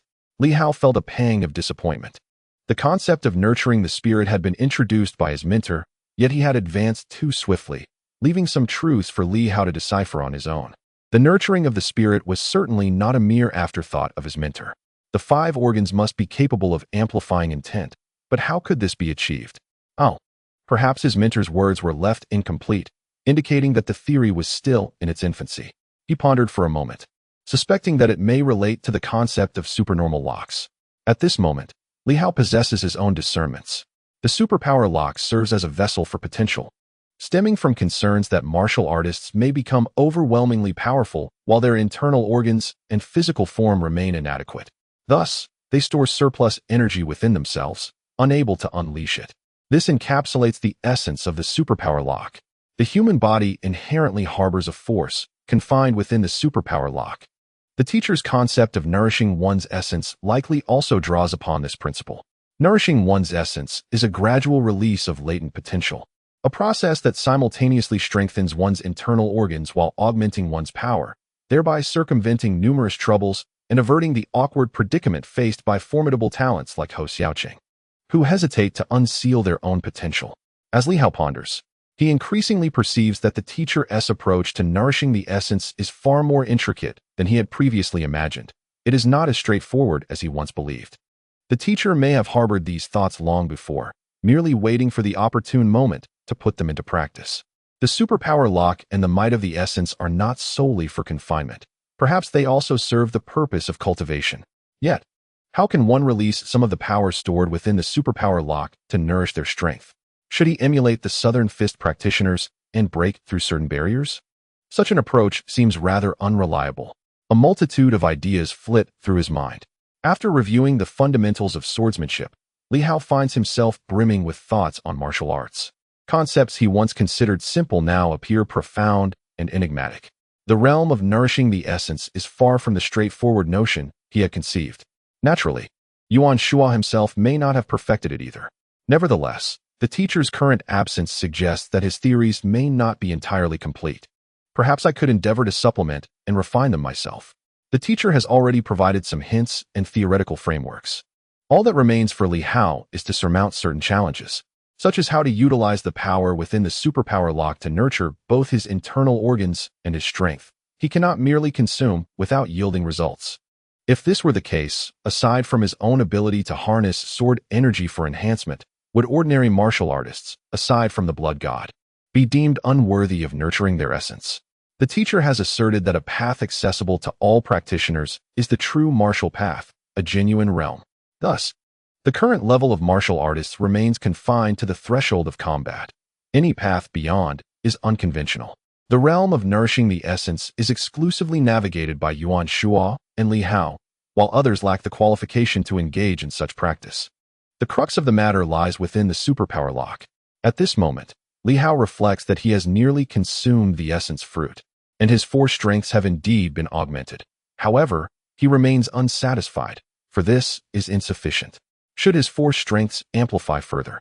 And if his physical form were to reach an unparalleled level, perhaps he could entirely surpass the previous sea shark. Yet, when confronted with the later stages of the dawn light, he would still fall short. Furthermore, the faceless shark operates within the later stages of the dawn light. The white shark, unless it has achieved peak status, is likely in a transformative phase akin to the golden eagle and others. Li Hao believes the probability of this is low. At this current stage, those at this level appear to be individuals like Hong Yitong, prior to unsealing. Their explosive potential is virtually equivalent to this, existing within a phase of transformation. At this moment, with his current strength, Li Hao is incapable of contending with the formidable white shark.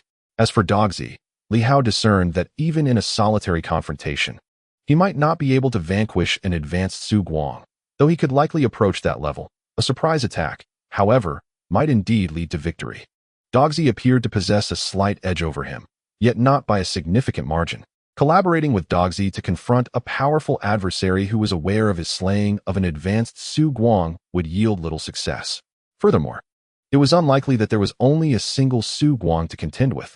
There were also San Yang, and the adage that many ants can bring down an elephant rang true. To seek trouble with White Shark at this juncture would be tantamount to courting death. Li Hao gracefully waved his small sword, its movements reminiscent of fluttering willow leaves, yet this caused him to frown. The willow fluff sword, embodying the essence of the wood element, seemed to demand an extensive period of contemplation. After his other 4 elemental strengths had been solidified, employing the willow fluff sword felt somewhat disjointed. The 5-animal technique came to his mind, particularly the deer element corresponding with the wood element as per Yuan Shua's interpretation. Yet, how could the deer element relate to the wood element? Each individual has their own perspective. Yuan Shua's interpretation differed from Li Hao's. Li Hao believed that the deer element should correspond to the wind element. It was difficult for him to draw a connection to the wood element simply because deer graze on grass. This understanding necessitated personal insight. Just as Yuan Shua's tiger represented the water tiger, Li Hao's was the fire tiger. The monkey technique, however, could be associated with the wood element, as monkeys are adept climbers and wanderers of the forest. Amused by this thought, Li Hao refrained from delving deeper and continued to peruse his texts, hopeful that the ancient books might offer him some enlightenment. Outside, the sky had completely darkened. The tavern owner dared not approach the patron occupying the finest private room. Having recognized who it was, he was too busy flattering to consider asking the individual to leave. Nevertheless, he could not help but harbor some disdain, thinking it rather stingy. A pot of wine and a few pastries could sustain one for a day. Yet was this truly the extent of a person of such stature? Were they so impoverished? Had he not feared that the patron would perceive him as looking down upon him, the owner might have even considered sending up some fruit. After all, sitting there for an entire day and ordering so little was rather pitiful. It was not until the night fell completely and the neon lights outside flickered to life that Li Hao descended the stairs. The tavern owner hurried to greet him. "General, would you care for a bite to eat?" "No need," Li Hao replied with a smile, producing a 100-star coin. "Is this sufficient for a pot of wine and a serving of snacks?" The tavern owner found himself at a loss for words.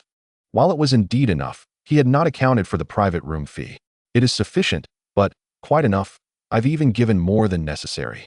Business is not easy, after all."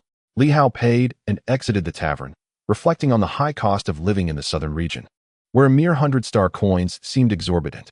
He recalled his time as an inspector just a few months prior during his internship, earning merely 1,000-star coins a month. Drinking 10 pots of wine would have wiped out his salary. Shaking his head, he pondered how it was possible to sustain 30 million people. The cost of living was indeed high, enough to afford a lavish meal in Silver City. Upon leaving the tavern, Li Hao did not rush towards the seaside. "Wandering within the city, I find myself in a rare state of mind, such a mood, such thoughts, and such leisure. It is indeed delightful to witness the vibrant nightlife of the South, a refreshing balm for the soul. In comparison to the South, my thoughts drift to the picturesque riverside town I observed today." Li Hao smiled, revealing a glimpse of joy. He had never felt this way before, yet now, gazing upon the silver moon, it truly seemed splendid.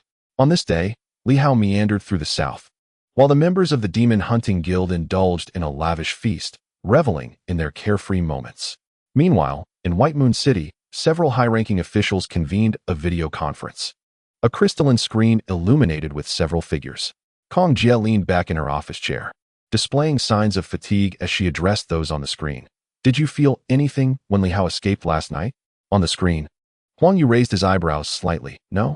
This indicates a flaw within the Silver Moon system," Kong Jie asserted bluntly. "We have been focused on defending against superpowers, but we must recognize that martial artists pose the true threat. If Li Hao can depart unnoticed, it also signifies that martial artists can infiltrate silently." Huang Yu nodded slightly, refraining from counter-arguments. After a moment's contemplation, he remarked, "Our precautions against martial artists have indeed been insufficient. I will take this into consideration.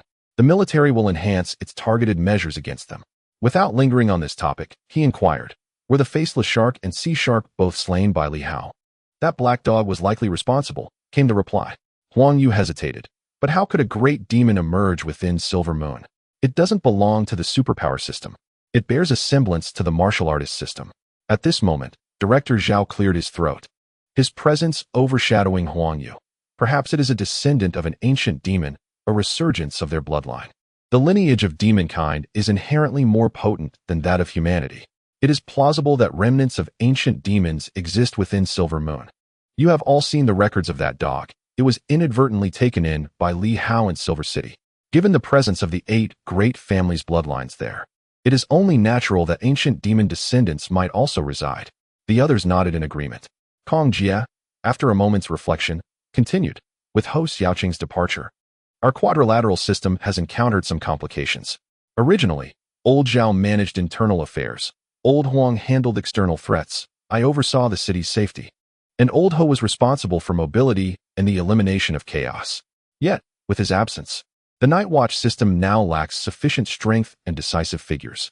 Hao Lianchuan is too weak." As she spoke, Kong Jie added, "I had initially proposed Wang Hengong as a successor, but Old Ho did not agree. His sudden departure caught us off guard, insisting that Li Hao take his place. While Li Hao is formidable, I previously doubted his reliability. Like his master, he is a lone traveler, but expecting him to shoulder significant responsibilities is precarious.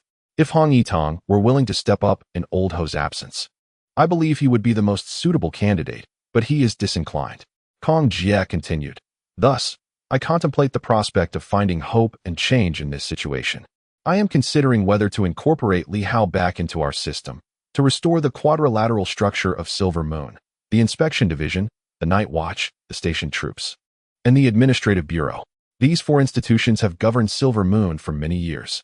Incorporating him into this system signifies the acknowledgement of Li Hao's stature, and subsequently, he will usurp Ho Xiaoqing, emerging as the leading figure within the Silver Moon's enforcement agency."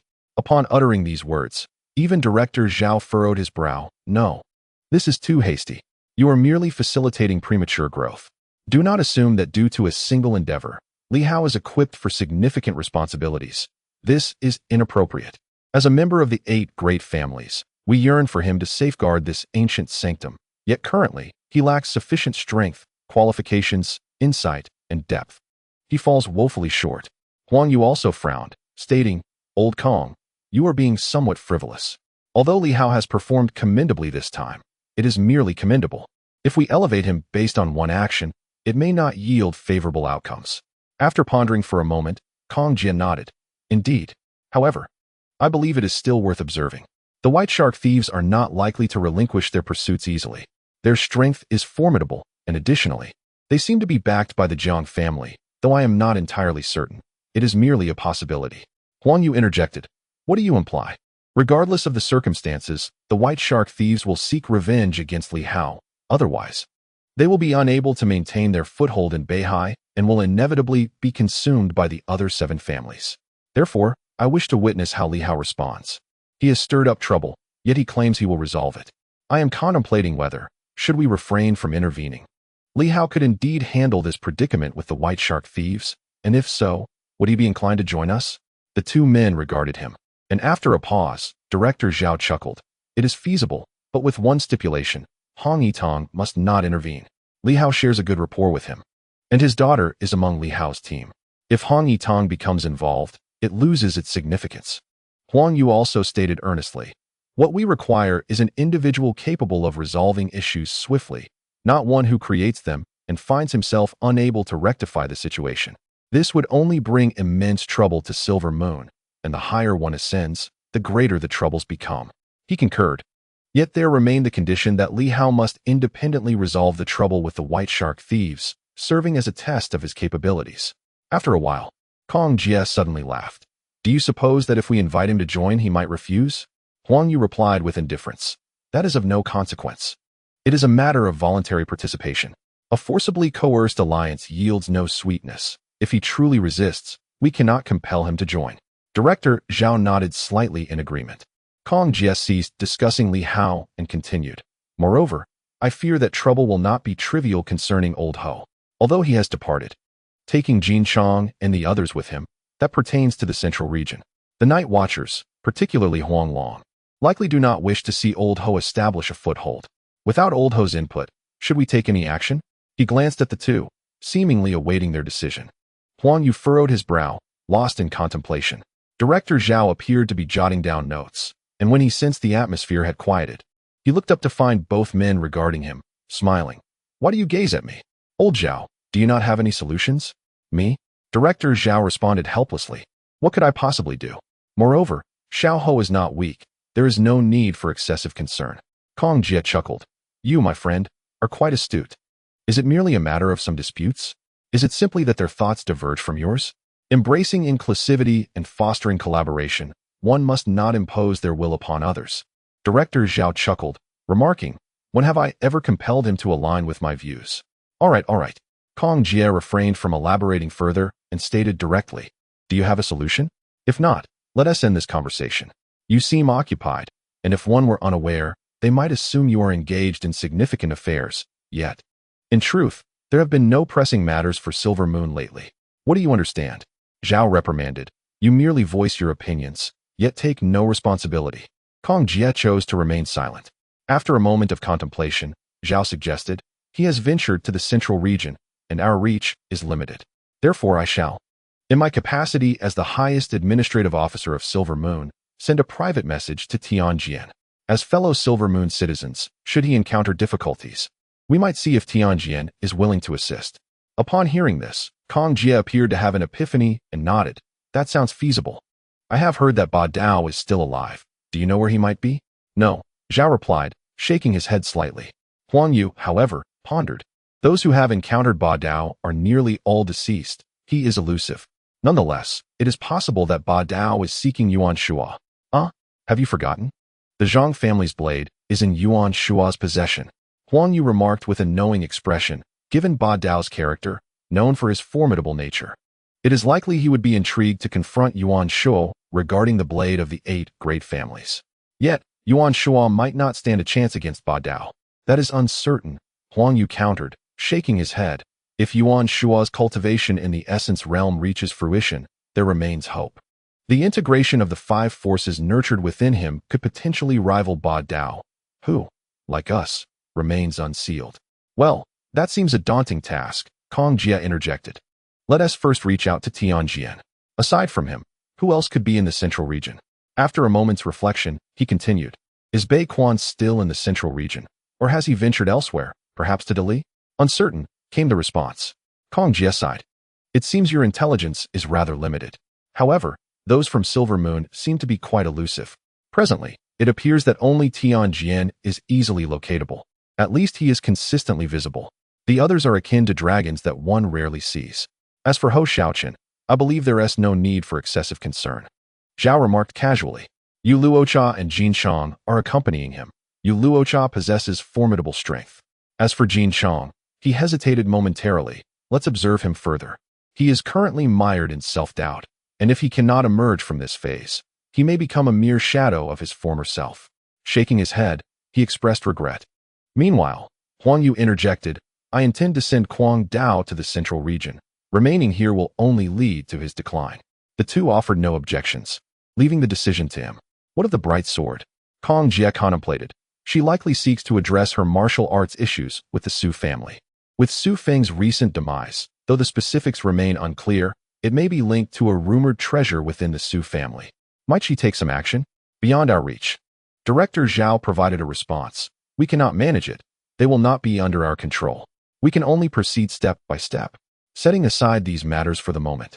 Before departing, Nan Quan communicated with me, urging that Yin be prepared, as the sword sect intends to expand its territory, encompassing a radius of 1,000 miles. It seems that Nan Quan and Hong Yitong have reached some sort of agreement. What are your thoughts on this? Both individuals were momentarily taken aback. Huang Yu furrowed his brow, while Kong Jia pondered for a moment and remarked, I cannot say for certain, nor can I ascertain Hong Yitong's motives. Perhaps we can negotiate a bit. What about selecting candidates? Should Li Hao inquire? They exchanged glances and nodded in agreement. They generally confirmed the recent major events concerning Yin Yu. Finally, Huang Yu spoke. I have instructed the military to completely seal off the Hengduan Gorge, preventing anyone from entering or exiting for the time being. There have been some unusual movements in Zhangtian City, and I believe Li Hao will eventually need to address that issue. After their discussions, they did not linger and quickly concluded the call. At this juncture, Li Hao was temporarily designated as one of the 4 factions, a candidate for the leadership of the Night Watchmen. Unbeknownst to him, he was on the cusp of a promotion. At that moment, he was still in the southern region, captivated by a group of tall young women dancing on the roadside in the cool night air, admiring their indifference to the chill. Chapter 174. Silence after a day of indulgence. The next day, everyone gathered at the coast. Hong Qing and Hong Hao had yet to return. The sword sect was somewhat distant, but traveling by vehicle would not take more than 2 days round trip. At this moment, aside from them, the others had already arrived. Li Hao surveyed the area, his gaze shifting. Among the crowd, many exhibited a faint stirring of momentum, which, while not yet fully formed, bore resemblance to the Earth's momentum he had once sensed. This indicated that true comprehension of momentum was not far off. Soon, these individuals would likely break through to perfection. Within the sword sect, 4 or 5 individuals displayed similar signs. In the inspection department, several, including Lu Yin, Wu Chao, and Chun Jian, also vaguely sensed the nascent form of momentum. Li Hao exhaled softly. The results were promising. Indeed, combat proves to be the most effective means for martial artists to hone their skills. In a few days, this small team might witness around 10 individuals achieving perfection. As for entering the realm of Douqian, strengthening their momentum would be essential. Aside from momentum, these individuals met all other criteria, be it physical body, internal organs, vitality, or skeletal structure. They surpassed the average martial artist with ease. It was quite feasible. With 50 individuals, having 1/5 achieve perfection was commendable. It is worth noting that the Martial Guard Corps, established for many years, has only seen 1/10 reach perfection, and many of those individuals ascended through ancient weapons of enlightenment. After a day of revelry, it was time to depart. Li Hao addressed the group. We shall first return to Baiwest City for 3 days of rest. During this time, I will distribute the ancient weapons of enlightenment retained by the Martial Guard Corps to all. Whether to comprehend or not is a personal choice. The momentum of these ancient weapons may not align with your desires, but they can serve as a reference and will assist in understanding momentum. 3 days from now, I will lead everyone to explore a relic. After Li Hao finished speaking, he continued, within 10 days, we must venture out to sea once more. The White Shark pirates are currently in a state of disarray and integration. Logically, this would be an opportune moment for us to stir trouble and perhaps gain some advantage. However, in my view, that is of little importance. What truly matters is that our strength increases. We need not fear their eventual consolidation. At this juncture, he faced 2 choices. First, to seek out the White Shark pirates, instigating trouble and engaging in a hunt, leveraging the swift speed of his divine vessel to perhaps gain some small benefits. Second, to return and explore the ruins left by the Golden Spear. Li Hao opted for the latter. The White Shark pirates were there, and there was no urgency. For the time being, they would not dare to act recklessly, waiting instead for a while, lest they fall into a trap set by Silver Moon. Thus, seizing this opportunity, Li Hao aimed to delve into the ruins left by the Golden Spear, hoping to uncover some treasures. As for the ruins of Battle Heaven City, it was not prudent for him to disturb them. The Battle Heaven army was formidable, and strictly speaking, all 8 cities belonged to them, so he refrained from indiscriminate excavation. Of course, this was merely his personal sentiment. Li Hao smiled and said, for those among us who have yet to explore the ruins, it would be beneficial to take a look, broaden our horizons. If fortune smiles upon us, we may stumble upon some rewards. If not, we may face some dangers. But as martial artists, we must ultimately embrace risk. No one voiced any objections. Rather, excitement filled the air. Most of them had never set foot in the ruins, with only a few having ventured inside. They all understood the wealth of treasures within, yet the true nature of the ruins remained somewhat elusive. Over the next 3 days, everyone diligently worked to enhance their abilities and grasp the concept of momentum, a significant hurdle that must be overcome. Only through this understanding could they progress further. Otherwise, if they failed to comprehend it, Li Hao gazed at them, pausing in silence. They would inevitably face elimination. Breaking the 100th threshold is insufficient. Once one comprehends the momentum and transcends physical limitations, numerous paths open up, such as learning Southern Fist, mastering the Golden Spear, or following in the footsteps of my master. However, without grasping the momentum, one would be forever trapped at this level. No matter how strong you become, you remain merely a broken 100, and your capabilities would only suffice against the sunlight. In today's circumstances, if one were to remain below the 100th threshold, and not for the black armor they wear, they might find themselves unable to participate in the battle against the pirates at all. Upon hearing this, a wave of urgency surged through the group. If they lingered too long below the 100th threshold, would there still be a place for them in this team? With only a little over 50 members, Li Hao could afford to generously share any attributes, insights into ancient weapons, divine stones, and black armor with them. Their progress was swift, yet the thought of being eliminated was daunting. In an instant, a palpable pressure brought the group back to reality after their previous indulgence. At that moment, someone hesitated before speaking up. Captain, if we grasp the momentum from the ancient weapons, will it affect our potential for the future? Might we not measure up to others? Li Hao pondered for a moment and replied, not necessarily. Understanding the essence of momentum serves as a stepping stone.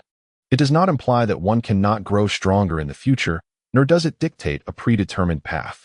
The momentum I perceive through the sword can be regarded as a form of enlightenment akin to the ancient weapons. However, the momentum derived from a weapon may not necessarily align with one's true potential. At this moment, Chun Jian spoke up, earnestly inquiring, Captain, as a defensive martial artist, if I grasp an offensive momentum, does that make my understanding futile? Li Hao chuckled and replied, who says that? Momentum resides within one's imagination. It is a manifestation of the spirit. For instance, consider the earth element, a mountain. Would you classify the mountain as offensive or defensive? Chun Jian pondered for a moment and shook his head. It is hard to say. Indeed, it is difficult to categorize. Li Hao continued. Even a formidable sword momentum, who asserts that it must be offensive? Are there not defensive forms as well? These elements possess duality. Do not hastily define your own momentum. For example, when I initially grasped the earth momentum, my thought was that the heavy earth primarily signifies defense. However, later on, I transformed the earth's sword momentum into an offensive one, focusing solely on its application. The crowd nodded, gaining a semblance of understanding. Although they were still not completely clear, They generally grasped Li Hao's intent. Regardless, they could first comprehend the momentum, breaking through the barriers and crossing the threshold of Dou Qian. As for everything else, that could be addressed later. If one does not take that initial step, the future remains uncertain.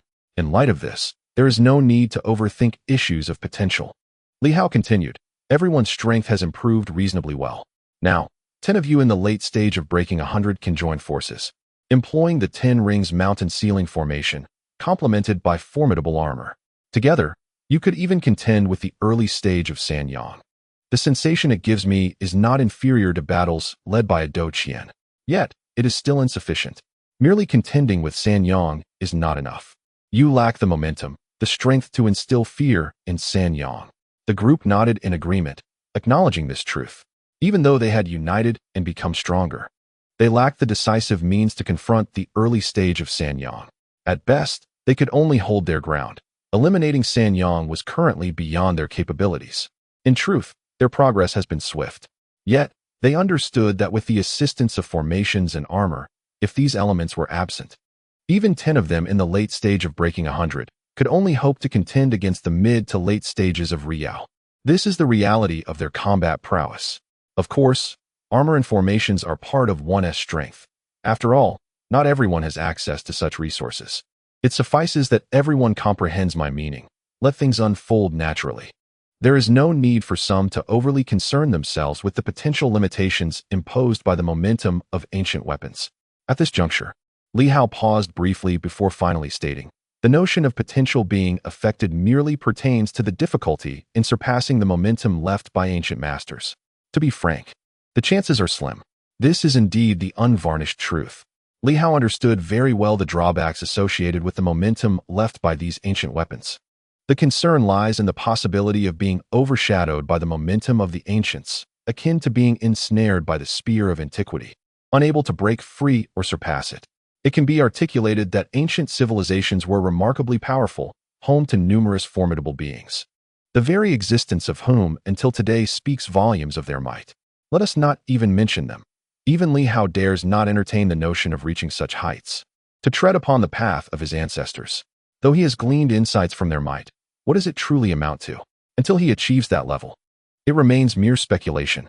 Presently, he is leagues away from that summit, and yet he begins to ponder, I have comprehended the essence of my ancestors' prowess. If I cannot transcend it, I shall merely become the next golden spear. What a jest! In this era, how many possess greater strength than the esteemed Su Guang of the golden spear? It is only when one has glimpsed a higher realm that they perceive the limitations imposed upon the golden spear. For those in his immediate vicinity, the prospect of surpassing the ancients seems insurmountable to Li Hao. The earth-shattering sword asserts that one should not feel inferior to the ancients. However, that is merely his aspiration, not the reality. The truth is, even if Li Hao and his companions were not for their noble lineage, they would merely be starting as mere black armors in the grand scheme of things. When Li Hao uttered these words, a hush fell over the crowd, soon followed by a collective sigh of relief. So it is simply impossible to surpass the ancients. What a relief, they thought, fearing that once they comprehended the essence of the ancient weapons, entering the realm of the 1,000 fighters would render further progress unattainable. Indeed, the collective apprehension had led them to believe they might stagnate at the pinnacle of 100 or cross into the 1,000 fighters, ultimately losing all hope of surpassing the ancients, who, as the tales go, could obliterate stars with a mere flick of their wrist. Each person exchanged thoughts with Li Hao, their expressions a mix of disbelief and exasperation. Previously, Li Hao had mentioned that comprehending the ancient weapons would impose certain limitations and influences upon them, leading to a degree of resistance towards what was initially considered the greatest boon of the martial guard. Many preferred to labor diligently at their own pace rather than seek the opportunity for such enlightenment. Only at this moment did they come to realize that it was merely this. Was this the source of their fright? Li Hao, witnessing their reactions, found himself at a loss for words. Before entering the War Heaven City, he had believed that the ancients were just the legendary strongmen, while the ordinary populace was rather weak. He was confident that he would surely surpass those commonplace individuals. However, upon entering the War Heaven army, he discovered that even after countless years, those clad in golden and silver armors could still vanquish him effortlessly, an awakening to the reality of his own overestimation. In the current phase, with 1,000,000 warriors in the War Heaven Army and 1,000 team leaders, it could be said that even those silver leaders who perished countless years ago could obliterate Li Hao. Thus, the notion of surpassing became a distant dream. The path of contemporary individuals is to first emulate, then catch up, and ultimately exceed. Beside him, Lu Long, noticing Li Hao's embarrassment, stifled a laugh. Initially, everyone shared the same sentiment. Are we not stronger than the ancients? If we do not comprehend the legacy they left behind, how can we hope to surpass them? However, once they faced the harsh realities of society, it became evident to all that they were still far from that goal. They were but toddlers taking their first steps, neglecting the wisdom of adults while yearning to surpass them. What folly! Below, whispers of anticipation circulated, as some contemplated seeking enlightenment from the ancient weapons upon their return. 49 martial artists, each having reached the late stages of their prowess, gathered together, each having experienced their journey a total of 49 times. Among them, Li Hao possessed the most formidable weapon, a severed sword left by the golden spear, which could offer insights approximately 10 times. The remainder, weaker relics left by the golden spear before his departure, might only yield 3 to 5 insights before crumbling, perhaps insufficient for all 49 to utilize. However, Li Hao contemplated that those who had attained their own insights might not require these artifacts. Perhaps there would be enough for everyone to experience at least one.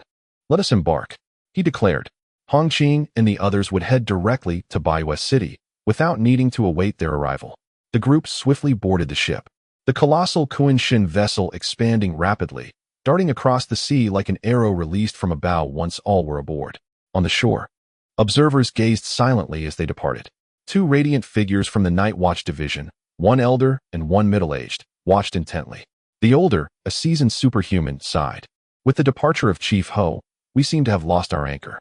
While Chief Hao also possesses strength, the increasing number of powerful individuals has diminished the sense of security. Yet, this individual, even before Chief Ho's complete departure, has demonstrated formidable prowess and a resolute resolve in combat. I believe the entire Silver Moon Night Watch will swiftly stabilize, unperturbed by any potential turmoil. Previously, there had been a palpable sense of unease among them. However, Li Hao's emergence, having slain 2 prominent figures of the Shuguang and over 500 superhumans, instilled confidence in all. The Silver Moon Night Watch remained a formidable force, which was crucial during such tumultuous times. This assurance was something Hao Lianchuan could not provide. The mid-stage Shenyang leader was now held in less esteem by many. Beside him, the middle-aged man chuckled. Who could argue otherwise? It must be said, Chief Ho had a keen eye. Before his departure, he appointed this individual as vice chief. He is most deserving of the position. Ahem. The elder cleared his throat. Chief Hao is indeed commendable, though perhaps lacking in strength. Nonetheless, he is a good person. Indeed, the middle-aged man nodded vigorously, acknowledging the truth in that statement. Chief Hao can manage well as leader. He is a decent fellow. Yet, this vice chief must also step forward. Otherwise, there will be uncertainty in everyone's hearts. Simultaneously, in Baiwest City, at the Night Watch headquarters, Hao Lianchuan was exasperated. What are you asking for? When will Li Hao return? I have no idea. Why are you all pestering me? I am still here. What do you need to know? There is no pressing matter at hand. Why do you keep asking such nonsense? He erupted at the few radiant figures before him, feeling utterly frustrated. These individuals had been inquiring repeatedly throughout the day about when Minister Li would return. Their inquiries were for various reasons. One mentioned that certain regions possibly still harbored 3 major organizational strongholds requiring Minister Li's assistance. Another asked if the martial guards were still recruiting, wishing to recommend a friend. Yet another insisted that Minister Li couldn't remain with the martial guards indefinitely, as he was also the vice chief of the Night Watch, needing to familiarize himself with everyone here. Hao Lianchuan felt as if he might explode from the irritation. Do you think I am a corpse? Beside him, Minister Zhou, a figure associated with the Golden faction, stepped into the limelight of the 3 sons. Upon witnessing his anger, he chuckled. Minister Hao, we are all concerned for the safety of the Night Watchers. With Minister Ho's departure, to be frank, many of us felt a bit unsettled. Now, with Minister Li's prowess in eliminating the Radiant Dawn, we feel considerably more secure. Having a formidable warrior capable of vanquishing Radiant Dawn instills a sense of confidence akin to when Minister Ho was present. Otherwise, some remnants of the 3 major organizations would have made the task of eradication quite daunting. Alas, it is a regrettable reality. Hao Lianchuan retorted with irritation. Am I not at the mid-stage of the three suns? Am I incapable of dealing with some remnants? Who do you think I am? Silence enveloped the group. Indeed, there were whispers of disdain. Get out, all of you. Hao Lianchuan barked, venting his frustration. When the time comes, I will inform you of their return. For now, leave me be. The crowd departed sheepishly, and once they were gone, Hao Lianchuan slumped into his chair, weariness etched on his face. That rascal Li Hao, how infuriating. When he arrived, he was all politeness, calling me Uncle Hao. Now that he has gained strength, he has become aloof. He promised to include me in his grand endeavors. But now he silently slips away. The infamous demon Sword Li Hao, basking in glory, while I, Hao Lianchuan, am reduced to a mere background character. No, worse than that. Even the leaves are more significant. His frustration simmering, he suddenly noticed movement at the door and his spirits lifted. Li Hao has returned. Quick, come in and sit. You must be tired. Are you hungry? Let me treat you. Li Hao stared at him, bewildered by such enthusiasm. Having just settled other matters, he had come here directly. After all, he held the title of deputy minister, and considering how Lianchuan had expressed a desire to accompany him, he felt guilty for leaving him behind. Initially, he intended to bring him along, but given the uncertainty of their first maritime venture, he thought it wise to avoid potential pirate encounters. Now it seemed, he had unwittingly become the target of Hao Lianchuan's pent-up ire. Minister Hao, let us keep it formal. This is absurd. Li Hao finally managed to respond. Perhaps I should just stick to calling you minister, or maybe Uncle Hao. Suit yourself. Hao Lianchuan replied with a broad smile. Were you injured? No, I'm fine. That's good to hear. Hao Lianchuan continued, inquiring with genuine concern. Have you just returned? Yes, just got back. Li Hao, feeling overwhelmed by the warmth, raised his hand to interrupt. Minister Hao, please, let us tone down the enthusiasm. We've known each other for quite some time now. You were the first of the three sons I encountered. Nonsense. It was Duantian. Li Hao coughed and chuckled, finding it hard to argue against Hao Lianchuan's assertion. He decided not to engage in a debate and instead clarified, I'm here to explain why I didn't involve you earlier. Hao Lianchuan nodded with understanding. I comprehend. Your abilities as a superhuman could easily attract attention, and you were merely out to explore. Who would have thought your first sea venture would lead to a battle with pirates, right? You've articulated my thoughts perfectly. I need not elaborate further. Hao Lianchuan, unfazed, chuckled and said, Li Hao, the minister mentioned before departing that the night watchman will rely on you from now on. Upon reflection, I find this to be quite accurate. That minister, even as an acting one, instills little confidence in me. He is far too weak. He intended to continue speaking, but Li Hao interjected, understood. Thus, my visit to you, Chief Hao, is also motivated by this notion. The enhancement of superpowers is indeed beneficial. I believe that within the Night Watchman, the number of superpowered individuals is rather scarce. Therefore, I propose we head to the military guard base together. I intend to train over the next few days, and perhaps you might seize the opportunity to discover the fifth superpower lock. Really? Hao Lianchuan exclaimed, his joy palpable. Is that truly the case? Li Hao nodded. The current superpower locks are too feeble to manifest, but this is not an insurmountable issue. If they are weak, we shall fortify them. Blood gods can achieve this, as can the elemental forces. However, the mysterious energies cannot. It is imperative that we harness the elemental powers. Of course, if we had an abundance of divine energy stones, it might be feasible. The energy within those stones is significantly purer. Yet, it seems that you do not possess many divine energy stones, Chief Hao. In this instance, Li Hao planned to elevate both his internal organs and physical form to a magnitude of 10,000. As for the martial artists, there was no need for them to absorb more energy at this stage. They had already reached their peak strength. Unless they attained a deeper understanding of their potential, the results would be minimal. This time, Li Hao contemplated primarily enhancing several superpowered individuals. The augmentation of superpowers is a straightforward endeavor. Otherwise, we would not have witnessed the emergence of so many formidable beings in a mere 20 years. This was while halting to explore and seek the next stage. Otherwise, those in the central regions would have advanced to the dawn light within a few years, illustrating their remarkable speed. Hao Lianchuan was filled with immeasurable joy, for hope had finally arisen.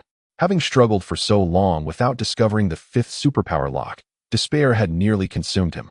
Now, with newfound hope, he became fervent. Li Hao, the Chief Ho has departed. He is in the office on the 6th floor. I usually find it too bothersome to visit, so I shall assign it to you. From now on, you may work from there. Li Hao was taken aback. No, I refuse. You can't be serious. That's an entire floor. Do not be deceived by the modest exterior of the office. Within, it is replete with wonders. Chief Ho resides there. And there is even a grand terrace. Plenty of space indeed. Li Hao scrutinized him for a moment and inquired, Chief Hao, do you believe Chief Ho will not return? In an instant, Hao Lianchuan fell silent, his embarrassment palpable, and he chuckled awkwardly. How could that be? Then why would you assign it to me? Li Hao rolled his eyes, thinking, if Ho Xiaoqing returns and discovers that I have lost the home I inhabited for decades, he would surely be furious. Ha ha, we shall discuss this later. Hao Lianchuan laughed awkwardly, his mind racing with the thought that since old Ho had departed, why should he concern himself with such matters? After all, old Ho had not been particularly fair when he left. Let us agree on this. I shall return now, and once you have concluded your affairs, come find me at the base. I plan to train for the next 3 days. If within this time, you can reveal the 5th superpower lock, that would be the most splendid outcome.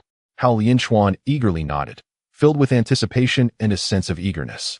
The 5th superpower lock, its absence signified a lack of hope for entering the dawn light. Only its manifestation would indicate that such a possibility existed. At that moment, he was consumed with a desire to accompany Li Hao.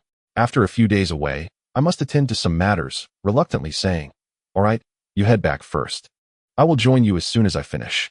Hao Lianchuan, overly enthusiastic, insisted on escorting Li Hao downstairs.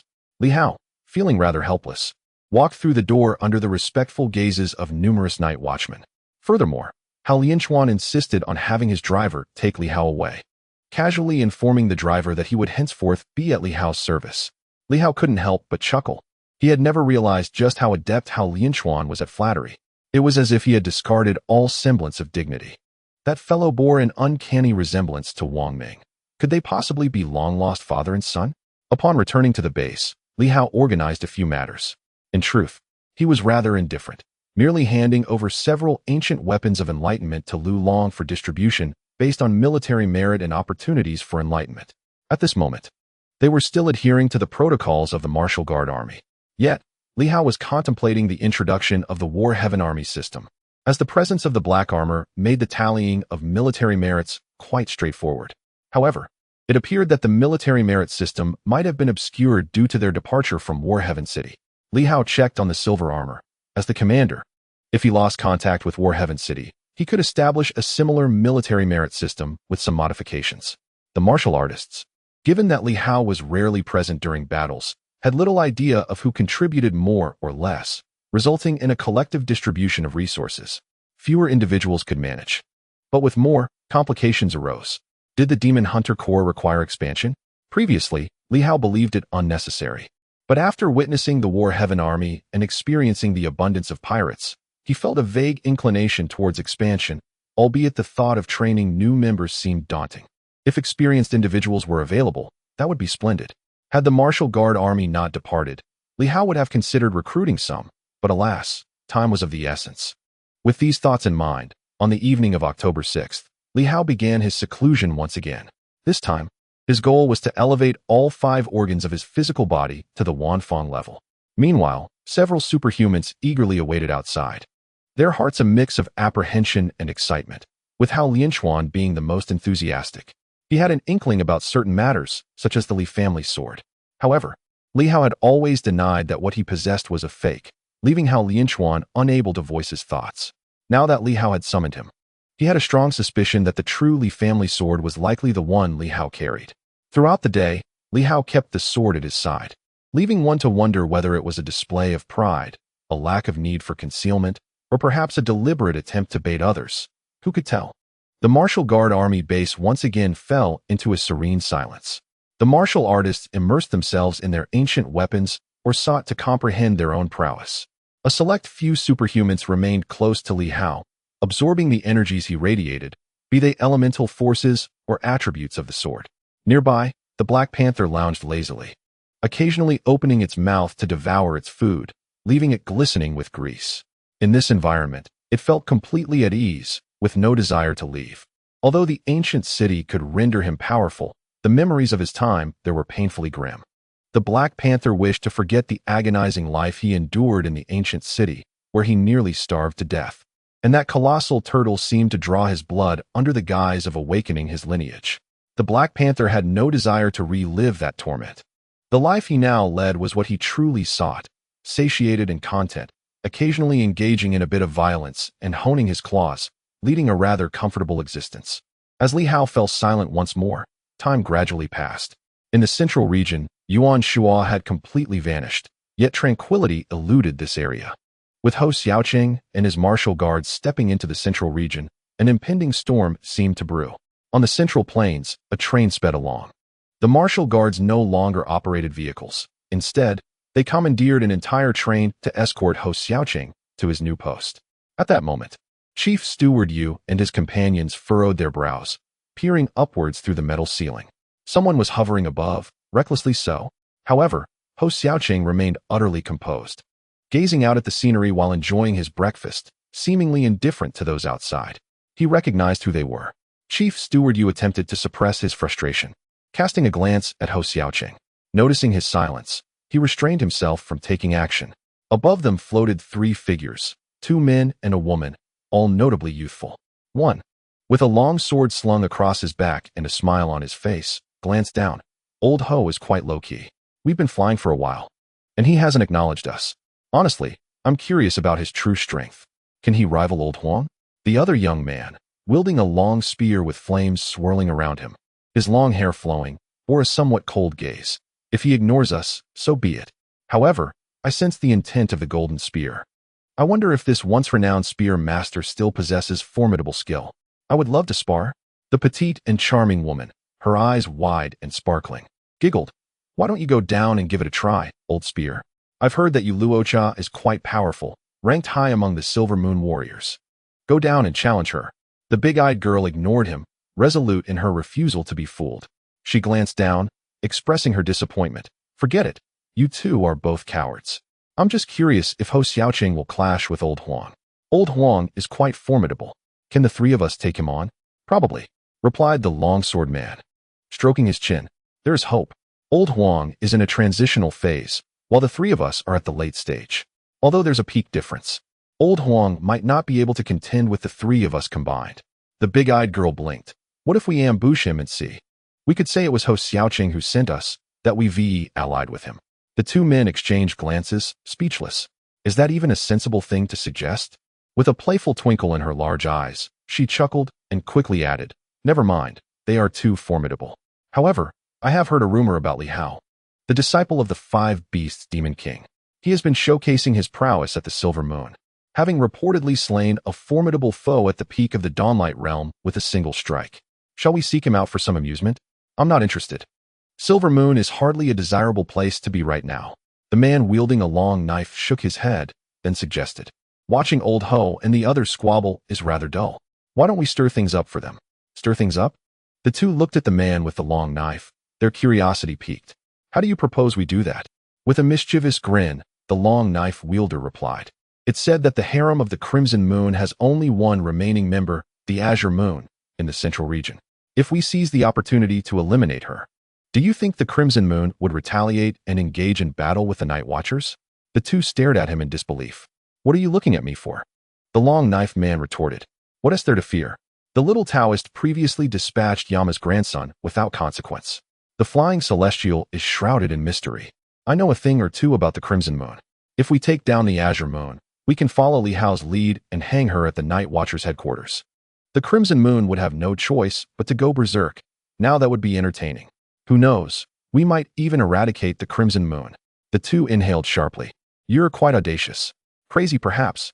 In the next moment, the girl with the big eyes pondered for a moment and nodded. Let us go find someone. The man with the spear interjected. Hold on. Don't act recklessly. We have already made too many enemies. If the Night Watchers abandon us, we'll have nowhere to escape.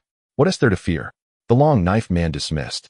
If the Night Watchers truly forsake us, we can seek refuge with others. If that fails, we can ally with some local tyrants. If all else fails, we can establish our own dominion and vie for supremacy. If that too fails, we can always flee. Can't we run if we can't win? The spear-wielding man sighed in resignation. After all, they had come together as a trio. Fine. But the azure moon may not even show up. Isn't there also the orange moon? She seems to have ventured north. Then we can wait near the northern sea. She'll return eventually. One swift blow and one piercing strike, and we can hang her at the Night Watcher's headquarters. The three engaged in their raucous chatter as they swiftly took to the skies. Below, Ho Xiaoqing ignored them, thinking to himself that if they chose to disregard him, he would return the sentiment and simply leave. Inside the carriage, Ho Xiaoqing finished the last morsel of pastry, glanced up with a smile, and shook his head. Ah, the youth of today are quite amusing. Yiluocha snorted. If it weren't for the minister forbidding me from teaching them a lesson, I would have. They've been soaring above us for quite a while now. It's an outright provocation. No need to get riled up. Once we reach the central region, let us keep our tempers in check. Ho Xiaoqing chuckled. They are indeed an interesting bunch. The celestial master of heaven's favor has piqued my curiosity. I have long wished to delve into the nature of those born with the ability to disrupt the supernatural. Are they truly inept, or are they geniuses? Even now, I remain perplexed. Do they genuinely require no restraints on their power, or is their potential limited, with their future destined to plateau? These matters warrant thorough exploration. Regrettably, the celestial envoys of Silver Moon, in their early years, were excessively arrogant and were eradicated entirely within a few brief years. Individuals like Yuan Shuo are nothing but wastrels. It is indeed disheartening. As a result, Silver Moon scarcely witnesses the presence of celestial envoys nowadays. Even those that remain are feeble, some merely possessing a single broken strand, merely born as star masters. Can this truly be deemed a celestial envoy? The individuals above, at the very least, exhibit 3 or even 4 inherent broken strands, embodying the innate brilliance of the sun and the 3 suns. These are the true celestial envoys. Yu Luocha refrained from further comment, while Jin Chong solemnly remarked, I perceive that they seem to possess an essence akin to a force. Minister, Ho Xiaoqing contemplated. They must have acquired some ancient techniques, not of Silver Moon's martial arts, but rather from the realm of ancient energy. Supernatural abilities are not to be dismissed as mere insignificance. Do not underestimate them. However, the realm of the supernatural diverges from our established system. The ancient energy path remains formidable. Historical texts recount that during the Great Conflict, the energy path nearly toppled the entirety of ancient civilization. It was only with the rise of the ancient king that the adversary was ultimately subdued, indicating their potency. Yet, the contemporary supernatural abilities. He pondered for a moment, shaking his head. Still, numerous deficiencies persist, and there remains a distinction from the energy path. The energy of the energy path is inherently birthed from oneself, whereas in the case of the supernatural, the energy can never fully integrate into the body and be utilized as one's own. This issue, during my visit to the central region, I also wish to investigate whether it has been resolved over the years. If unresolved, the supernatural path holds little significance. If resolved, it signifies the emergence of entities beyond the dawnlight. For to fully harness, it would provide hope in breaking the next supernatural lock. His intent for visiting the central region also encompassed a curiosity regarding the advancements in supernatural abilities.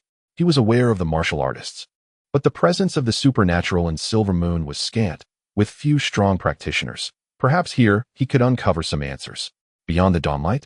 Chief, you contemplated. If we speak of surpassing the dawnlight, it would necessitate breaking through 2 substantial supernatural locks, akin to the seals of martial artists. However, what the minister refers to is a complete shattering that allows for energy to be wholly utilized without backlash. Indeed, Ho Xiaoqing nodded. Moreover, there are unique systems of supernatural abilities, such as the wind, flight, and thunder systems. For these individuals, breaking through the locks of their limbs signifies reaching the dawnlight. But what if one were to break through a substantial supernatural lock? Thus, I yearn to witness the true form of supernatural prowess that transcends the dawnlight. Upon hearing this, Jin Chong and his companion furrowed their brows slightly. If such beings exist, it would indeed pose a challenge. Ho Xiaoqing and his companions possess the strength to break seals. But that is merely breaking seals. Without that, they would only be in a transformative state of power. Yet, if the supernatural were to unleash its full combat prowess without concern for the integrity of the 5 organs, they would seek that which they desire. At that point, even Ho Xiaoqing might find himself in a predicament. Ho Xiaoqing chose not to elaborate further, his thoughts drifting back to those few individuals above. They are the true prodigies of the central region. One cannot help but wonder if there are still any martial artist prodigies remaining. This time, one shall witness and discern. The city of heavenly stars is drawing near. Chapter 175. The radiant sword at the military base of the Martial Guard. 3 days had swiftly passed. When Li Hao stated he would engage in seclusion for 3 days, he adhered to it rigorously. Upon the conclusion of this period, he ceased his practice without hesitation. As for the unsatisfied Hao Lianquan and his companions, Li Hao paid them no mind. Throughout these 3 days, Li Hao expended considerable energy.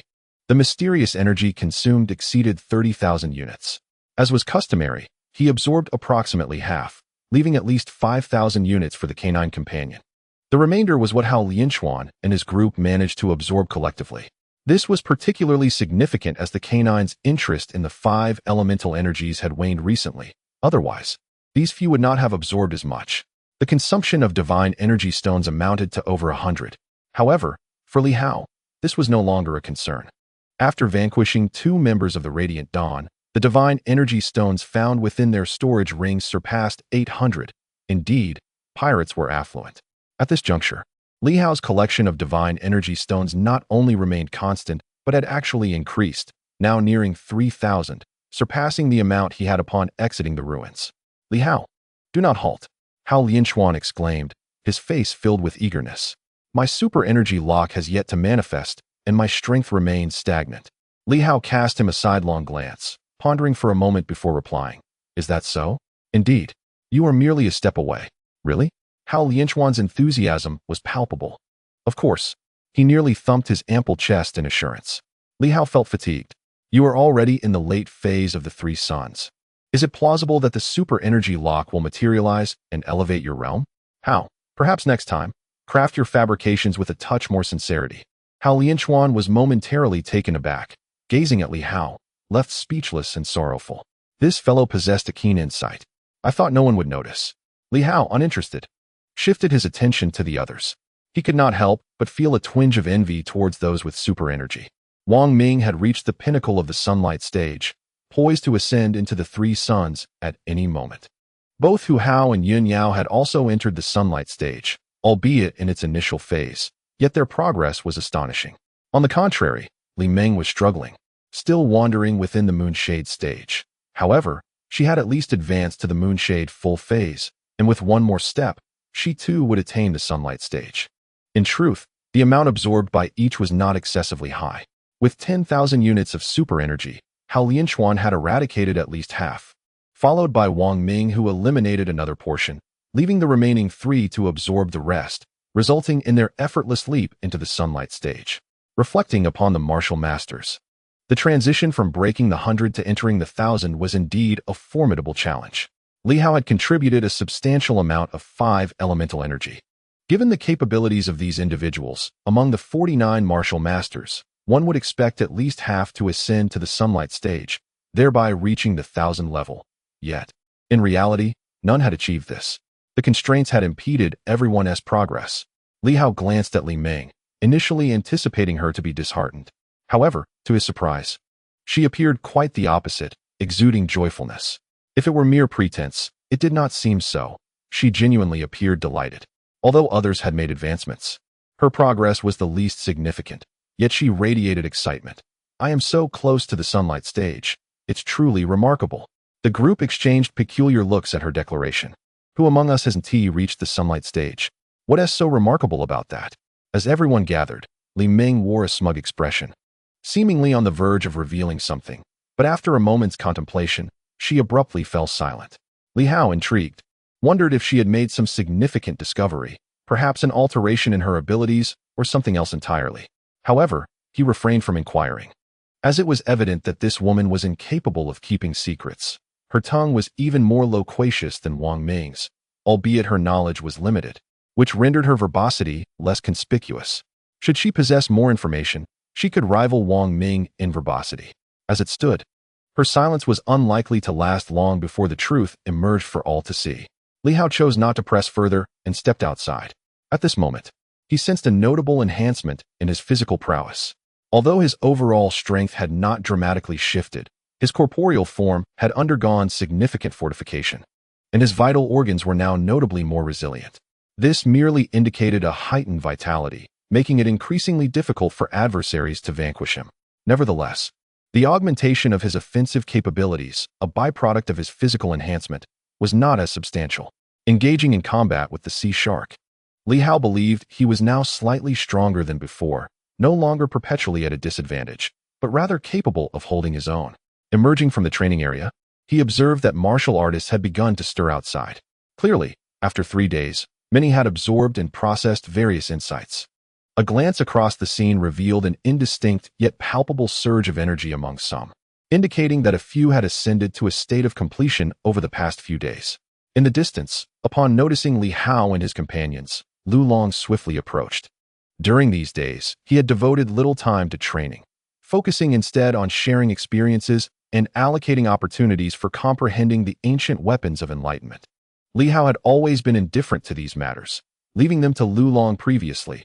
Lu Long had only managed the demon hunting team, but with the increase in numbers, his extensive experience as a former law enforcement captain allowed him to manage effectively. Captain, Lu Long appeared somewhat relieved. A few individuals are still engaged in understanding the ancient weapons, while nearly everyone else has had a chance, although many of the ancient weapons have shattered, leaving only that sword. Li Hao turned his gaze to the indicated direction, where someone seemed to be grasping the essence of energy. Who was it? Hong Hao. To Li Hao's surprise, he thought, given his inherent speed, why would he choose to delve into the ancient weapon-esque comprehension? It seemed that Hong Hao was already on the cusp of success. According to Li Hao's understanding, Hong Hao, as the third disciple of Hong Yitong, would typically not encroach upon others' opportunities, but rather yield his chance for others to benefit. Lu Long explained, some disciples from the sword sect are reluctant to engage in understanding, insisting that Hong Hao and his peers deserve precedence due to their greater contributions. Even if it means enhancing their own comprehension of energy, it is deemed beneficial. Hong Hao had no choice but to acquiesce. Li Hao did not voice any objections. The disciples of the sword sect were relatively united. Since Hong Hao had not yet reached the pinnacle of 100 completions, it was likely that others were disinclined to seize his opportunity. What was the current situation? Lu Yin, Hong Qing, and others had independently grasped the essence of energy, as had Li Hong and Hong Qiu, the latter being the martial artist whose family had been slain by pirates. Li Hao felt little surprise. On that day, when he spoke of hanging the pirates, Hong Qiu had exhibited signs of energy surging within him. It remained uncertain whether this was due to a sense of elation or a newfound clarity from the thought of avenging his family by slaying the pirates. Indeed, one has risen above others, surpassing many. Lu Long continued, currently, there are a total of 16 individuals comprehending the essence. Such a large number? Li Hao expressed mild surprise, as he had anticipated that 10 would be a commendable figure. Indeed, quite a few, Lu Long replied with a smile. You previously suggested allowing everyone a day of indulgence. Perhaps they found clarity in their thoughts. Who knows? Regardless, it is a positive development. Among the 49 martial artists who had not yet achieved completeness, 16 have now crossed that threshold. If we include Hong Hao, who is still in the process of understanding, the count rises to 17. That's more than a third. Li Hao remarked, a bit taken aback. Yet he soon found solace in the realization that the martial artists sent by both the Sword Gate and the Inspection Bureau possessed commendable foundations and innate talent for martial arts. Otherwise, it would be difficult for them to continue their training in such a harsh environment, a place that fosters extraordinary growth. Those unsuitable for martial arts had long since transitioned to other pursuits. That is indeed good. Li Hao observed the encroaching darkness. It was now the night of the 8th. With the 9th approaching, given their pace, Ho Xiaoqing and his companions, who departed on the 4th, should soon be nearing Tianqing City. Since Hong Hao was still in contemplation, Li Hao felt no urgency and engaged in light conversation with the others. Hong Qing and Hong Hao had returned the previous afternoon and had not had the chance to report to Li Hao. At that moment, Hong Qing approached and spoke, Captain, my father says that next time, you should refrain from sending people to him. Why is that? Li Hao questioned, puzzled by Hong Yitong's seemingly petty stance. There are only a few individuals. They are pitiable. You won't even extend a helping hand? Hong Qing felt a bit awkward. My father said that after the first time, there will surely be a second. You have no idea how arduous the aftermath is. Today, you dare to bring back over 100 people, and next time, he will expect you to bring an entire city's worth. So, if you continue this way, he will insist that you manage them for a month before he is willing to take them on. Li Hao felt somewhat embarrassed. I understand. Old Hong believes that Li Hao is merely aware of sending people over, with no comprehension of the challenges involved in managing and assisting them. He wishes for Li Hao to experience it firsthand, but Li Hao is not oblivious. I know. Don't think I'm unaware. It's precisely because I know that I refrain from this task. Am I a fool? He cleared his throat, changing the subject. Let us speak of the ruins. Upon hearing this, everyone perked up. The ruins are located within the Silver Moon territory and are not too distant from White Moon City. Previously, Captain Jin Chong had explored it several times, but each attempt had ended in failure. Li Hao's tone turned serious. There are indeed dangers.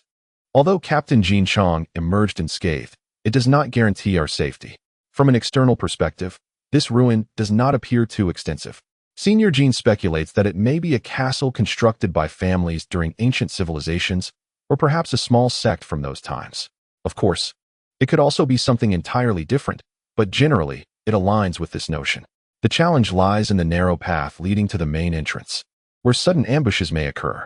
I have visited Zhangtian City and have some speculations. Perhaps the tree demons have attained sentience. It remains uncertain whether they are remnants from ancient times or newly born entities. Hong Qing queried, left over from ancient times? After so many years, they should have perished, shouldn't they?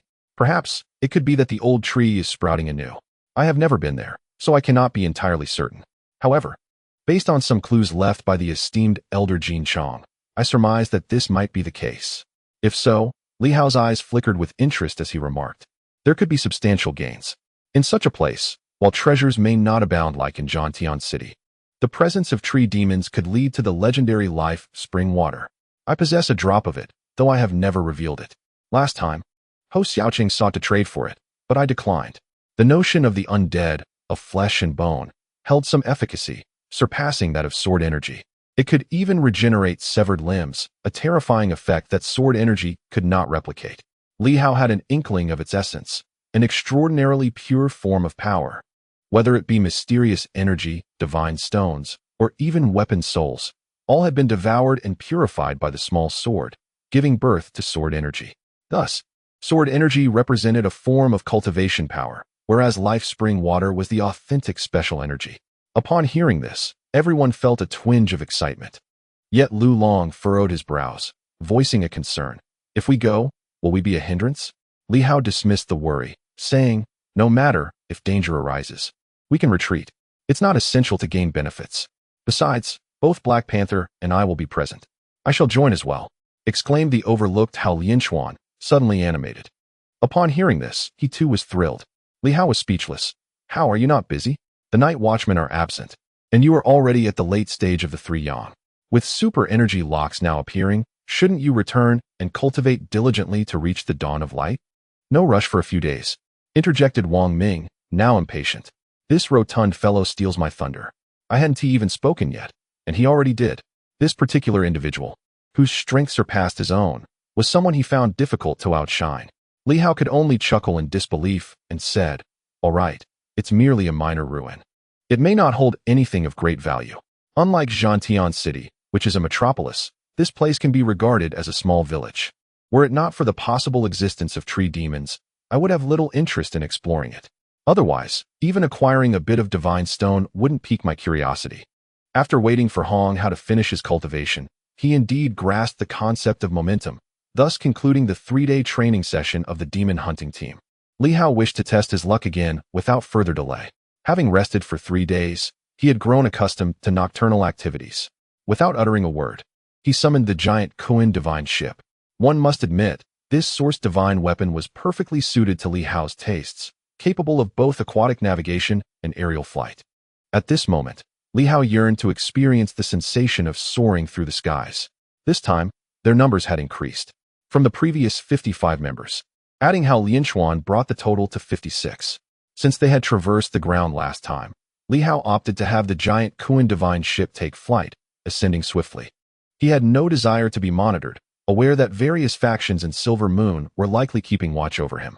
Although these individuals might not harbor ill intentions, Li Hao preferred to keep his movements more discreet. Upon the vessel, Li Hao attentively surveyed the surroundings for any signs of extraordinary abilities, while Li Meng was tasked with monitoring the skies for the presence of other martial artists or surveillance entities. Li Hao could only perceive elements of the energy system, but with her third eye, Li Meng was capable of discerning much more. The third eye on her forehead shimmered, not adhering to Li Hao's instructions, instead radiating flashes of brilliance. Li Hao sensed something unusual, turning his gaze towards Li Meng, who appeared to be struggling yet was still exhilarated.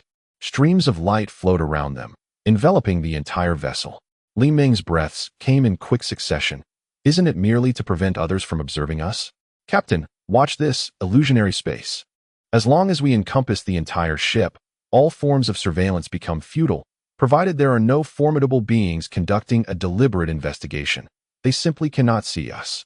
Li Hao raised an eyebrow, realizing that at this moment, they had rendered themselves invisible to certain observers. Is it akin to an invisibility technique? Somewhat. But it differs from conventional invisibility. I have distorted certain elements to induce visual discrepancies.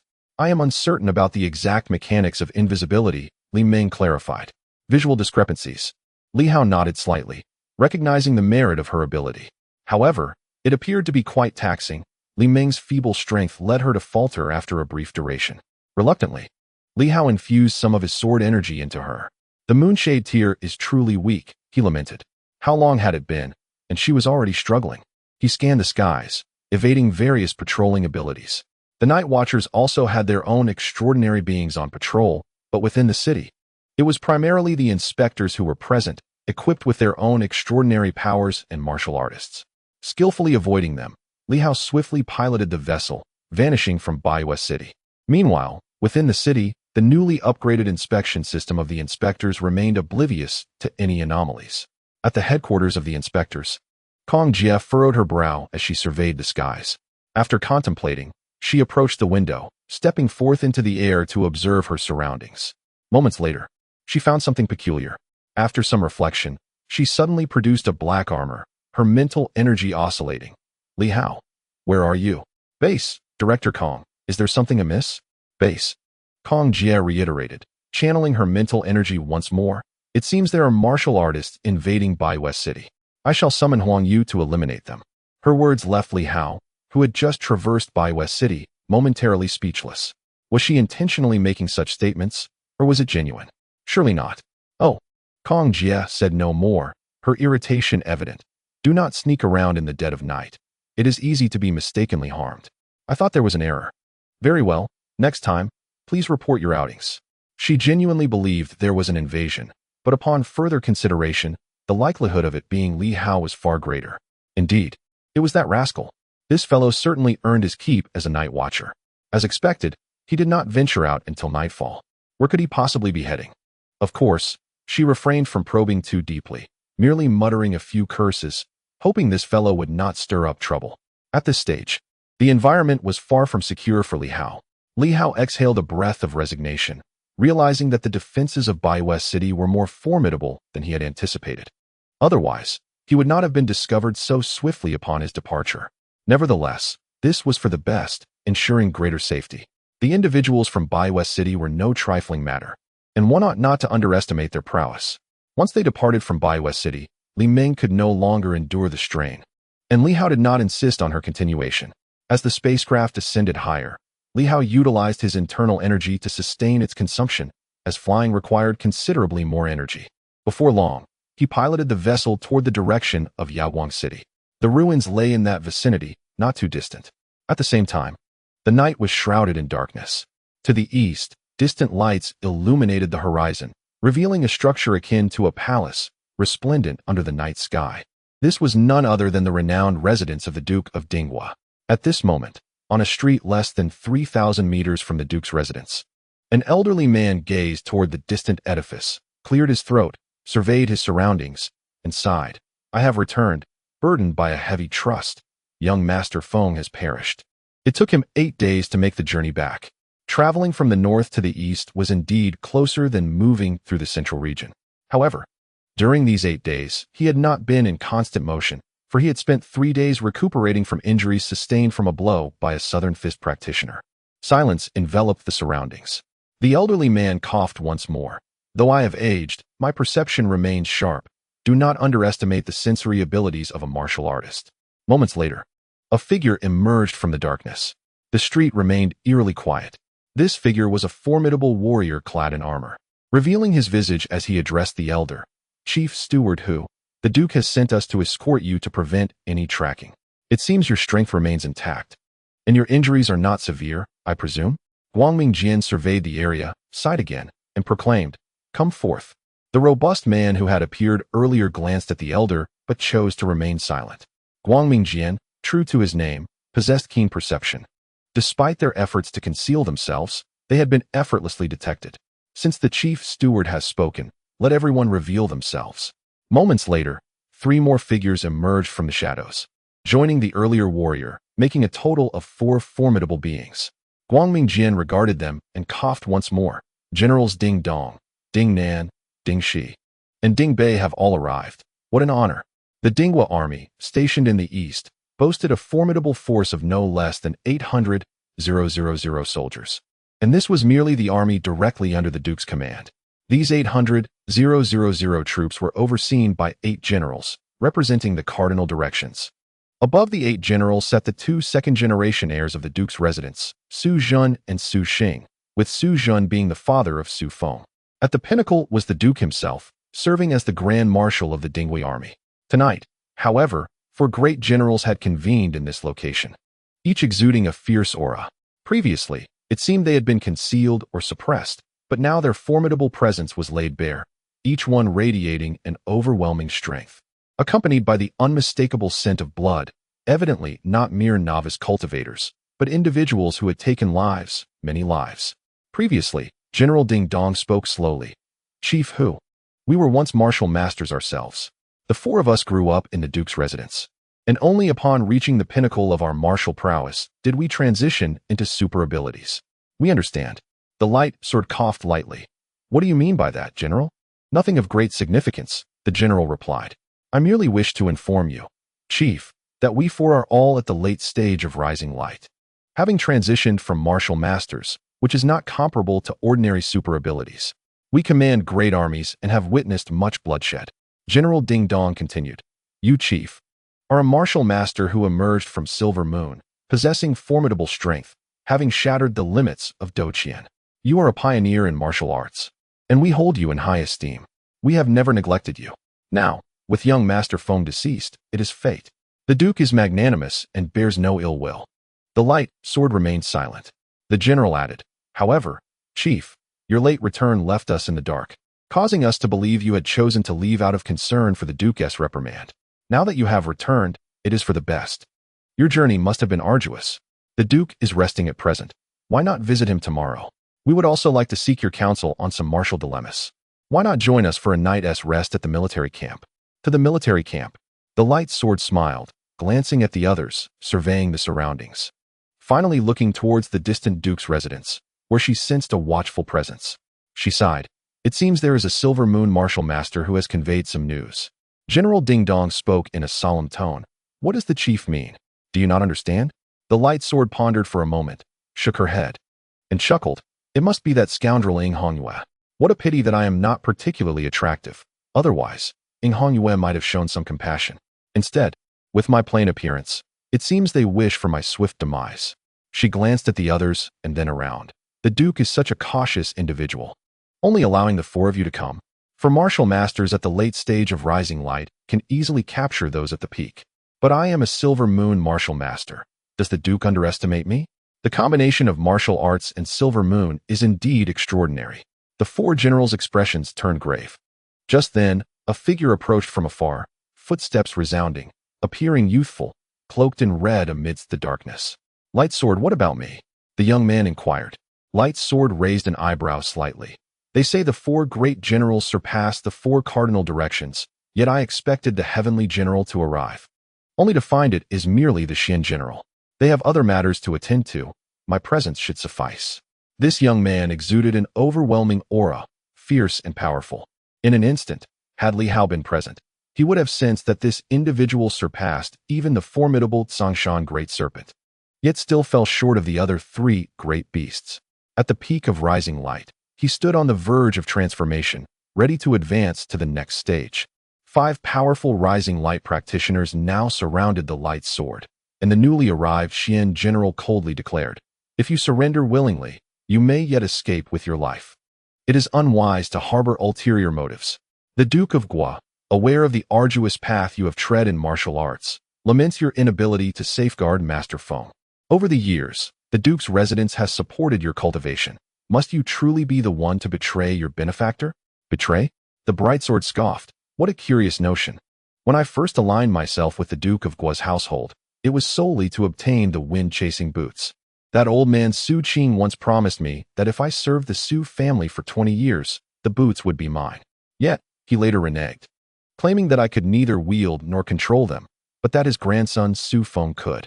In his frailty, he proposed a union between us to forge a familial bond. I knew it was merely a pragmatic alliance. Yet, for my own sake and in gratitude for the Duke's care over the years, I committed myself wholeheartedly. Today marks precisely 20 years. Sighing, she mused, do you think I returned today by mere chance?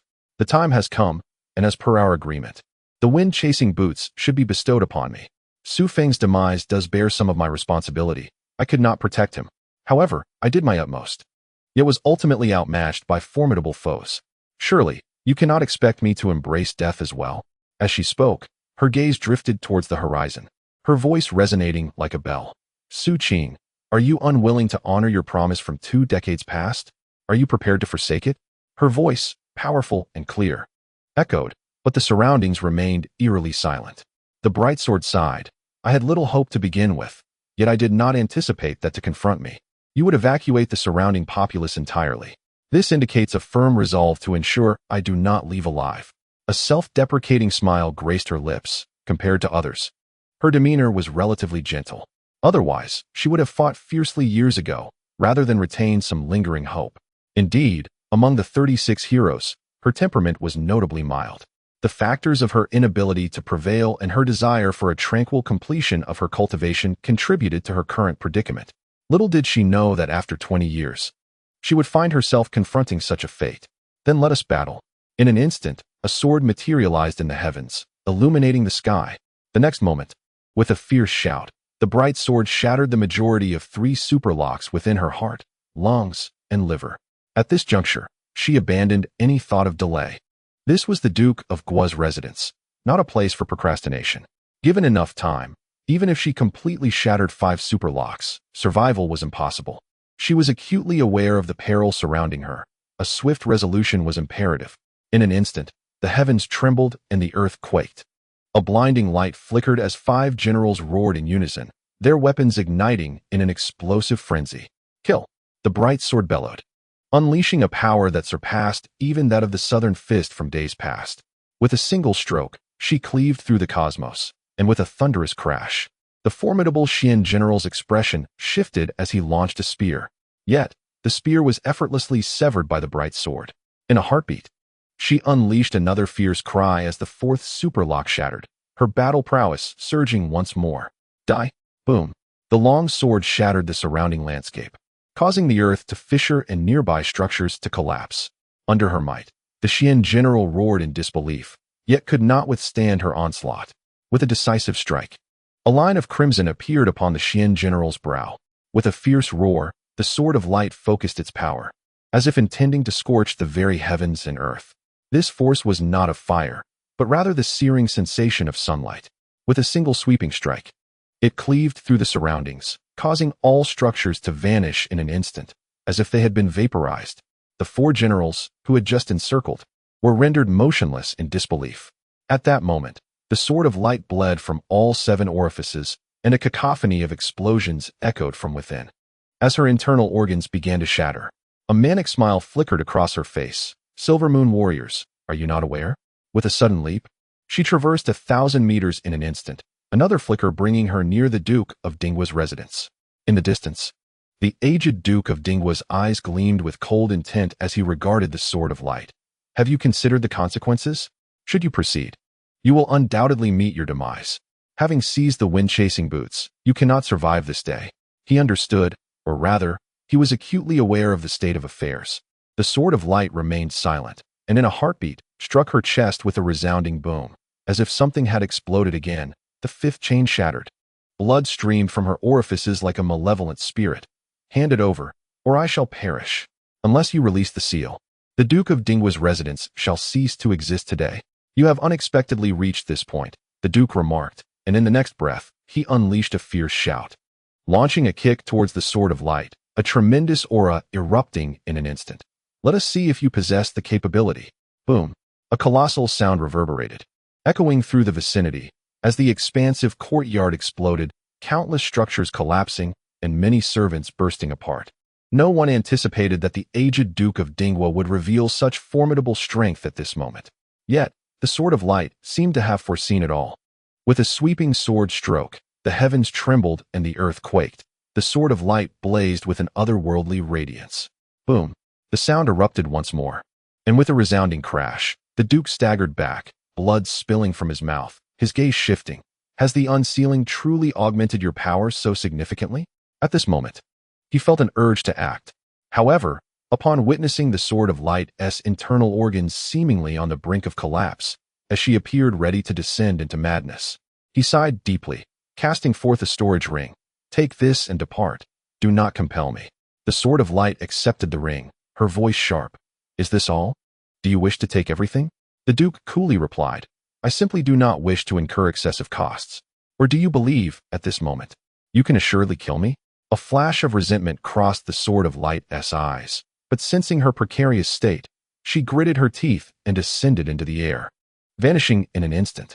In the distance, as she took flight, a thunderous boom resonated, and the 5 generals exploded simultaneously. This scene left the 2 recently arrived heirs of the Duke's residence in shock. They were slain? The 5 generals had perished in an instant. Father! The 2 rushed forward without hesitation, their speed unrelenting, while nearby, some Suguang Sanyang also hurried to the scene. The eldest son, Su Jun, exclaimed, Father, did you give her the wind-chasing boots? After a brief moment of entanglement, the Duke cast a cold glance at her, his eyes glimmering with ice. She understood the grave consequence of prolonging this confrontation, certain death. Even if she could not kill him, she would be rendered powerless. He could only unlock his potential to confront the Radiant Sword, which had transcended 5 formidable locks of power. Yet, that prospect was fraught with peril. He had never imagined that the Radiant Sword could reach such heights. The crucial point was that, at this level of mastery, that ancient sorceress would dare to sever all the locks of power. In that case, even if she were to seize the Windrunner boots, her life would be forfeit, her organs would surely rupture. He instructed his men to track her down. She could not escape. The Duke let out a cold snort as he glanced towards several generals in the distance, his brow furrowing slightly with a twinge of pain and regret.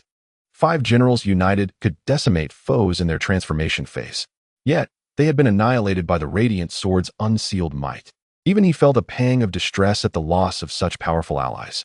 5 formidable warriors. Furthermore, did his eldest son wish for his demise? The overwhelming power of the Radiant Sword had forced him into this predicament. With Su Feng's death, the Duke's dissatisfaction with his son only grew.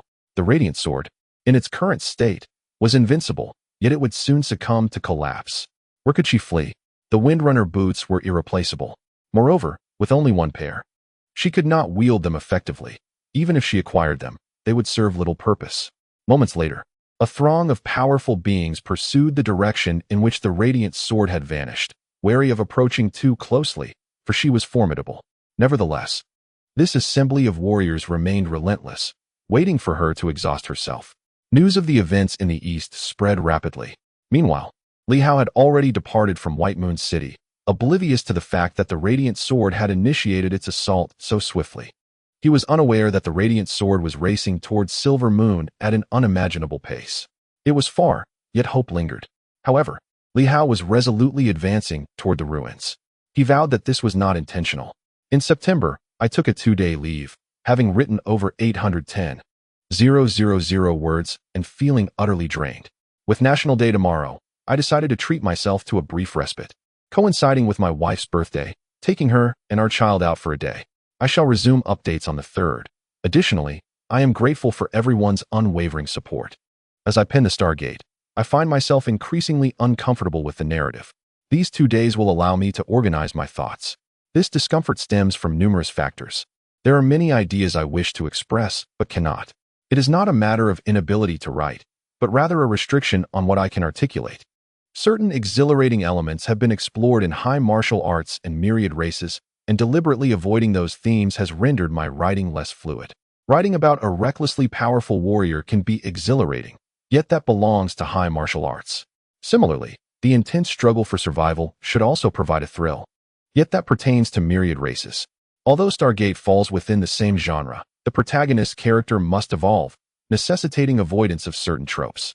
Consequently, readers may sometimes feel that moments which ought to be exhilarating fall flat. This arises from my intentional evasion of specific themes, leading to a rather uncomfortable writing experience. Previously, I stated that after 3 books, I could no longer write within the same genre, and at this juncture, that sentiment has become increasingly pronounced. I truly cannot continue. To do so would be stifling and painful, akin to an unbearable yearning for release. The eagle strives to adjust. Initially, I envisioned my new book to embrace a distinct style, perhaps overestimating my capabilities. As I continued to write, I found myself ensnared once more. Fortunately, I have recently begun to make gradual adjustments, laying the groundwork for something substantial. The overall character development has been largely established, and I anticipate that the writing will proceed more smoothly from this point onward. Allow me to briefly share my recent experiences with writing. I am profoundly grateful for everyone's support. With 3 consecutive books of the same genre, it is quite unexpected that the 3rd book has reached a monthly subscription of 40,000 after just 1 month of publication. Frankly, this outcome has exceeded my expectations. It seems that if the latter part does not falter, subscriptions should rise accordingly. Regardless of the final results, my gratitude remains unwavering.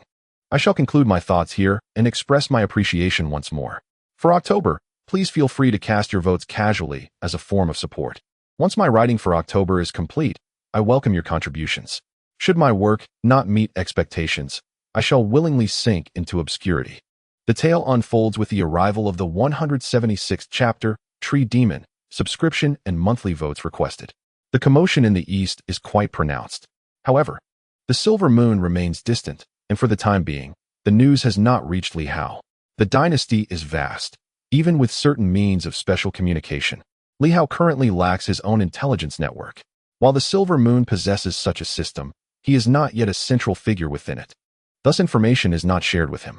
The divine vessel of the giant Koan has been in flight for nearly 2 hours, covering approximately 500 to 600 miles, eventually descending amidst lush green mountains and clear waters. The surroundings are breathtakingly beautiful. This location is not devoid of civilization. At the foot of the mountain lies a small town, where flickering lights can still be seen in the deep of night. The divine vessel lands silently and without a sound. A group swiftly disembarks. Hao Lianchuan, an experienced minister, immediately recognizes the place. Cat Head Mountain, shaped like a cat's head, is a small scenic area that once attracted visitors before the world descended into chaos. Beside him, Wang Ming quickly adds, not only does it resemble a cat's head, but wildcats abound here. It is merely 100 miles from Radiant City and falls under its jurisdiction. Hao Lianchuan casts a glance at him, while Wang Ming, refusing to back down, returns the gaze. In the past, I was the one who introduced this place. The hefty Hao has stolen my thunder. Meanwhile, Li Ming opens her eyes. This woman is known for her lack of restraint. Her third eye is activated, peering into the mountains. She sees nothing remarkable, only some wild beasts, which do not compare to the legendary great demons. Each of the superpowered individuals showcases their abilities, eager to demonstrate their prowess. Yun Yao remains quiet, merely surveying her surroundings. As an ordinary water elemental, her primary role is not combat, but rather to heal these martial artists. Li Hao remains silent as he retrieves a map, which depicts this very mountain. A red dot marks the location of the ruins. Let us proceed, Li Hao declares, leading the group forward. Cat Head Mountain is not particularly steep. In truth, it is not overly large, though its scenery is quite enchanting and not treacherous. Is there truly a ruin in this place? Certainly, the discovery by Jin Chong and the others is not to be doubted. After searching for a while, Li Hao finds the marked point on the opposite side of the mountain. Here, halfway up the slope, appears a small cave. Its entrance entwined with dense vines that would go unnoticed if one were not attentive. Li Hao soared into the air, swiftly followed by the others as they ascended. Moments later, he parted the vines, revealing a pitch-black cave. Judging by its entrance, this relic appeared rather unimpressive. In stark contrast to the grandeur of Zhantian City, it seemed rather ordinary. There were no ethereal walls, only a dark, fetid cave, which even housed a few bats that stirred up a cacophony as Li Hao and his companions entered. With a soft crack, flames erupted, illuminating the entire cavern. It was Hao Lianquan, a formidable fire element warrior. With a casual snap of his fingers, a sphere of fire materialized before him, casting light in all directions. Wang Ming rolled his eyes, cautioning that the brightness could attract unwanted attention at such a late hour. What does it matter in the Silver Moon realm? Hao Lianquan retorted, casting a glance at Wang Ming. Don't forget, I am a minister, albeit an acting one. You, on the other hand, are merely a night patrolman, daring to challenge your superior. Li Hao and the others feigned ignorance as Lu Long surveyed the surroundings, sensing that it bore little resemblance to a relic. The martial artists who had entered for the first time exchanged puzzled glances. The cave, now fully revealed, appeared filthy and disordered, with bird droppings and a pervasive stench. Was this truly a relic? The group fell into silence, while Li Hao began to explore, saying nothing as he proceeded toward the cave's end. At the cave's terminus, there was no stone or iron door. The marks were clearly from human craftsmanship. In a nondescript corner lay a small opening, seemingly leading downward, reminiscent of a grave being unearthed. According to the information left by the senior golden spear, entering this hole would lead directly underground. Yet even an earth element adept might struggle to locate the relic. The earth element is indeed well suited for exploring relics, but some sites remain elusive, hidden even beneath the earth, as if they do not exist in this realm. Take Zhantian City as an example. If one were to burrow through the wall from the Hungduan Gorge, it would feel as though the entrance never existed. Some relics seem to transcend the boundaries of space itself. Curiosity piqued, several individuals leaned toward the opening, peering into the darkness, but discerned little aside from its considerable depth. The entrance measured about a meter in diameter.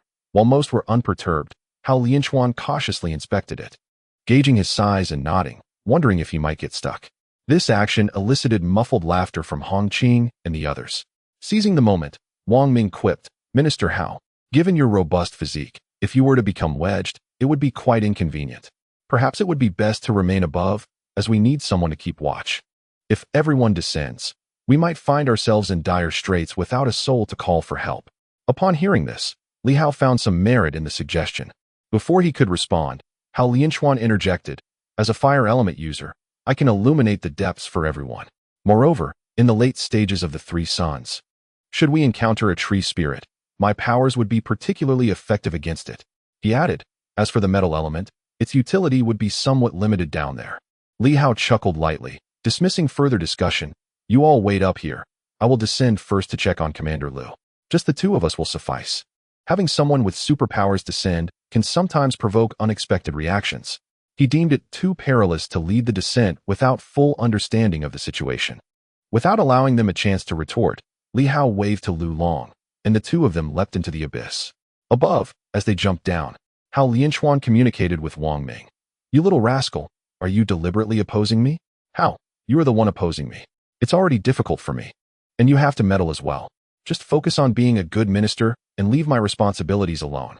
Hao Lianquan was equally vexed. "Who is usurping your duties? I am merely trying to strengthen my rapport with Li Hao." The fifth superpower lock had manifested, and he had reached the late stage of Sanyang. Transitioning from late stage to peak was not overly challenging. However, advancing from peak to Shuguang presented an obstacle. He was counting on Li Hao for assistance. Without delving into their covert rivalry, Li Hao plunged into the dark void, enveloped in an all-consuming darkness that obscured even his vision. The entrance felt akin to a tunnel leading deep into the Earth's core. They continued to descend for what felt like 1 or 2 minutes before Li Hao finally sensed the ground beneath him, as if he had landed upon a cushion of cotton, weightless and buoyant. He pondered how they could have fallen for so long. Perhaps 1,000 meters? Could it be that they had reached the rock layer beneath? His thoughts flitted away, and soon he perceived a faint rustling nearby. Lu Long had also leapt down. The surroundings remained shrouded in darkness, yet Li Hao gradually acclimated to it. After a while, he began to discern some outlines. In the distance, a castle emerged. This place was not entirely buried in earth. There seemed to be something overhead, obstructing everything above, leaving a moderately sized space. Ruins are categorized by levels, and this one could be considered relatively intact. Some ruins, lacking any protection, had long been engulfed by mud and water. To find preserved remnants is indeed a testament to their well-maintained condition. Lu Long, having adapted to the gloom, could vaguely see ahead and communicated. Is that a castle in front? Jin Chong seems to have never ventured inside, encountering trouble outside instead, forcing a retreat. Li Hao surveyed his surroundings. His vision was becoming increasingly clear.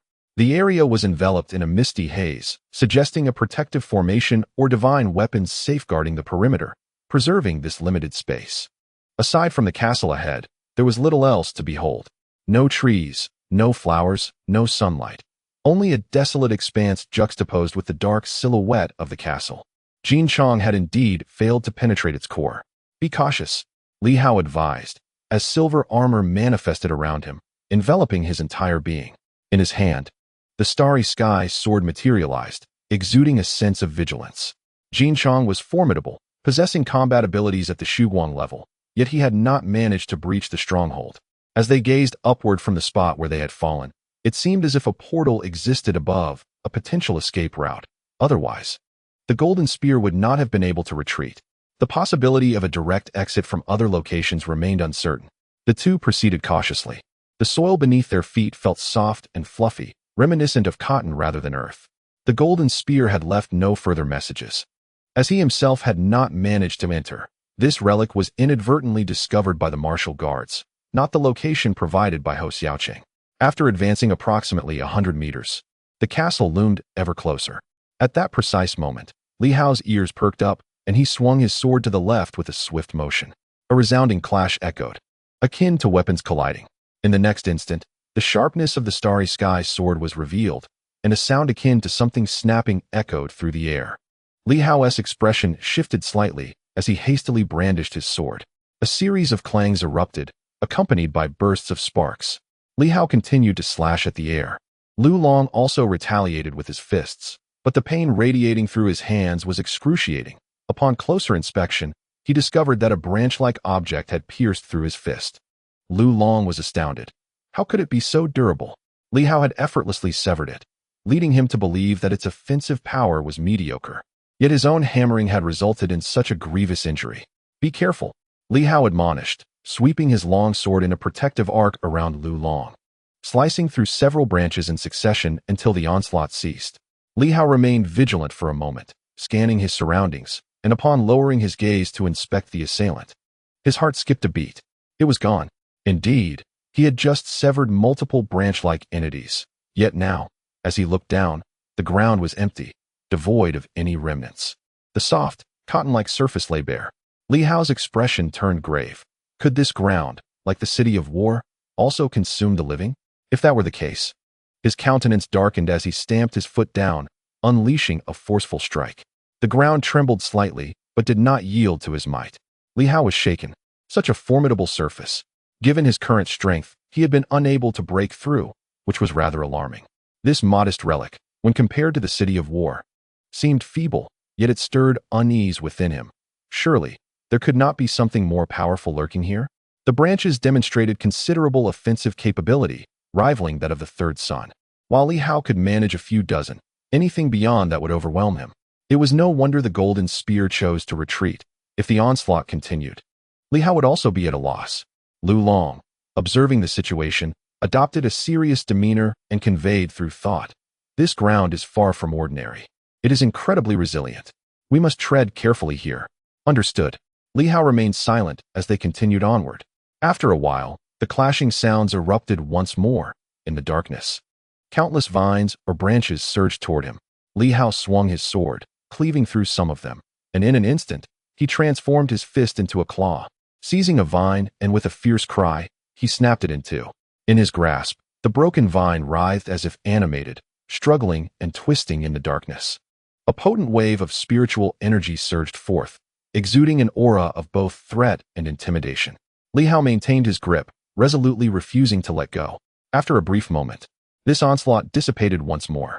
However, his hand bore the marks of the vine's fierce resistance, leaving behind a series of crimson streaks. At last, he discerned the object within his hold, a crystalline shard, translucent and resplendent. Its texture was undeniably robust. Even someone of Li Hao's formidable strength could only barely sever it, and carelessness could easily allow it to escape his grasp. Even in its fractured state, this entity seemed to possess considerable combat potential. Li Hao scrutinized it closely, his brow furrowing with uncertainty. Was this truly a branch?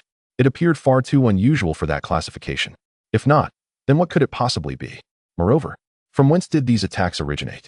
They emerged and vanished without a trace, seemingly launched from the surrounding shadows. Although Li Hao had recently approached the edge of the darkness, he had seen nothing amiss. The assaults came in relentless waves, but there seemed to be intermittent pauses. Had they persisted without respite, even Li Hao would have contemplated retreat, for it posed a genuine threat to him. As such thoughts traversed his mind, he cast a glance toward the castle in the distance, sensing that whatever these entities were, they were intent on preventing his entry into the stronghold. What manner of place was this? A territory of an ancient civilization? A sect? An academy? Li Hao found himself increasingly intrigued yet perplexed. As he pondered, he and Lu Long advanced further, only to be met with a unique disturbance that swept over them. Distinct from the previous vine attacks, with a force akin to an explosion in his mind, Li Hao roared, the sound echoing like a tiger's roar through the mountains. His spiritual essence erupted forth, illuminating his eyes with a fierce brilliance, releasing the formidable energy of a tiger unleashed. A cacophony of impact resonated within his consciousness, reverberating for a time before culminating in a muffled groan, after which all fell silent. The assaults ceased, and Li Hao swiftly directed his gaze toward a particular direction. Where darkness reigned yet vague outlines began to materialize, suggesting the presence of something concealed. His eyes glimmered with renewed intensity. Soon, he discerned multiple orbs of light emerging, 1, 2, 3, previously obscured from his view. It seemed that the recent clash had shattered some form of barrier, revealing the truth to him. Divine energy stones, indeed. Stones brimming with potent energy. Li Hao could perceive the fluctuations of energy within these stones, which had eluded his senses before, now laid bare before him. A thought struck him with clarity. Were these the masters chronicled in ancient texts? He had perused the old tomes, and only masters possessed the ability to wield such spiritual power. This is the current manifestation of divine intent. However, there exists a subtle distinction between the two. In the recent clash, Li Hao gleaned some insights.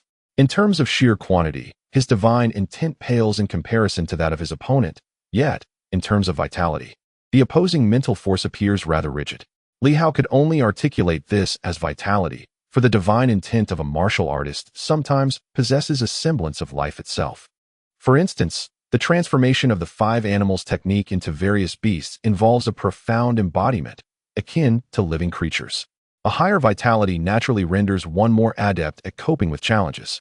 With a sense of vigilance, Li Hao cast a glance at Lu Long beside him and conveyed telepathically, "There is something over there. Be cautious."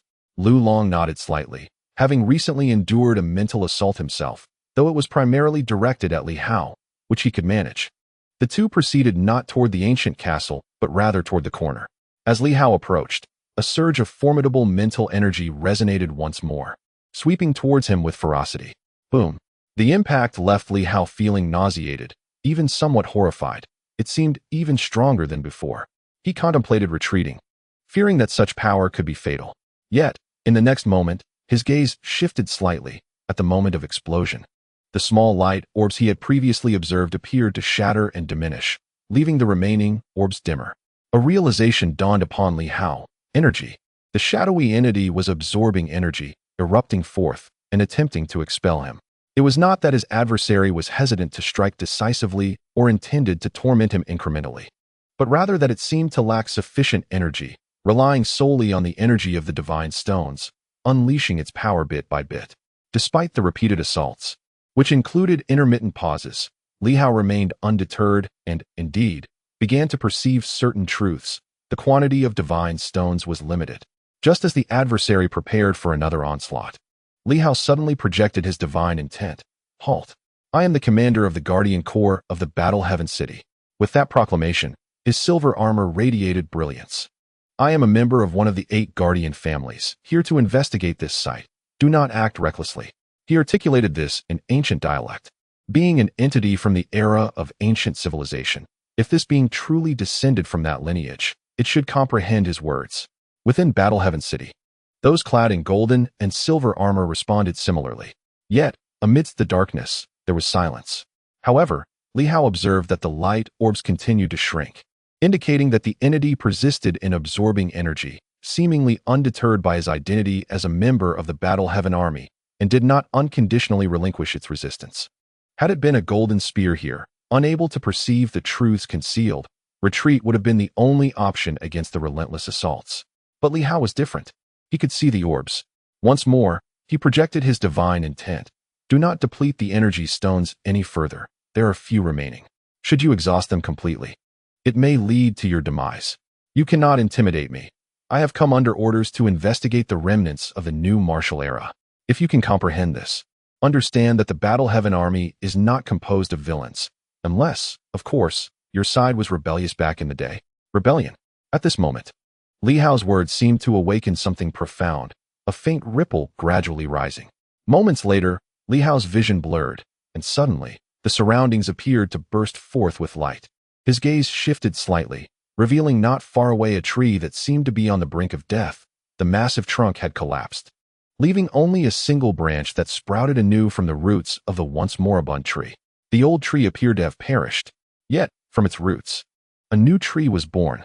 Tree spirit. Indeed, Li Hao felt a sense of clarity. It was truly a tree spirit. He had harbored such suspicions before, and now they were validated. It seemed that a tree, thought to be dead, had been reborn within this relic.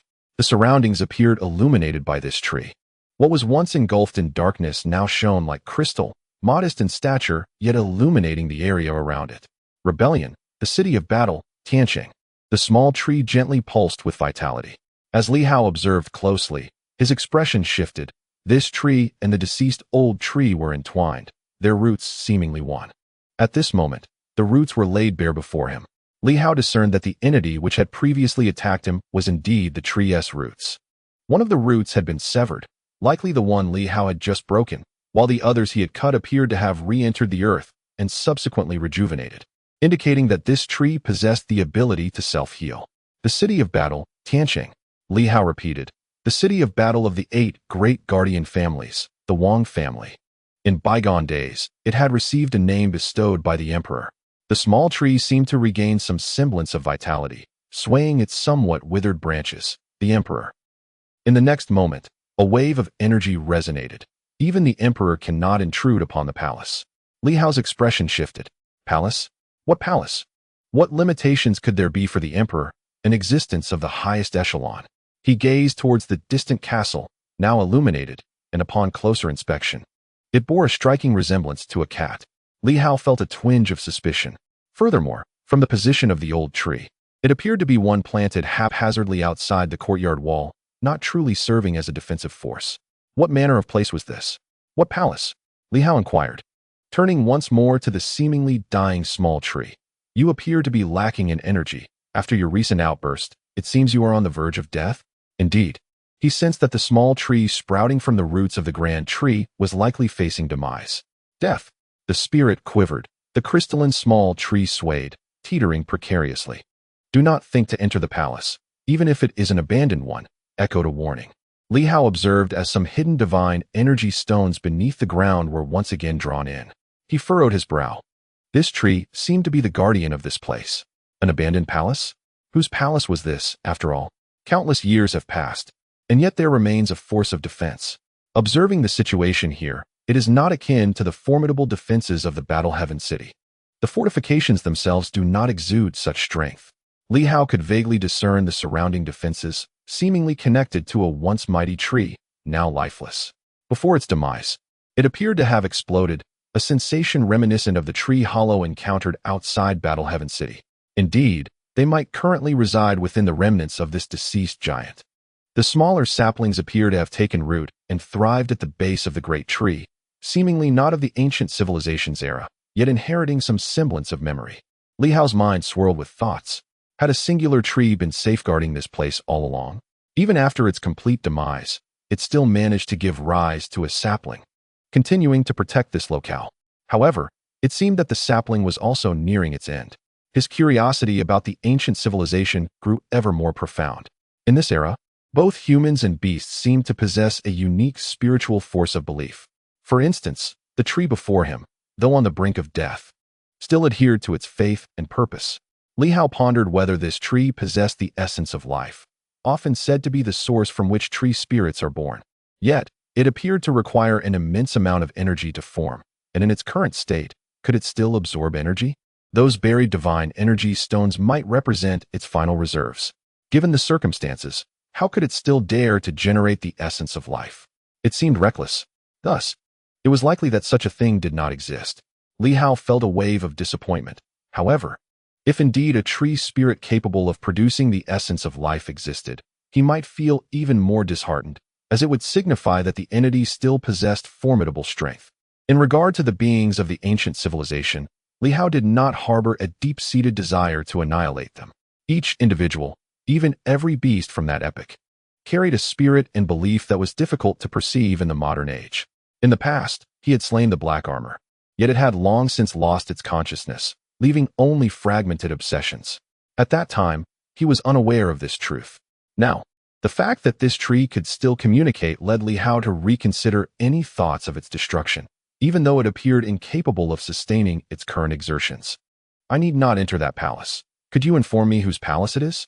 The response came smoothly. It is not to be mentioned. Li Hao fell silent. I wish to acquire some essence of life. Do you possess any? Without a sound, Li Hao observed the tree absorbing the divine energy stones with increasing urgency. Only a few stones remained, their energy appearing significantly diminished. It seemed the tree was preparing to make a desperate effort. Li Hao quickly retreated a pace, asserting, I bear no hostility. As the current commander of the Battle Heaven Legion, I am tasked with rescuing Battle Heaven City. General Huai lies gravely wounded and in need of the essence of life to survive. Without it, General Huai cannot be revived, and Battle Heaven City cannot be restored. Upon hearing this, it seemed to capture the sapling's attention. Initially intent on attacking, it now appeared to come to a realization. Are you truly the commander of the Battle Heaven Legion, one of the 8 guardian families? Indeed, Li Hao understood that the sapling had previously held doubts. How then can I obtain the silver armor? And are you familiar with the starry sword? Li Hao brandished his long sword, and the small tree seemed momentarily taken aback. After a prolonged silence, it stammered, Is this the starry sword? Forgive my ignorance. But in my inherited memories, the starry sword is not so feeble. It possesses the power to rend the very heavens. It was not a tree from that era, merely possessing fragments of ancestral memories.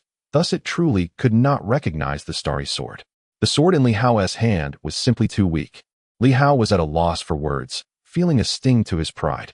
What is this inheritance of memories? Li Hao inquired. Are you truly so uninformed? The small tree swayed, its doubts resurfacing. With a hint of resignation, Li Hao replied, It has been countless ages since the new martial era. The world has transformed beyond recognition, and little remains of the legacy, only scattered fragments. Hence, it is quite normal for me to be unfamiliar. Today's Battle City lies in a state of silence, its system failing to function properly, rendering much of the knowledge inaccessible. The small tree seemed to fall into silence, as if it had perished. After a lengthy pause, just as Li Hao suspected it had indeed died and was about to investigate, the small tree emitted a faint ripple.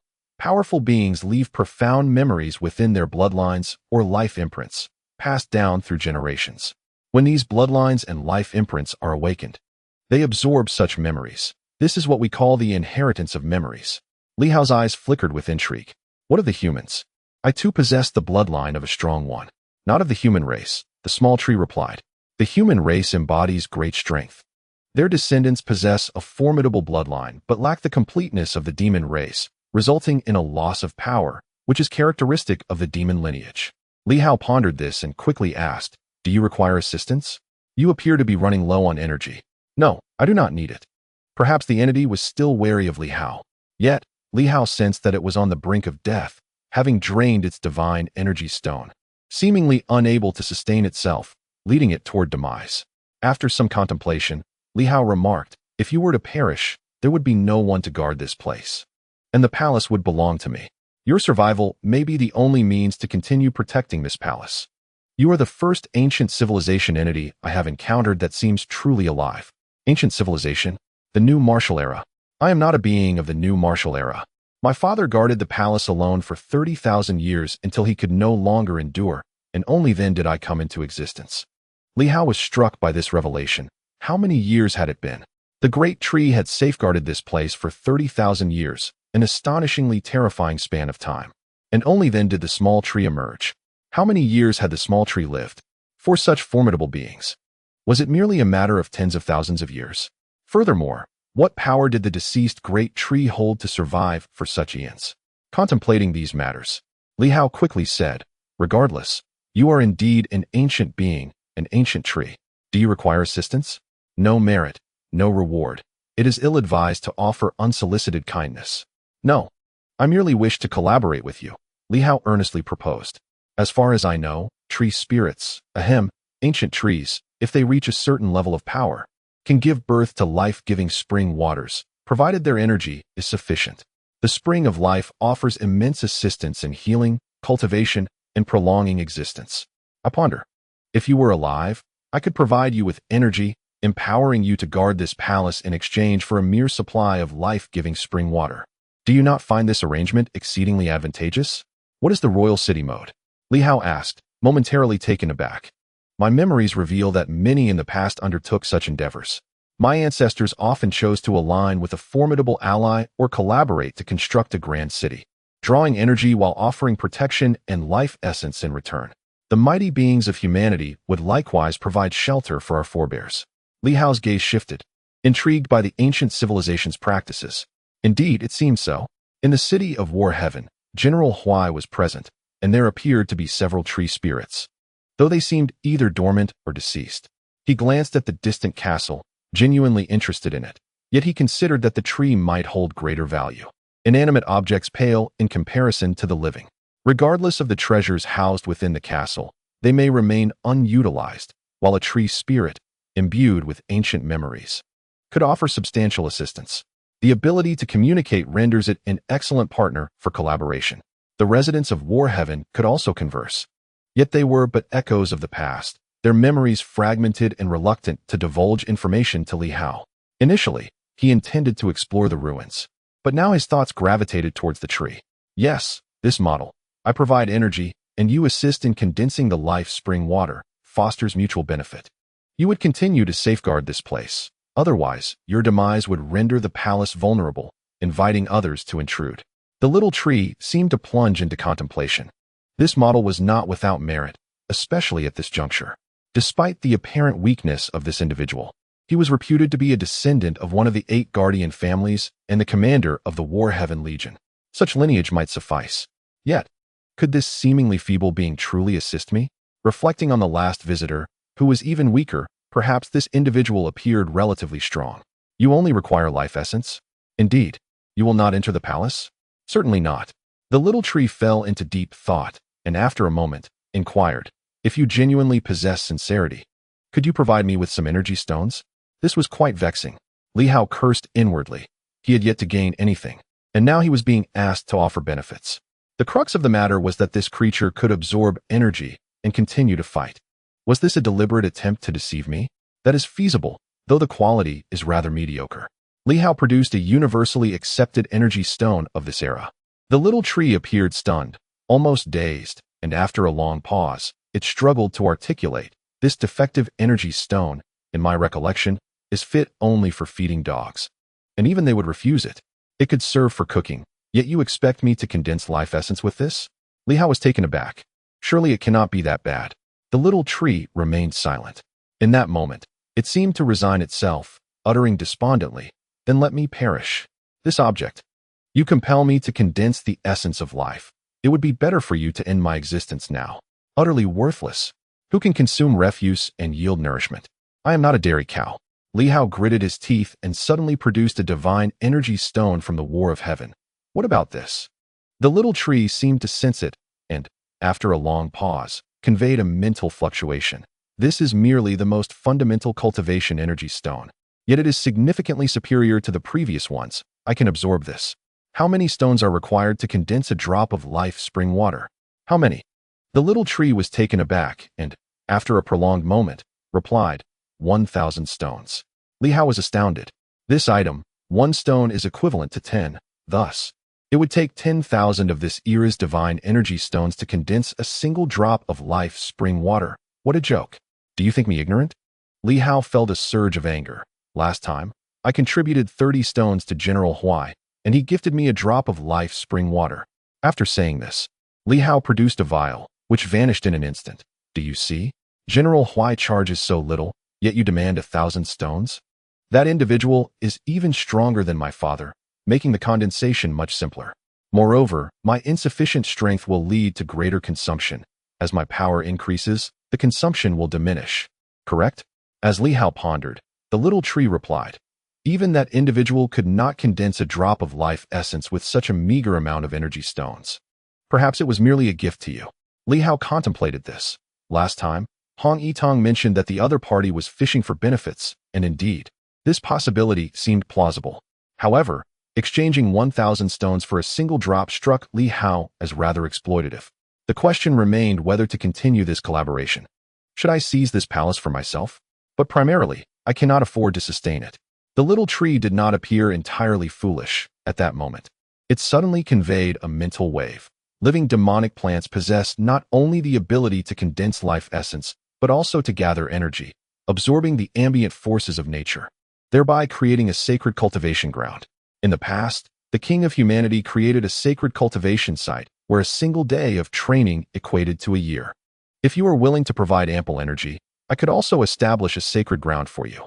In the new martial era, the royal city was a collaborative effort between demonic plants and powerful beings to create a sacred cultivation site that attracted millions of beings to join and consolidate the path of the human emperor. Of course, it ultimately ended in failure. Li Hao's heart stirred once more. The path of the human emperor? What is that? I do not know. If I did, I would be a top-tier powerhouse. Very well. Then what can you offer? Can you assist in cultivation? Li Hao fell into contemplation. Let me think. Primarily, in our era, the energy stones are exceedingly scarce, and I fear I may not be able to sustain you. The energy stone I previously presented, the one you deemed worthless, is considered a treasure outside. The little tree fell silent. A treasure? At that moment, the term treasure reshaped its understanding. Has it truly reached such a point outside? Perhaps. After all, this individual, though weak, is still somewhat capable. The fact that he still uses such refuse and regards it as a treasure reveals the dire poverty of the people in this era. I can absorb a small amount, restoring some abilities, and subsequently gather energy from all directions. In this era, the energy I absorbed earlier is derived from sources that began to coalesce decades ago. As Li Hao pondered, a sudden thought struck him. 20 years ago, during the energy explosion, you absorbed some, thus forming energy stones that you have preserved for future use? Almost. But the energy vanished abruptly later on. The amount dissipated into the void was minimal, and I have only been able to extract what I needed until today, which is now exhausted. Li Hao inhaled sharply. Was all that divine energy stone merely what remained? You casually absorbed energy for a while, and you managed to condense it into divine energy stones? My heavens, this tree's spirit is quite remarkable. At this moment, Li Hao's thoughts shifted. This tree must not be deceived. Rather, it should be invited back for collaboration. In the underground palace, the two men and the tree were engaged in communication. Of course, Lu Long did not fully comprehend the exchange. Had it not been for their mental communication, he would have been completely lost if they had relied solely on ancient language. Thankfully, he possessed divine intent, allowing him to grasp some nuances. After a period of discussion, Li Hao hesitated and glanced at the distant palace. Suddenly, he spoke, "Esteemed tree. A mutually beneficial collaboration is the outcome I hope to see. However, I am uncertain whether the contributions and rewards will be proportional. The present differs from the past. Therefore, I have a somewhat unreasonable request and wonder if you would acquiesce." "What is it?" the elder inquired. "You mentioned that you can gather energy to create a sanctuary for cultivation. What does such a sanctuary entail? I still possess a little divine energy stone. After you absorb it, could you demonstrate its effects?" Upon reaching this point, Li Hao continued, "Of course, if you absorb too much, you may become exceedingly powerful, potentially driving us away or even eliminating us. Thus, to mitigate any risks, I shall act with caution. I will regulate the quantity of divine energy stones. If you can offer corresponding benefits, I would naturally wish to establish a collaboration. Nurturing a tree likely requires substantial resources. Observing its condition, it seemed that divine energy stones were merely the most basic offering, perhaps even deemed trivial. Yet, to Li Hao, they were treasures, as they are to everyone. If the expenditure is excessive with little gain, Then what is the purpose of negotiating with this tree? Even if I do not wish to harm it, without energy to nourish it, it will eventually perish. Li Hao held a certain reverence for ancient civilizations. Yet that did not imply he would sacrifice his own interests for another's gain. If the tree cannot provide any benefits, he would not expend too much. As for the palace, if you remain alive, I shall refrain from investigating. However, should you perish, I would not hesitate to claim what remains. The tree spirit seemed to be in contemplation as well. After a lengthy pause, it responded, both the demon plants and the human race, as well as the demon clan, can thrive through a win-win survival model. You shall first provide some energy stones, and I shall ensure you witness the benefits therein. Li Hao contemplated for a moment, steeling himself, and retrieved 100 divine energy stones. Naturally, these were not the military-grade types, but rather those used for regular cultivation. After several acquisitions, Li Hao possessed nearly 3,000 divine energy stones, while the military-grade stones, being 10 times as potent, left him with only about 20. These, he was reluctant to part with. The small sword was fed with these energy stones, and the swords it expelled were indeed formidable. Such resources must not be squandered. The little tree, albeit somewhat disdainful, recognized that any absorption was better than none. The quantity of 100 stones, though seemingly modest, contained a substantial amount of energy. Li Hao cast away 100 divine energy stones without uttering another word. The reason for presenting such a large quantity at once was due to necessity. Entities from ancient civilizations or their legacies had substantial appetites. To them, 100 worthless divine energy stones were akin to mere refuse. Offering any less risked the chance of offending them, which could lead to immediate hostility. As the divine energy stones were cast forth, the roots of the little tree extended and swiftly penetrated into the stones, extracting the energy within. However, to the little tree, this was insufficient. Such a meager amount of energy felt like a drop in the ocean. Regrettably, it had missed the opportunity to absorb much energy during a prior surge, and since then, the energy from the silver moon had dissipated significantly. Over the years, its absorption had been minimal. Clearly, it was not the only one absorbing energy on the silver moon. Even within the city of War Heaven, the surrounding environment was equally starved, and there was not enough energy for them to draw upon, leaving the inhabitants of Silver Moon in a dire predicament. After absorbing some energy, the little tree began to contemplate.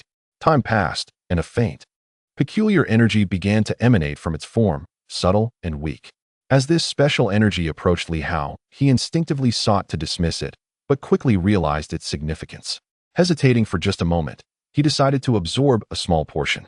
Upon doing so, an extraordinary sensation washed over him, reminiscent of life-giving spring water or the comforting warmth experienced in the bathhouse of War Heaven. Nearby, Lu Long also absorbed a trace and suddenly let out a low groan. Communicating to Li Hao, this energy is quite strange. Li Hao nodded slightly in agreement, recognizing this as a unique characteristic of the tree spirits. However, in the next moment, the little tree's resonance rippled once more. Currently, I am half destroyed, merely dispersing some life energy. This energy can accelerate cultivation, prolong life, and heal hidden injuries. These, however, are merely secondary. Li Hao tilted his ear, intrigued.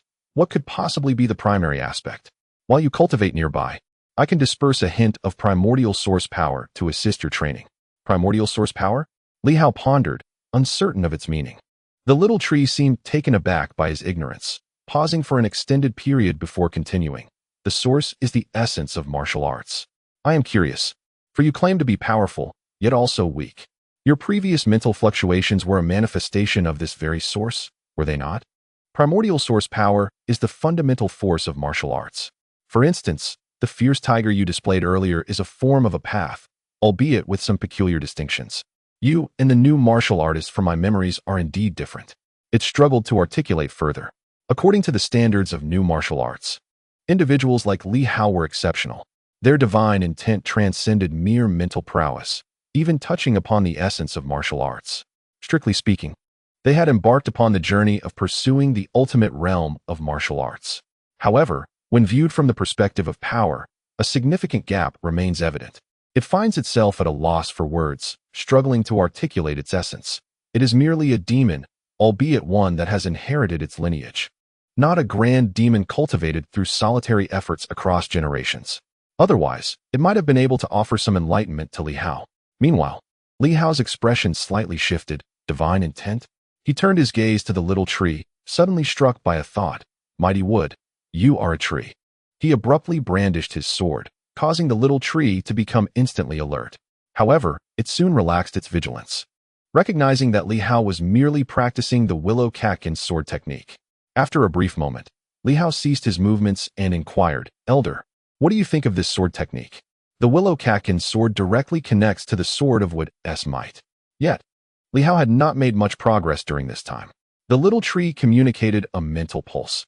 This seems reminiscent of the sword techniques from the new martial era, infused with the essence of that epoch. It differs from your previous martial arts, does it not? Indeed, Li Hao replied eagerly. Does this aid my comprehension of the wood's might? Oh, akin to the ferocity of a tiger. He, too, was uncertain how to express his thoughts. The little tree pondered for a moment. Do you wish to comprehend the sword path of wood? Yes. Li Hao nodded, affirming the sentiment. I am uncertain how to grasp it, but if you were to cultivate by my side, experiencing the energy of life and the essence of existence, perhaps you could glean some understanding. Unfortunately, my father has fallen. Otherwise, he would surely. Li Hao's eyes sparkled with hope. Is that possible? Currently, his greatest regret, his most fervent desire, was this very matter. He had yet to fully harness the quintessence of the five forces. Otherwise, would he have feared the likes of the white shark bandits? The little tree added. However, the essence of the primordial force dissipates somewhat, requiring a substantial amount of energy stones.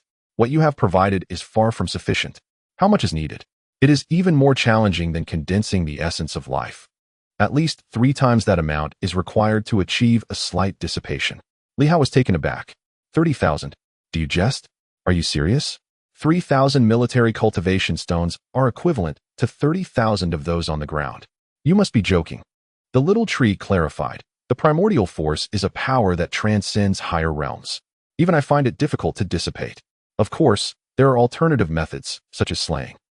At this, it abruptly fell silent. Li Hao seemed to grasp something, casting a thoughtful glance toward the little tree. At that moment, the atmosphere grew somewhat tense. The little tree, likely a mere vessel of inherited knowledge, had inadvertently let slip a crucial detail. Evidently, eliminating beings endowed with primordial force could also lead to its dissipation. The little tree fell silent once more. Li Hao took the initiative to inquire.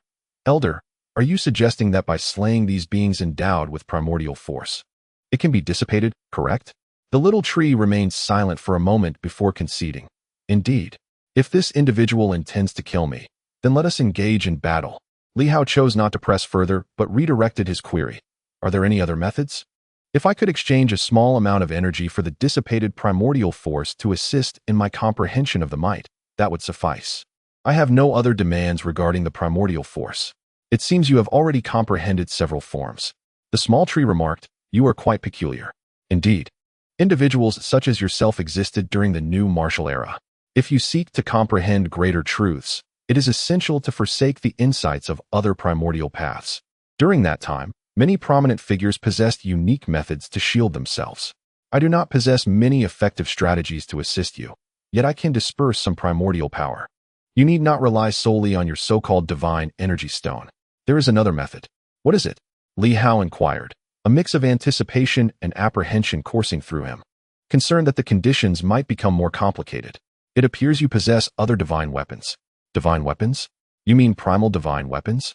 Li Hao replied, somewhat perplexed. Yet he retrieved one of his primal divine weapons. He had several, including the wind chime from the wheel-turn king, Su Feng's gauntlets and heart shield, the black sword of the flying heavenly Qi Ming elder, and the earth-type armor acquired after vanquishing a leader of the underworld. At that moment, Li Hao produced the earth-type armor, which was of the least value among his possessions. Of course, he also had the giant Kuan divine ship, another primal divine weapon, albeit somewhat distinct. Not that one. The small tree seemed to sense something and communicated. If there exists a divine weapon suited to me, such as one of the wood element, it could provide a substantial amount of the energy I require. Given that divine weapons are crafted from the ancient demon plants and the remains of demon clans. As soon as it mentioned this, it seemed to realize it had misspoken. Indeed, Li Hao was observing the shattered great tree nearby. The tree had fractured and collapsed, yet it appeared not entirely obliterated. Was the small tree implying it could absorb power of the same element? While pondering this, the small tree grew somewhat restless. My father's remnant has transformed into the defensive array of the entire palace, rendering it inoperable. Even if it were possible, it cannot be activated. Do not dwell on such matters. Li Hao quickly nodded, understood. I am merely curious as to why this palace would bear a pit. Yes, if it were akin to the War Heaven City, it would be impossible to enter easily. You do not comprehend. The small tree sighed in exasperation. If no gaps are left, I would be unable to draw any energy whatsoever. My father's remnant has sealed the entirety of the palace, which has led to my inability to absorb any power. I can only create a small fissure to siphon some energy. However, I did not anticipate that this opening would attract your presence. Is it not possible to close it again? It is, but upon closure, I would once more descend into slumber. The small tree seemed somewhat resigned. The last individual was not particularly strong and was deterred by me. So I thought I could endure a while longer to accumulate energy sufficient for some time. Alas, you arrived and discerned the reality. Li Hao observed it consuming the divine energy stone. Otherwise, he might have acted like the golden spear, either leaving directly or calling for help. At that moment, however, myriad thoughts began to swirl within Li Hao's mind. Suddenly, he spoke. Elder Tree, does this imply that certain powerful beings, like yourself, have been able to slumber until today? For instance, some formidable figures from the new martial era? Why would they choose to slumber? The small tree responded with a gravity that indicated depth. My father, gravely injured, was compelled to choose slumber to safeguard the palace. Those powerful beings from the new martial era would not opt for slumber. You do not understand. If there are any, it is either due to circumstances akin to mine, rendering them unable to venture forth, or they are grievously injured, or perhaps it is a matter of duty. I comprehend your thoughts. You ponder whether there exist formidable beings from the new era who have not followed the King of Men. It is implausible. Anyone capable of battle will undoubtedly depart. Anyone capable of battle will undoubtedly depart. Li Hao quietly reflected upon this sentiment. Did the King of Men not leave some individuals behind to guard this land? A tree can endure for 30,000 years without perishing.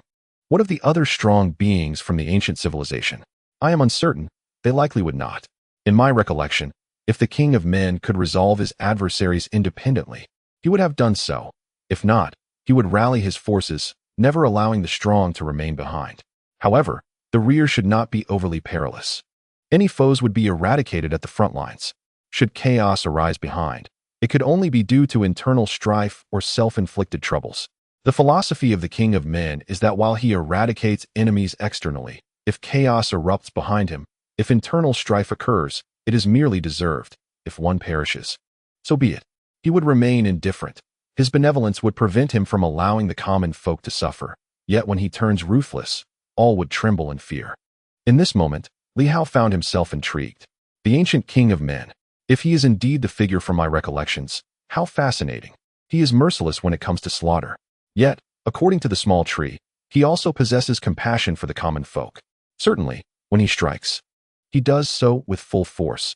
Either he does not bring others, or he mobilizes his entire force. More intriguingly, it seems he is unperturbed by the potential for disorder in the rear.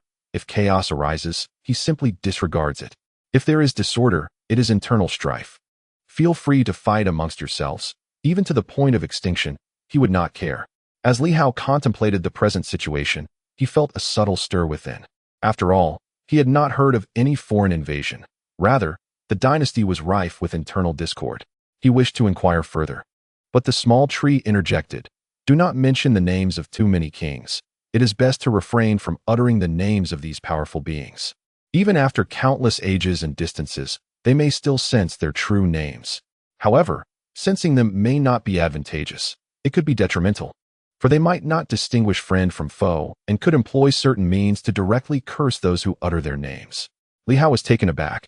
Surely, that cannot be the case. Moreover, it has been countless years. Everything is possible. The small tree cautioned. The world may have already imposed certain restrictions upon us.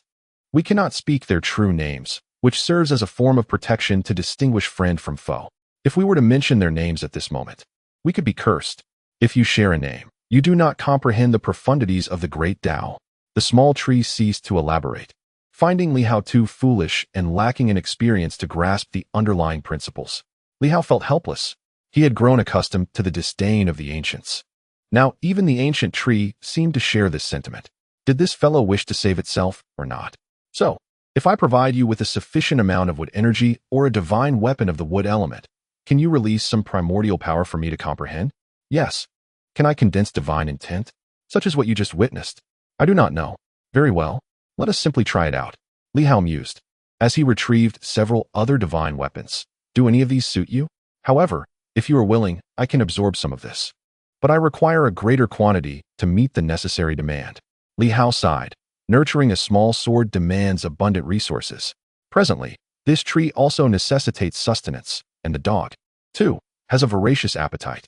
In contrast to their consumption, Li Hao realized that his own needs were quite trivial. Yet, should he grasp the essence of wood, he would not hesitate to expend not only the divine energy stones, but even 5 pieces of source divine weapons.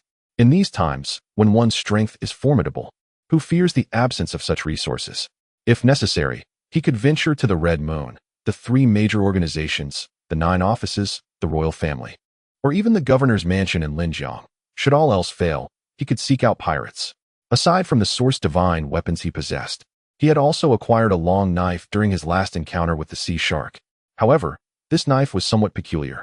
It seemed not to be a mere source divine weapon, being exceedingly sturdy yet devoid of a weapon spirit. Li Hao had stored it away for the time being. He then presented 5 pieces of source divine weapons and inquired, "How many do you believe you need to absorb to provide some primal energy for my contemplation? At the very least, allow me to experience the benefits of this unique power. Otherwise, my motivation is rather lacking." That earth armor, the heart-protecting mirror, and the black small sword can be absorbed for trial, the little tree discerned. The earth armor is likely crafted from the hide of an earth dragon beast, while the black small sword appears to be forged from the remains of a black abyss hound. The heart-protecting mirror is presumably made from the shell of a fissured mountain armor. The little tree continued, "The gauntlets and that bell possess a higher grade, making them prone to waste. These 3 items are merely constructed from the remains of low-rank demon creatures and can be absorbed for experimentation." Li Hao was aware of the high grade of the wind chime. Are the gauntlets also of high grade? He pondered, recalling the southern fist, which he had observed for quite some time during his last encounter, though he had not paid it due attention. Could it be that the southern fist was intrigued but hesitant to express it? After thoughtful consideration, he concluded that providing divine energy stones was acceptable, but granting 3 source divine weapons could potentially empower this entity significantly, making it a formidable opponent if it were to turn hostile. He might unwittingly aid his own demise. After much deliberation, Li Hao stated, "I will have a friend wait outside, and additionally, I shall call upon a few more companions to guard the way for me, if that is agreeable." The little tree replied, "If you do not trust me, you need only say so." Li Hao clarified, "My friends possess greater strength and knowledge than I. They may have more effective methods to assist the elder's recovery." "That will not be necessary." The little tree interjected, "You are merely concerned that I might absorb too much energy. However, I do not wish for too many outsiders to enter this place. Therefore, let us proceed in this manner. You may refrain from entering for now, allowing this person beside you to remain and gain some insights. If it proves beneficial, you may then reassess your options." Li Hao glanced at Lu Long, who smiled and nodded. "It is worth a try. The benefits may be significant. However, I am of the water element. This tree may belong to the wood element, or perhaps it can be classified as life-based. For him, the assistance may not be substantial. Moreover, this would require the consumption of source divine weapons." After further contemplation, Li Hao suddenly suggested, "How about I let Li Hung enter?" clarifying the situation with him. He has now transcended the 100 mark, embodying the essence of the wooden sword intent. Should this prove beneficial, it may enable him to reach the 1,000 mark. However, if he cannot even breach that threshold, it signifies the limited extent of my assistance. Lu Long pondered for a moment. "Him? That could work, but are you certain?" Li Hao chuckled. "What is there to be uncertain about, my friend? Did you not say that once one joins us, they become one of our own? Besides, the purpose of bringing everyone here is to offer some a glimmer of hope to ascend to the 1,000 mark, is it not?" Lu Long laughed softly. "Indeed, I was rather narrow-minded." Li Hao then turned to the small tree. "I have some subordinates outside, one of whom practices the willow fluff sword. And though his strength is inferior to ours, I wish to allow him entry. If you could absorb the source divine weapon and release some of what you call primordial power, allowing him to gain some insights, would that be permissible?" "As you wish," replied the small tree, which possessed a certain awareness, recognizing that indeed there were a few individuals outside, albeit of seemingly meager strength. Li Hao spoke no further, and soon he and Lu Long departed, swiftly traversing the air. Once they had left, the small tree swayed its branches, gazing at the fallen tree nearby. Though it was merely a tree, at that moment, it seemed as if its gaze was fixated upon the grand timber. "Father," the small tree whispered, looking from the large tree to the distant castle, the royal palace it guarded. This was the duty of its father, it was not its own. Though the father had perished, it remained steadfast in its vigil. 20 years prior, it could have departed, yet it had never chosen to leave. It was a sapling left behind when the ancient tree fell, sprouting from its roots. To call it a descendant could also be seen as a rebirth of the original. Protecting this forsaken palace seemed to have become its mission. If it could, it would prefer that Li Hao did not enter. However, in its current frail state, having been discovered, it realized that unless it swiftly grew stronger, more formidable beings might come seeking secrets. Despite being abandoned, this palace remained a once mighty sanctuary of supremacy. It could not allow others to tread upon it freely. Thus, cooperation was the only path forward. He was the leader of the Battle Heaven City. Surely, it had not been entirely destroyed and would possess some form of evaluation mechanism. Huaizhan was willing to offer a drop of life essence. He must not have completely perished, perhaps hoping that this individual could uncover a sliver of hope for it, the small tree mused. Li Hao believed that the small tree would be eager to discuss collaboration upon encountering people, underestimating its own stature. Were it not for the vial of life spring, the silver armor, and the starlit sword, Li Hao would have faced only the small tree's desperate resistance. The bloodlines of the 8 great families could at times appear worthless and ineffectual, yet they could also serve as the key to many opportunities. Without such lineage, it would have been challenging for Li Hao to join Battle Heaven City, and without it, he could not have forged the cooperative agreements with the small tree. In the cave, everyone anxiously awaited. At that moment, 2 figures returned, one after the other. Li Hao soared upwards, fixing his gaze upon Li Hong among the crowd. Li Hong, meeting his gaze, felt a twinge of apprehension. "Captain, why do you look at me so? What is it? Do you wish to enter the 1,000 mark?" Li Hong was momentarily stunned, and the others were equally taken aback. Lu Yin and her companions exhibited an unusual expression. Why, in such an opportunity, would they call only Li Hong and not them? Li Hong, still in a daze, hurriedly responded, "Of course I want to expand our power, but it's quite difficult." "Captain, do you have a solution?" The transition from breaking 100 to reaching the 1,000 mark is a daunting challenge. However, this process often spans many years. For instance, Yuan Shua took many years to achieve this, and others did as well. Lu Long, though, directly entered the 1,000 mark, but that was due to external assistance. There is a way, but it is perilous. Li Hao interjected boldly. "Recently, I struck a deal with a tree spirit that can offer some methods to enhance our strength. Of course, the cost is significant, using source divine weapons as fuel. My concern is not with the sacrifice itself, but rather with the potential ulterior motives behind it. Therefore, we need someone to descend first to test the waters and assess the outcome before making a decision."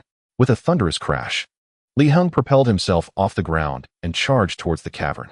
"Captain, let me take the plunge," he declared, leaping into the abyss. Li Hao was left speechless. He glanced at Lu Long and then at the others, who were equally at a loss for words. This fellow had not even allowed Li Hao to finish speaking, as if fearing he might miss his opportunity, and had jumped in without hesitation. Li Hao sighed in exasperation, thinking, "What can I say now? I hadn't even finished my warning for him to be cautious, especially around that tree, yet he has already jumped in." Resigned, Li Hao tossed a soil armor into the chasm, stating, "Elder, absorb this and see if it suffices. If not, we will reconsider." This was merely a token offering to someone at the 100 mark. If a single source divine weapon proved insufficient, Li Hao would have to reassess the situation's worth. Meanwhile, the little tree remained unresponsive. Below, silence enveloped the cavern, devoid of any movement. After a considerable time, there seemed to be a slight shift below, as Li Hao sensed a surge of energy rising, only to dissipate almost instantaneously. After approximately an hour, Li Hao began to grow anxious, his expression turning somber as he contemplated whether to descend. Suddenly, a figure burst forth. Li Hong landed somewhat awkwardly, and upon seeing him, Li Hao's gaze shifted slightly. He had reached the 1,000 mark. Indeed, Li Hong had crossed into the realm of the 1,000. Yet, he appeared dazed and confused. Upon noticing Li Hao, he regained some clarity and asked, "Captain, have I truly reached the 1,000 mark?" "Yes, how does it feel?" I'm not sure." Li Hao replied, still in a haze. "It feels as though I entered a realm of darkness, then glimpsed a narrow path, where I faintly perceived some people engaging in combat, trees, and spirits. Then I awoke, and here I am, now at the 1,000 mark. I hardly felt anything." Li Hao furrowed his brow. Was it truly that simple? After a moment of contemplation, he chose not to comment further. Instead of allowing Lu Long to accompany him, he leaped into the chasm alone. At that moment, the little tree appeared less vibrant, as if it were wilting. "The people of your era are rather peculiar. I had anticipated guiding you toward the path of origin, yet it appears that is not feasible. Perhaps the journey you embark upon diverges significantly from ours of yore. This we is not merely a term. It embodies the memories it has inherited, akin to a meticulous replica of an ancient tree. Nevertheless, the essence of martial arts remains fundamentally similar. Disparate paths lead to the same destination. Myriad routes converge into one, ultimately culminating in a singular truth. What is your impression of this?" Li Hao nodded affirmatively, expressing, "Quite remarkable." If he were to rely solely on his own cultivation, devoid of any external assistance, it would take at least a decade to have any hope of reaching the threshold of Do Qian. 10 years is merely the baseline. Yuan Shuo, after several decades, has yet to attain Do Qian, undoubtedly due to his integration of the 5 forces. This moment of enlightenment, wherein a single source divine weapon begets a Do Qian, is indeed worthwhile.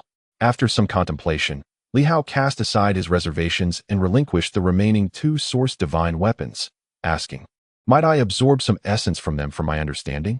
"Certainly," came the reply, "but one cannot remain immersed in my path for an extended duration. What is mine is not yours. You may glean insights, yet replication will yield no progress, for you will not venture far." Li Hao remained silent, patiently awaiting the outcome. Moments later, the small tree absorbed the 2 source divine weapons, rendering them invisible, as a unique wave of energy gradually emanated forth. Without further hesitation, Li Hao opted to proceed with an experiment, his sword never leaving his grip, for he harbored reservations about the tree. Gradually, darkness enveloped his vision, akin to the descent into obscurity that Li Hong had described. In this shadowy realm, a path faintly emerged. At that moment, Li Hao found himself traversing this trail. The muddy path seemed to give rise to fleeting silhouettes. His consciousness remained relatively clear, and his formidable spirit coalesced, enhancing his awareness.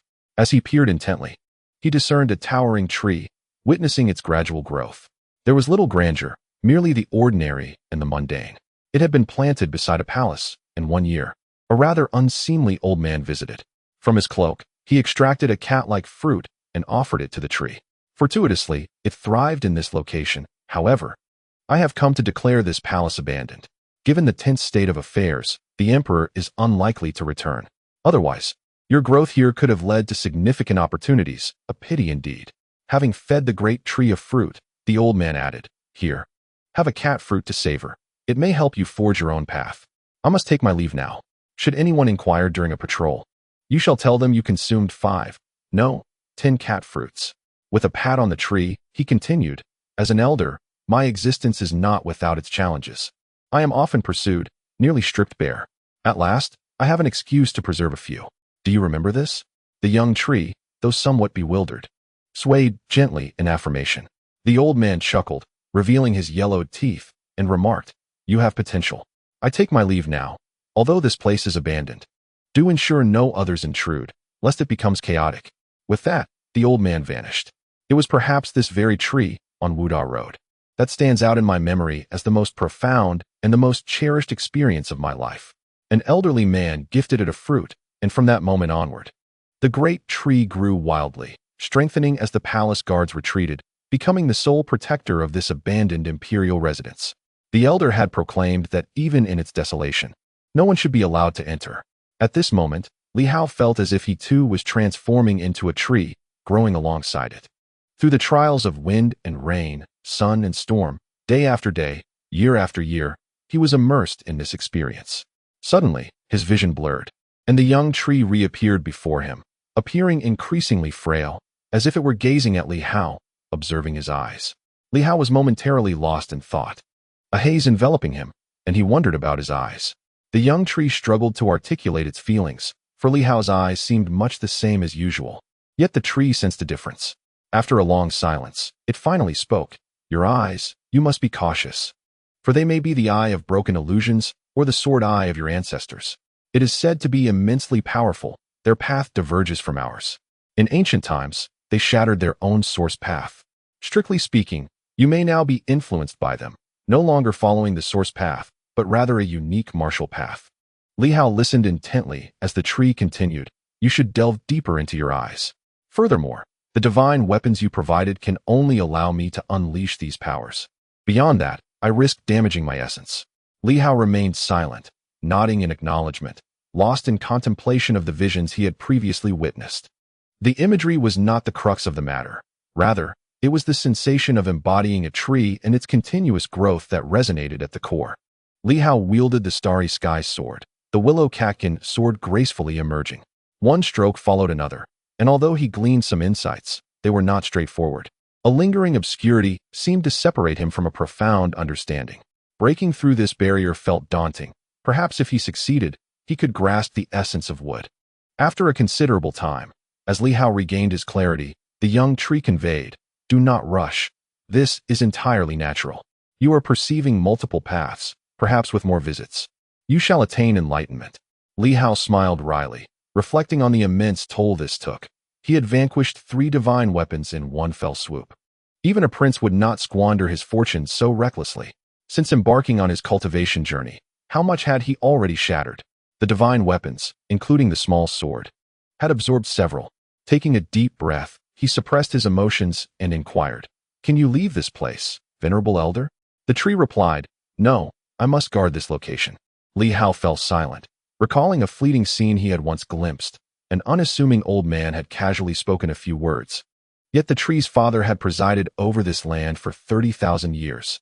Even now, the current generation of the tree continued the legacy of their forebears. It must be said that these beings, at times, are admirable in their unwavering commitment. Must I seek the elder, only to come here? He asked. Indeed, came the reply. The small tree spoke, saying, if you can provide me with sufficient energy, I can seal that passage. My father's remnants have sealed this place. As long as we close this passage, no one can enter. You may allow others to enter for cultivation, and you can come and go at will, provided you supply enough energy. In essence, if Li Hao were willing, this place could be transformed into his exclusive sanctuary. However, it is somewhat distant from Baiwa City, approximately 500 to 600 miles away. Of course, as one grows stronger, travel time becomes less of an issue. Li Hao glanced at the distant castle and remarked, Senior, this place has already been abandoned. I have seen certain things. When that elder came here years ago, it seemed he took some items. This location is likely just an empty shell. The reason for this, I do not know, but my father said we cannot leave, so we shall not. Li Hao felt helpless. In truth, he wished to take the tree along, as he sensed its strength, though it had previously appeared quite feeble, possibly due to insufficient energy. Nevertheless, even the golden spear could not harm it. Had Li Hao not discerned the truth from illusion, he would not have dared to confront it directly. It was indeed formidable. After some contemplation, he felt rather impoverished. Otherwise, he could condense life's spring water and continuously enter the recent scenes to grow alongside the small tree, perhaps gaining insight into the essence of wood. He still possessed some source divine weapons, but having just absorbed some, he had yet to fully digest them and could not afford to waste them. He would return another time. By the way, Senior, that cat-like fruit is a treasure, but it has likely been lost to time. It is a companion artifact of a great being who was, in fact, a plant spirit. Li Hao was taken aback. A plant spirit? Are you implying that a spirit can transform into a human? Indeed, it is simpler for spirits, while it is more challenging for plant spirits. Yet both hold potential. Li Hao pondered this, recalling the creature outside. That black panther, can it also transform into a human? That is rather frightening. A dog becoming human is quite terrifying. Senior, I still have some divine energy stones here that you may absorb. Would it be acceptable for me to allow my subordinates to enter for cultivation? Of course, the small tree had no reason to refuse. After all, absorbing energy from Li Hao's subordinates could also benefit itself and aid in its recovery, a mutually acknowledged arrangement. Otherwise, it would be foolish for the small tree to collaborate with Li Hao. Clearly, Li Hao understood this logic as well. Furthermore, He was eager to observe the effects of cultivation in this place. The energy provided by the small tree seemed comparable to the energy after the sword's harmonization, indicating that Li Hao might not need to serve as the intermediary anymore. Previously, he had to act as this medium during each cultivation session, which was rather burdensome. After a while, Li Hao summoned everyone to enter this place for cultivation. He also produced a substantial amount of divine energy stones, while others seemed unfazed. When the dog entered, the small tree appeared somewhat wary. Even as merely a tree, Li Hao could perceive its caution, as if it feared the dog might sneak into the palace while it was distracted. In truth, the panther had intended to stealthily enter, only to be repelled by the small tree several times. Consequently, the panther resigned itself to lying on the ground, contemplating the palace, memories flickering faintly in its mind. It seemed that this place, or rather, this feline-like palace, was once a domain where my ancestors could roam freely, long ago, perhaps eons past. The dog cast a glance at the palace and then at the tree, awakening a distant memory deep within its bloodline. It seemed that its forebears once delighted in the act of uprooting a tree. The details, however, were obscured, yet the imprint of its lineage stirred a myriad of thoughts within it. Chapter 178. Entering the North Sea within the ruins. Li Hao retrieved a plethora of divine energy stones to supply the small tree, enabling it to exude energy to assist others in their cultivation. Meanwhile, Li Hao found himself reflecting on all his insights. He envisioned transforming into a tree, growing alongside the small tree. The willow fluff sword gradually began to take on a semblance of character. However, his understanding of the wooden momentum sword intent remained somewhat elusive. The fifth momentum proved exceedingly challenging. At this moment, Li Hao began to comprehend why his teacher had sought others for sparring, tirelessly searching for partners. Perhaps only through such exchanges could one continually advance their momentum. Otherwise, relying solely on arduous cultivation would likely render the understanding of the fifth momentum nearly impossible. Time passed, and suddenly, a wave of disturbance emanated from within Li Hao's armor. The soldier Kong Jie requested a communication. Kong Jie. Previously, Li Hao had bestowed him with a suit of armor, and at this moment, they were less than 1,000 miles from Bai West City, making communication feasible. However, while Li Hao could contact Kong Jie directly, the latter needed Li Hao's permission to reach him. After a brief hesitation, Li Hao decided to connect the communication. Director Kong, what is it? He had only recently departed from Bai West City. Could it be that the White Shark had launched an attack? Surely not. Just then, news arrived from the east. 5 hours prior, the Radiant Sword had gone berserk, causing chaos at the Duke of Dinggui's residence, slaying 5 generals of the Dingwu army and seizing the ancestral treasures of the Duke's house. It seemed that the perpetrator was still alive, fleeing northward. Li Hao was taken aback, finally responding. Isn't she affiliated with the Duke of Dingwu? Who among the Silver Moon warriors would willingly play the subordinate? Only those of the Silver Moon can subdue them, like your master, but the Duke of Dingwu is clearly not among them. Oh, Li Hao did not voice his thoughts but remained puzzled. Why are you informing me of this? Fleeing northward. Could it be that Li Hao suddenly recalled the words of the Radiant Sword, a grin breaking across his face? Could it be that she is seeking me? Indeed, it was quite possible. On that day, she had threatened him, compelling him to promise assistance in suppressing the turmoil within her. It appeared that she might have unleashed her wrath after her liberation last night. Yet, it had been 5 hours. Surely, she must have perished? Even if she survived, she would have transformed into a superhuman, rendering her pursuit of him pointless. After such a long passage of time, her chances of survival were slim. Moreover, the distance from the east was considerable. Even the most formidable of warriors, traversing the distance from east to north, would find it nearly 10,000 miles away. And even if the Radiant Sword exerted maximum effort, flying 300 miles an hour, it would take no less than a day and a half to arrive. Kong Jie did not utter a word of protest and continued. The Radiant Sword, last night, single-handedly eliminated 5 top-tier powerhouses, among them 4 were in the late stages of dawnlight, while 1 was even nearing the transcendence phase, all felled by her single strike. Such a terrifying individual. It is surmised that she might have directly unsealed 5 superpower locks. A formidable person indeed.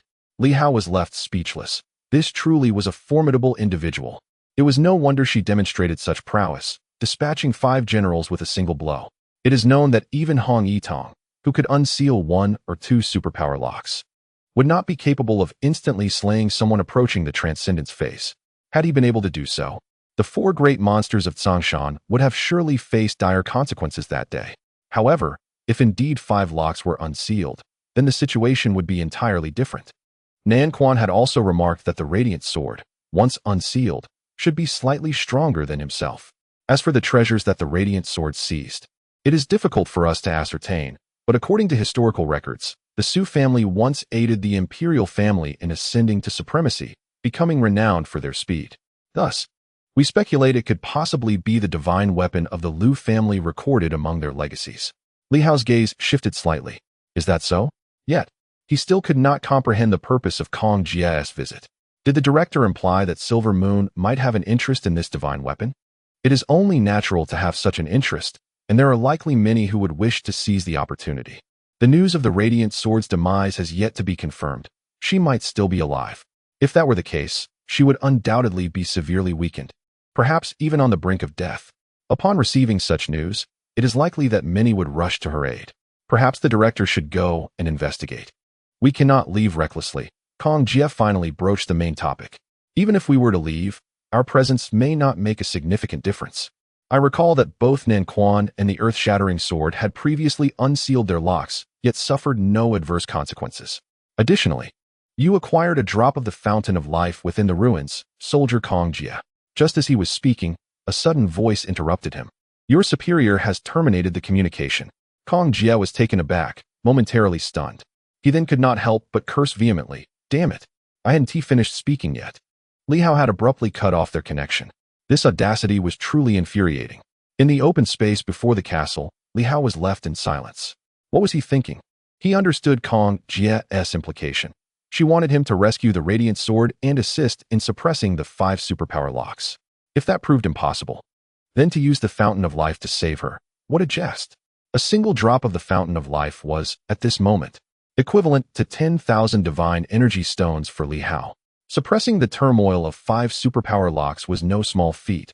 Just the previous time, Nan Quan had managed to unseal 4, but did not completely shatter them, and even then, he had to commence treatment on the spot, which drained over 3,000 divine energy stones. This had left Nan Quan in debt. Li Hao must have lost his mind to even consider such a rescue. Not to mention the animosity involved. While he held a certain fondness for the Silver Moon martial artist, his enemies were not included among them. For instance, Ying Hongyue and the deceased Vayu were individuals against whom he bore a grudge. The Radiant Sword had not targeted him, but rather, she had simply lacked the opportunity. On that day, both Nan Quan and the earth-shattering sword were present within the city, alongside 2 golden warriors. Thus, Li Hao had never felt any fear of her. Therefore, he had no intention of voluntarily coming to the aid of someone who posed a threat to him. Certainly, if the individual truly arrives here, Li Hao, having made a promise, would undoubtedly come to their aid. However, the condition remains that she must finance the endeavor herself. After all, she initially agreed to suppress the rebellion without any obligation for me to bear the costs. The crux of the matter is that the person may not even be able to arrive. Li Hao chuckled, reasoning that even if the other party were to flee frantically towards this direction, it would take at least a day and night to reach Silver Moon, by which time it is likely they would have perished. The weapons of the 8 great families? That piqued Li Hao's interest, as Director Wang had also suggested that he gather such items. These artifacts are vital tokens and keys. The Lu family's weapons, now in the hands of the Su family? Li Hao fell into contemplation. He cast another glance at Lu Long, who was also training not far away. The captain shares the surname Lu, belonging to one of the more prominent Lu families in Silver City. However, it seems there is little connection to the Lu family among the 8 great families. Lost in thought, Li Hao was interrupted by the sound of an incoming communication. Kong Jie was still attempting to reach him. In this location, the only remaining communication system was the armor's, leaving others unable to make contact. Li Hao frowned. What was Kong Jie thinking? She was well aware that the Radiant Sword bore a grudge against him. After some deliberation, he decided to answer the call. Kong Jie stated plainly, Silver Moon requires the Radiant Sword to survive, ideally in perfect condition. We cannot act directly to retrieve her. Our efforts would be futile, ultimately relying on you. We are willing to pay a certain price. Not interested. Li Hao flatly declined. She had threatened him before, and he valued his few friends, having no desire to transform enemies into allies. A sword steal. What? Li Hao was puzzled. Kong Jie continued. We will offer a sword steel in exchange for your assistance in rescuing her. It is a relic left by a top-tier swordsman, inscribed with their sword texts. We unearthed it from ancient civilization ruins, and when we discovered it, there were even remnants of sword energy, nearly killing a formidable Ascendant Realm expert. It would be a treasure of great utility for you. The sword steel. Li Hao pondered. Does it have an inscription? He wished to ascertain whether it bore the mark of any renowned swordsman he recognized. If not, he had no interest in it.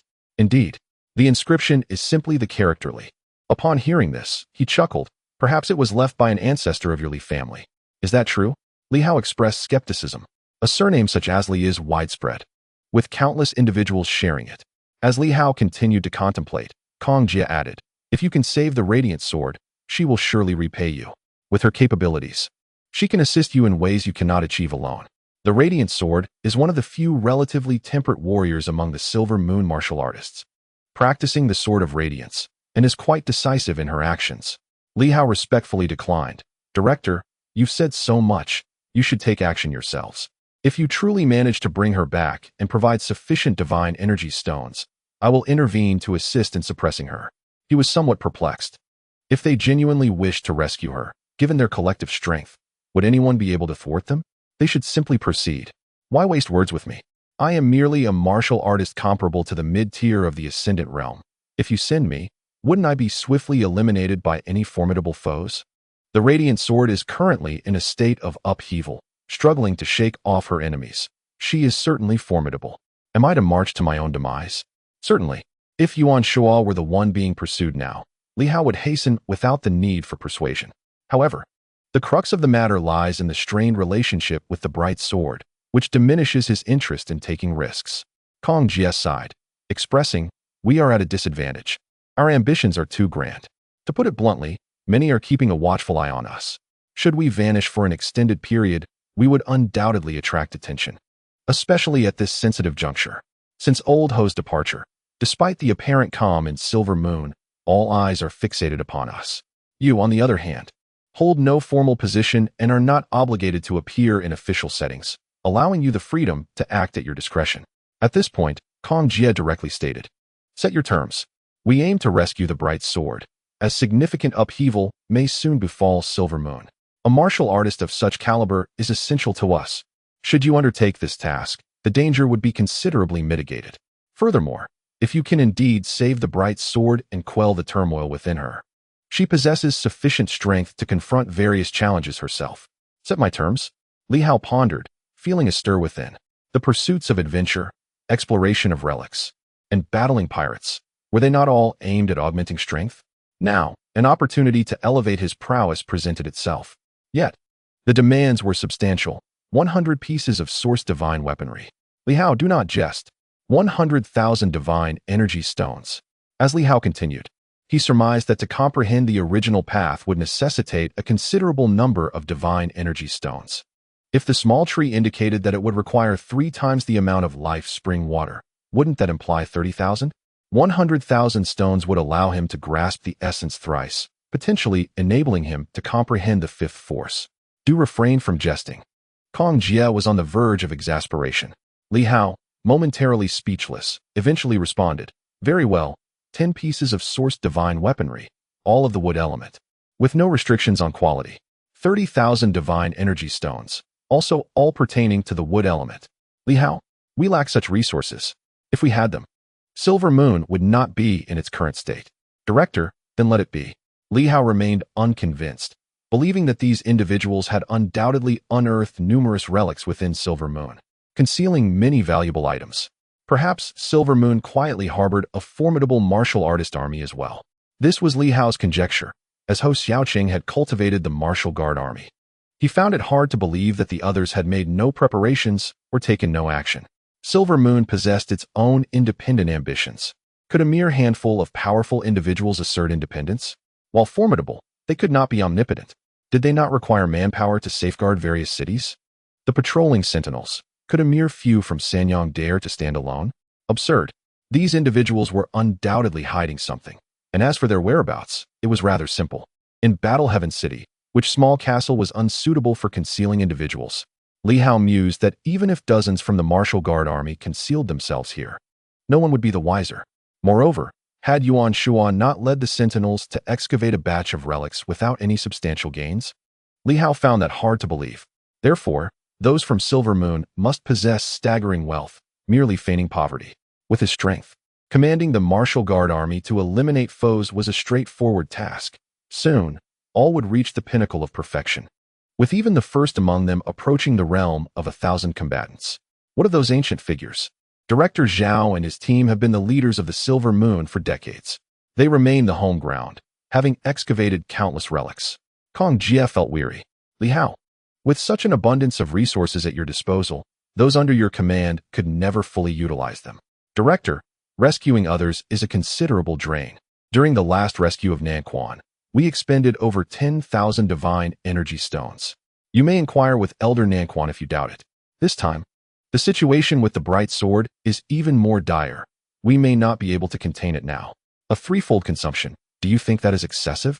Furthermore, why require wood-based resources? It is precisely because only wood can facilitate the rescue. I am not employing them for my own cultivation. The wood-based divine weapon is also meant for this purpose.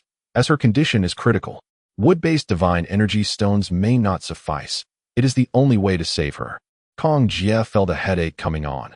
The demands were excessive, prompting him to contemplate whether this was a worthwhile expenditure. Rescuing the bright sword at such a great cost seemed utterly extravagant. Can we afford it? Yes. However, these are strategic resources meant for wartime use, not to be squandered on saving a single individual.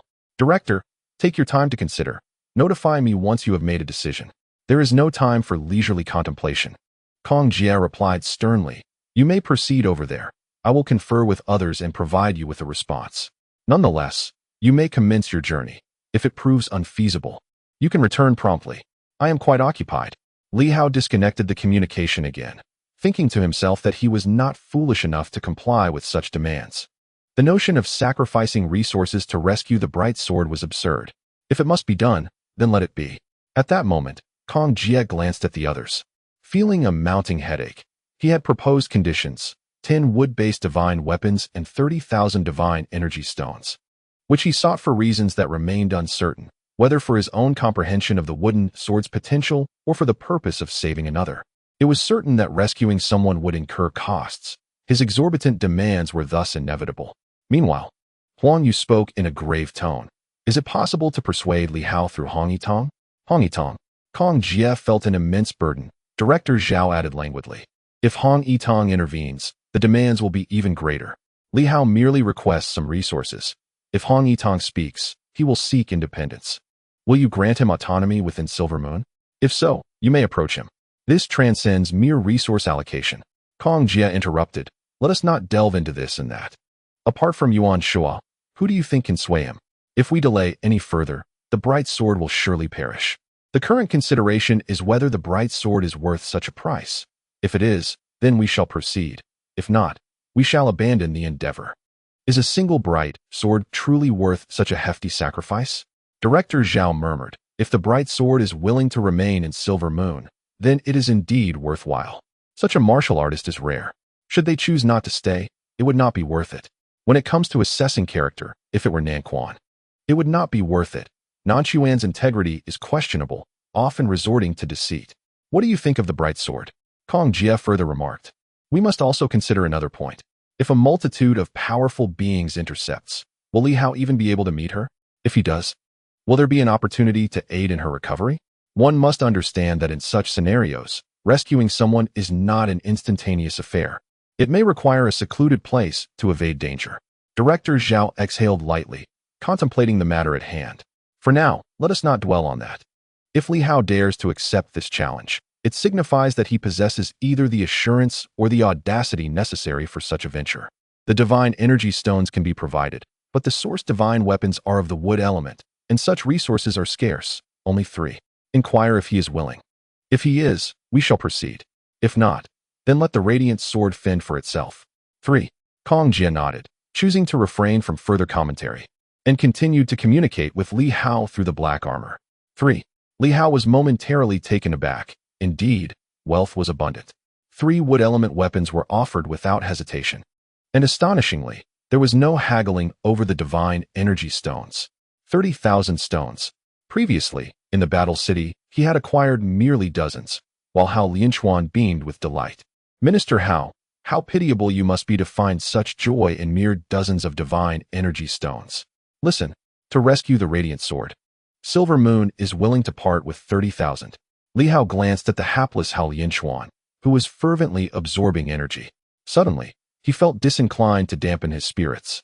After a moment's consideration, he decided to speak. Minister Hao, Silver Moon is prepared to offer 3 sourced divine weapons and 30,000 divine energy stones for my assistance in rescuing the radiant sword. What is your perspective on this? What? Hao Lianchuan's eyes widened in astonishment as he turned to Li Hao. Li Hao reiterated his proposal. Hao Lianchuan's mouth fell open, and after a prolonged silence, he croaked. You must be jesting. They cannot possibly have such inventory. 3,000 stones in stock, perhaps I could believe, given it is Silver Moon. But 30,000? Li Hao chuckled. If you do not believe, so be it. Hao Lianchuan hesitated, his thoughts swirling, and then he shut his eyes, attempting to dismiss the notion. Yet, a pang of discomfort lingered within him as he contemplated the stark contrast of their circumstances. Silver Moon's elders must indeed be affluent. 30,000. What a staggering sum. He had never encountered such a quantity of divine energy stones in his lifetime. Meanwhile, Li Hao pondered whether he should accept the offer. He had merely proposed the terms, considering that Silver Moon might not acquiesce. However, should they agree, Li Hao would face a dilemma. The rescue mission would undoubtedly be fraught with peril, as adversaries would likely be in pursuit, and their strength could be formidable. Furthermore, he had no knowledge of the Radiant Sword's current whereabouts. Could he even locate the individual? Yet, the allure of the wood element-sourced divine weapons and the divine energy stones tempted him. After all, was not the essence of it all to augment his own strength? Moreover, fulfilling his promise to the Radiant Sword was paramount. Should misfortune befall them, it would be of no concern to him. With this in mind, Li Hao was forthright. Addressing the armored communication wave, very well, I accept. However, I require half of the payment up front. Upon successful completion of the task, the remaining half shall be remitted. Should I arrive too late and the individual perishes, the deposit shall be non-refundable. Li Hao, you are, after all, a night watchman. Li Hao retorted without reservation. The night watchmen are entrusted with safeguarding Silver Moon. When I vanquished pirates, I did not demand payment. This is an additional task. So why should I not charge a fee? Do not attempt to impose moral obligations upon me. I am uncertain where my own moral boundaries lie. Kong Jia was momentarily taken aback, but quickly responded, agreed. How do you plan to get there? Where is the other party likely to be? I can manage on my own, but it would be best if you could provide me with the items beforehand. I shall return to Baiwest City now. You could have someone deliver it to me along the way, which would save some time. The Radiant Sword is rushing northward from the east. Though we have yet to pinpoint its exact location, we can only surmise that the adversary is fleeing along the East Sea towards the North Sea. That's acceptable. Just like that. Li Hao felt that knowing the general vicinity was sufficient, as he had his own eyes to observe. Wherever there was a great light, that might be where the Radiant Sword was located. However, he was acutely aware of his own limitations. The emergence of the Silver Moon filled him with trepidation. After a moment of contemplation, he turned his gaze to a nearby small tree and spoke. Elder Tree, I must venture out now to undertake a rather perilous task. However, the rewards are substantial. Previously, there were 30,000 divine energy stones and 3 wooden divine weapons as well. Do you wish for me to accompany you? Li Hao nodded. Indeed, I do. If you are concerned, you may seal this place and join me. Once we procure the items, you could restore some of your strength, correct? I perceive that your energy has been significantly depleted, limiting your ability to maintain your current form of power. If we can acquire more treasures, perhaps you would be able to unleash even greater strength. Li Hao set his sights on the small tree. After pondering for a moment, the small tree swayed its branches. No, I cannot leave at this moment. The palace requires protection, and the outside world may not be friendly to beings like us. Seeing this, Li Hao did not press the matter further. Just as he was lost in thought, the small tree suddenly projected a mental wave. Are you willing to offer me a portion of your reward? Of course. The small tree seemed to wrestle with the decision, and after a long pause, it reluctantly replied, I cannot accompany you, but I can sever a part of my primordial power for you. However, you must compensate for my loss once you acquire the items. Li Hao was taken aback. Sever primordial power? With the power I provide, You can either gain an understanding of the source once or use it as a one-time consumable talisman, which would be at least as potent as my full-strength strike. It may even grant you a chance to slay a mid-stage radiant light. Would this not incur a loss for you? Naturally. For us, primordial power is exceedingly precious. However, I am indeed in need of energy at this moment. Otherwise, no amount of refuse would compel me to sever my primordial essence. The small tree was left with no alternative. Li Hao's gaze shifted slightly. Very well. I am willing to offer 10,000 divine energy stones and a source divine weapon as the price for this exchange. Upon my return, if I have not yet comprehended the remaining essence of the wooden sword, I will also present it to you to further understand the primordial power. The small tree surely inflated the cost, as one understanding would not require such a steep price. Nevertheless, Li Hao was prepared to pay this price, as it seemed a fair trade. The small tree, seeing his willingness, responded readily, and, after a brief moment, a crystalline root descended into Li Hao's hand, its aura concealed. Indeed, when the moment arises, if it is a personal insight, one should seamlessly integrate their understanding into the experience. If confronting an adversary, one may simply channel their mental fortitude to ignite their potential. Li Hao glanced at the sapling, which appeared increasingly wilted, indicating a significant toll had been taken. Thank you, esteemed senior, he expressed. It was merely a mutual benefit. The sapling did not require his gratitude, but only hoped that this individual would yield ample returns. Then I shall leave my brethren here. If I am unscathed, I will return promptly. Should I fail to return, esteemed senior, please allow them to depart. After conveying these words, Li Hao exchanged a few more instructions with Lu Long before swiftly exiting the subterranean passage. Emerging from the cave, Li Hao inhaled deeply. Though the sky remained dark, it bore a hint of light. He did not linger, soaring into the air and hastening his journey. Without the hunting team, his speed increased significantly. While martial artists could ascend, it required considerable energy, yet Li Hao remained undeterred, as the sword could sustain his stamina without excessive strain. He needed to secure the deposit first. As he rushed forward, after an indeterminate duration, a voice resonated from within his armor. How far along are you? You are still 50 miles away. Kong Jie was at a loss for words. How do you know this? Upon observing the black armor adorning him, she began to comprehend. This device possessed a tracking capability. Thus, upon his emergence, this young man had been aware of her presence. Though advantageous, it could not be misused. Otherwise, she would remain under Li Hao's surveillance indefinitely. 50 miles was not a great distance. Both were racing forward, and soon, Li Hao spotted the light representing Kong Jie, a result of the black armor's tracking. As for Kong Jie herself, she was indeed quite radiant, but proximity was necessary to truly perceive her. With a flicker of his form, the two soon met. Kong Jie regarded Li Hao with a sigh. If you had simply acquiesced without stipulations, I might have been able to secure for you an extraordinary opportunity. Alas, had Li Hao not set conditions this time, but instead accepted outright, he could have broached the matter of jointly controlling the Silver Moon with the four factions. Li Hao had missed a remarkable chance. By proposing conditions, Huang Yu and Director Zhao would likely perceive him as lacking the spirit of sacrifice, thereby hesitating to permit Li Hao's inclusion among the elite of the four factions. Li Hao chuckled. What opportunity could be more valuable than this? You simply do not comprehend. Kong Jie shook her head.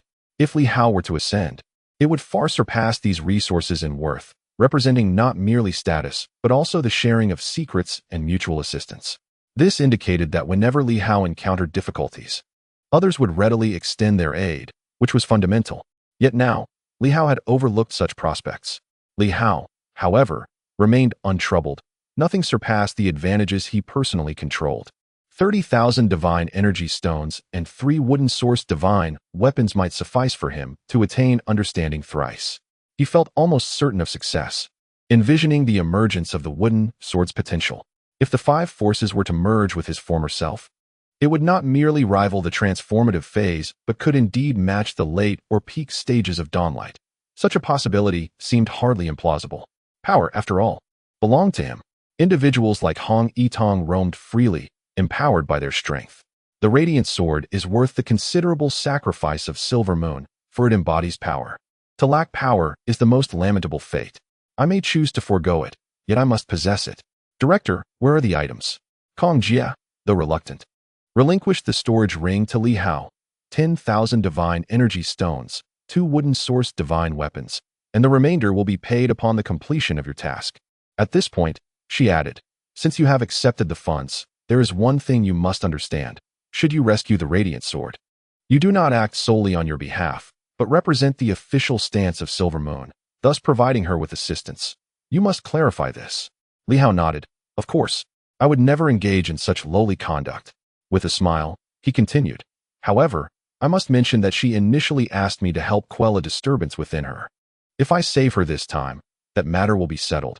I never stated I would venture forth to assist her. That is entirely up to you.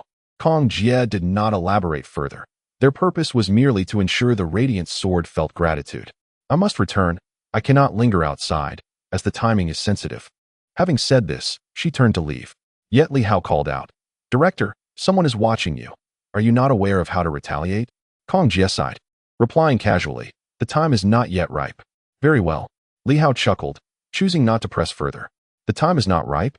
That phrase again. What constitutes the right moment? Never mind, it is not my concern. Let those individuals stir as they please. Li Hao ascended into the air, heading straight for the Northern Sea, accepting money to alleviate others' calamities. Meanwhile, a black dog below was racing swiftly. Li Hao had initially intended to leave the Black Panther behind, as he had no desire for confrontation. If an opportunity arose, he would act. If not, so be it. He had made it clear that if there was no chance, the deposit would not be refunded. However, the Black Panther seemed rather uncomfortable waiting there, and upon Li Hao's departure, it quickly followed.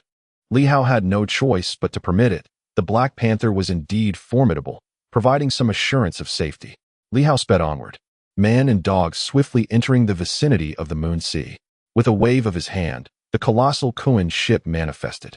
They boarded, and in that instant, Li Hao produced the crystalline tree root. What a foolish act it would be to treat it as a one-time destructive talisman. Seizing this opportunity to comprehend its essence might allow him to coalesce the might of the wooden sword, rather than relying on an attack talisman comparable to a mid-stage sunlight strike. In an instant, Li Hao's spirit surged into the root. At that moment, as before, a subtle pressure enveloped him, as if he had entered an alternate universe, growing alongside the great tree.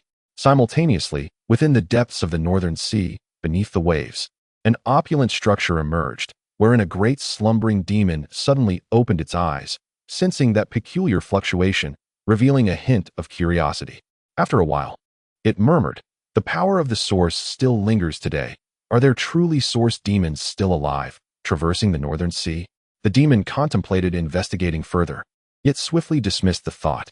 With a soft sigh, it recognized that it could not probe too recklessly, nor could it easily depart. This world had indeed changed. In the ruins, those beings might still perceive things as they always have, but it has long sensed the transformation. At this moment, Li Hao remains oblivious, lost in this feeling. He resembles a tree, taking root and sprouting, its branches swaying gracefully in the wind. 1 year, 2 years, 3 years, within his memories. It seems as though countless ages have passed, yet in reality, only a fleeting moment has elapsed. Uncertain of how much time has passed, the primordial force surrounding Li Hao dissipates entirely, and he opens his eyes, the crystal roots in his hands shattered and vanished completely.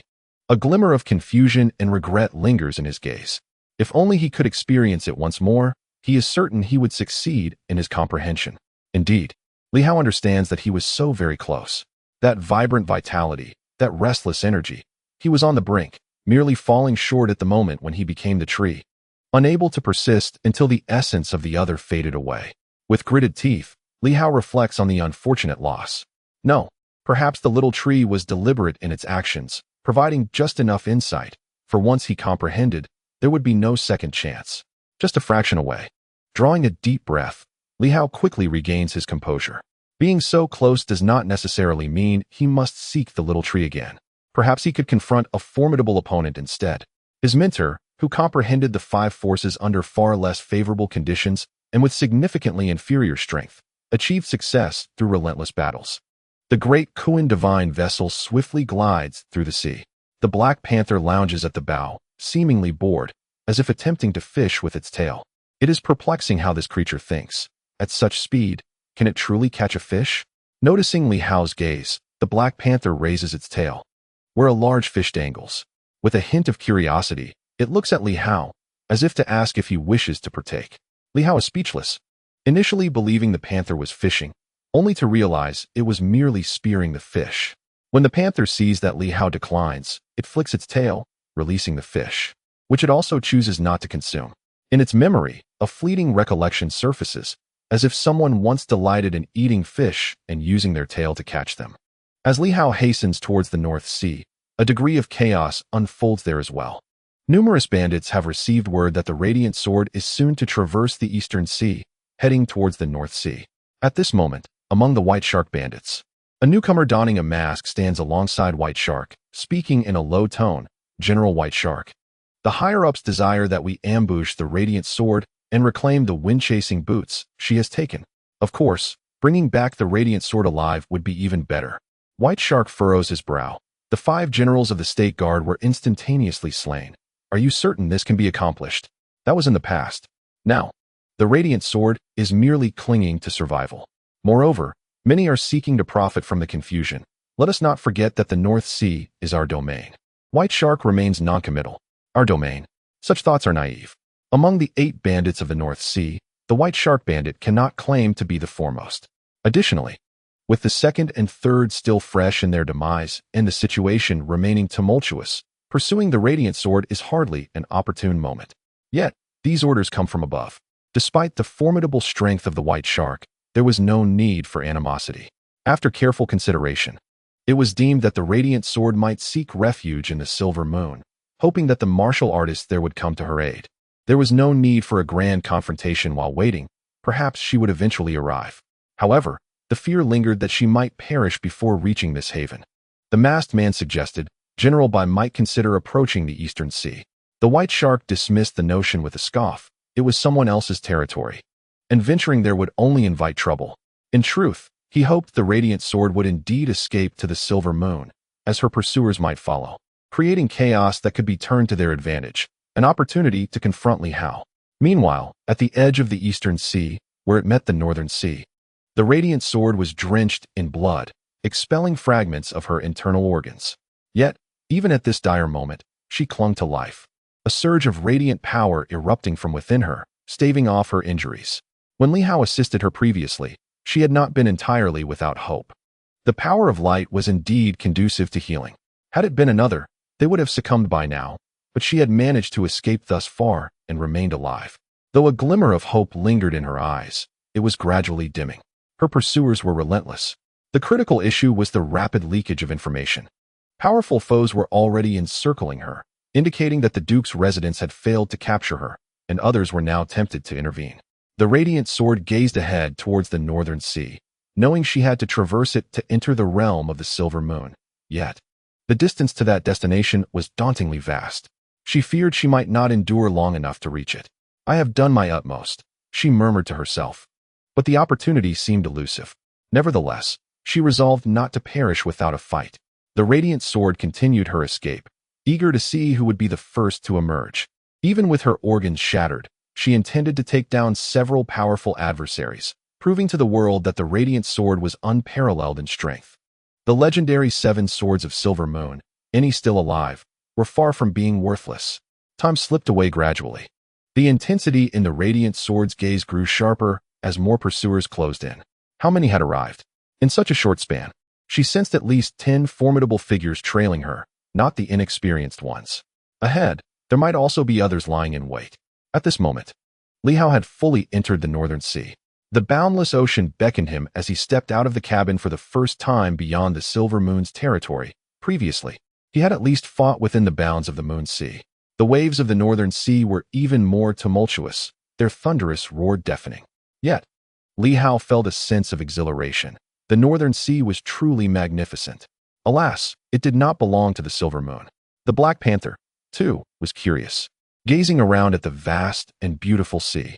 A lone figure and a dog squatted at the bow of the ship, free from the fear of peril at this moment, savoring the exhilaration of witnessing a broader world. Perhaps, Li Hao mused, he should have ventured forth alongside Hou Xiaoqing that day. Chapter 179. The Unsheathing of the Sword. The vastness of the sea stretched endlessly before him. The divine vessel skimmed the ocean's surface, and Li Hao was now privy to a more expansive realm, invigorated and refreshed. Unlike the Moon Sea, which allowed glimpses of coastlines on either side, the Northern Sea presented an unbroken expanse, its limits not visible to the eye. Standing at the ship's bow, he gazed into the distance, taking in the Northern Sea's majesty. The heart of the dynasty lay in its central region, surrounded by seas on all sides, effectively dividing the realm into two substantial segments. Li Hao turned his gaze southward, where the central continent awaited. However, the intelligence from the War Sky Army indicated that, in times past, that area might have merely been an island rather than a core landmass.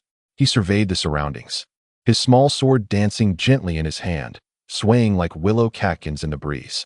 As the divine vessel sped forth, Li Hao caught sight of distant lights, barely discernible yet not too far away. The small boat glided towards the luminous orbs, and soon a merchant ship emerged into view. It appeared that there were individuals on its deck. A cursory glance confirmed they were not pirates, prompting him to lose interest and continue onward. Yet, from the deck, someone seemed to notice something, though the details remained obscured. In the urban milieu, another tale of intrigue would likely emerge, stories of great fish surfacing in the night sea, darting like arrows. Swiftly, the small boat advanced, revealing another vessel. Its exterior mirrored that of the merchant ship, but within, a multitude of superhumans lurked. 2 among them were of the 3-yang rank, with nearly 100 superhumans in total. In these waters, such a crew was predominantly composed of pirates. A hint of surprise flickered within him. Perhaps the land forces were seldom effective in eradicating piracy. Li Hao stepped onto the deck and soared into the air. In an instant, he traversed the void and stood atop the grand ship, his ears attuned to the murmurs within. Moments later, he discerned the identities of those aboard. Indeed, they were a band of pirates. The next instant, the brilliance of his sword flashed. A thunderous explosion echoed as the ship's cabin erupted, and a chorus of superhumans cried out, the 3-yang shouting in fury, their swords illuminating the void. "Who are you? What grievances do you bear?" One of the 3-yang bellowed. "We are members of the Sea-Breaking Army." The so-called Sea-Breaking Army was not but a facade, merely the sea-breaking pirates among the 8 notorious factions. Li Hao's sword surged forth, severing heads with ease. 5B sect. Li Hao. He chuckled lightly, bringing his sword down with precision, and a multitude of pirates disintegrated around him. The very pirate who had shouted moments ago had already lost his head. In the blink of an eye, the ship was devoid of superhumans, all eliminated with ruthless efficiency. With a wave of his hand, he collected several storage rings, not bothering to search further. A brief inspection revealed no living souls aboard. He pierced the grand ship with his sword, and it began to take on water, destined to sink. Li Hao paid no heed as he rose into the air, returning to the divine vessel. Not much time had passed. When witnessing injustice, he drew his sword to alleviate the sorrows of the world. Pirates, he held disdain for. As a martial artist, he embraced his preferences. What he disdained, he would eliminate in his own manner. Departing from Silver Moon, Li Hao felt a newfound liberation. He had departed. Upon observing the canine frolicking in the water and playfully leaping with the pirates, Li Hao called out. The dog seemed to display a hint of a smile, swiftly dispatching the last pirate who had jumped into the sea. Before floundering a bit and swimming back to the ship, the small vessel continued its navigation, while the larger ship gradually succumbed to the depths. 100-strong crew from one of the 8 pirate factions, led by San Yang, vanished instantaneously into the vastness of the ocean.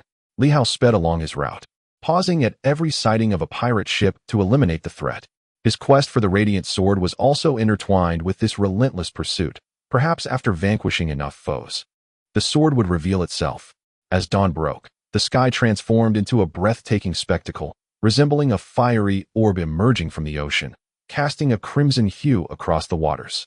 Li Hao gazed into the distance, his brow slightly furrowed. It had been about 3 hours since he entered these waters.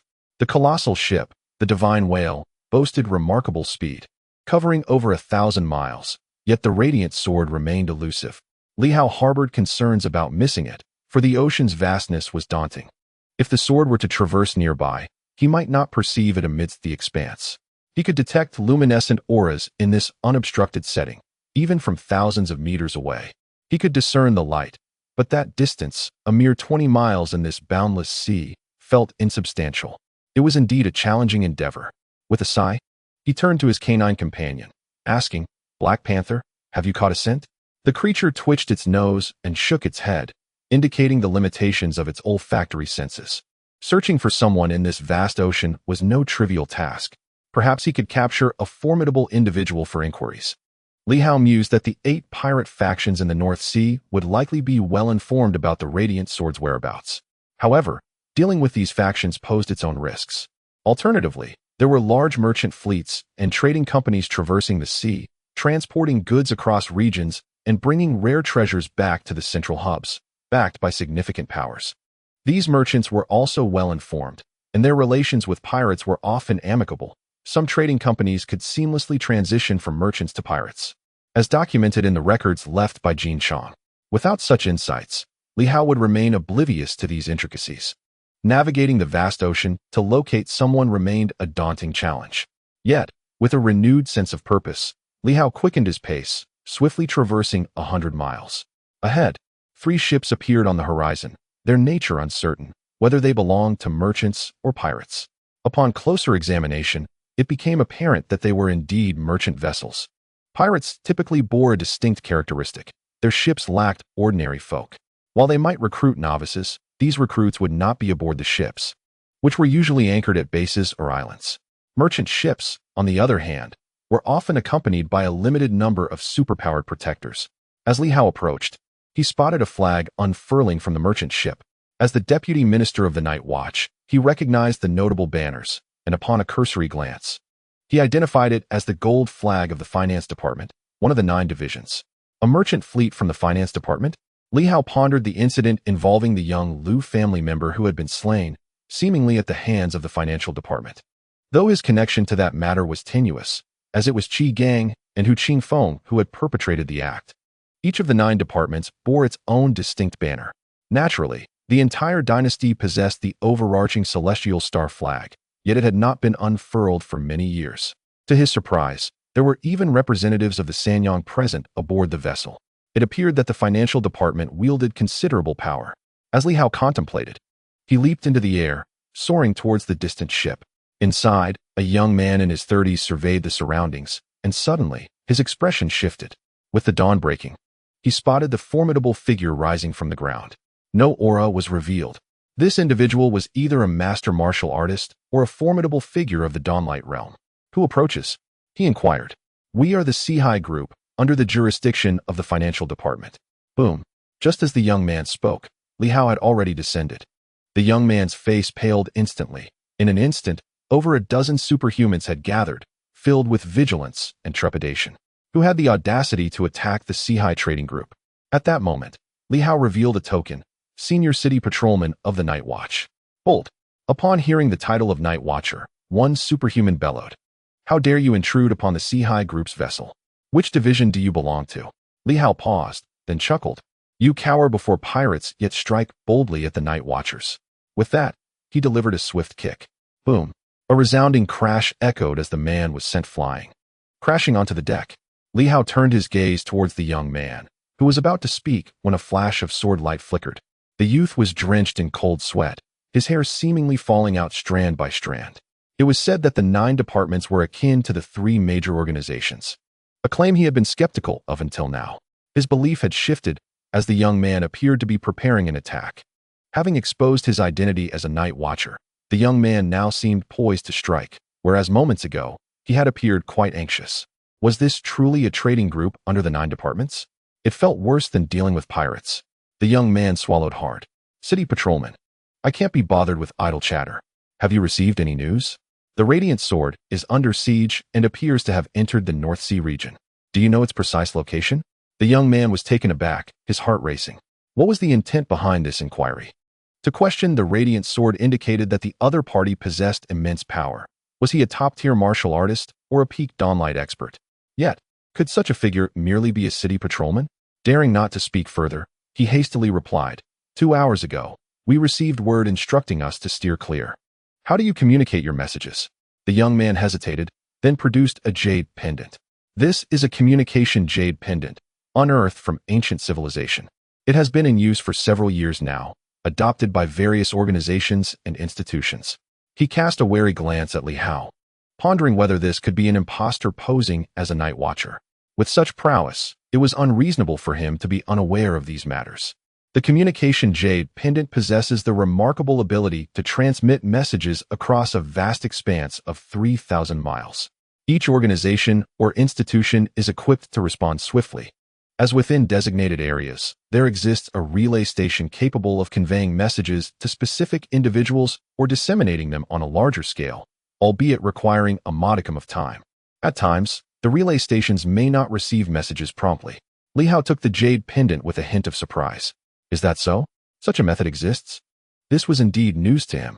No wonder some messages are relayed with astonishing speed. For instance, when conflict erupted in the eastern region, Silver Moon received the news in less than 5 hours. No steed could relay information that swiftly. The prowess of ancient civilizations is truly formidable.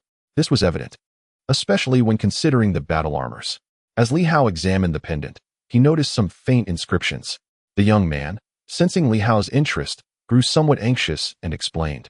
This communication jade pendant can store only 10 messages due to its limited internal recording space. When a message arrives, it will be displayed. To send a message back, there is a red button on the pendant. Pressing it and entering the information will transmit it to the nearest relay station. It may not be overly convenient, but it is far superior to contemporary communication devices. Upon further inspection, Li Hao discovered several stored messages.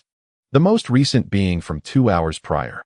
The Sword of Light has entered the North Sea, and powerful adversaries are in pursuit. A great battle is imminent. Inhabitants of the North Sea, take heed and retreat. The Sword of Light is formidable, and its pursuers are numerous. 2 hours ago, the enemy had already entered the North Sea. Li Hao quickly recalled the map of the North Sea, which spans a considerable distance. Entering from the east, it would take 2 hours for the Sword of Light to traverse 1,000 miles at most. He himself had likely journeyed around 1,000 miles within the North Sea. By this calculation, there remained a significant distance between the two parties. The North Sea does not connect directly to the East Sea, and though it lies beyond Silver Moon, it no longer borders it. Nevertheless, a gap of approximately 3,000 miles still existed between them. Even if both Li Hao and his adversary exerted themselves fully, it would take 2 to 3 hours for them to meet. This assumes they could maintain a pace of 400 to 500 miles per hour. It was no wonder they had yet to locate one another. Li Hao sighed, realizing he still needed 2 to 3 hours, adding the time already spent. It seemed the Sword of Light had been fleeing for nearly 10 hours without succumbing. Furthermore, under such circumstances, the enemy might not be able to travel at full speed. It would likely take him several hours to reach them. As Li Hao continued to peruse the messages, he noticed the young man sweating profusely, furtively observing him. Night Watchers. There were numerous organizations of night watchers in the vicinity, hailing from Linjiang, the North Sea, and Haiwa. Which province's night watcher was this individual from? Or was he merely an imposter? Li Hao turned to the young man, holding the communication jade pendant, and inquired, "May I borrow this?" "Of course." The young man eagerly nodded. "If you require it, feel free to take it." "Does it have a locator?" Li Hao asked. The young man hesitated for a moment before nodding. "Yes, but we cannot access that information. Only certain relay stations can. If I were to inquire about information, would I require a specific incantation or a password of sorts?" The young man silently lamented, feeling somewhat conflicted and hesitant to speak. Losing the communication jade pendant was inconsequential. Yet there were indeed certain secret phrases for communication, designed to prevent theft and espionage of the secrets of the 9 divisions. While the loss of the pendant itself was not a grave matter, the revelation of the secret phrases would constitute a serious crime. Li Hao appeared to comprehend the situation, smiling as he remarked, "What? Are the night watchmen unable to procure any intelligence support?" "No, it's just that, my lord. The system of the night watchmen differs significantly from ours," the young man replied, somewhat defensively. "Very well." Li Hao did not press further. He glanced at the superhumans surrounding them and chuckled. "You haven't taken to piracy, have you?" "Huh." Li Hao calmly continued. "You don't engage in the activities typically associated with pirates, do you?" The young man felt a chill run down his spine, sensing something amiss, and quickly shook his head. "Certainly not. After all, we are part of the 9 divisions, distinct from others. If discovered, cough cough, we cannot bring shame to the 9 divisions." In truth, it mattered little. Li Hao suddenly laughed. Those who trade at sea, whether merchants or pirates, are essentially of the same ilk. However, the groups under the 9 divisions surely do not resort to plundering the common folk along the shores, do they? How could that be possible? The young man exclaimed hastily. We have never engaged in such acts. Li Hao chose not to pursue the topic further and turned to leave. The young man, unable to contain himself, and still wary after losing the communication pendant, cautiously asked, May I inquire your esteemed name, my lord? As soon as the words left his mouth, he regretted asking. To an outsider, it might seem as though he sought retribution. However, he had no such intentions. It was merely a lost pendant. He could concoct an excuse, and in truth, he was no match for Li Hao. There was no reason for the higher-ups to hold him accountable, so why ask now? Li Hao pondered for a moment before smiling. Silver Moon Li Hao. The young man was taken aback, and by the time he comprehended the situation, Li Hao had already taken to the skies. Silver Moon Li Hao. The young man was momentarily stunned, and once Li Hao had completely departed, his expression shifted dramatically. Silver Moon Li Hao, disciple of Yuan Shuo from the Five Beasts sect, heir of the 8 great families. How has this person emerged? Was he not still in Silver Moon? The crucial issue was not merely his presence, but rather a piece of information regarding Li Hao that resided within the communication pendant, causing his complexion to change instantaneously. He fervently hoped that Li Hao had not discovered it. In reality, Li Hao had already seen it, but paid it little mind. Once the Four Seas group entered the Silver Moon province and completed their dealings, they would remain for a time to gather all intelligence on Silver Moon Li Hao. Li Hao was not surprised by the 9 divisions' interest in him. He even found it unsurprising that they might covet the sword of the Li family or consider taking direct action against him. Thus, the young man's concern that Li Hao might discover the truth and cause him trouble was unwarranted. Watching Li Hao depart, the young man's gaze shifted, and beside him, someone could not help but exclaim, My lord, Li Hao is far too arrogant. It seems he intends to seek the Sword of Light. With such audacity, he should beware of an untimely demise. There are many who wish to see him dead. The young man shot him a glance, slightly furrowing his brow, before finally responding. If the 3 major organizations or the 8 powerful pirates had just arrived, would you still dare to speak? Huh. The subordinate was taken aback, uncertain of the implication. Of course not. How cruel those individuals are. The young man sighed inwardly at the sight, choosing not to utter another word. Li Hao's earlier remarks rang true. While everyone feared the 3 major organizations and the 8 great pirates, they were not truly afraid of the official powerhouses.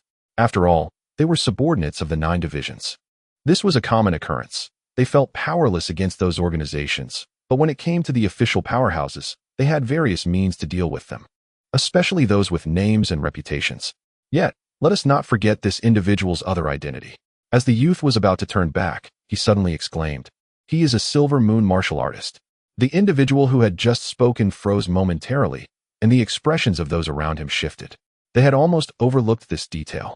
This was indeed a Silver Moon barbarian, not merely the night patrollers from the central regions, but the wild ones from Silver Moon. While there were some Silver Moon martial artists in the central region, such as the Sky Sword, known for their ruthless nature, there was also the recently infamous Yuan Shuo. They were all Silver Moon martial artists who acted with extreme ferocity.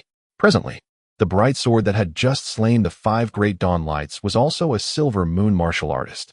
Clearly, the Silver Moon martial artists wielded far greater intimidation than the night patrollers, and in an instant, no one dared to speak of them lightly. The night patrollers may be easily bullied, but the Silver Moon martial artists were not to be trifled with. The small vessel continued to navigate through the waters. Li Hao reflected on the recent events, chuckling softly and shaking his head slightly. He harbored certain thoughts that quickly extinguished.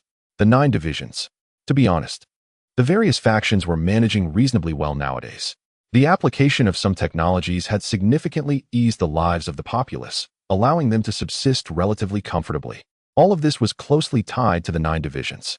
The royal family, prior to the rise of the 9 divisions, had ruled for 120 years, during which time they had become corrupt, exploiting the people and disregarding human life. It was a time of suffering. Thus, although the populace remained somewhat distant from the 9 divisions and lacked profound understanding, there existed a degree of trust and gratitude.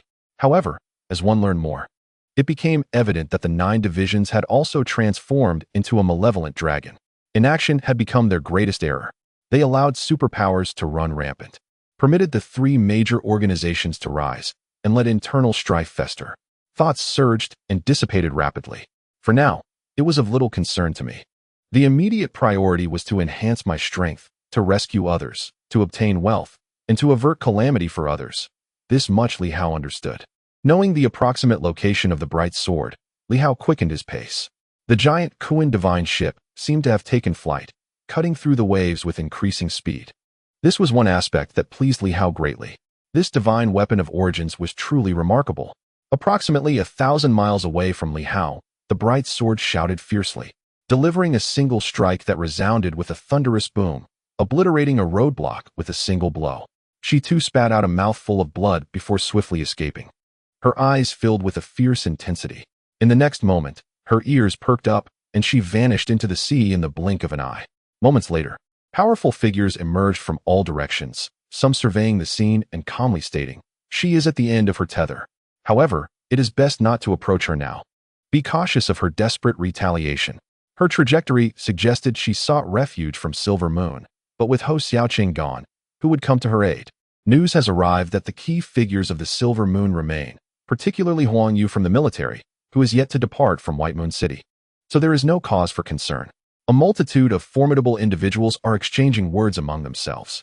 In the rear, a middle-aged man clasped his hands in greeting towards all directions, proclaiming, "The wind-chasing boots are a treasured heirloom of the Su family. Whether you seek to slay the radiant sword or to claim treasures, it matters not. My father has decreed that whoever acquires the wind-chasing boots, the Su family shall offer 10,000 divine energy stones and a source divine weapon in exchange for them. As for the other treasures upon the radiant sword, we shall not claim any. The wind-chasing boots exist as a pair, yet currently, only one has been taken by the radiant sword. Even if everyone were to possess it, its utility remains null, merely a decorative piece for the Duke of the State. The favor shown by all shall certainly be remembered. Young master, you are too courteous," came a cheerful reply, while others remained indifferent. The price set by the Su family is substantial, indeed.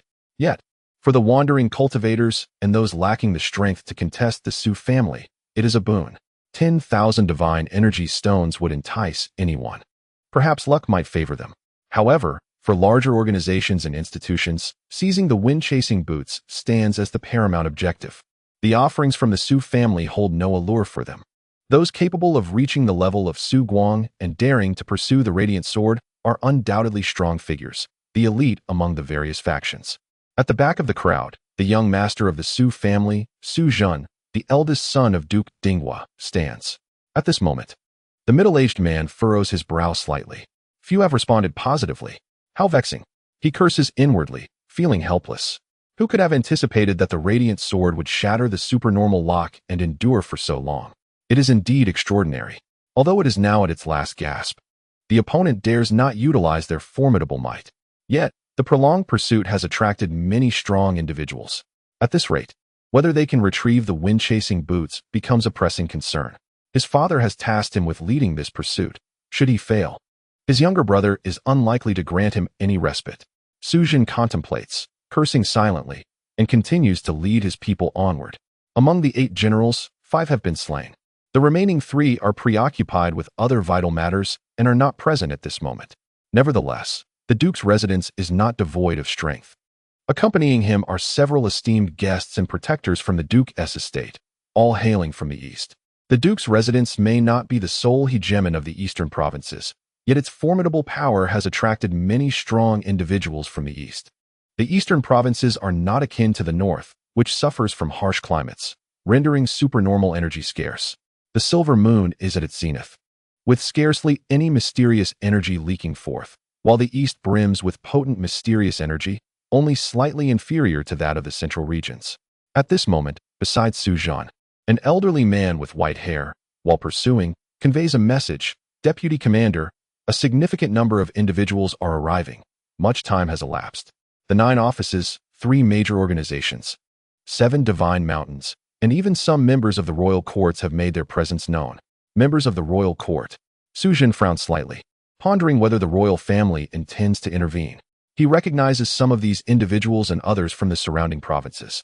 However, these individuals may not dare to offend the Duke's residence. Yet the factions listed by the white-haired elder are unlikely to regard the Duke's estate with any concern.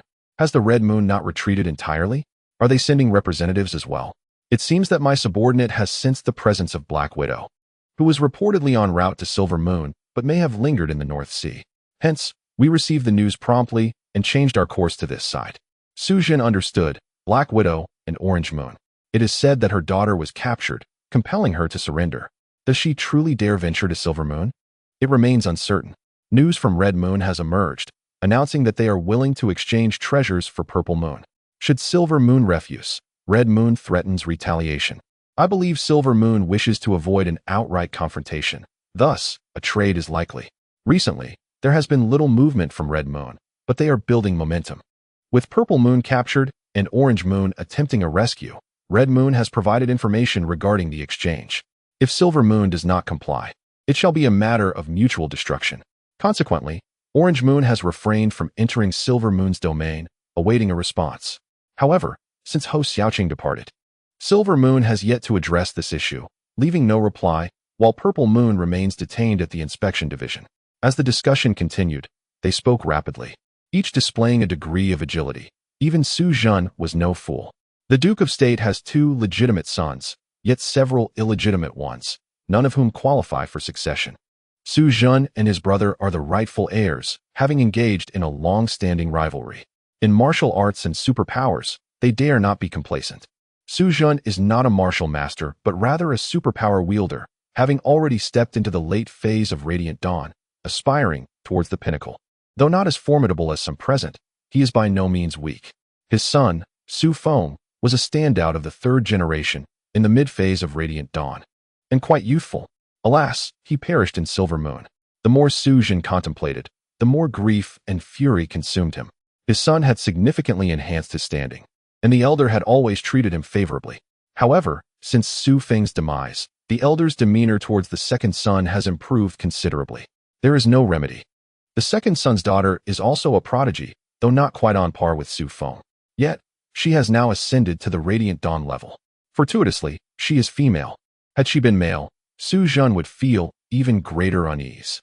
Only by slaying the Sword of Light and reclaiming the wind-chasing boots can the Duke's residence restore its honor and redeem its reputation. Contemplating this, Su Jin commanded, "Hasten, continue the pursuit, keep her in your sights, and grant her no chance to recover or breathe. Her power of light can heal, but it is not without limits. It cannot persist indefinitely." At this moment, everyone understood why the Sword of Light had managed to endure thus far. Her strength is unique. It not only has the capacity to kill, but also to heal. Her injuries have been suppressed, and under normal circumstances, a typical individual would have perished long ago. Yet, the Sword of Light remains alive, exhibiting remarkable vitality. Ahead, the Sword of Light delved beneath the sea, soon regaining her scattered focus and pressing forward once more. She is being relentlessly pursued, unable to escape. In her current state, she cannot exert her full strength. Any further effort would lead to her explosion. Indeed, even employing her peak Radiant Dawn power is her utmost limit. Otherwise, her pursuers would not dare to close in so closely. The energy within her is nearly depleted. Were she not a martial master, she would have exhausted all her energy by now. As a martial master, her body can still provide some internal force at this moment. She took out a medicinal pill and consumed it. Her previously languid spirit was revitalized. Uncertain of how much longer she could endure, perhaps an hour, perhaps merely 10 minutes, she remained unwilling to concede. At this moment, a hint of regret flickered within her. Before taking action, she might have reached out to Inu. Even if assistance could not be secured, she could have summoned Li Hao to her side, drawing him closer to the east and thereby swiftly obtaining his aid. Of course, it was highly probable that Li Hao would refuse, yet the Bright Sword believed there were still avenues to explore. However, it was too late to contemplate such matters now. The crux of the issue lay with the Duke, whose strength exceeded expectations. He withstood her assault unscathed, an exceedingly alarming reality that compelled her to sever all superpower restraints. In the North Sea, as Li Hao continued his journey, merchant ships became more numerous, as did pirates. Surprisingly, some pirates were not engaged in the life-and-death struggle one might expect with merchants.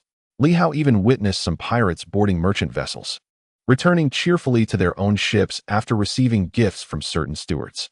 Faintly, he overheard conversations. The white shark flag can be taken down. That incompetent white shark suffered greatly in Silver Moon, and from now on, there will likely be no place for him in the North Sea. You all have one less expense. That portion for white shark can be eliminated, though other factions may need to increase their contributions. However, it shouldn't exceed what was given to White Shark. Thank you, military lord. One steward promptly flattered. These words drifted on the wind and reached Li Hao's ears. Collecting taxes? No, this was piracy. He was certain they were pirates. Yet now, these pirates brazenly collected taxes rather than resorting to robbery. Robbery leads to depletion, taxation, even heavy taxation. Can be highly lucrative in maritime trade, with some merchant convoys willing to comply, even if the pirates charged exorbitant fees, given the substantial profits involved. Li Hao refrained from taking further action. Time was of the essence. He noted certain individuals and their respective flags. The 8 pirates of the North Sea each bore their own emblem. The White Shark pirates, originally ranked 4th, had a flag depicting a large shark. Meanwhile, the most renowned and formidable pirate crew in the North Sea was the Starlight Pirates, claiming dominion wherever their light shone. This entire crew was said to boast an unidentifiable number of superpowers, exceeding 10,000. However, they had a significant number of strong members. The White Shark pirates were led by 3 leaders, while the Starlight Pirates had no such leaders. Their head proclaimed himself the king of the North Sea, accompanied by 9 other powerful figures, each self-styled as dukes, collectively known as the 9 Lords of Starlight. Their flag displayed 10 stars, symbolizing the twinkling starlight, with the king of the North Sea and the 9 dukes jointly governing the Starlight Pirates. This information flashed through Li Hao's mind. He was uncertain whether he would encounter these individuals on this occasion, as they represented the foremost power in the North Sea, and it was improbable that they would remain uninvolved. Perhaps they would indeed participate in the unfolding events. As he pondered, Li Hao felt a stirring within his heart and retrieved an object, the jade pendant he had previously possessed. It bore an inscription: "The Four Seas Group's merchant vessel No. 307 has deviated from its course. Proceed no further." 800 miles ahead, a fierce battle erupted 10 minutes ago. The radiant sword has slain a figure named Su Guang. Adjust your course immediately. Li Hao was taken aback, wondering if this message pertained to him. Soon, realization dawned upon him. It was indeed the very ship he had boarded.